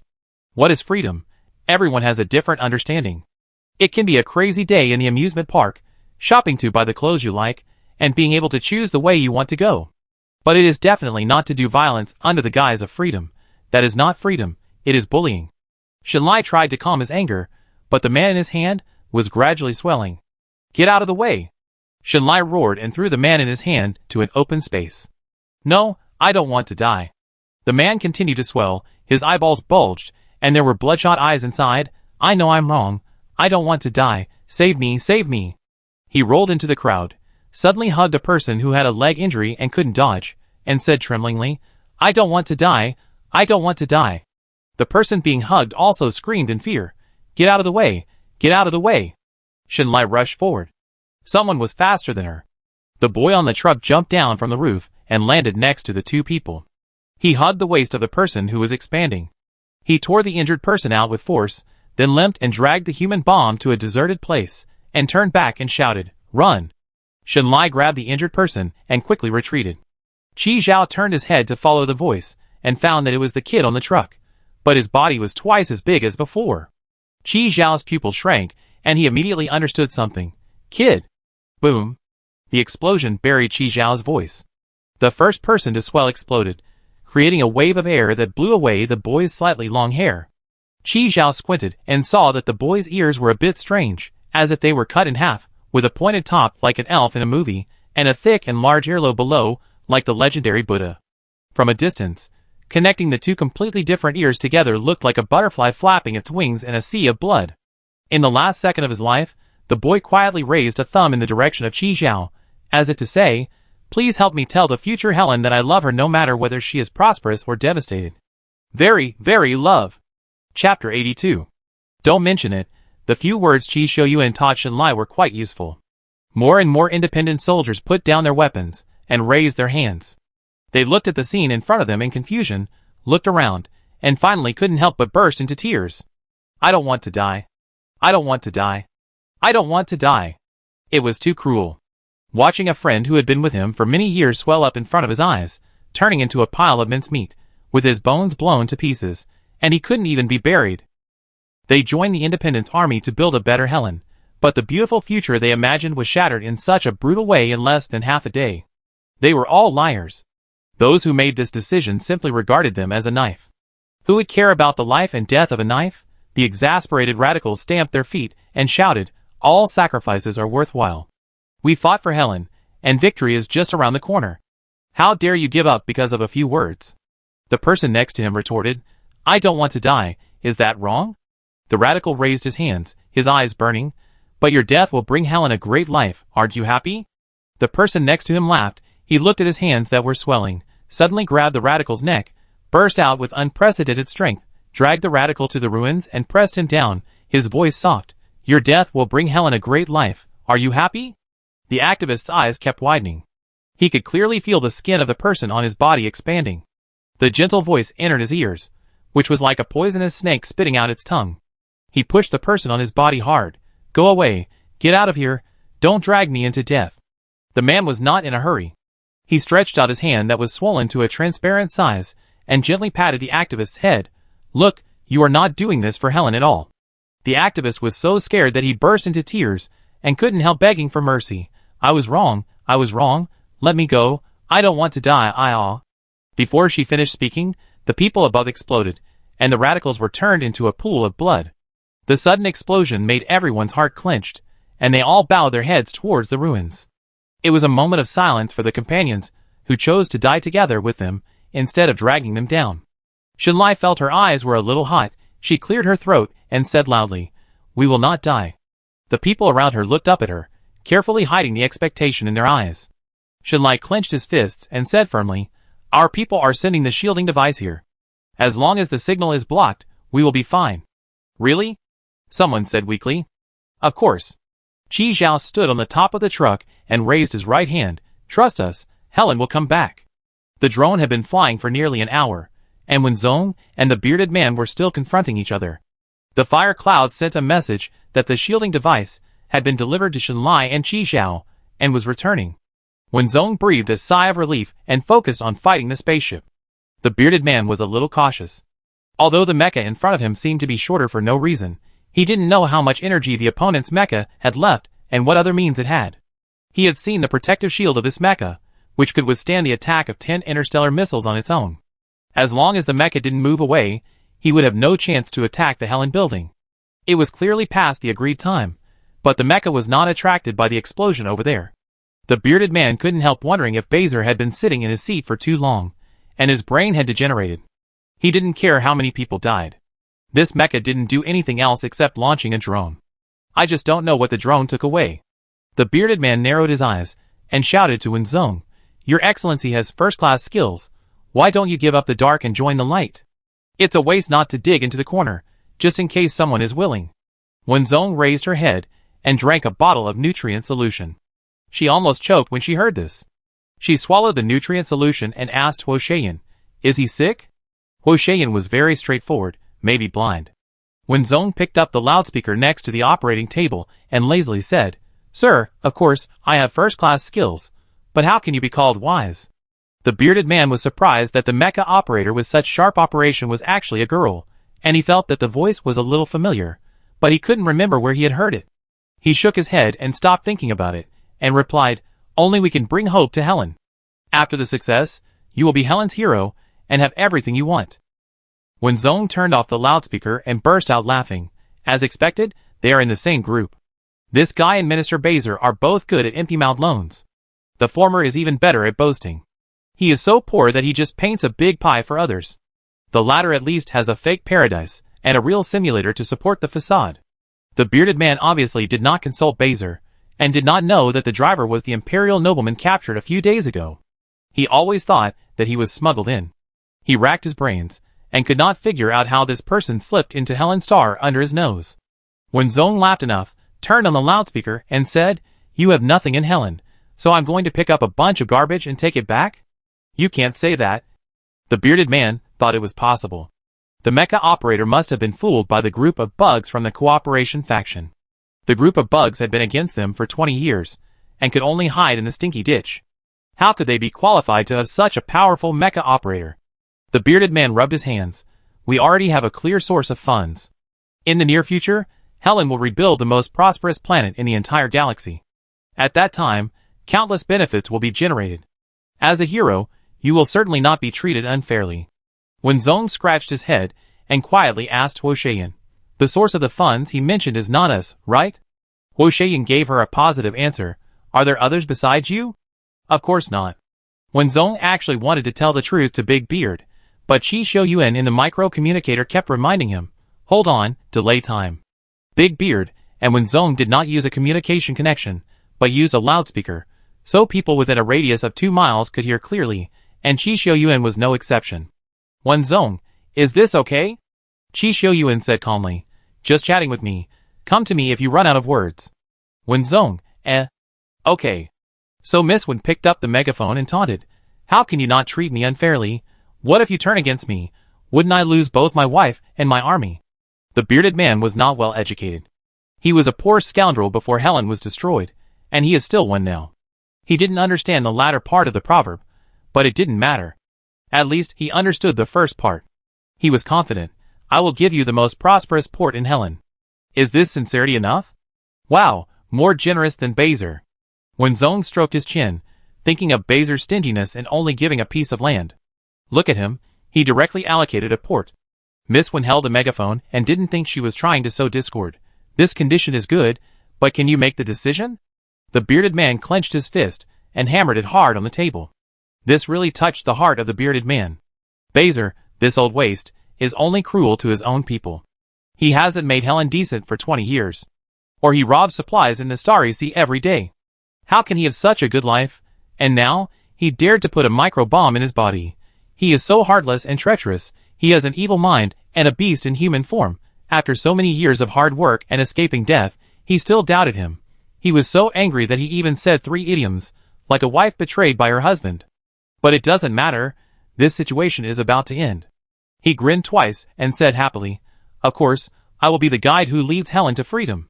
Does this mean that there will be civil strife? Wenzong heard the subtext of the big bearded man clearly. Before she rushed over, Beizer's warship was out of control. But there was still time to detonate the micro-bomb just now, so there should be no problem with his body. Since there was no problem, the big bearded man was 100% dissatisfied with Beizer, and even wanted to kill him to take over. Wonderful. A gift of life from 1,000 miles away is a token of great sentiment. Wenzong added some firewood. I heard that the person in your warship is the one in charge, right? Don't worry. The bearded man had just received Beizer's location information.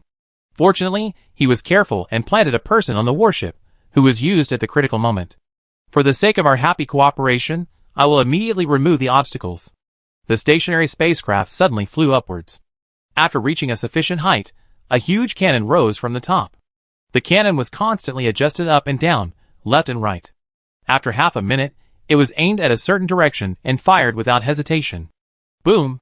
Wenzong turned his head in the direction of the shell, and heard a loud bang. Fire burst out from the direction where the shell landed, and screams and wails could be heard faintly. Minister Beizer, who had been stubborn all his life, was poking the remote control keyboard frantically when a shell fell from the sky, turning his life and beliefs into ashes. He would never have thought until his death that it was his trusted subordinates who sent him to his death. The human heart is unpredictable, and the sea is unmeasurable. Once the seeds of doubt take root and sprout, years of sharing hardships are not as good as one's own interests. The culprit did not feel that he was wrong at all. The moment he saw the fire, the bearded man seemed to have taken off a heavy yoke and even felt relieved. From now on, no one can threaten him anymore. Although Qi Shouyuan understood what the bearded man said, he was still a little confused when he saw this shot. Internal strife? Wenzong was amazed. It's a werewolf. Qi Shouyuan clapped his hands and laughed. This is the first time I have seen such a stupid teammate. Wenzong nodded silently. I have learned something new. The bearded man retracted the cannon, and the spaceship landed in front of Wenzong again, saying, I am the one in charge now. Are you relieved? Wenzong applauded. I am really relieved. The bearded man stroked his long beard with satisfaction. In the distance, Huosheyan controlled the drone to fly over quickly. Huosheyan, please note, the drone is returning. Assembly begins. Wenzong opened the protective net, and the drone automatically disintegrated after entering the protective net. The small parts and metal pieces returned to the mecha itself, pulling the fiery red mecha to its original height. The bearded man's heart skipped a beat, and he had a bad feeling. Miss Wen twisted her wrist, and the right arm of the mecha suddenly transformed into the shape of a cannon. I don't know how to say thank you, so I use this to return the favor. The bearded man suddenly remembered where he had heard this voice. It was a spaceship he intercepted in the Starry Sea. There was a spoiled young lady inside, who said to him in a disdainful tone, The Emperor of the Empire doesn't dare to let me drink. Who are you to bark in front of me? Later, Beizer said that they were the nobles of the Empire. As long as they were captured, Helen would have a steady stream of funds and technology. The nobles of the Empire. What did he do just now?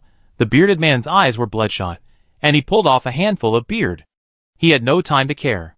The idea of killing his brother kept circling in his mind. He shouted hoarsely, At any cost, I want the life of this mecha operator.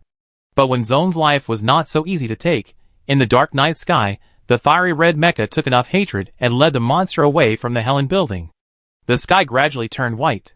The energy of fire cloud had dropped to 10%, the protective shield was damaged by 80%, and the red alarm kept flashing in the cockpit. When Zong wiped his sweat, retracted all the barrels on the mecha, and pulled out the laser sword on the back of the mecha with both hands. The bearded man was almost crazy. He launched the last set of interstellar missiles, and threw all kinds of weapons out like they were free. The energy cabinet of the spacecraft was about to run out of energy due to this waste, and the hull was also damaged to varying degrees under the opponent's attack. But it doesn't matter, just kill the man in front of you. The bearded man looked at the mecha pulling out the laser sword. His eyes were bloodshot. He laughed. Laser sword. Her mecha must have no energy. Attack. Wenzong snorted coldly. Today I will let you learn a lot. At this moment, the white sky suddenly turned black. Buzz. The huge, sky-covering command ship slowly landed above Helen's star. The bottom of the command ship opened. A large warship flew out and stopped next to the command ship. 5 small warships lined up in a row. Densely packed mechas stood in the air. The cold steel killer eyes were shining with scarlet light, giving people a silent pressure. Colonel Qian's deep voice spread throughout the planet through the loudspeaker of the command ship. We are the vanguard of the 1st Legion of the Empire. We have received a distress signal and are here. Now please put down your weapons and surrender immediately. Chapter 83. When Colonel Qian's voice came out, everyone breathed a sigh of relief. It's over. Wenzong was no exception. But in the next second, the bearded man's attack broke through the air. Wenzong's nerves that represented danger were instantly tense, and he dodged the shell at the last second. Above the sky, the muzzle of a large warship quietly opened, and the fierce attack suddenly hit the top of the spaceship, pushing it away with the air wave, and the huge power of the artillery fire smashed the spaceship straight into the ground. Bang! The spaceship and the ruins on the ground made a loud noise, and a cloud of dust rose instantly. Wow! Wenzong looked at the spaceship that didn't even struggle, and couldn't help but control the mecha to give the warship a thumbs up. Having absolute strength is different. It's quick and easy, and it kills with one blow. However, the next moment, Wenzong raised his head slightly and saw that the muzzle of the warship did not extend back, but was calibrated to face himself. Wenzong, No, wait! Wenzong grabbed the loudspeaker on the console, turned up the volume, and shouted, Brave man, I am one of us. Colonel Qian, who was in the command ship, staggered. He felt that the voice was too familiar. He looked at Rong next to him, and both showed an incredible expression. Wenzong? Colonel Qian held the communicator and said with full energy, Take it away from me. He is one of us. The person in the communicator said weakly, Take it away. I can't take it back. Colonel Qian, shock. Wenzong saw the shell was about to hit him, so he turned the thruster to the maximum, turned a corner in the air, and dodged it. Boom! The shell drew a brilliant arc in the air, and hit the bearded man's spaceship again. Wenzong sighed. It must be a special fate. That's why the attack was neither far nor close, and could only hit one person. Colonel Qian's communication request came in. Wenzong clicked to connect. Colonel Qian's big face appeared on the screen, and he spoke at the same time as Wenzong. Where did you get the mecha? Where did you get the command ship? The super-large military weapon, the command ship, was not used by the Empire's rebel suppression troops. They only approved one large warship. Later, the Empire used the command ship to fight the Federation and almost wiped out the entire Helen. Colonel Qian took a deep breath. Of course, it was specially approved. If anything happens to you, the flowers of the motherland, how can I explain to the military? The command ship can shorten the journey by half. While wandering in the Star Sea, he also endured the threatening communications from the Third Peace Organization one after another. It's not easy for him. Wenzong smiled and said, Thank you for your trouble, instructor. You've worked hard. Colonel Qian's ears turned red, and he cleared his throat to cover up. He looked at Wenzong quietly. How did this kid get himself so dirty? The mecha he was driving was so conspicuous. Was he injured? Wait. Colonel Qian's expression gradually became serious. Mecha? Is this little bastard trying to change the subject? Wenzong couldn't help but grit his teeth quietly when he saw Colonel Qian's sudden change of expression. It was just a little bit, but he didn't hide it. Colonel Qian raised his eyebrows. Don't change the subject. I'm asking you, where did you get your mecha from? Colonel Qian has been in the army for nearly 40 years, and his eyes are very sharp. He can tell at a glance that this is not a standard military mecha, but a privately customized mecha. As we all know, privately customized mechas can only be driven by the person himself. When Wenzong and his men set off, they only brought a spaceship with a flowery frame and half a wardrobe of branded clothes, which were highly ornamental but very low in practicality. The question is, where did the mecha come from? Wenzong scratched his head embarrassedly, his voice getting lower and lower. Ahem, when I came back from cough, I black-boxed myself a space device cough. Colonel Qian had very sharp ears, and after hearing it clearly, he almost jumped up. Hey, little bastards. He said how the command ship entered Helen unimpeded, and he also suspected that these people were exposed. The independent faction deliberately dug a trap and waited for the Empire to rescue. The emotional hatred value was all taken away by you bastards. The space device is the primary project of the Imperial Academy of Sciences. I heard that there is only one sample. The old men in the Academy of Sciences treasure it like a treasure. As a result, the one who took the initiative to bring the sample back, the Imperial, Upright, and Military Reserve, actually hijacked one? Have you memorized the military school manual? Wenzong didn't dare to say that there is not only a space device, but she also hijacked a super intelligence. Rong grabbed the communicator behind him, pressed Colonel Qian's face aside, and said to Wenzong with a smile, "Don't look at him getting excited, that thing will be popular sooner or later, just be fine, and we talk about other things later." Meaning, the black box thing is over. Wenzong saluted Rong with a not-so-standard military salute, blinked and said, "Thank you, Instructor Rong, I have a surprise for you." The surprise was naturally Lin Yunhe. The command ship that covered the sky and the sun slowly withdrew from Helen's star and turned to wait in the sea of stars. In order to avoid the call from the Third Peace Organization soon, Colonel Qian resolutely left the command ship and resolutely followed the soldiers to conduct grassroots inspections. Qi Xiuyuan and the commander-in-chief greeted in front of the ruined Helen building. A curious young man stuck his head out from the open air raid shelter and excitedly looked at the men wearing uniform black training uniforms with the Empire's national flag and the military emblem embroidered on their chests. They stood straight and had a solemn temperament for no reason. That was the patron saint of the Empire. Soon, Helen Star could also have such a cool patron saint. Qi Xiuyuan stood at attention and saluted, "Instructor Qian, Instructor Rong." Colonel Qian patted his shoulder, not caring that Qi Xiuyuan was covered in dust. "You did a good job." Qi Xiuyuan briefly introduced the commander-in-chief to the two. The commander-in-chief was a little shorter than Colonel Qian. Colonel Qian sighed, bent down to level his eyes with the commander-in-chief. "Thank you for your hard work." "No." The commander-in-chief didn't even bother to wipe his tears. He held Colonel Qian's hands with both hands and bent down deeply. "I'm sorry."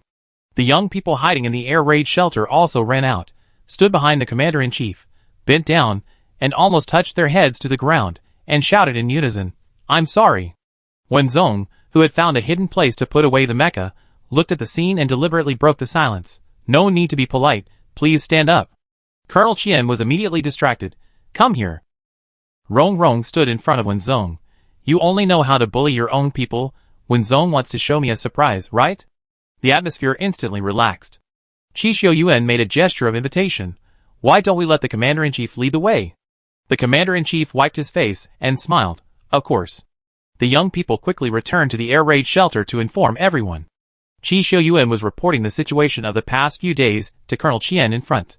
Colonel Qian listened while assigning tasks in an orderly manner with the communicator, occasionally complaining about the poor signal. Wenzong walked behind with Rong and gave Rong a shot of prevention in advance. "Instructor Rong, don't get too excited later." Rong smiled with a small dimple. "Your Aunt Rong is no longer excited." Wenzong touched his nose. "I was so excited when I saw a flower on the mecha." "You are about to see a living person." Rong looked ahead, but her eyes drifted away unconsciously for a moment. She could feel her heart beating uncontrollably, as if something was really calling her. "I dare not think. I really dare not think." The control room was soon reached. The refugees in the base consciously did not block the corridor. Those who could enter the room entered the room and only stuck their heads out. Those who could not enter stuck close to the wall to avoid taking up too much space. Colonel Qian also deliberately comforted them. Before he walked out of the command ship, he deliberately put on his shoulder straps. The stars representing the colonel's rank were particularly bright, and also gave people unparalleled peace of mind and stability. The commander-in-chief opened the door of the control room. The surveillance on the screen was still playing in real time, but Wo Sheyan had returned to the mecha. The control room was not big, and Rong saw the familiar face at a glance. He was so thin that he was almost unrecognizable. Rong didn't know where to put his hands and feet for a while, and could only stand there stiffly. Colonel Qian was better than her, but not much better. Lin Yunhe Jingjing lay on a single bed, frowning slightly, as if he was having a nightmare. Wenzong gently pushed Rong. Rong seemed to react suddenly, strode to the small bed, grinning and trying to smile, but tears flowed down. She pushed aside the long bangs on Lin Yunhe's forehead, and her fingers trembled more and more. "It's not an illusion, it's real. You're back, it's good to be back.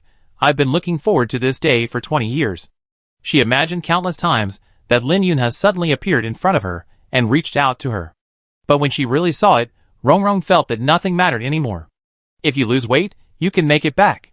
If you get sick, the Empire has the best medical cabin. As long as you are alive, Nothing else matters. Rong Rong gently placed her head on Lin Yunha's chest, listening to her not so strong, but steady heartbeat.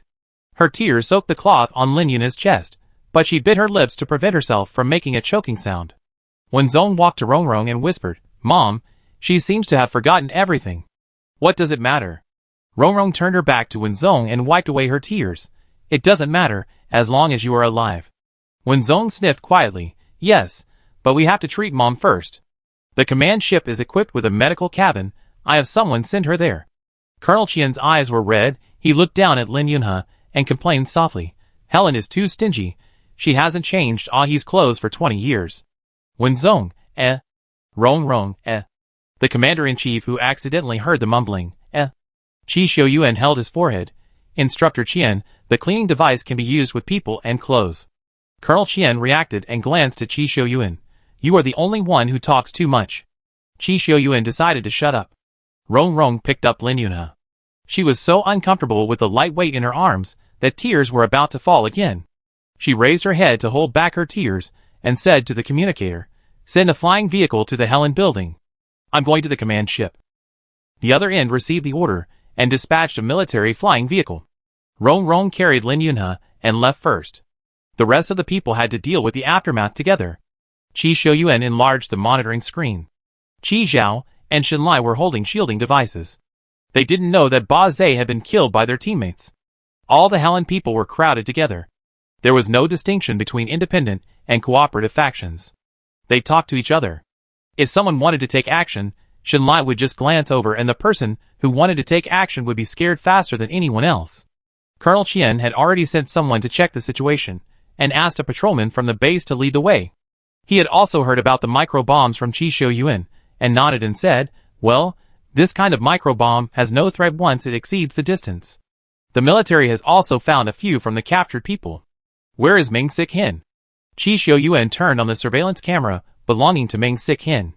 There were countless clones lying densely on the ground, some even piled up into a small hill. All of them were killed in one shot. Major Meng's individual combat ability is too strong. I am really relieved to send him out. However, there seemed to be no figure of Meng Sik-hin in the surveillance. "Speak of the devil, and he will appear." Meng Sichin's voice rang out from the microcommunication device beside Qi Xiuyuan's ear. Every word he said seemed to be squeezed out of his throat. "Come to the Institute." But no one in the base knew where the Institute was. In the end, the technicians found the Institute by following the communication signal. The Institute was not big, and it seemed to be built temporarily. The metal walls were frighteningly white, and the door was open. The guard must have had his neck twisted and fell unwillingly in front of the door. Walking forward, all the laboratories were open, with guards lying on the ground and several researchers in uniform. Qi Xiuyuan squatted down and felt his pulse. The guards are dead, but the researchers are still alive. Colonel Qian immediately had the researchers handcuffed. Meng Sik-hin pinched the neck of a researcher in a white coat, and murderous intent almost burst out. "How dare you!" Everyone was shocked and ran forward along the source of the sound. Everyone walked into the laboratory where Meng Sik-hin was. There were 10 beds inside, with only a small gap between them. On each bed lay a person, with their eyes tightly closed, their upper bodies naked, thin tubes inserted into them, their hands and feet locked with metal, their arms full of pinholes, and they were extremely thin. Some even had half of their faces rotted, revealing a little bit of white bone. Colonel Qian suddenly walked up to a person, panting, looking at them one by one, and when he came back, he punched the metal wall of the Institute. A fist-sized hole immediately appeared on the hard metal. The researcher caught by Meng Sik-hin trembled. "Please spare me, spare me." Meng Sichin's eyes were red. "They are all heroes of our empire." Qi Xiuyuan and Wenzong, who were following closely behind, looked at each other. They were the rebels 20 years ago, the heroes of their empire, who once fought for Helen's peace, were not only betrayed by Helen, but also tied to the test bed, and spent 20 years in a daze. Colonel Qian tried to calm himself down. He had seen so many ups and downs that he could remain calm even when his comrades were tortured in front of him. But looking at this scene, his heart couldn't help but ache. This is the hero of the empire, his comrade in arms. They have fought side by side, and shed blood in the Starry Sea. They should never be treated like this. It's good to be alive. Anyway, you have to endure it even if you can't bear it. Meng Sik-hin is so angry that he has to keep them alive for interrogation. Some people must pay the price. Search for all the living people. Colonel Qian said, Take them back to the warship. I want to interrogate them personally. The comrades-in-arms must be taken home. But none of these people can escape. The comrades who are still alive were sent to the spacecraft together and returned to the command ship as quickly as possible for initial treatment. On the way back, Colonel Chien and Ming Sik Hen had dark faces and extremely low air pressure around them, which scared the soldiers to take detours. When the researcher was pushed back to the warship, Wenzong suddenly heard a scream. A young lady in a white coat came out of a room, frowning as she recorded data on the optical computer. Wenzong heard the scream sounded familiar, and asked the doctor, "What happened?" The doctor pointed to the door of the room and spread his hands. A bearded man caught from the spacecraft insisted that he had a microbomb in his body. I checked it 3 times with different instruments and found no traces, and then he went crazy. Big beard mini bomb. Wenzong suddenly realized and connected all the things. No wonder Big Beard shot and killed Ba Zhe so easily. If it was just for profit, the two of them would have separated countless times in the past 20 years. It turned out that when the first mini bomb exploded, the seeds of doubt had been planted, and they grew into towering trees under Wenzong's instigation. When Big Beard finally knew the truth, he had a mental breakdown. Things are unpredictable. Good and evil will be rewarded. Chapter 84. The aftermath is not a big deal, but it is very tedious. The ruins need to be cleaned up, the people involved need to be interrogated, the old and weak need to be treated, how to arrange for the people in the deep mountains and forests, etc. After learning the cause of death of Ba Zhe, the leader of the Independence faction, everyone was a little amused. Ba Zhe was extremely conceited throughout his life. He thought he was the righteous party, and provoked the war. He thought everything would develop according to his script, but things are unpredictable, and there is no script in life. It is too ironic to die at the hands of a brother whom he trusted. However, no matter how ironic it is, he still has to be tried. Even if this person is already dead. Colonel Chien escaped the deadly serial communications of the Third Peace Organization, but he could not escape the piles of reports. All the processes of this operation from the beginning to the end, as well as the post-war losses, casualties, repair budget, arrangements for the masses and welfare benefits, etc. need to be written. The language must be simple and clear, and it must be more than 1,000 words, and strive to take care of all aspects. Colonel Chien has been typing in the command room since he collected the remains of the martyrs in the Helen building. His hair is falling down in clumps. He asks anyone he catches to write a report for him, so that his subordinates avoid him when they apply to the higher-ups, and instead send communications to Rongrong. In the end, Qi Xiuyuan couldn't stand it anymore, and wrote a template for Colonel Chien with 3,000 words. Colonel Chien was amazed, and then handed the important task of writing the report to Qi Xiuyuan. "Colonel Chien, are all commanders so good at writing reports? Qi Xiuyuan, do you believe me? I will complain to you when I get home." It is impossible to complain. Colonel Chien has to coordinate the overall situation. Helen Star is in ruins now. We cannot let him sit in the command room and waste time. The return of the planet is a big deal, especially since the war between the Empire and Helen Star broke out 20 years ago. The Third Peace Organization, which is afraid of the expansion of the battlefield, rushed to mediate. Otherwise, Helen Star would have almost become cosmic dust. The procedures are complicated, especially since the Empire and the Federation signed a peace treaty. If the Empire wants to take back Helen Star, the Helen Star people must admit that they asked the Empire for help and repeat the basic situation of Helen. Otherwise, the Empire is not a righteous army, but an act of oppression. This set of procedures is quite troublesome. In addition to the game between countries, there is also the control of public opinion, but these are not under the jurisdiction of the military. Wenzong worked diligently to move bricks, to repair buildings. Under the leadership of the commander-in-chief, they decided to repair the Goddess Square first, where the statue of Helen is located. The upper body of the statue of Helen has been blown up, leaving only a broken base and a skirt lifted by half a hand. The technicians observed the size and material, and compared the images with gestures. The commander-in-chief waved his hand and said, "Let's find the goddess." It means to pick up the statue of the goddess that has been blown into pieces. It received a warm response. The technicians were used to this situation. They turned off the computer and left a sentence, "Come back if you need anything," and then rushed to the next location without stopping. The statue of Helen has been damaged for more than 20 years. It is really not easy to find all the fragments. Shen Lai, who worked as a laborer with him, was confused. Why not rebuild one? The commander wiped the sweat from his forehead and smiled when he heard the words. Even the wrinkles on his face showed happiness. Some things can't be returned, and some things must be known to future generations. Some sufferings are enough once. Efforts pay off.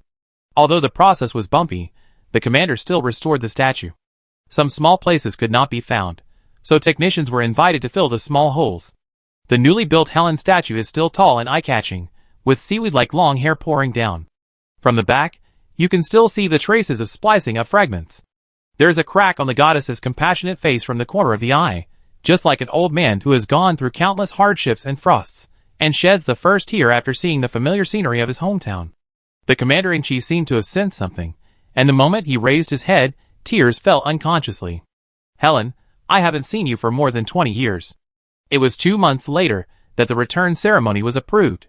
Wenzong even specially renewed a leave note for this. In the past 2 months, technology and medical care were in place first, and the inspection team sent by the Empire also went around several times and reported the current situation of Helen Star, so that the Empire could send a governor after completing the process. Not only that, the Third Peace Organization also came to visit several times, like a reporter, to get information from the indigenous people, asking questions such as, "Why did the Empire come? How did the Empire treat you? Do you really want to return to the Empire?" And other questions, which were highly praised by the people of Helen. "You are probably a psychopath." In the end, the people of the Third Peace Organization were invited to leave by Colonel Qian. Another progress was that Lin Yunhe was conscious. The Independence faction captured nearly 100 soldiers, and Colonel Qian rescued 32 of them. The rest turned into dust in the past 20 years. The researcher revealed the burial place, which was an abandoned pit. All those who failed the experiment were thrown into it. Colonel Qian led people to dig one by one, handed them over to doctors for genetic testing, and wrote their names on the boxes after cremation. The scattered people finally had a home. Lin Yunhe's situation was slightly better. She had a strong resistance to the reagents, and did not damage the core of the human body. She should have been in a vegetative state after the violent impact. She only had some vague consciousness in recent years, and she woke up completely in the past 2 years. The researcher confessed to this. Lin Yunhe was left behind because her mecha activated the hidden energy at a critical moment, but the driver was shocked and fell into a coma. They coveted the mecha, so they left it with the mecha, hoping to use the driver's genes to crack the password of the private mecha.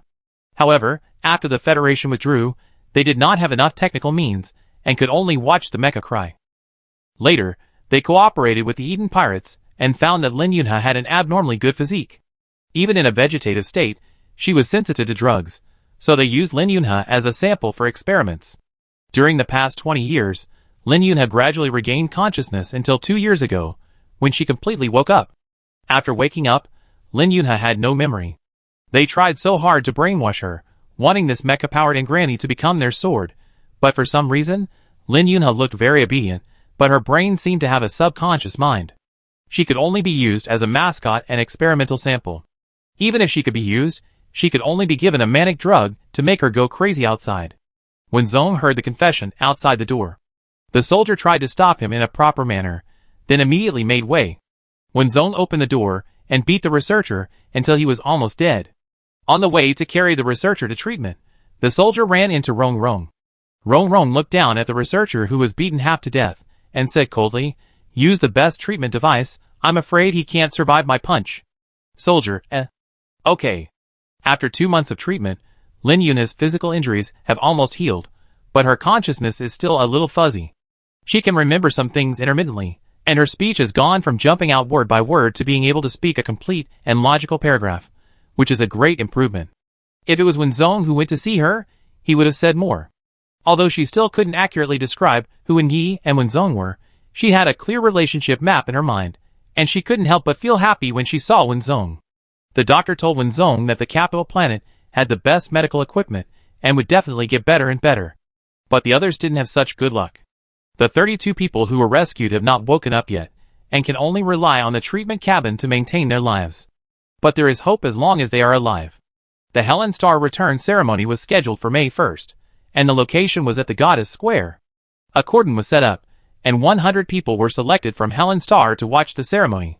The consul sent by the Empire was already in place, and the spokesperson of the Third Peace Organization and the spokesperson of the Federation, who had to wear a smile unwillingly, were also witnesses. After all, the Empire and the Federation had signed a peace treaty, and the legal effect of the treaty had to be lifted first, and then a non-aggression treaty had to be signed, and then the Empire could accept Helen's return. Wenzong and his party were also lucky enough to watch the ceremony. Colonel Qian specially reserved a seat for them, but Wenzong stood in the back corner, accompanied by Qi Xiuyuan. Xunlai and Qi Zhao said that they didn't know how to seize the opportunity, and it was rare to witness history, so they didn't squeeze forward. So the two of them sat in the seats originally occupied by Wenzong and Qi Xiuyuan. When they first entered the venue, a little girl in a white princess dress came bouncing in front of them. The little girl had neat bangs, and her not-so-long hair was braided into a small bunch of scorpion braids on both sides, then gathered in the middle, and tied with a red ribbon into a bow shape. The rest of her hair was scattered on her shoulders, her hands were behind her back, and her big eyes seemed to be able to speak. Wenzong squatted down, turned around in his mind, and couldn't remember who this little girl was, so he touched the little girl's hair. "You look really good today. Sister looks good today too." The little girl looked up at Qi Xiuyuan and smiled sweetly. "Brother looks good too." Wenzong and Qi Xiuyuan both wore military uniforms, which were brought by Colonel Qian from the First Army. After trying them on and finding the right size, they wore them to watch the ceremony. Qi Xiuyuan also squatted down and said with a smile, "Brother can't be said to be good-looking, but handsome. Do you understand?" The little girl nodded seriously. "I understand. Brother is really handsome today." Qi Xiuyuan laughed. "So good." The little girl suddenly stretched out her hands behind her back, and two fiery red flowers appeared in front of the two. The flowers were a bit strange. The petals spread out to both sides after circling the pistil. The petals were layered, and the outer petals were larger, and the tips were more curved. When they bloomed, they looked like two hands put together, or like angel wings. "Grandma said this flower has the same name as me. I wish my brother and sister happiness forever." Wenzong and Qi Xiuyuan took the flower at the same time and said in unison, "I wish you happiness too." The little girl's eyes curved into crescents. Wenzong held the flower and asked, "I don't know yet." "Ariel." The old lady's voice came from behind the little girl. The little girl turned around, and when she saw the old lady, she threw herself into her arms, like a young swallow returning to the nest, and called sweetly, "Grandma." The old lady had gray hair tied into a round bun at the back of her head, her back bent, and she leaned on a wooden cane. When she saw the little girl, all the wrinkles on her face smoothed out. "This is..." Wenzong and Qi Xiuyuan looked at each other. It was the old lady they met on the way. Then this little girl was the thin little girl. The old lady held Ariel's shoulders with one hand, and bowed deeply to Wenzong and the others. The little girl followed suit and bent down with her grandmother. Wenzong and Qi Xiuyuan pinned the flowers on their chest pockets and saluted the old man and the child with a standard military salute. The old woman gently tapped the little girl's forehead. "The ceremony is about to begin. You have to lead the children to sing the national anthem. Have you learned it?" The little girl nodded heavily. "I have learned it. I will sing it for Grandma." Wenzong listened to the tender voice, and couldn't help but look at the little girl's smooth back. 2 months ago, the little girl could only hide behind her grandmother, with two small hands on her back. Now she has no burden, and can stand in front of her grandmother, and sing the Imperial National Anthem proudly. Qi Xiuyuan closed his laptop and said, "Ariel is Helen's word, which means angel in Interstellar language. She is indeed a little angel." Wenzong watched Ariel leave, slowly turned his head, and seemed to have some feelings. "This is what we are pursuing. The elderly have someone to rely on, the young have someone to raise, although life has ups and downs, but there is a home to return to in the distance." Wenzong looked at the busy people in the square and said, "But the road to peace is never flowers, but dry bones." Qi Xiuyuan took out the Ariel flower on his chest and touched it with Wenzong's flower. "Then bury the dead bones deep in the ground. Put them in your heart, carve them on your soul, and then let the flowers bloom from them." Wenzong also took out the flower and raised it to Qi Xiuyuan like a cup. "Let's encourage each other." 2 hours later, the goddess square was decorated, and the camera broadcast this scene that can be recorded in interstellar history in real time. The Empire and the Federation canceled the terms of the peace treaty under the witness of the Third Peace Organization and signed the non-aggression agreement instead. In front of the camera, the representatives of the Empire and the Federation smiled perfectly, but in fact they cursed each other 300 times without using a single curse word when shaking hands, and they had to wash their hands with disinfectant after the ceremony was completed. The Archon first introduced himself, and then read out the verdict in public, deciding to put the criminal in the Imperial prison to serve his sentence. Helen's return ceremony officially began. Ariel led a group of children of similar age to sing the Imperial National Anthem. The Empire did not choose to use accompaniment, but gradually raised the imperial flag to the rhythm of the ethereal and tender voice of the child. The commander-in-chief put on a custom-made formal suit and walked slowly to the front of the stage. The consul sent by the Empire was waiting for him. "We request to become a member of the Empire, voluntarily sign the subsidiary agreement and the peace treaty, and accept the unified governance of the Empire." The commander-in-chief had a miniature loudspeaker on his collar, and his voice was enough to spread throughout the goddess square. He clenched his right fist and placed it on his heart. His eyes were brighter than ever before. "We will definitely restore the prosperity of the past, in the name of Helen." The Helen people who were watching the ceremony in the back felt a sore nose, clenched their fists, raised their right hands, and tried to hold back the tears in their eyes, and shouted loudly, "Helen!" So one after another, the Helens raised their hands and shouted with all their strength, "Helen! Helen! Helen! Helen!" The brilliant starlight broke through the clouds and hit everyone, leaving a hazy shadow. The tall goddess statue raised her lips, and the cracks on her face were almost invisible under the light. There seemed to be light flowing in her eyes, looking kindly at the people she protected. Accompanied by the deep sound of the peace bell, they shouted, as if they wanted to shout with their sacrificed companions, shouting to the whole galaxy to hear, and shouting to the hearts of everyone watching the live broadcast. "We will restore the prosperity of the past. In the name of Helen! In the name of Helen!" Chapter 85. On May 13th, Colonel Chien led the reinforcements to officially leave Helen. The affairs of Helen Star have been put on track. Medical, technical, educational resources, garrisons, and government departments are all in place and are under the unified dispatch of the governor. Next, we have to wait for the reconstruction and development of Helen. The day the rescue army left was a morning with clear weather and gentle breeze. The people of Helen probably knew that they were going back, so they spontaneously organized a farewell team, hoping that they would come back to play when they have time. The commander-in-chief presented Colonel Chien with a silk banner. The banner was colorful and made of different fabrics. In the middle was a lifelike aerial flower. Colonel Chien took it solemnly. The commander-in-chief was a little embarrassed. "Wait a few months. When Helen's operation is basically stable, we will give you a better one." Colonel Chien shook his head, rolled up the silk banner, and said, "This is the best blessing. Aerial flower is also known as angel flower. Its petals are as warm as fire. Its flower language is, wishing my beloved the best in everything. We must say goodbye." When the aircraft ascended into the sky, Wenzong saw people on the ground lined up in the shape of a big peach heart, waving to them. This may be the greatest respect that the people of Helen can give now. There is another reason for choosing the 13th to depart. The Emperor ordered that at 9 o'clock noon on May 15th, the soldiers who died on Helen Star would be welcomed home in the central square of the capital star, and the whole Empire would broadcast live. With the speed of the command ship, the 14th can reach the capital star, and there is only one day left to prepare, and strive to make the ceremony perfect.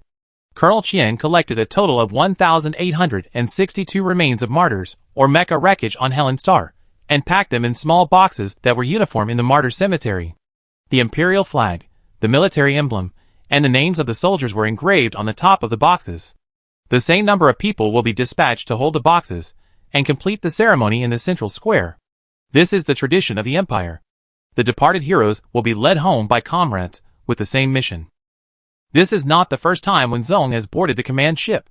After all, Lin Yunhe is still receiving treatment on the command ship. When she is tired of moving bricks, she will come to talk to Lin Yunhe. But it was the first time that Wenzong knew that the dormitory of the command ship was actually a deluxe double room. The room was not too spacious, with 2 beds arranged side by side, an independent bathroom, and a holographic adjustment system.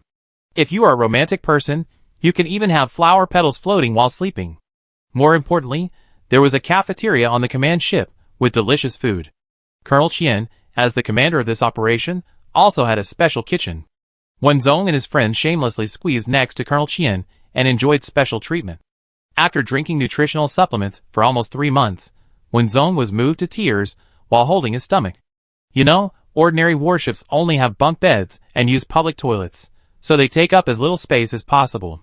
Not to mention the chef, the whole cabinet is full of nutrition supplements, not even a small biscuit.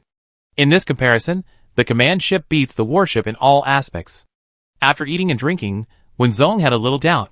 "Instructor Chien, what means did you use to get the command ship?" No matter how large the scale of this operation is, it is no larger than the war between the Empire and the Federation 20 years ago. According to normal procedures, the military will approve a large warship at most, and will not send out a command ship to show off in the Star Sea. Colonel Qian shrugged in a relaxed manner. Who knows? Maybe it's because of my great personality. The thickness of his face is amazing. Rong answered for him. I really don't know. The large warship had already been approved. That afternoon, the military quietly changed it to a command ship. Colonel Qian was so happy that he went crazy. But then, he was wiped out by more than a dozen communications from the Third Peace Organization. This topic can only be left unresolved. After finishing his meal, Wenzong turned around and went to the infirmary to see Lin Yunhe. Coincidentally, Lin Yunhe was awake and drinking a nutritional supplement. At this stage, only nutritional supplements can maintain Lin Yunhe's physical needs. When she saw Wenzong, Lin Yunhe drank the nutritional supplement without changing her expression, without frowning, threw the bottle to the cleaning robot, and then happily made way for half of the bed. Wenzong sat next to her. To be honest, Wenzong didn't know how to get along with her, but Lin Yunhe seemed to have instincts, pulling Wenzong to accept this blood-related relationship. Mother's love is such a magical feeling. Wenzong tidied her hair and said, "You can go home tomorrow. Are you looking forward to it?" "Looking forward to it." Lin Yunhe's complexion improved a little, and she looked a bit cool. "I heard from Arong that someone is waiting for me on the capital star." Wenzong blinked at her. "Do you want to meet him in advance?" In order not to cause stimulation to Lin Yunhe's confused consciousness, they have been taking it step by step for the past 2 months, allowing Lin Yunhe to accept her own memories bit by bit. The treatment has been going smoothly and successfully so far. Lin Yunhe raised his eyebrows. "Really?" Wenzong walked to the door, deliberately avoiding Lin Yunhe's face, and called Professor Wen. At this time, Professor Wen had just finished class, and was still eating in the cafeteria when he received the call. Wenzong greeted him. "Professor Wen, have you missed me these days when I was away from home?" Professor Wen wiped his mouth elegantly with a tissue, without even raising his eyelids. "I was so relieved when you were away from home these days." The stubborn old man, Wenzong deliberately teased him. "I had good news to tell you, but since you don't miss me, forget it." Professor Wen then raised his eyes, as if he was disdainful of Wenzong's trick. "It's just arriving at the capital planet tomorrow. I have classes, so I won't pick you up. I fly back by myself." After confirming the look in his eyes, he was undoubtedly his father. "Okay, don't regret it," Wenzong said harshly, pointing the communicator at Lin Yunhe's face. "Did you see it clearly?" Lin Yunhe was half lying on the snow-white hospital bed, with her black hair tied up. She looked at some familiar people on the screen, but she couldn't remember who they were. But they did look familiar, so she raised her hand and waved it twice like a lucky cat. "Hi!" Bang! Crackle. "Oh my god, Professor Wen, what's wrong with you?" Professor Wen, calm down. "This is public property of the school. You can't throw it even if you are angry." On the other side of the screen, Wen Yi paused for 2 seconds, then stood up suddenly, and the tableware on the table smashed on the head of the cleaning robot, making a mess on the ground. He staggered out of the cafeteria and found a place where no one was. He looked at the familiar face on the screen carefully, and wanted to reach out to touch it. He was awakened the moment he passed through the virtual screen. "Ah-he?" When he could hear his heartbeat getting faster and faster, and could feel the fine beads of sweat oozing from his forehead and the hot eyes, until he called out the name with a slightly trembling voice. "Ah-he." Lin Yunhe just smiled when she saw this. She clearly didn't remember the person opposite her, but her tone was unusually familiar. "My daughter is still here, are you ashamed?" Wenzong leaned his head out from the side, and stuck out his tongue at Professor Wen. Wen Yi was amused by her, and didn't know what to say for a moment. "Wenzong, you actually hid such a big thing from your old father." Wen Yi gently touched his head with Lin Yunhe and deliberately twisted the facts. "I know you are jealous of me, but considering that you have been alone in an empty room for so many years, I will reluctantly forgive you." Wen Yi rolled up his sleeves. "I think you are not going to fight for 3 days." Wenzong immediately exited the video range. "Then I won't disturb your world of 2 people, have a good chat." Lin Yunhe didn't even look at her, waving his hands. "Go, go." Wenzong, who is disliked by both parents, "Ms. Lin, please tell me honestly, are you really still amnesiac?" Wenzong didn't know whether she had lost her memory or not, but Ms. Lin and Professor Wen chatted for nearly an hour, and Ms. Lin's happy laughter could be heard from the ward from time to time, which showed that Professor Wen was really gifted in coaxing people. The couple's only daughter was growing mushrooms on a chair outside the ward, and was caught by Qi Xiuyuan, who came to visit. Next, the 2 of them ate dog food together. When hearing Ms. Lin's call, Wenzong was so moved that he almost cried. Lin Yunhe yawned and said, "I'm a little sleepy, looking forward to seeing you tomorrow." Professor Wen's voice was so gentle that it seemed to drip water. You have a good rest. See you tomorrow. Wenzong got goosebumps all over his body, and after closing the door of the ward, he couldn't help asking, do you usually talk to my mother like this? Professor Wen had calmed down at this time, thinking, your mother's condition is not right. Wenzong was stunned by this telepathy. You two talk so smoothly, I even suspected that she had recovered her memory. How did you know? Professor Wen answered expressionlessly. If I had spoken in this tone before, your mother would have beaten me a long time ago. Wenzong, Qi Xiuyuan, who was watching, we really don't understand the interest between you two. Wenzong looked at his old father silently. The old father chose to remain silent, and did not intend to explain the reason. Wenzong admitted defeat, and sat on the bench next to him, and quietly explained Lin Yun and the current situation. When he listened carefully, and asked a few questions from time to time. After learning that Wenzong had beaten the group of researchers to the point where they were only breathing, Professor Wen looked unpredictable, and said in a very calm tone, speaking of which, I have some connections in the Imperial prison. Wenzong, ? Professor Wen didn't know what he was thinking, and he had a bossy attitude and made the final decision. Remember to send me the person's photo. Wenzong, Wenzong, okay dad. Goodbye dad. It would be fine if Professor Wen didn't make a move, but once he did, he hit them right in the heart. Within the rules, those independents will definitely have a wonderful life. At 2 p.m. on May 14th, the command ship entered the docking point and transferred to a military aircraft to land on the capital planet. Lin Yunhe and the rescued wounded were rushed to the military hospital to receive the best treatment. Professor Wen, who insisted on attending classes even when his daughter came back, took a day off and went to the hospital with Lin Yunhe. The scene of the couple meeting was not as intense as expected. After Lin Yunhe came out in a wheelchair, Professor Wen took over the position of medical staff and stood behind Lin Yunhe. Lin Yunhe was not surprised at all. She just patted Wen Ye's hand and left her back to a man who was still a little strange to her. Wenzong and his men had no rest time. For the ceremony on the 15th, the military specially transferred active soldiers who had experienced the Second Helen Star War 20 years ago, including Ming Sik Hin and Instructor Feng, who received a mechanical prosthesis. Unlike Instructor Feng, Ming Sik Hin, the mascot of the propaganda department, also had to make speeches on behalf of the military, and the speech manuscripts had to be submitted to the superiors for special review, so he was very busy. Qi Xiuyuan and others were fine, as they had not graduated yet. Even if they were selected by the Corps in advance, they still had no formal military uniforms, and could only wear the school uniforms of the First Academy. Wenzong stood out from the crowd.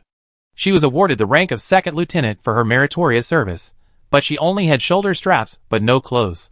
The person in charge waved his hand, and made a set for Wenzong after understanding the situation, and embroidered a thorn rose badge on her shoulder.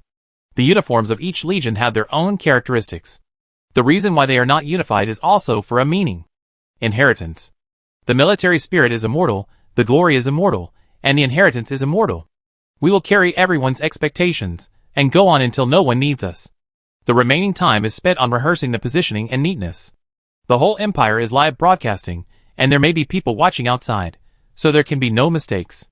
The rehearsal time is short, but everyone is professional, and staying up all night is enough. At 6 o'clock in the morning on May 15th, Wenzong yawned as he gathered with the team to prepare for the last rehearsal. When he arrived at the central square, Wenzong bumped into someone in a daze, perhaps because he was too sleepy. Hey! Wenzong was suddenly awakened by the bump, and looked up. Lu Yiming, are you here for rehearsal too? Lu Yiming was also wearing the school uniform of the First Academy, and he said, No, I'm just passing by. Wenzong made way. You're not going to class today. It's a special situation, my parents asked for leave. Lu Yiming looked at her, lowered his head, and asked quietly, Is the command ship useful? More than useful. Wait, what did you say just now? Wenzong was stunned for a moment, then his eyes became brighter and brighter, and he patted Lu Yiming's shoulder very sincerely. Brother, I'm not as useful as you. Lu Yiming, Lu Yiming pushed the hand on his shoulder down ruthlessly. There won't be a next time. At 9 a.m., Capital Star Time, the ceremony officially began. Professor Wen, who was accompanying the bed in the hospital, also opened the Star Network and watched the live broadcast with Lin Yunhe.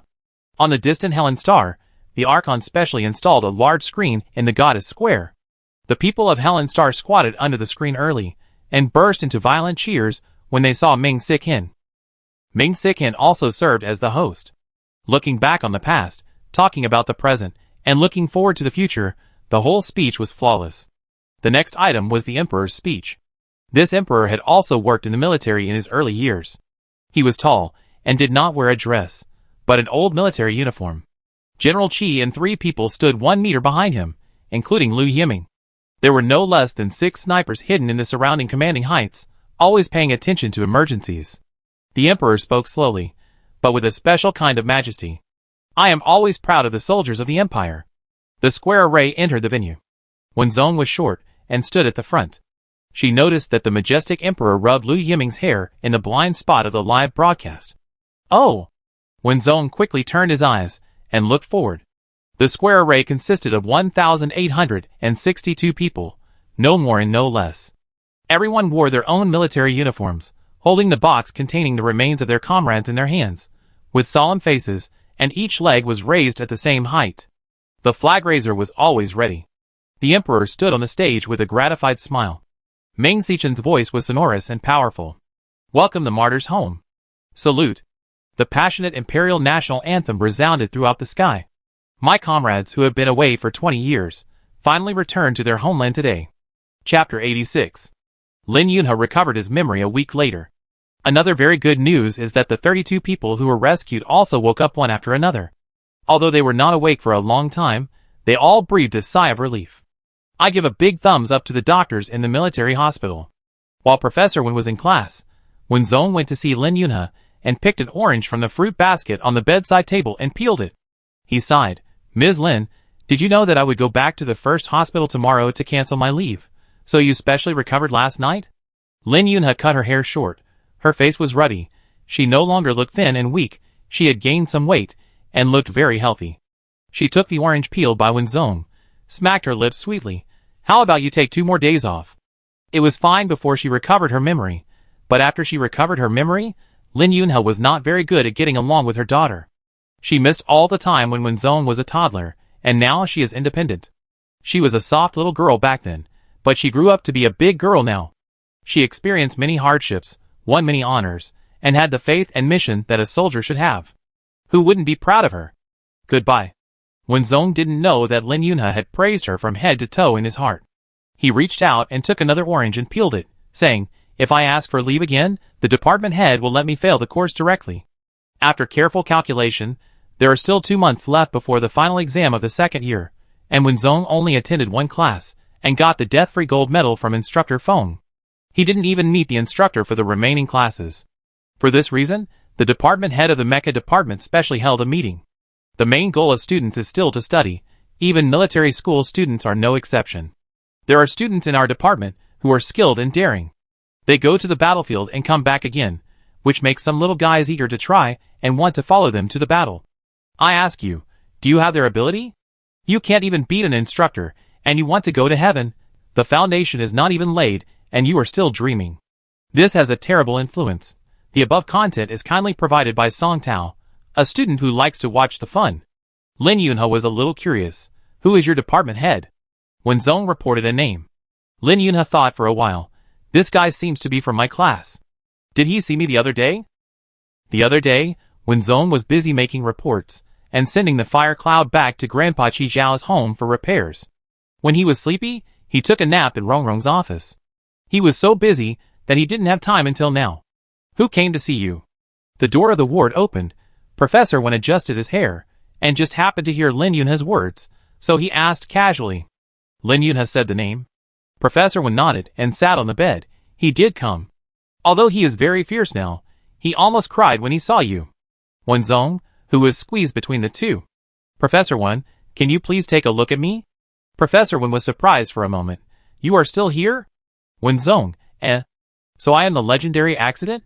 Lin Yunhe raised her hand, and gave Wen Yi a slap on the head. The force used was not strong, and it sounded particularly crisp. She had just met her daughter not long ago, and now she was very rare. How could Wen Yi bully her in front of her? How can you talk like that? I was wrong. Professor Wen raised his hands in surrender, and said to his daughter, Student Wenzong, can you give your old father a chance to enjoy the world of 2 people? Wenzong was refreshed by the slap on the head. Holding a peeled orange in his hand, he left the room, while singing, Only mothers are good in the world, and children with fathers are like grass. Click. The door of the ward closed. Lin Yunhe looked at Wen Yi. This man was no longer as high-spirited as he was 20 years ago. Time had polished him into his current appearance, but when he saw her, he was already like the young boy 20 years ago. For some people, time can only make their bodies old, but it cannot weather their eternal innocent hearts.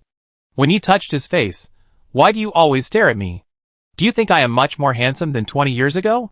Lin Yunhe admitted without hesitation, "Indeed."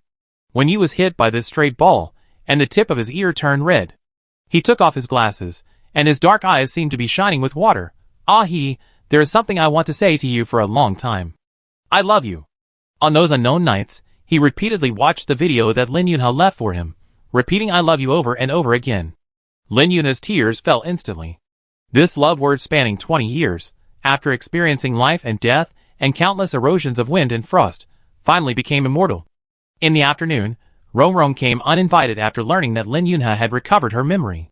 12 girls in military uniforms were heroic, with thorny roses embroidered on the lower part of their shoulder straps. They stood in 2 neat rows in the ward. Lin Yunhe looked at them. Of the 12 people here, she only recognized Rong. Some of those familiar faces had fallen asleep forever, while others had successfully transferred to other jobs and had their own families. When they came back to see her, they would still recall the past. Even though they knew that she didn't remember much, they still stubbornly talked about it. The remaining 11 girls all looked about the same age, with a light in their eyes that seemed to never go out. Great. Rong took a deep breath, her voice trembling a little. All members of the Thorn Rose team, welcome the captain home. Salute. 12 people raised their right hands in unison, paying tribute to the founder of the Thorn Rose in an extremely standard posture. Lin Yunhe smiled lightly, and motioned them to put their hands down. She looked at Rong, seeming a little helpless. How old are you? Why are you still crying?" Rong seemed to be unable to hold back any longer, and threw herself into Lin Yunhe's arms, and burst into tears. She believed that she had never been a captain. People around her came and went, and she was the only one left of the first generation of Thorn Rose. There would no longer be he to back her up, and there would no longer be a person to give her a hand to help her up after the war. The originally willful little girl had withstood all the pressure in the past 20 years, just to live up to the name of Thorn Rose. The team members looked at each other, and then quietly left the ward. "Oh my God, this is the first time I see the captain crying. Will he be killed to silence him?" Wenzong will go back to the first hospital the next day to report for leave, and the family of 3 discussed and decided to leave the hospital and go home in the afternoon. Lin Yunhe has always been interested in her own tombstone, so Wen Yi took her to the martyr cemetery. In a familiar location, the military has sent people to process the words and photos on the tombstone, and it is smooth. It was also the first time that when Zong saw the little nest he almost lived in. "Is this mine?" When he looked at the same expression on the mother and daughter, and silently walked to the other side, "This is mine." When Zong imagined the scene of sitting in a row, from left to right, it was Wen's father, Wen's mother, and herself, and couldn't help but sigh, "It's spectacular." Lin Yunhe didn't care too much about his own tombstone, but looked at Wenzong's tombstone and felt a little angry. "Student Wenzong, why don't you have any taboos at such a young age?" "That's your fault." Wenzong gently leaned against the tombstone where he once lived, and refuted seriously, "Feudal superstition is not good." Lin Yunhe flexed her wrists, ready to pick up her dignity as a mother. "It's a quiet place, no noise. Go out for a walk?" Wenzong made a pause gesture. "Ms. Lin, I'm not bullying you. You are now so easy to be defeated by me with just one finger." Wen Yi stood beside Lin Yunhe in silence. "How about mixed doubles?" Wenzong, Okay, the case is solved. I am the accident. 3 years later. In October of the 2496 star calendar, the Empire exposed dozens of illegal and criminal acts of the Federation, such as enslaving the Yuri's people, illegally conducting human experiments, and secretly supporting star pirates. It can be said that the blood of innocent people has flowed in every step of the Federation's development to this day. The entire galaxy was outraged. For a time, calls for sanctions against the Federation rose in the Star Network, and even within the Federation, there were calls for sanctions. In December of the same year, the Empire and the Third Peace Organization exerted pressure on the Federation to impose sanctions. All those involved in criminal acts must be detained pending trial. In just 1 month, the Federation almost fell to the brink of disintegration. In August of the following year, the Imperial Academy of Sciences announced that it had conquered space technology and stated that it would promote civilian use at the fastest speed and apply new security technology at the same time. Before that, the military had already equipped the Mecha space button. The Empire was in the limelight. On July 1, 2499, the 275th graduation ceremony and awarding ceremony of the First Military Academy. In the backstage of the auditorium, Wenzong wore a fitted military uniform. There was no military rank on his shoulders, but there was a thorny rose embroidered slightly lower. Qi Shouyuan was helping her rehearse the upcoming speech. Since Helen was taken back, Wenzong was at ease to attend classes in the First Academy until the fifth-year graduation assessment, and accidentally made another contribution. He performed outstandingly in the military academy, and his military exploits outside the military academy piled up layer by layer. Throughout the history of the First Academy, this is the first time such a situation has occurred. Let's not say anything else. He is definitely an outstanding graduate. The person in charge of the First Academy Hall of Fame asked for Wenzong's signature early, and solemnly placed it in it. The promotion method of the Empire is different. Graduates of military academies are second lieutenants, and military service below the school level will not be included in the assessment scope. Helen's mission 3 years ago was enough for Wenzong to be promoted once. The military department suppressed it, and with the meritorious service in the assessment, they planned to directly grant Wenzong the rank of captain when he graduated.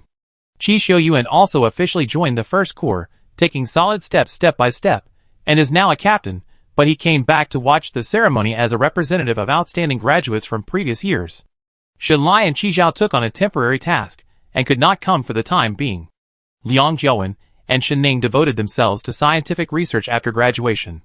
Wenzong straightened his back and recited the speech fluently, and at the end, he finished it in a sonorous and powerful voice. Qi Shouyuan applauded. Very good. Wenzong breathed a sigh of relief. Speech is really not my strong point. Qi Shouyuan pointed out something. But you are very good at making chicken soup. Wenzong raised his eyebrows slightly. Thinking back then, when Qi Zhao was still autistic, Wenzong improvised and spoke with pearls of wisdom, awakening him from his dream. Senior, you are really good at digging out my unknown side. Qi Shouyuan looked at her, and did not answer directly. Will we go together after the ceremony? Wenzong smiled with narrowed eyes. I have no objection. The graduation ceremony started soon, and Wenzong gave a speech as a representative of outstanding graduates. I always believe that the flower of peace will bloom in every corner of the universe. We came here for the same dream, and we will forge ahead for the same dream. Let's encourage each other. I wish the First Hospital prosperity, the Empire prosperity, and the universe peace. Thank you all. Warm applause broke out instantly. Wenzong saluted and retreated to the backstage. After the graduation ceremony, Qi Shouyuan waited at the backstage door for 2 minutes. Wenzong, wearing a brand new epaulet, bumped into him and asked, How did I perform? The last sentence is a stroke of genius. Wenzong said while greeting his classmates, If you hadn't mentioned 3 years ago, I wouldn't have remembered this sentence. In the past 3 years, Wenzong focused on the military academy, and Qi Shouyuan focused on the army. The two chatted on the laptop from time to time. Sometimes Wenzong went to the military for special training during the winter and summer vacations, and they would get together at the old place to talk about the recent situation and complain about how boring it was when there were no missions. Especially on Wenzong's birthday, Qi Shouyuan would make her a bowl of noodles no matter how busy he was. It was a long noodle that seemed to have no end. The gate of the First Military Academy was just around the corner. Once I left, I would never be able to return to my carefree days as a military academy student. The eagle in the school emblem spread its wings, and would sooner or later soar into the sky, and no one could stop it. Okay, I pass it on to her for you. Wait, Wenzong. Wenzong turned around following the voice, and saw Jiqiu standing in the message room, throwing a square box to her. Take it, your express delivery. Pa! Wenzong caught the box. The express package was a very plain paper box, only thumb-high and palm-sized, with only her name and the address of the First Academy filled in. I won't fill in the address of a Yuan when I buy something. Qi Shouyuan said, Since it can enter the message room, it means there is no problem with the item. Yes, whether it is a person or an item, it must be scanned before entering a Yuan. Wenzong tore the package open with his bare hands, revealing the true face of the item inside. It was a paper book with a black background and 3 large white characters printed on the cover, Hu Haichu. Wenzong threw the package into the trash can next to the message room and almost laughed out loud. She raised the book in her hand and put it into the space button. It's an old friend. Chi Xiuyuan seemed to have thought of someone, but he didn't say it, so he changed the subject naturally. Captain 1, are you interested in having a simple meal at my house? Wenzong tilted his head and looked at him. Chi Xiuyuan seemed a little nervous. He couldn't help but touch his nose and patched up. Uncle Wen and Aunt Lin will also go. Okay. Chi Xiuyuan felt that the starlight today was a little dazzling, which made him a little dizzy, and even his ears had some problems. He was a little incoherent. You just said? Wenzong's eyes were slightly curved, and his eyes were filled with tiny lights. I said okay. Chapter 87 Extra 1. When Wenzong just got home, she found that her parents were waiting for her in the living room. Don't you have classes today? Wenzong hung her clothes on the hanger. She had just finished her mission and got a month's vacation. She wanted to go out and relax, but her parents urged her back with a fatal serial communication. It is now 2 o'clock in the afternoon of the capital star time. If nothing unexpected happens, these two people should have classes. After Wenzong graduated, Lin Yunhe recovered half of his strength in his heyday under the systematic training. After she came back, the military restored her active status, but Ms. Lin declined. Later, the first hospital was quick to act and called couple team. The couple's daily class routine was, I can beat 10 people from the command department next door, except for Professor 1. The mecha department next door only has muscles but no brains. Can't you beat them together, of course, except for Professor Lin, you really can't beat them, etc. Being forced to eat dog food is too miserable. Professor Wen smiled like a kind father and said to his daughter, please sit down. Wenzong could feel her goosebumps through her clothes. She moved to the sofa opposite, and a question mark slowly appeared on her head. Speak frankly, don't smile like that, it scares me.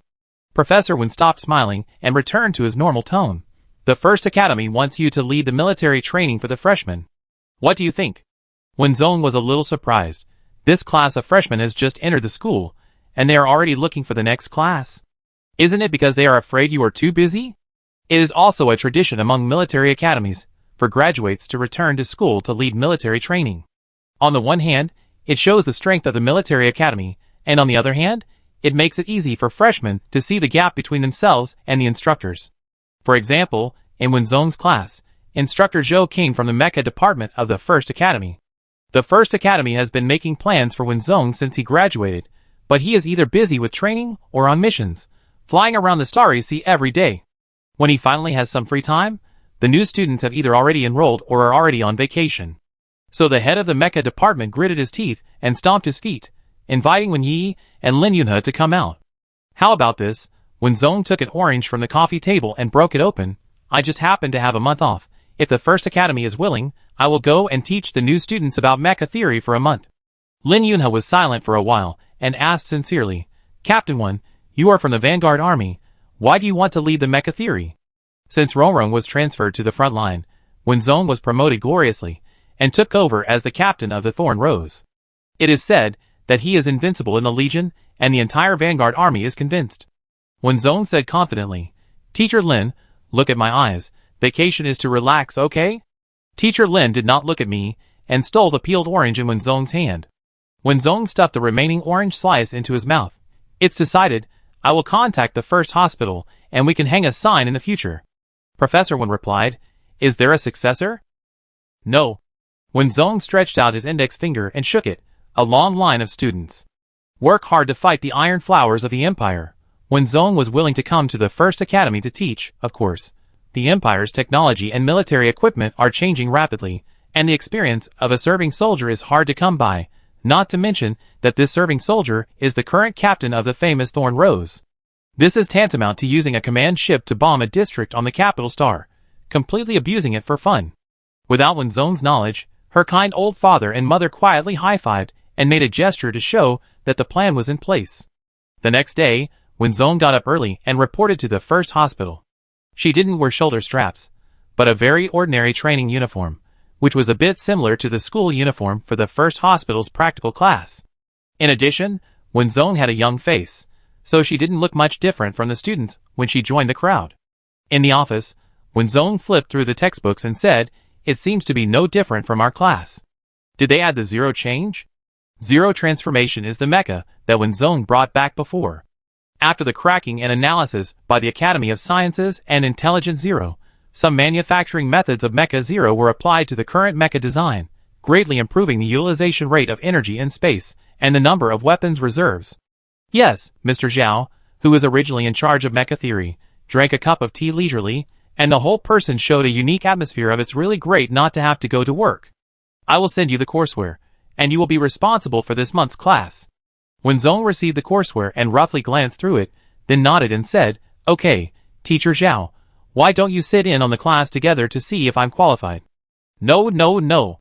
Teacher Zhao quickly put down the tea, patted Wen Zong's shoulder with true feelings, and said in a deep voice, I believe you.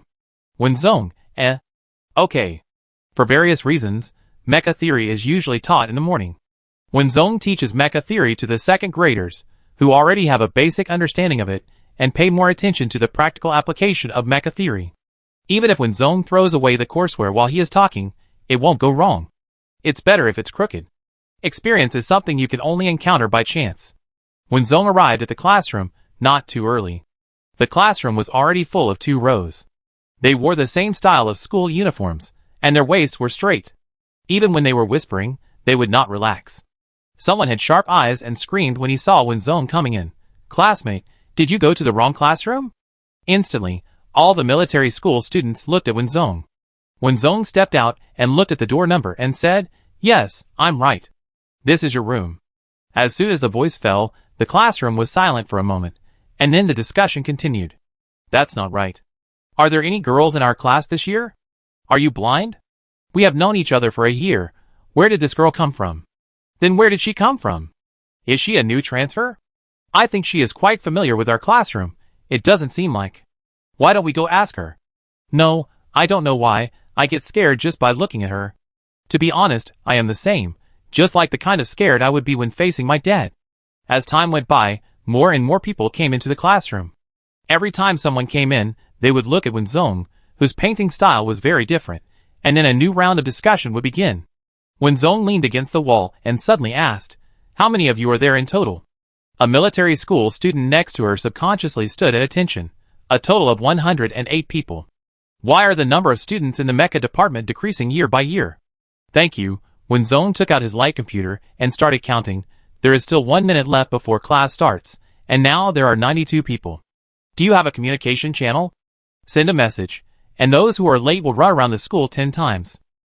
The person next to him asked weakly, What are you doing here? In the last 10 seconds, the students from the mecha department rushed in like a gust of wind and quickly sat down. Time is up. Wen Zong let the latecomers in and asked them to stand at the back of the classroom. The issue of discipline should start with the military students. I forgot to introduce myself. Wen Zong walked up to the podium. My last name is Wen. You can call me Teacher Wen. Starting from today, I will teach you mecha theory for a month. Now open the light computer and turn to the first lesson. Everyone, ? No, wait. How come a nice girl becomes a teacher in the blink of an eye? The theory class is not long, and it is not the first time that Wen Zong teaches mecha theory. He compares the courseware with his own experience, and the class is interesting. He can easily mention the advantages and disadvantages of various standard mechas. When he is excited, he will also use the private mechas that are famous in the military and even in the Empire as examples. Mecha students love mechas the most, after experiencing, Wow, this girl is actually a teacher. 2. Mom, this teacher is really good.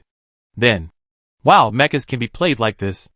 At the end of the get out of class, the military school students begged with bitter faces, Teacher Wen, are you really only teaching for 1 month? Wen Zong put away the laptop and said with a smile, If you teach for 2 more days, your teacher Zhao will be out of work.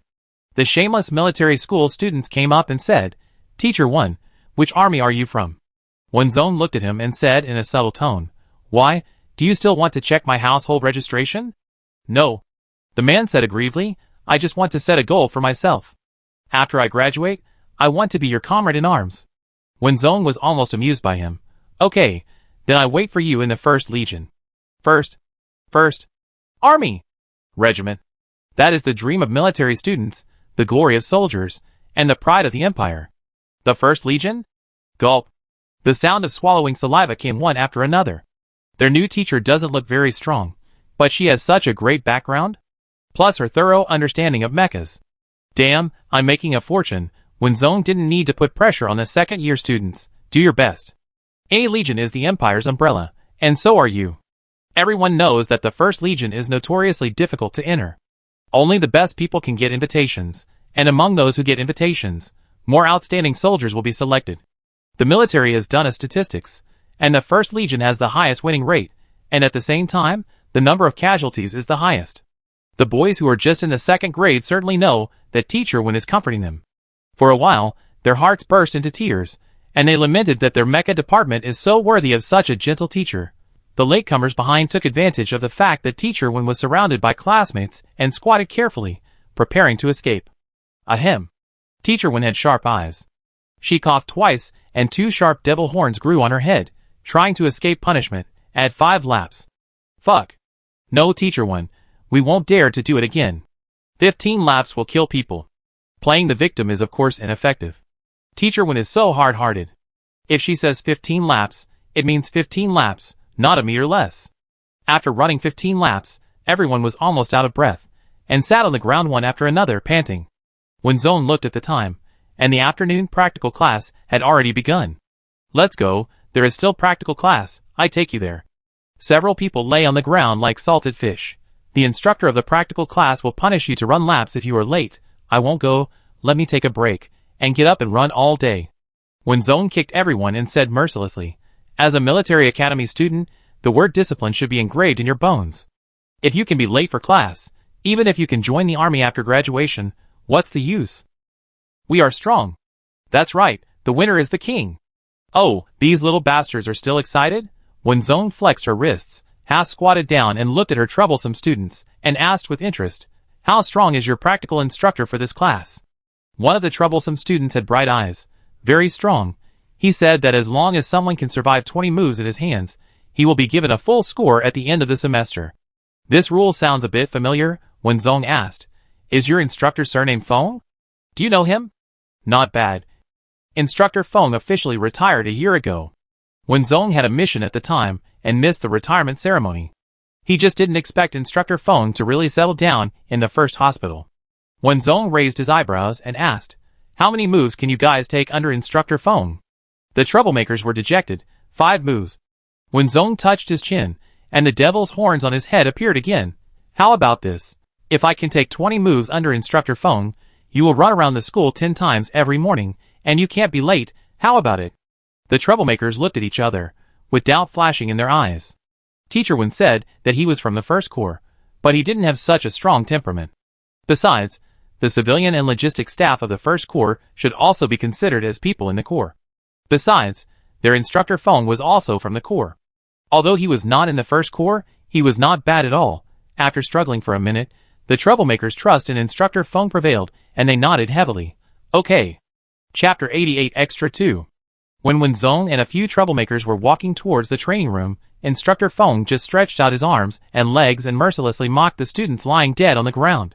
I haven't even used my strength yet. And you fell down? The students were in great pain, and their voices trembled. Instructor, if you had used your strength, would we still be alive? Instructor Feng thought for a while, and moved his left leg. You may not believe me, but if I kick you, you may die. His left leg is a mechanical prosthesis, which has been upgraded before, and its hardness and smoothness have been raised to a higher level. Others have golden fingers, but Instructor Feng has golden thighs. Alright, stop playing dead, hurry up. You only grow muscles but not brains. You made the same mistakes last time, and you were far worse than the previous class. Instructor Feng knocked on the wall of the training room. His temper has improved in the past few years of leading students. As long as there is no disciplinary problem, he can easily make a few jokes. Someone raised his hand. Instructor, there are still a few people who haven't come yet. You can't be partial to one person over another. I told you the consequences of being late on the first day. If you are late for 1 minute, you will have to run around the school once. Instructor Feng looked at the computer. You are already 20 minutes late now. A classmate who had a good relationship with him interrupted silently. They were asked to run around by Teacher Wen. It's understandable. Right? Instructor Feng accurately captured the key words. Teacher Wen. Last name Wen. Instructor Feng raised his eyebrows. He heard that a new teacher from the army came down today to help teach Mecha theory for a month, but he didn't know who it was. At first, he thought it was a logistics or civilian job in some army. After all, the First Academy often invites alumni to come back to give lectures or lead military training. However, The last name one, plus the holiday at this time, made him a little suspicious. What does your teacher one look like? The students lying dead on the ground straightened up with a squeak. Our teacher one is knowledgeable and talented. Gentle and generous. Well-read. Gentle and elegant. Approachable. Young and promising. The students in the Mecha department, who were said to have only muscles, but not brains, kept saying 4 words after 4 words, one after another without repeating, and described teacher one as a perfect person, who could not be found in the world or even in the entire galaxy. The more Instructor Feng listened, the more his frown relaxed. TSK, this fairy-like description couldn't be the person he was thinking of. Ding. The door of the training room opened, and the troublemakers were panting, their hearts were beating faster and faster, and their scalps were numb when they saw the corner of Instructor Feng's clothes. What are you still standing there for? Come in quickly. A familiar voice came from the door, and the Mecha students who felt that their vocabulary reserves were full for the first time had their eyes lit up. Fuck, teacher one? What? Instructor Feng also turned around. Why did this voice sound so familiar? Wenzong put his hands in his pockets and kicked all the troublemakers in front of him one by one. The troublemakers stumbled into the training room and stood at attention in front of Instructor Feng. Hello, instructor. The instructor was not nice at all. Instructor Feng looked at the person, who was getting closer and closer. Although he was unconscious, he felt that his mechanical prosthesis was inexplicably stiff. Wenzong was not wearing a hat, revealing his ordinary short black hair, and wearing an ordinary training uniform. He looked like an ordinary logistics or civilian. Shit! Instructor Feng almost choked.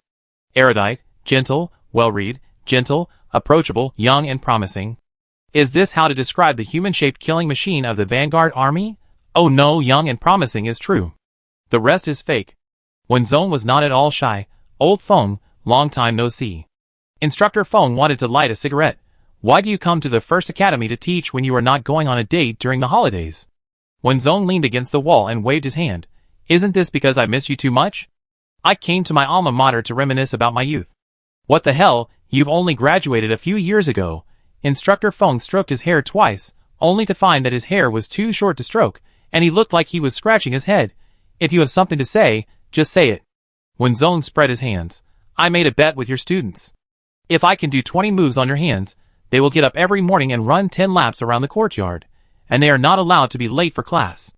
Who is doing 20 moves on whose hands? A long time ago, Instructor Feng relied on Wenzong's recent recovery from injury, and he caught her off guard with his mechanical prosthesis. With Wenzong's current strength, there are not many people in the entire Vanguard Army who can do 20 moves on her hands.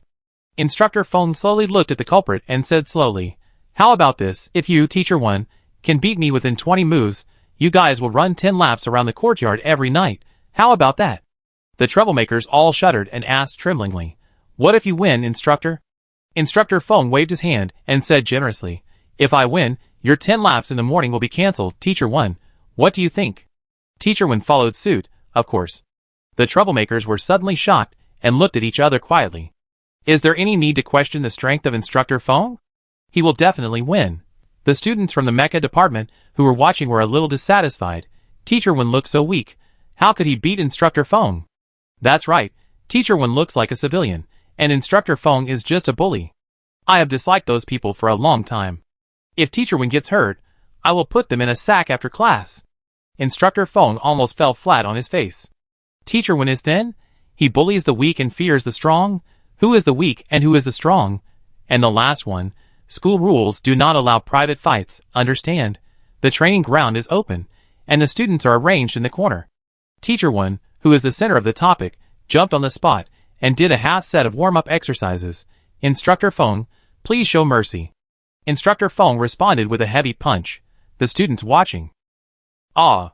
Shouted Instructor Feng's sneak attack. Shit! In their eyes, the thin teacher one dodged to the side, grabbed Instructor Feng's arm with both hands, kicked his opponent's neck, and then... Crack! With a sound, Instructor Feng's shoulder was dislocated. Seeing that the situation was not good, Instructor Feng immediately deployed the mechanical prosthesis of his left leg. Wenzong certainly knew the power of this upgraded mechanical prosthesis, so she did not resist it, and turned around to avoid it. Taking this opportunity, Instructor Feng pulled away, his face unchanged, and clicked. Connected his shoulder. The students watching were about to drop their jaws. Is this their knowledgeable, gentle, generous, well-educated, gentle, approachable, young and promising teacher 1. It only took one move to break their instructor Feng's arm, and it seems that he didn't use his full strength. One student couldn't help but twist the person next to him, and after hearing the scream of pain, he woke up from his dream. You can't judge a person by his appearance. When Zong was inspired to fight, she clenched her fist and reminded Instructor Feng, be careful. The next second, the two people, bang, clashed. The students watching only felt that the two afterimages exchanged directions, punching each other, and each move was fatal. If the two people in front hadn't exchanged greetings for a while, they would have thought that this was an endless enemy. 11, 12, 13. When Zong's eyes were stern, she supported herself with one hand, crossed her legs, and hooked them around Instructor Feng's neck. She exerted force on her waist, and Instructor Feng flew up into the air with her force, and slammed into the metal wall of the training room. 14. Bang! Instructor Feng could only protect his vital parts. The bones of his entire back hit the metal wall. The huge impact made his eyes go black. He slid to the ground, covered his neck and coughed a few times, his voice a little hoarse. Do you know what sparring is? That's too harsh. When Zong rubbed his arm, that was almost broken by the mechanical prosthesis, and retorted, you speak as if you know it. The students who were watching finally let out the breath they had been holding for a long time. They couldn't help feeling a little dizzy. They were reluctant to close their eyes. They stood in the training room. Their teacher crossed his hands on his chest, and the almost invincible Instructor Feng in their eyes leaned against the wall, and almost couldn't stand up. 14 moves. Someone swallowed. What 14 moves? The man's eyes were wide open. Teacher would only use 14 moves. What the hell? What's that? Of course, things will change. The students rushed out in large numbers, singing and dancing around Wenzong. They originally planned to lift Teacher Wen up and throw him a few times, but seeing the height of the training room, forget it. Teacher Wen, you are awesome. You don't know how much Coach Feng has gone too far. Evil men will be punished by their own evil. Wenzong narrowed his eyes. What did you say? The student who said the wrong thing wanted to cry, but had no tears. No, what I mean is, God will take his own course. No one will be spared. Instructor Feng, who was not spared by God, came over quietly, lowered his head and looked at his energetic students, casting a shadow. His voice was gloomy. You are full of energy. How about another round? The students hid behind Wenzong. Teacher Wen, help me. Teacher Wen was not afraid of trouble, stepped aside and said, if you don't carve jade, you can't make it into a useful tool. Instructor Feng, please. Students, Teacher Wen, you are not kind. Instructor Feng moved his wrist and caught a few troublemakers who were almost shrinking into the corner, showing a mouthful of shining white teeth. Don't hide, you guys go first. Troublemakers, God wants me dead. Wenzong added at the right time. 10 laps in the morning and 10 laps in the evening. This punishment will last for 1 year. I will find someone to supervise. If he is lazy. Instructor Feng stood up at the door. I will make him never run laps in his life. Commonly known as a broken leg. Anyway, there is a treatment device, so it just hurts a little. Wenzong and Instructor Feng clapped their hands. Consensus reached. When Wenzong returned to the office, Teacher Zhao was still wondering, why did you come back so late? Wenzong briefly explained, I taught a few ignorant brats a lesson, which took some time. Teacher Zhao suddenly realized, those few, I punished them to write papers, starting from 1,000 words, no upper limit. They were quiet at first, but it seems that they have started to go wild again during the holiday. Wenzong smiled with narrowed eyes. It doesn't matter, we will work together on thesis in the future, and only by taking both approaches can we cultivate the talents needed by the empire. Teacher Zhao's eyes curved, like a well-fed fox. That makes sense. After saying goodbye to Teacher Zhao, Wenzong prepared to drive the aircraft home. She was not a full-time instructor, and there was no dormitory in the first hospital. In addition, there were no theoretical classes in the next 2 days, so she could relax at home. After graduation, Wenzong got various driver's licenses as quickly as possible, and no longer had to use other people's cars. Wenzong opened the door and found that her parents were not at home. Then she thought, yes, Teacher Lin and Professor Wen are not as idle as she is. They are responsible for professional courses, which are not dispensable like theory. It seems that she has to solve the dinner problem by herself. Wenzong dislikes nutritional supplements, and she can't cook, so she can only order takeout. Ding dong. There is a message from the optical brain. I am the commander, listen to me. I am back to the capital star. Do you know what happened to Professor Wen? Why did he suddenly ask me to go back to substitute for the class? It's Chi Shoyuan. He was also on a mission before, and he was still floating in the sea of stars when Wenzong was on vacation. Wenzong peeled an orange casually, and it was so sour that he almost cried. I really want to spend another 50 years. Question mark. Substitute? I am the commander, listen to me. Yes, let me help teach a weekly class. Wenzong had a bad premonition. Come to my house. I am the commander, listen to me, okay. I really want to spend another 50 years. Remember to buy some vegetables, I'm so hungry. I am the commander, listen to me. Padhead.jpg, I be there soon. Chi Shoyuan said he would be there right away. Half an hour later, he met the deliverman on time, took the bag from the deliverman, and rang the doorbell of Wenzong's house. Half an hour later, Wenzong sat at the dining table and ate 3 dishes and a soup. It was a familiar taste. Wenzong was moved to tears. Senior, I can't taste this taste outside. Chi Shoyuan didn't know whether to laugh or cry. Eat slowly, I got a month off, there is plenty of time. After eating and drinking, Wenzong threw the tableware into the dishwasher and asked, What's the situation that Professor Wen asked you to substitute for the class? Chi Shoyuan turned on the light computer, his expression was a bit hard to describe. You see for yourself. I am the commander, listen to me. Dad, does this week have any special meaning to Professor Wen? Old Chi. Thank you for reminding me, I was so busy that I forgot that the day after tomorrow is the 30th wedding anniversary of Old Wen and He. Wenzong, Wenzong was silent for a while, and poured out the fruit plate on the coffee table. Sure enough, he found a small note, which was written by Ms. Lin. Zong, help me teach a week of Mecha practical class, which is the grade you are teaching now. There are no requirements. As long as you can't kill them, beat them to death. Wenzong tore the note into pieces bit by bit. I wonder why they are so anxious to call me back. It turns out it's just for this matter. They are already over 60 years old, and they still play the game of acting first and asking for permission later? In an empire where the average age is over 120 years old, 60 years old can only be considered middle-aged. But Professor Wen and his wife are so naughty that they look like old naughty boys. What can they do? They can only indulge the old couple who want to go out on a date. Where can they vent their extra emotions? The next day, the Mecha training ground. Their familiar teacher Wen came in, picked up a fighter number 1 from the warehouse, and beckoned to them. I will teach your instructor Lin for a week.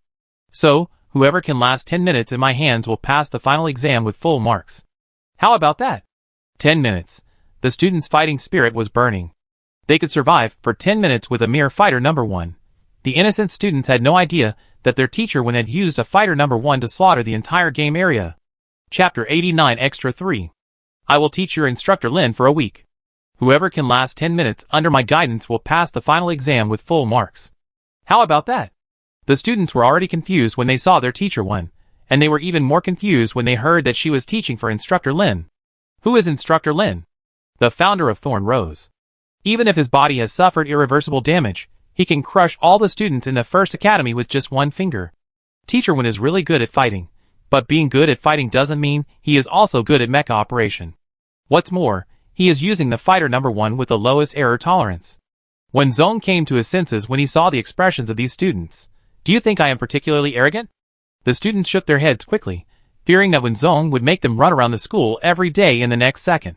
Wenzong half leaned on the mechanical legs of fighter number 1, thinking that these students really didn't learn their lesson and needed to be educated.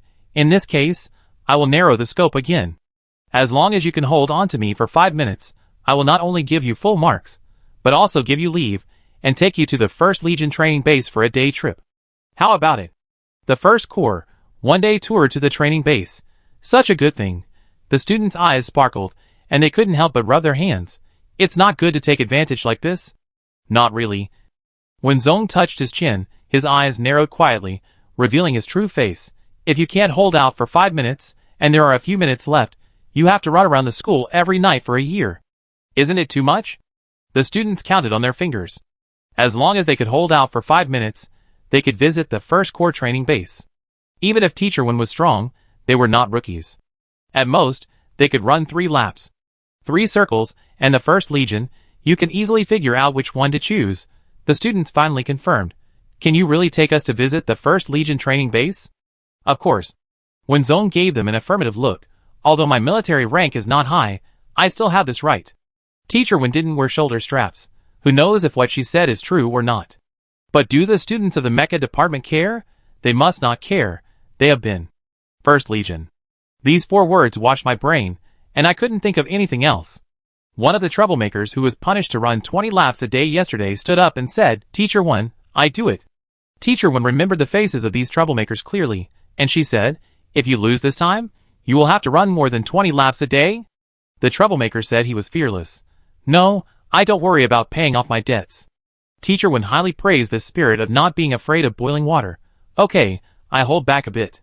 The area in the center of the Mecha training ground was quickly cleared, and the thorny head picked a speed-type Mecha that he usually used. When Zong put his palm on the mechanical leg of fighter number 1, and his mental tentacles quickly contacted the system. The tall steel giant Shang-Chi knelt on the ground and stretched his palm to Wen Zong's feet. The cockpit door was closed, and Wen Zong chose the manual operation mode. She took the small loudspeaker next to the control desk and pinned it on her collar, and asked, Are you ready? The thorny head took an attacking posture. Ready? In the next 5 minutes, the students of the Mecha department had the opportunity to see what textbook-like operation is. The extremely low error tolerance of fighter number 1 was like a puppet in Wen Zong's hands. The joints were extremely flexible, and the connection between each action was extremely smooth. Every time she faced a speed-type Mecha, she would shout out the opponent's mistakes. Not fast enough. The chassis is not stable enough. There is a half-second pause in the connection of the action. The calibration is too slow. I know what you are going to do from 800 meters away. The face of the thorny man in the cockpit was covered with sweat. He looked at the fighter number 1 in front of him, and felt the overwhelming pressure from inside to outside, as if all his actions were exposed. Bang! Bang! Bang! Wen Zong kept correcting the opponent's actions, and only relied on dodging and the Mecha's own defense to consume 80% of the opponent's weapon reserves. When the thorny man fired a feint in the air and quietly threw an electromagnetic ball, Wen Zong looked at the time and said, It's a feint to the east, good, but it stops here. Fighter number 1 spun around, pulled out the laser sword on his back with one hand, and swept the scarlet light diagonally. This casual move caused a crack in the chest of the speed Mecha, and even the hatch of the cockpit was gone. The dust settled. When Zong opened the hatch and stuck his head out, It's exactly 4.5 minutes, rounding up. You don't have to run laps. Next one. This next one. Finally awakened the Mecha student's consciousness. Fuck, using fighter number 1, you still think the speed Mecha is not fast enough? I thought Teacher Wen was awesome enough yesterday. I believe it. Teacher Wen must be from the first corps. Gentlemen, I have a bold idea. No, you don't. Is Teacher Wen a vanguard, who is here to help the poor? The students looked dazed, thinking that they must be crazy to fall into Teacher Wen's trap again and again. When Zong knocked on the shell of the Mecha, and the crisp metal sound passed through her eardrums. She looked at her not-so-smart students and said, Next, if you don't take the initiative, will I just call someone? If you stick your head out, you will be cut off. If you hide your head, you will be cut off. There are always warriors, who are willing to risk their lives. The Mecha practical class is about to end. When Zong sent a message to the maintenance department, asking them to recover and repair the Mecha in the afternoon. The military school students were lying on the ground in a scattered manner. Except for the few troublemakers with circles on their bodies, none of them could last more than 2 minutes. When Zong was refreshed by beating the weak ones. She opened the cockpit, sat on the chair, and sighed condescendingly, You are really the worst class of students I have ever taught. Some people were dissatisfied. Which class has Teacher Wen taught? Teacher Wen said confidently, You are the first class I teach. I am most afraid of the sudden silence in the air. Students, Students scratched their ears. Question mark. The first class is the worst class? When Zong did not think there was anything wrong with his professional mantra. Starting tomorrow, everyone will run 4 laps around the school at night, and some people will keep running 20 laps a day. I will find someone to supervise and do not cheat. Some of them were of course the troublemakers who died before they could accomplish their mission. Some students raised their hands silently, their eyes sparkling. Teacher 1, we have a question for you. When Zong looked at the time, manipulated fighter number 1 to sit cross-legged, slid down from the chair, and sat on the knees of the Mecha, and waved her hand. There are 10 minutes left before the class ends. Ask whatever you want. Swish, swish, swish. The students lined up in unison as quickly as possible, sat down in standard postures, and began to ask questions. Teacher 1, did you come from the Vanguard Army to help the poor? When Zong was a little amused. I did come from the Vanguard Army, but I can't say I helped the poor. I was supposed to come here to lead the freshmen's military training, but the holidays didn't match up, so I could only come here to teach for 2 days. It just so happened that your instructor Lynn had to take a leave of absence, so I temporarily took over an extra week of mecha practice. There is another reason that cannot be said, that is, her biological parents called her back with a deadly serial communication for their own little life, and then decisively abandoned their biological daughter to live a world of 2 people. The students felt sympathetic. Fortunately, the holidays did not coincide. Otherwise, wouldn't their teacher one have been given away to those little brats? Teacher 1, do you have any special skills for driving mechas? Teacher 1 was very simple. In addition to practicing more, you also need to understand the advantages and disadvantages of various standard mechas. If there are any special skills, does the mecha assembly theory I took in the manufacturing department count? The students took out their optical computers and took notes, seriously, thinking that they would go to the manufacturing department to take 2 classes someday. Although the mecha department is a little stupid and noisy, they always know that only by constantly training themselves can they survive in the more cruel environment in the future. 10 minutes passed quickly. Someone asked the last question. Teacher 1, have you ever been in the mecha department? At first, they thought that Teacher 1 was just a civilian, and even if she defeated Instructor Feng, they naturally thought that this was the strength that the first corps should have. It was not until today's operation that they realized that compared with her theoretical classes and fighting, only mechas could bring out her true strength. When Zong jumped off the knee of fighter number 1, looked at her group of freshly trained students, and said with great pride, I graduated from the mecha department of the 1st Military Academy, and now serve in the 1st Legion Vanguard. I believe that in the near future, you could also step on this land again, brush off the flames of war on your shoulders, and say these words to those newcomers. You will be the Empire's defense line, the eternal guardian star, and our pride. When Zong stood at attention and saluted solemnly, the students stood up quickly, with a familiar fire in their eyes, and raised their right hands in unison to return the salute, paying respect to their teacher. It was time to end the get out of class. When Zong walked out of the training ground, Qi Xiaoyuan was waiting for her at the door. Seeing Zong coming out, Qi Xiaoyuan turned off his laptop and said, Are you going to eat? I want to eat what you cook. Okay, Qi Zhao and Shen Lai will return to the capital star tonight. Let's get together. Okay, I don't think I've seen them for a long time. When the students of the mecha department walked out of the training ground, they saw the Teacher 1, who would never force anyone if they could take action, was walking with a man. The 2 wore the same style of training uniforms, and got closer and closer, until the man held Teacher 1's hand. Teacher 1 tilted his head to look at him, and seemed to be unable to help but shrugged and smiled, and shook his hand back. Fingers interlocked. About the exposure. When Zong said that he had taken the mecha assembly theory course in the manufacturing department, the students of the mecha department took advantage of their free time and shamelessly went to take the freshman's class. The teacher of the mecha assembly theory course was still the same one as before. He turned on the projector, maintaining the same enthusiasm as 10 years ago. There are many new faces in this class. Come on, let's continue with the previous lesson, using the operation of I really want to spend another 50 years as a template to explain the so-called zero error. The students of the mecha department stared at the projection. However, why do some of the actions of fighter number 1 in the video look so familiar? And the more you watch, the more familiar they look? In the mecha department communication group, someone said, Do you think this driver's operation is a bit like our Teacher 1? After one person said it, the rest started to post messages. You know what, it really looks a bit like. And the more you watch, the more similar it looks. I went to the forum and searched, picture, X10086. Topic, who is that I really want to spend another 50 years? Winning 20 games in a row with a Fighter 1. Topic, shocked. The driver of Fighter 1 is making another outrageous statement. Topic, I break my legs first if I land in the air. I really want to spend another 50 years. Who is this guy? Topic, attached is the video. I really want to spend another 50 years. After a year of silence, I came back and defeated Shen Feng, who was the first on the ring list. Topic, the 3 unsolved mysteries in the history of Mech Glory. I really want to spend another 50 years. Whose vest is ranked first? All hot posts.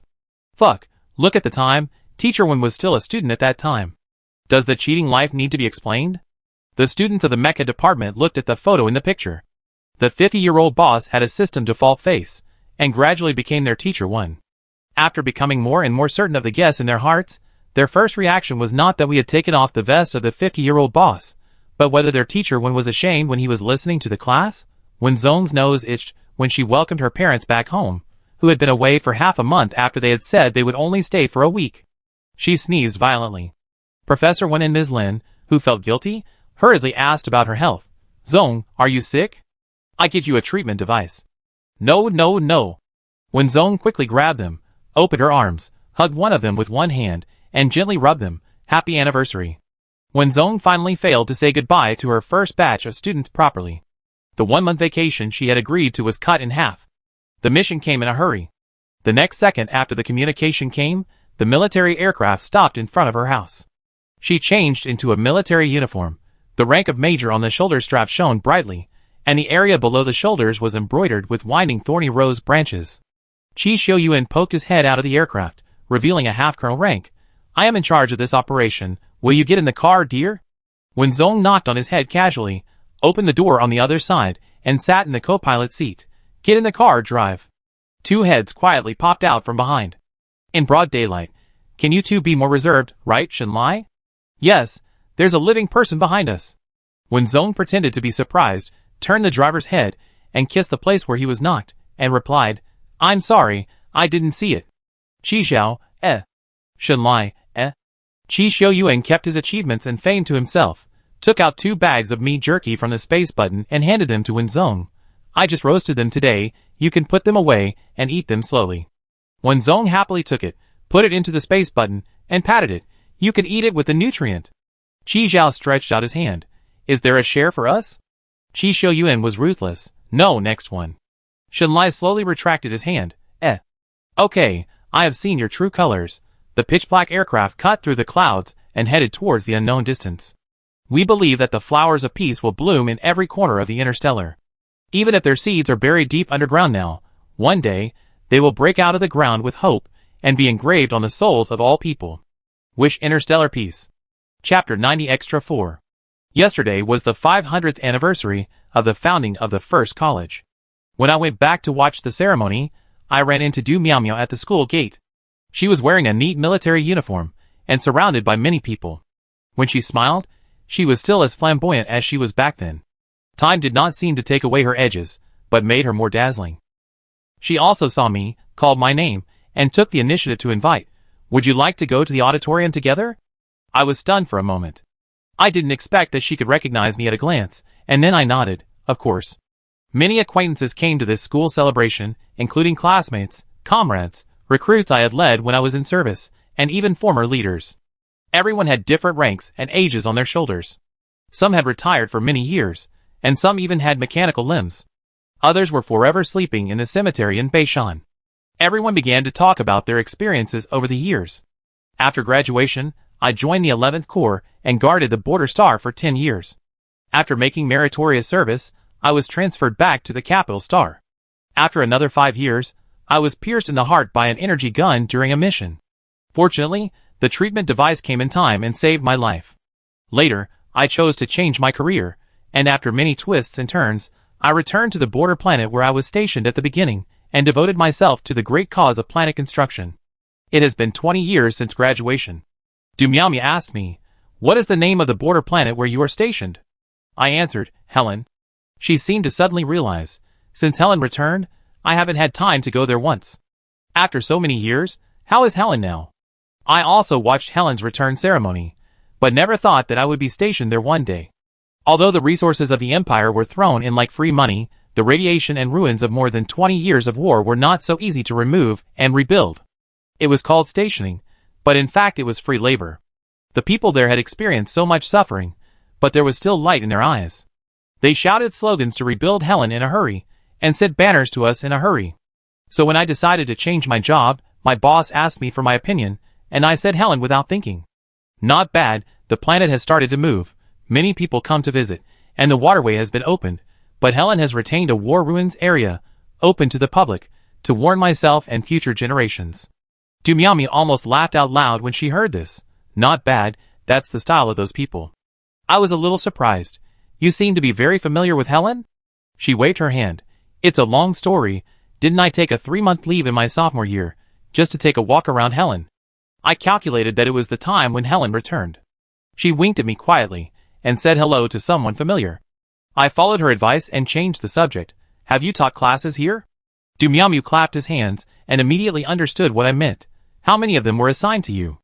I recalled those new recruits and felt a little amused. They ran 10 laps around the base every morning and evening. I asked them where this habit came from. They said it was a task given by Teacher 1 and described what Teacher 1 looked like to me. The more I listened, the more familiar I became, so I took out the graduation photo and asked them to recognize it. I don't need to tell her what's next, she should have guessed it. "Do meow meow," shouted Yo, and waved in a certain direction. "Isn't it that Chow Chow is here?" Several young guys' eyes lit up, and they quickly came over to salute us. "Hello, Teacher 1, hello, Instructor G." I quickly asked them to sit down. "I've retired, don't call me instructor anymore." "That won't work. Once you're an instructor, you be an instructor for life, right, Teacher 1? Do Meow Meow reached out and patted their shoulders. "Not bad, you didn't embarrass me." "That's not embarrassing." The young man in the middle straightened his back, looking very proud. "We were taught by 2 generations of Thorn Rose captains. If I tell others, many people will be so envious that they want to beat me up. After entering the Legion, I also learned a lot of things I didn't know before. For example, the founder of Thorn Rose is the mother of our only child. Professor Wen from the command department next door is her father, and the legendary commander in the military is her lover. She herself has participated in countless S-level confidential missions. When Thorn Rose selected the captain, she was unanimously approved. That class was the first time that Du Meow Meow taught students, and it was also the last time. In the end, she was not disappointed. The glory of the Mecha department, that class was second only to ours. Of course, it was definitely not as good as ours. Every class has such confidence. When the school celebration was about to start, Song Xiao walked over quickly with a little dust. He was wearing a dark military uniform. When he lowered his head, he didn't notice this person at all. When he raised his head and stared at someone, the sharpness in his eyes was almost unstoppable. Then came the little prince. I can't tell you the little prince's name. He entered the Mecha department under an assumed name. When the name was announced, we were almost scared to death. Then we treated him to a good meal. Imperial meal. Well, it tasted really good. Du Meow Meow got excited when he saw the 2 of them, and kept looking at the door. I couldn't help but look at them. "Who are you waiting for?" "Who else can I wait for?" Song Xiao held up his head. "Her family's Lao Chi is the commander-in-chief of our operation. I'm here, and her family's Lao Chi will definitely be here soon." I understood. Du Meow Meow's ears were very sensitive. She exchanged 2 moves with Song Xiaodao, and finally hit Song Xiaodao's head hard. "You run faster than the commander, and you still have the nerve to say that." Song Xiao rubbed his head unconvinced. "I don't have to report, of course I run fast." The 2 were arguing, and the legendary Lao Chi walked in wearing the same military uniform as Du Meow Meow. His temperament was very gentle, which just contained the sharpness of Du Meow Meow. When the 2 stood together, TSK, it was unbearable to watch. The school celebration started soon. Actually, there was nothing new. There were speeches by various leaders, speeches by various outstanding graduates, and then there was a speech by the little prince. The last item was the oath. We stood up and looked at the falcon spreading its wings above. I think I have never regretted taking this path, even though I almost died in a foreign land. Before leaving, I took out a mecha model from the space button and gave it to Du Meow Meow. The mecha model was all red, and the strange thing was that the mechanical legs could be transformed into 2 large wheels, and the shape was very unique. I was a little embarrassed when I gave it to you. This is a friend of mine who asked me to pass it on to you. Du Meow Meow looked at the palm-sized mecha model twice, and poked Lao Chi's waist next to him. "You see, I knew this kid couldn't hold it back." "How is he now?" Du Meow Meow asked me. "He is now the chief technical consultant of Helen. Even if half of his face is injured, there are still many girls chasing after him." I asked him why he didn't remove the scar. He shrugged and told me that the face is an external thing, and only wisdom is the eternal pursuit. Du Meow Meow also took out a small storage device. "Then you can also help me pass this little thing to him, and say that it is returned to its original owner." Later I asked this friend, what did Du Meow Meow give him? With a smile on his lips, he exported the contents of the storage bar. Nothing, a small forehand program. When I returned to Hailuan, Song Xiaoao saw me off. He hugged me and suddenly asked me, "Hey, didn't you say you wanted to write a book? Have you started writing?" My memory came back in an instant. That was when I was a sophomore. Du Meow Meow had just finished 3 months of intensive training. The instructor politely gave up 3 moves, but Du Meow Meow pinned the instructor down within 3 moves, and also added a wave of ridicule. What did I say at the time? Write it down, I will publish a memoir in the future, and call it To the Glorious Years When We Were in the Military Academy Watching Du Miao Miao Fight the Instructor, or To the Years for short. When I retire one day, I will make a living from this. Seeing that I remembered, Song Xiaoao leaned on my shoulder and said, if you really write it one day, remember to write it in a more majestic way. I nodded solemnly. Then he added a very majestic shout to his name. After returning home, I couldn't help but open the computer. To our unfading glorious years author, Shuangyi. This is Wenzong's first family member.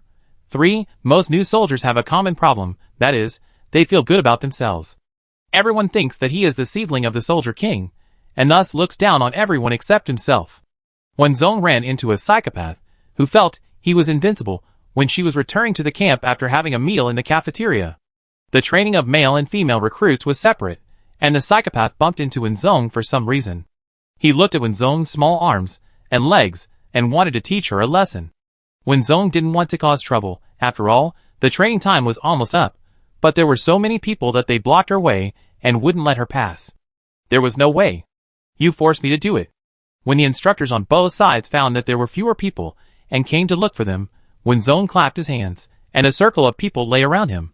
I told you earlier that I really didn't want to do it. Instructors, Psychopath, Wenzong came from the black market, he couldn't fight, he only killed people, and she was showing mercy. At that time, there was another person hiding quietly nearby, and said to his companion, that boy is really good, I reserve him first. The companion pointed in the direction where Wenzong left. Wake up, that's a female soldier. 4. Does gender matter? It doesn't matter. After the recruit training, Wenzong was promoted to the Vanguard Army selection camp. With his absolute strength and constant tricks, Wenzong barely made it into the reserve team of the Vanguard Army with the last place. As for why he was the last place, the captain of the Vanguard Army's Dawn team looked at the paper in his hand and silently gave it a 0. Then he was afraid of hurting the girl's self-esteem, thinking that at least the name was written correctly, so he changed the 0 to 1. Wenzong looked at the paper with tears streaming down his face and gave it to his little sister. The little sister's eyes were filled with tears, and she was so excited that she didn't know what to say. Poor Wenzong, this is the first time he has scored 0 in an exam. Celebrate, we must celebrate. 5. Wenzong's first task after joining the Vanguard Army was to complete basic quality education. From poetry and songs to imperial history, from foreign languages to mathematics, and even cryptography, he had to learn everything. Wenzong was not stupid, and he could even draw inferences from one example.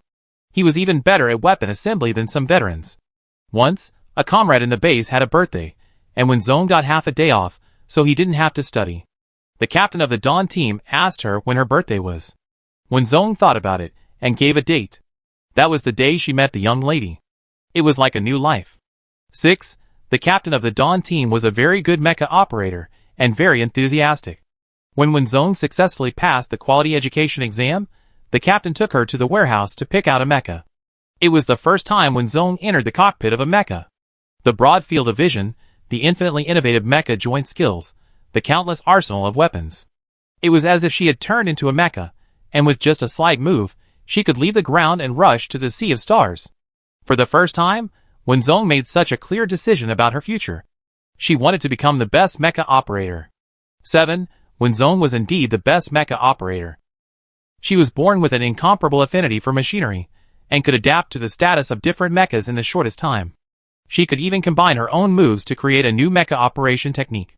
The captain of the Dawn team had one arm cut off by his personal mecha during a competition with Wenzong.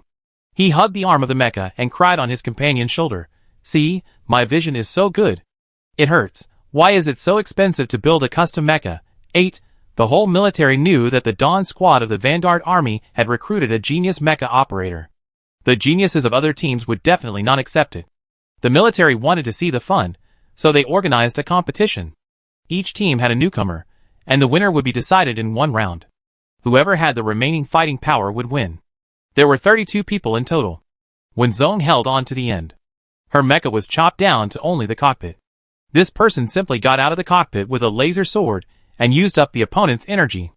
After he ran out of energy, he pierced the cockpit with a laser sword, but no one was hurt. What he said almost pissed people off. "Thank you, brother. If it weren't for you, I wouldn't know that I have such great potential." The other captain's expression was indescribable. "Where did you dig this treasure from?" The captain of the Dawn team hummed happily. I tell you, you can't dig it.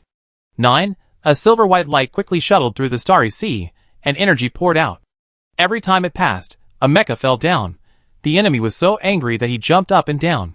When Zone's eyes sparkled, and he shouted loudly in the team's communication channel, Star Empire Vanguard Army, Dawn Team when Zone, join us.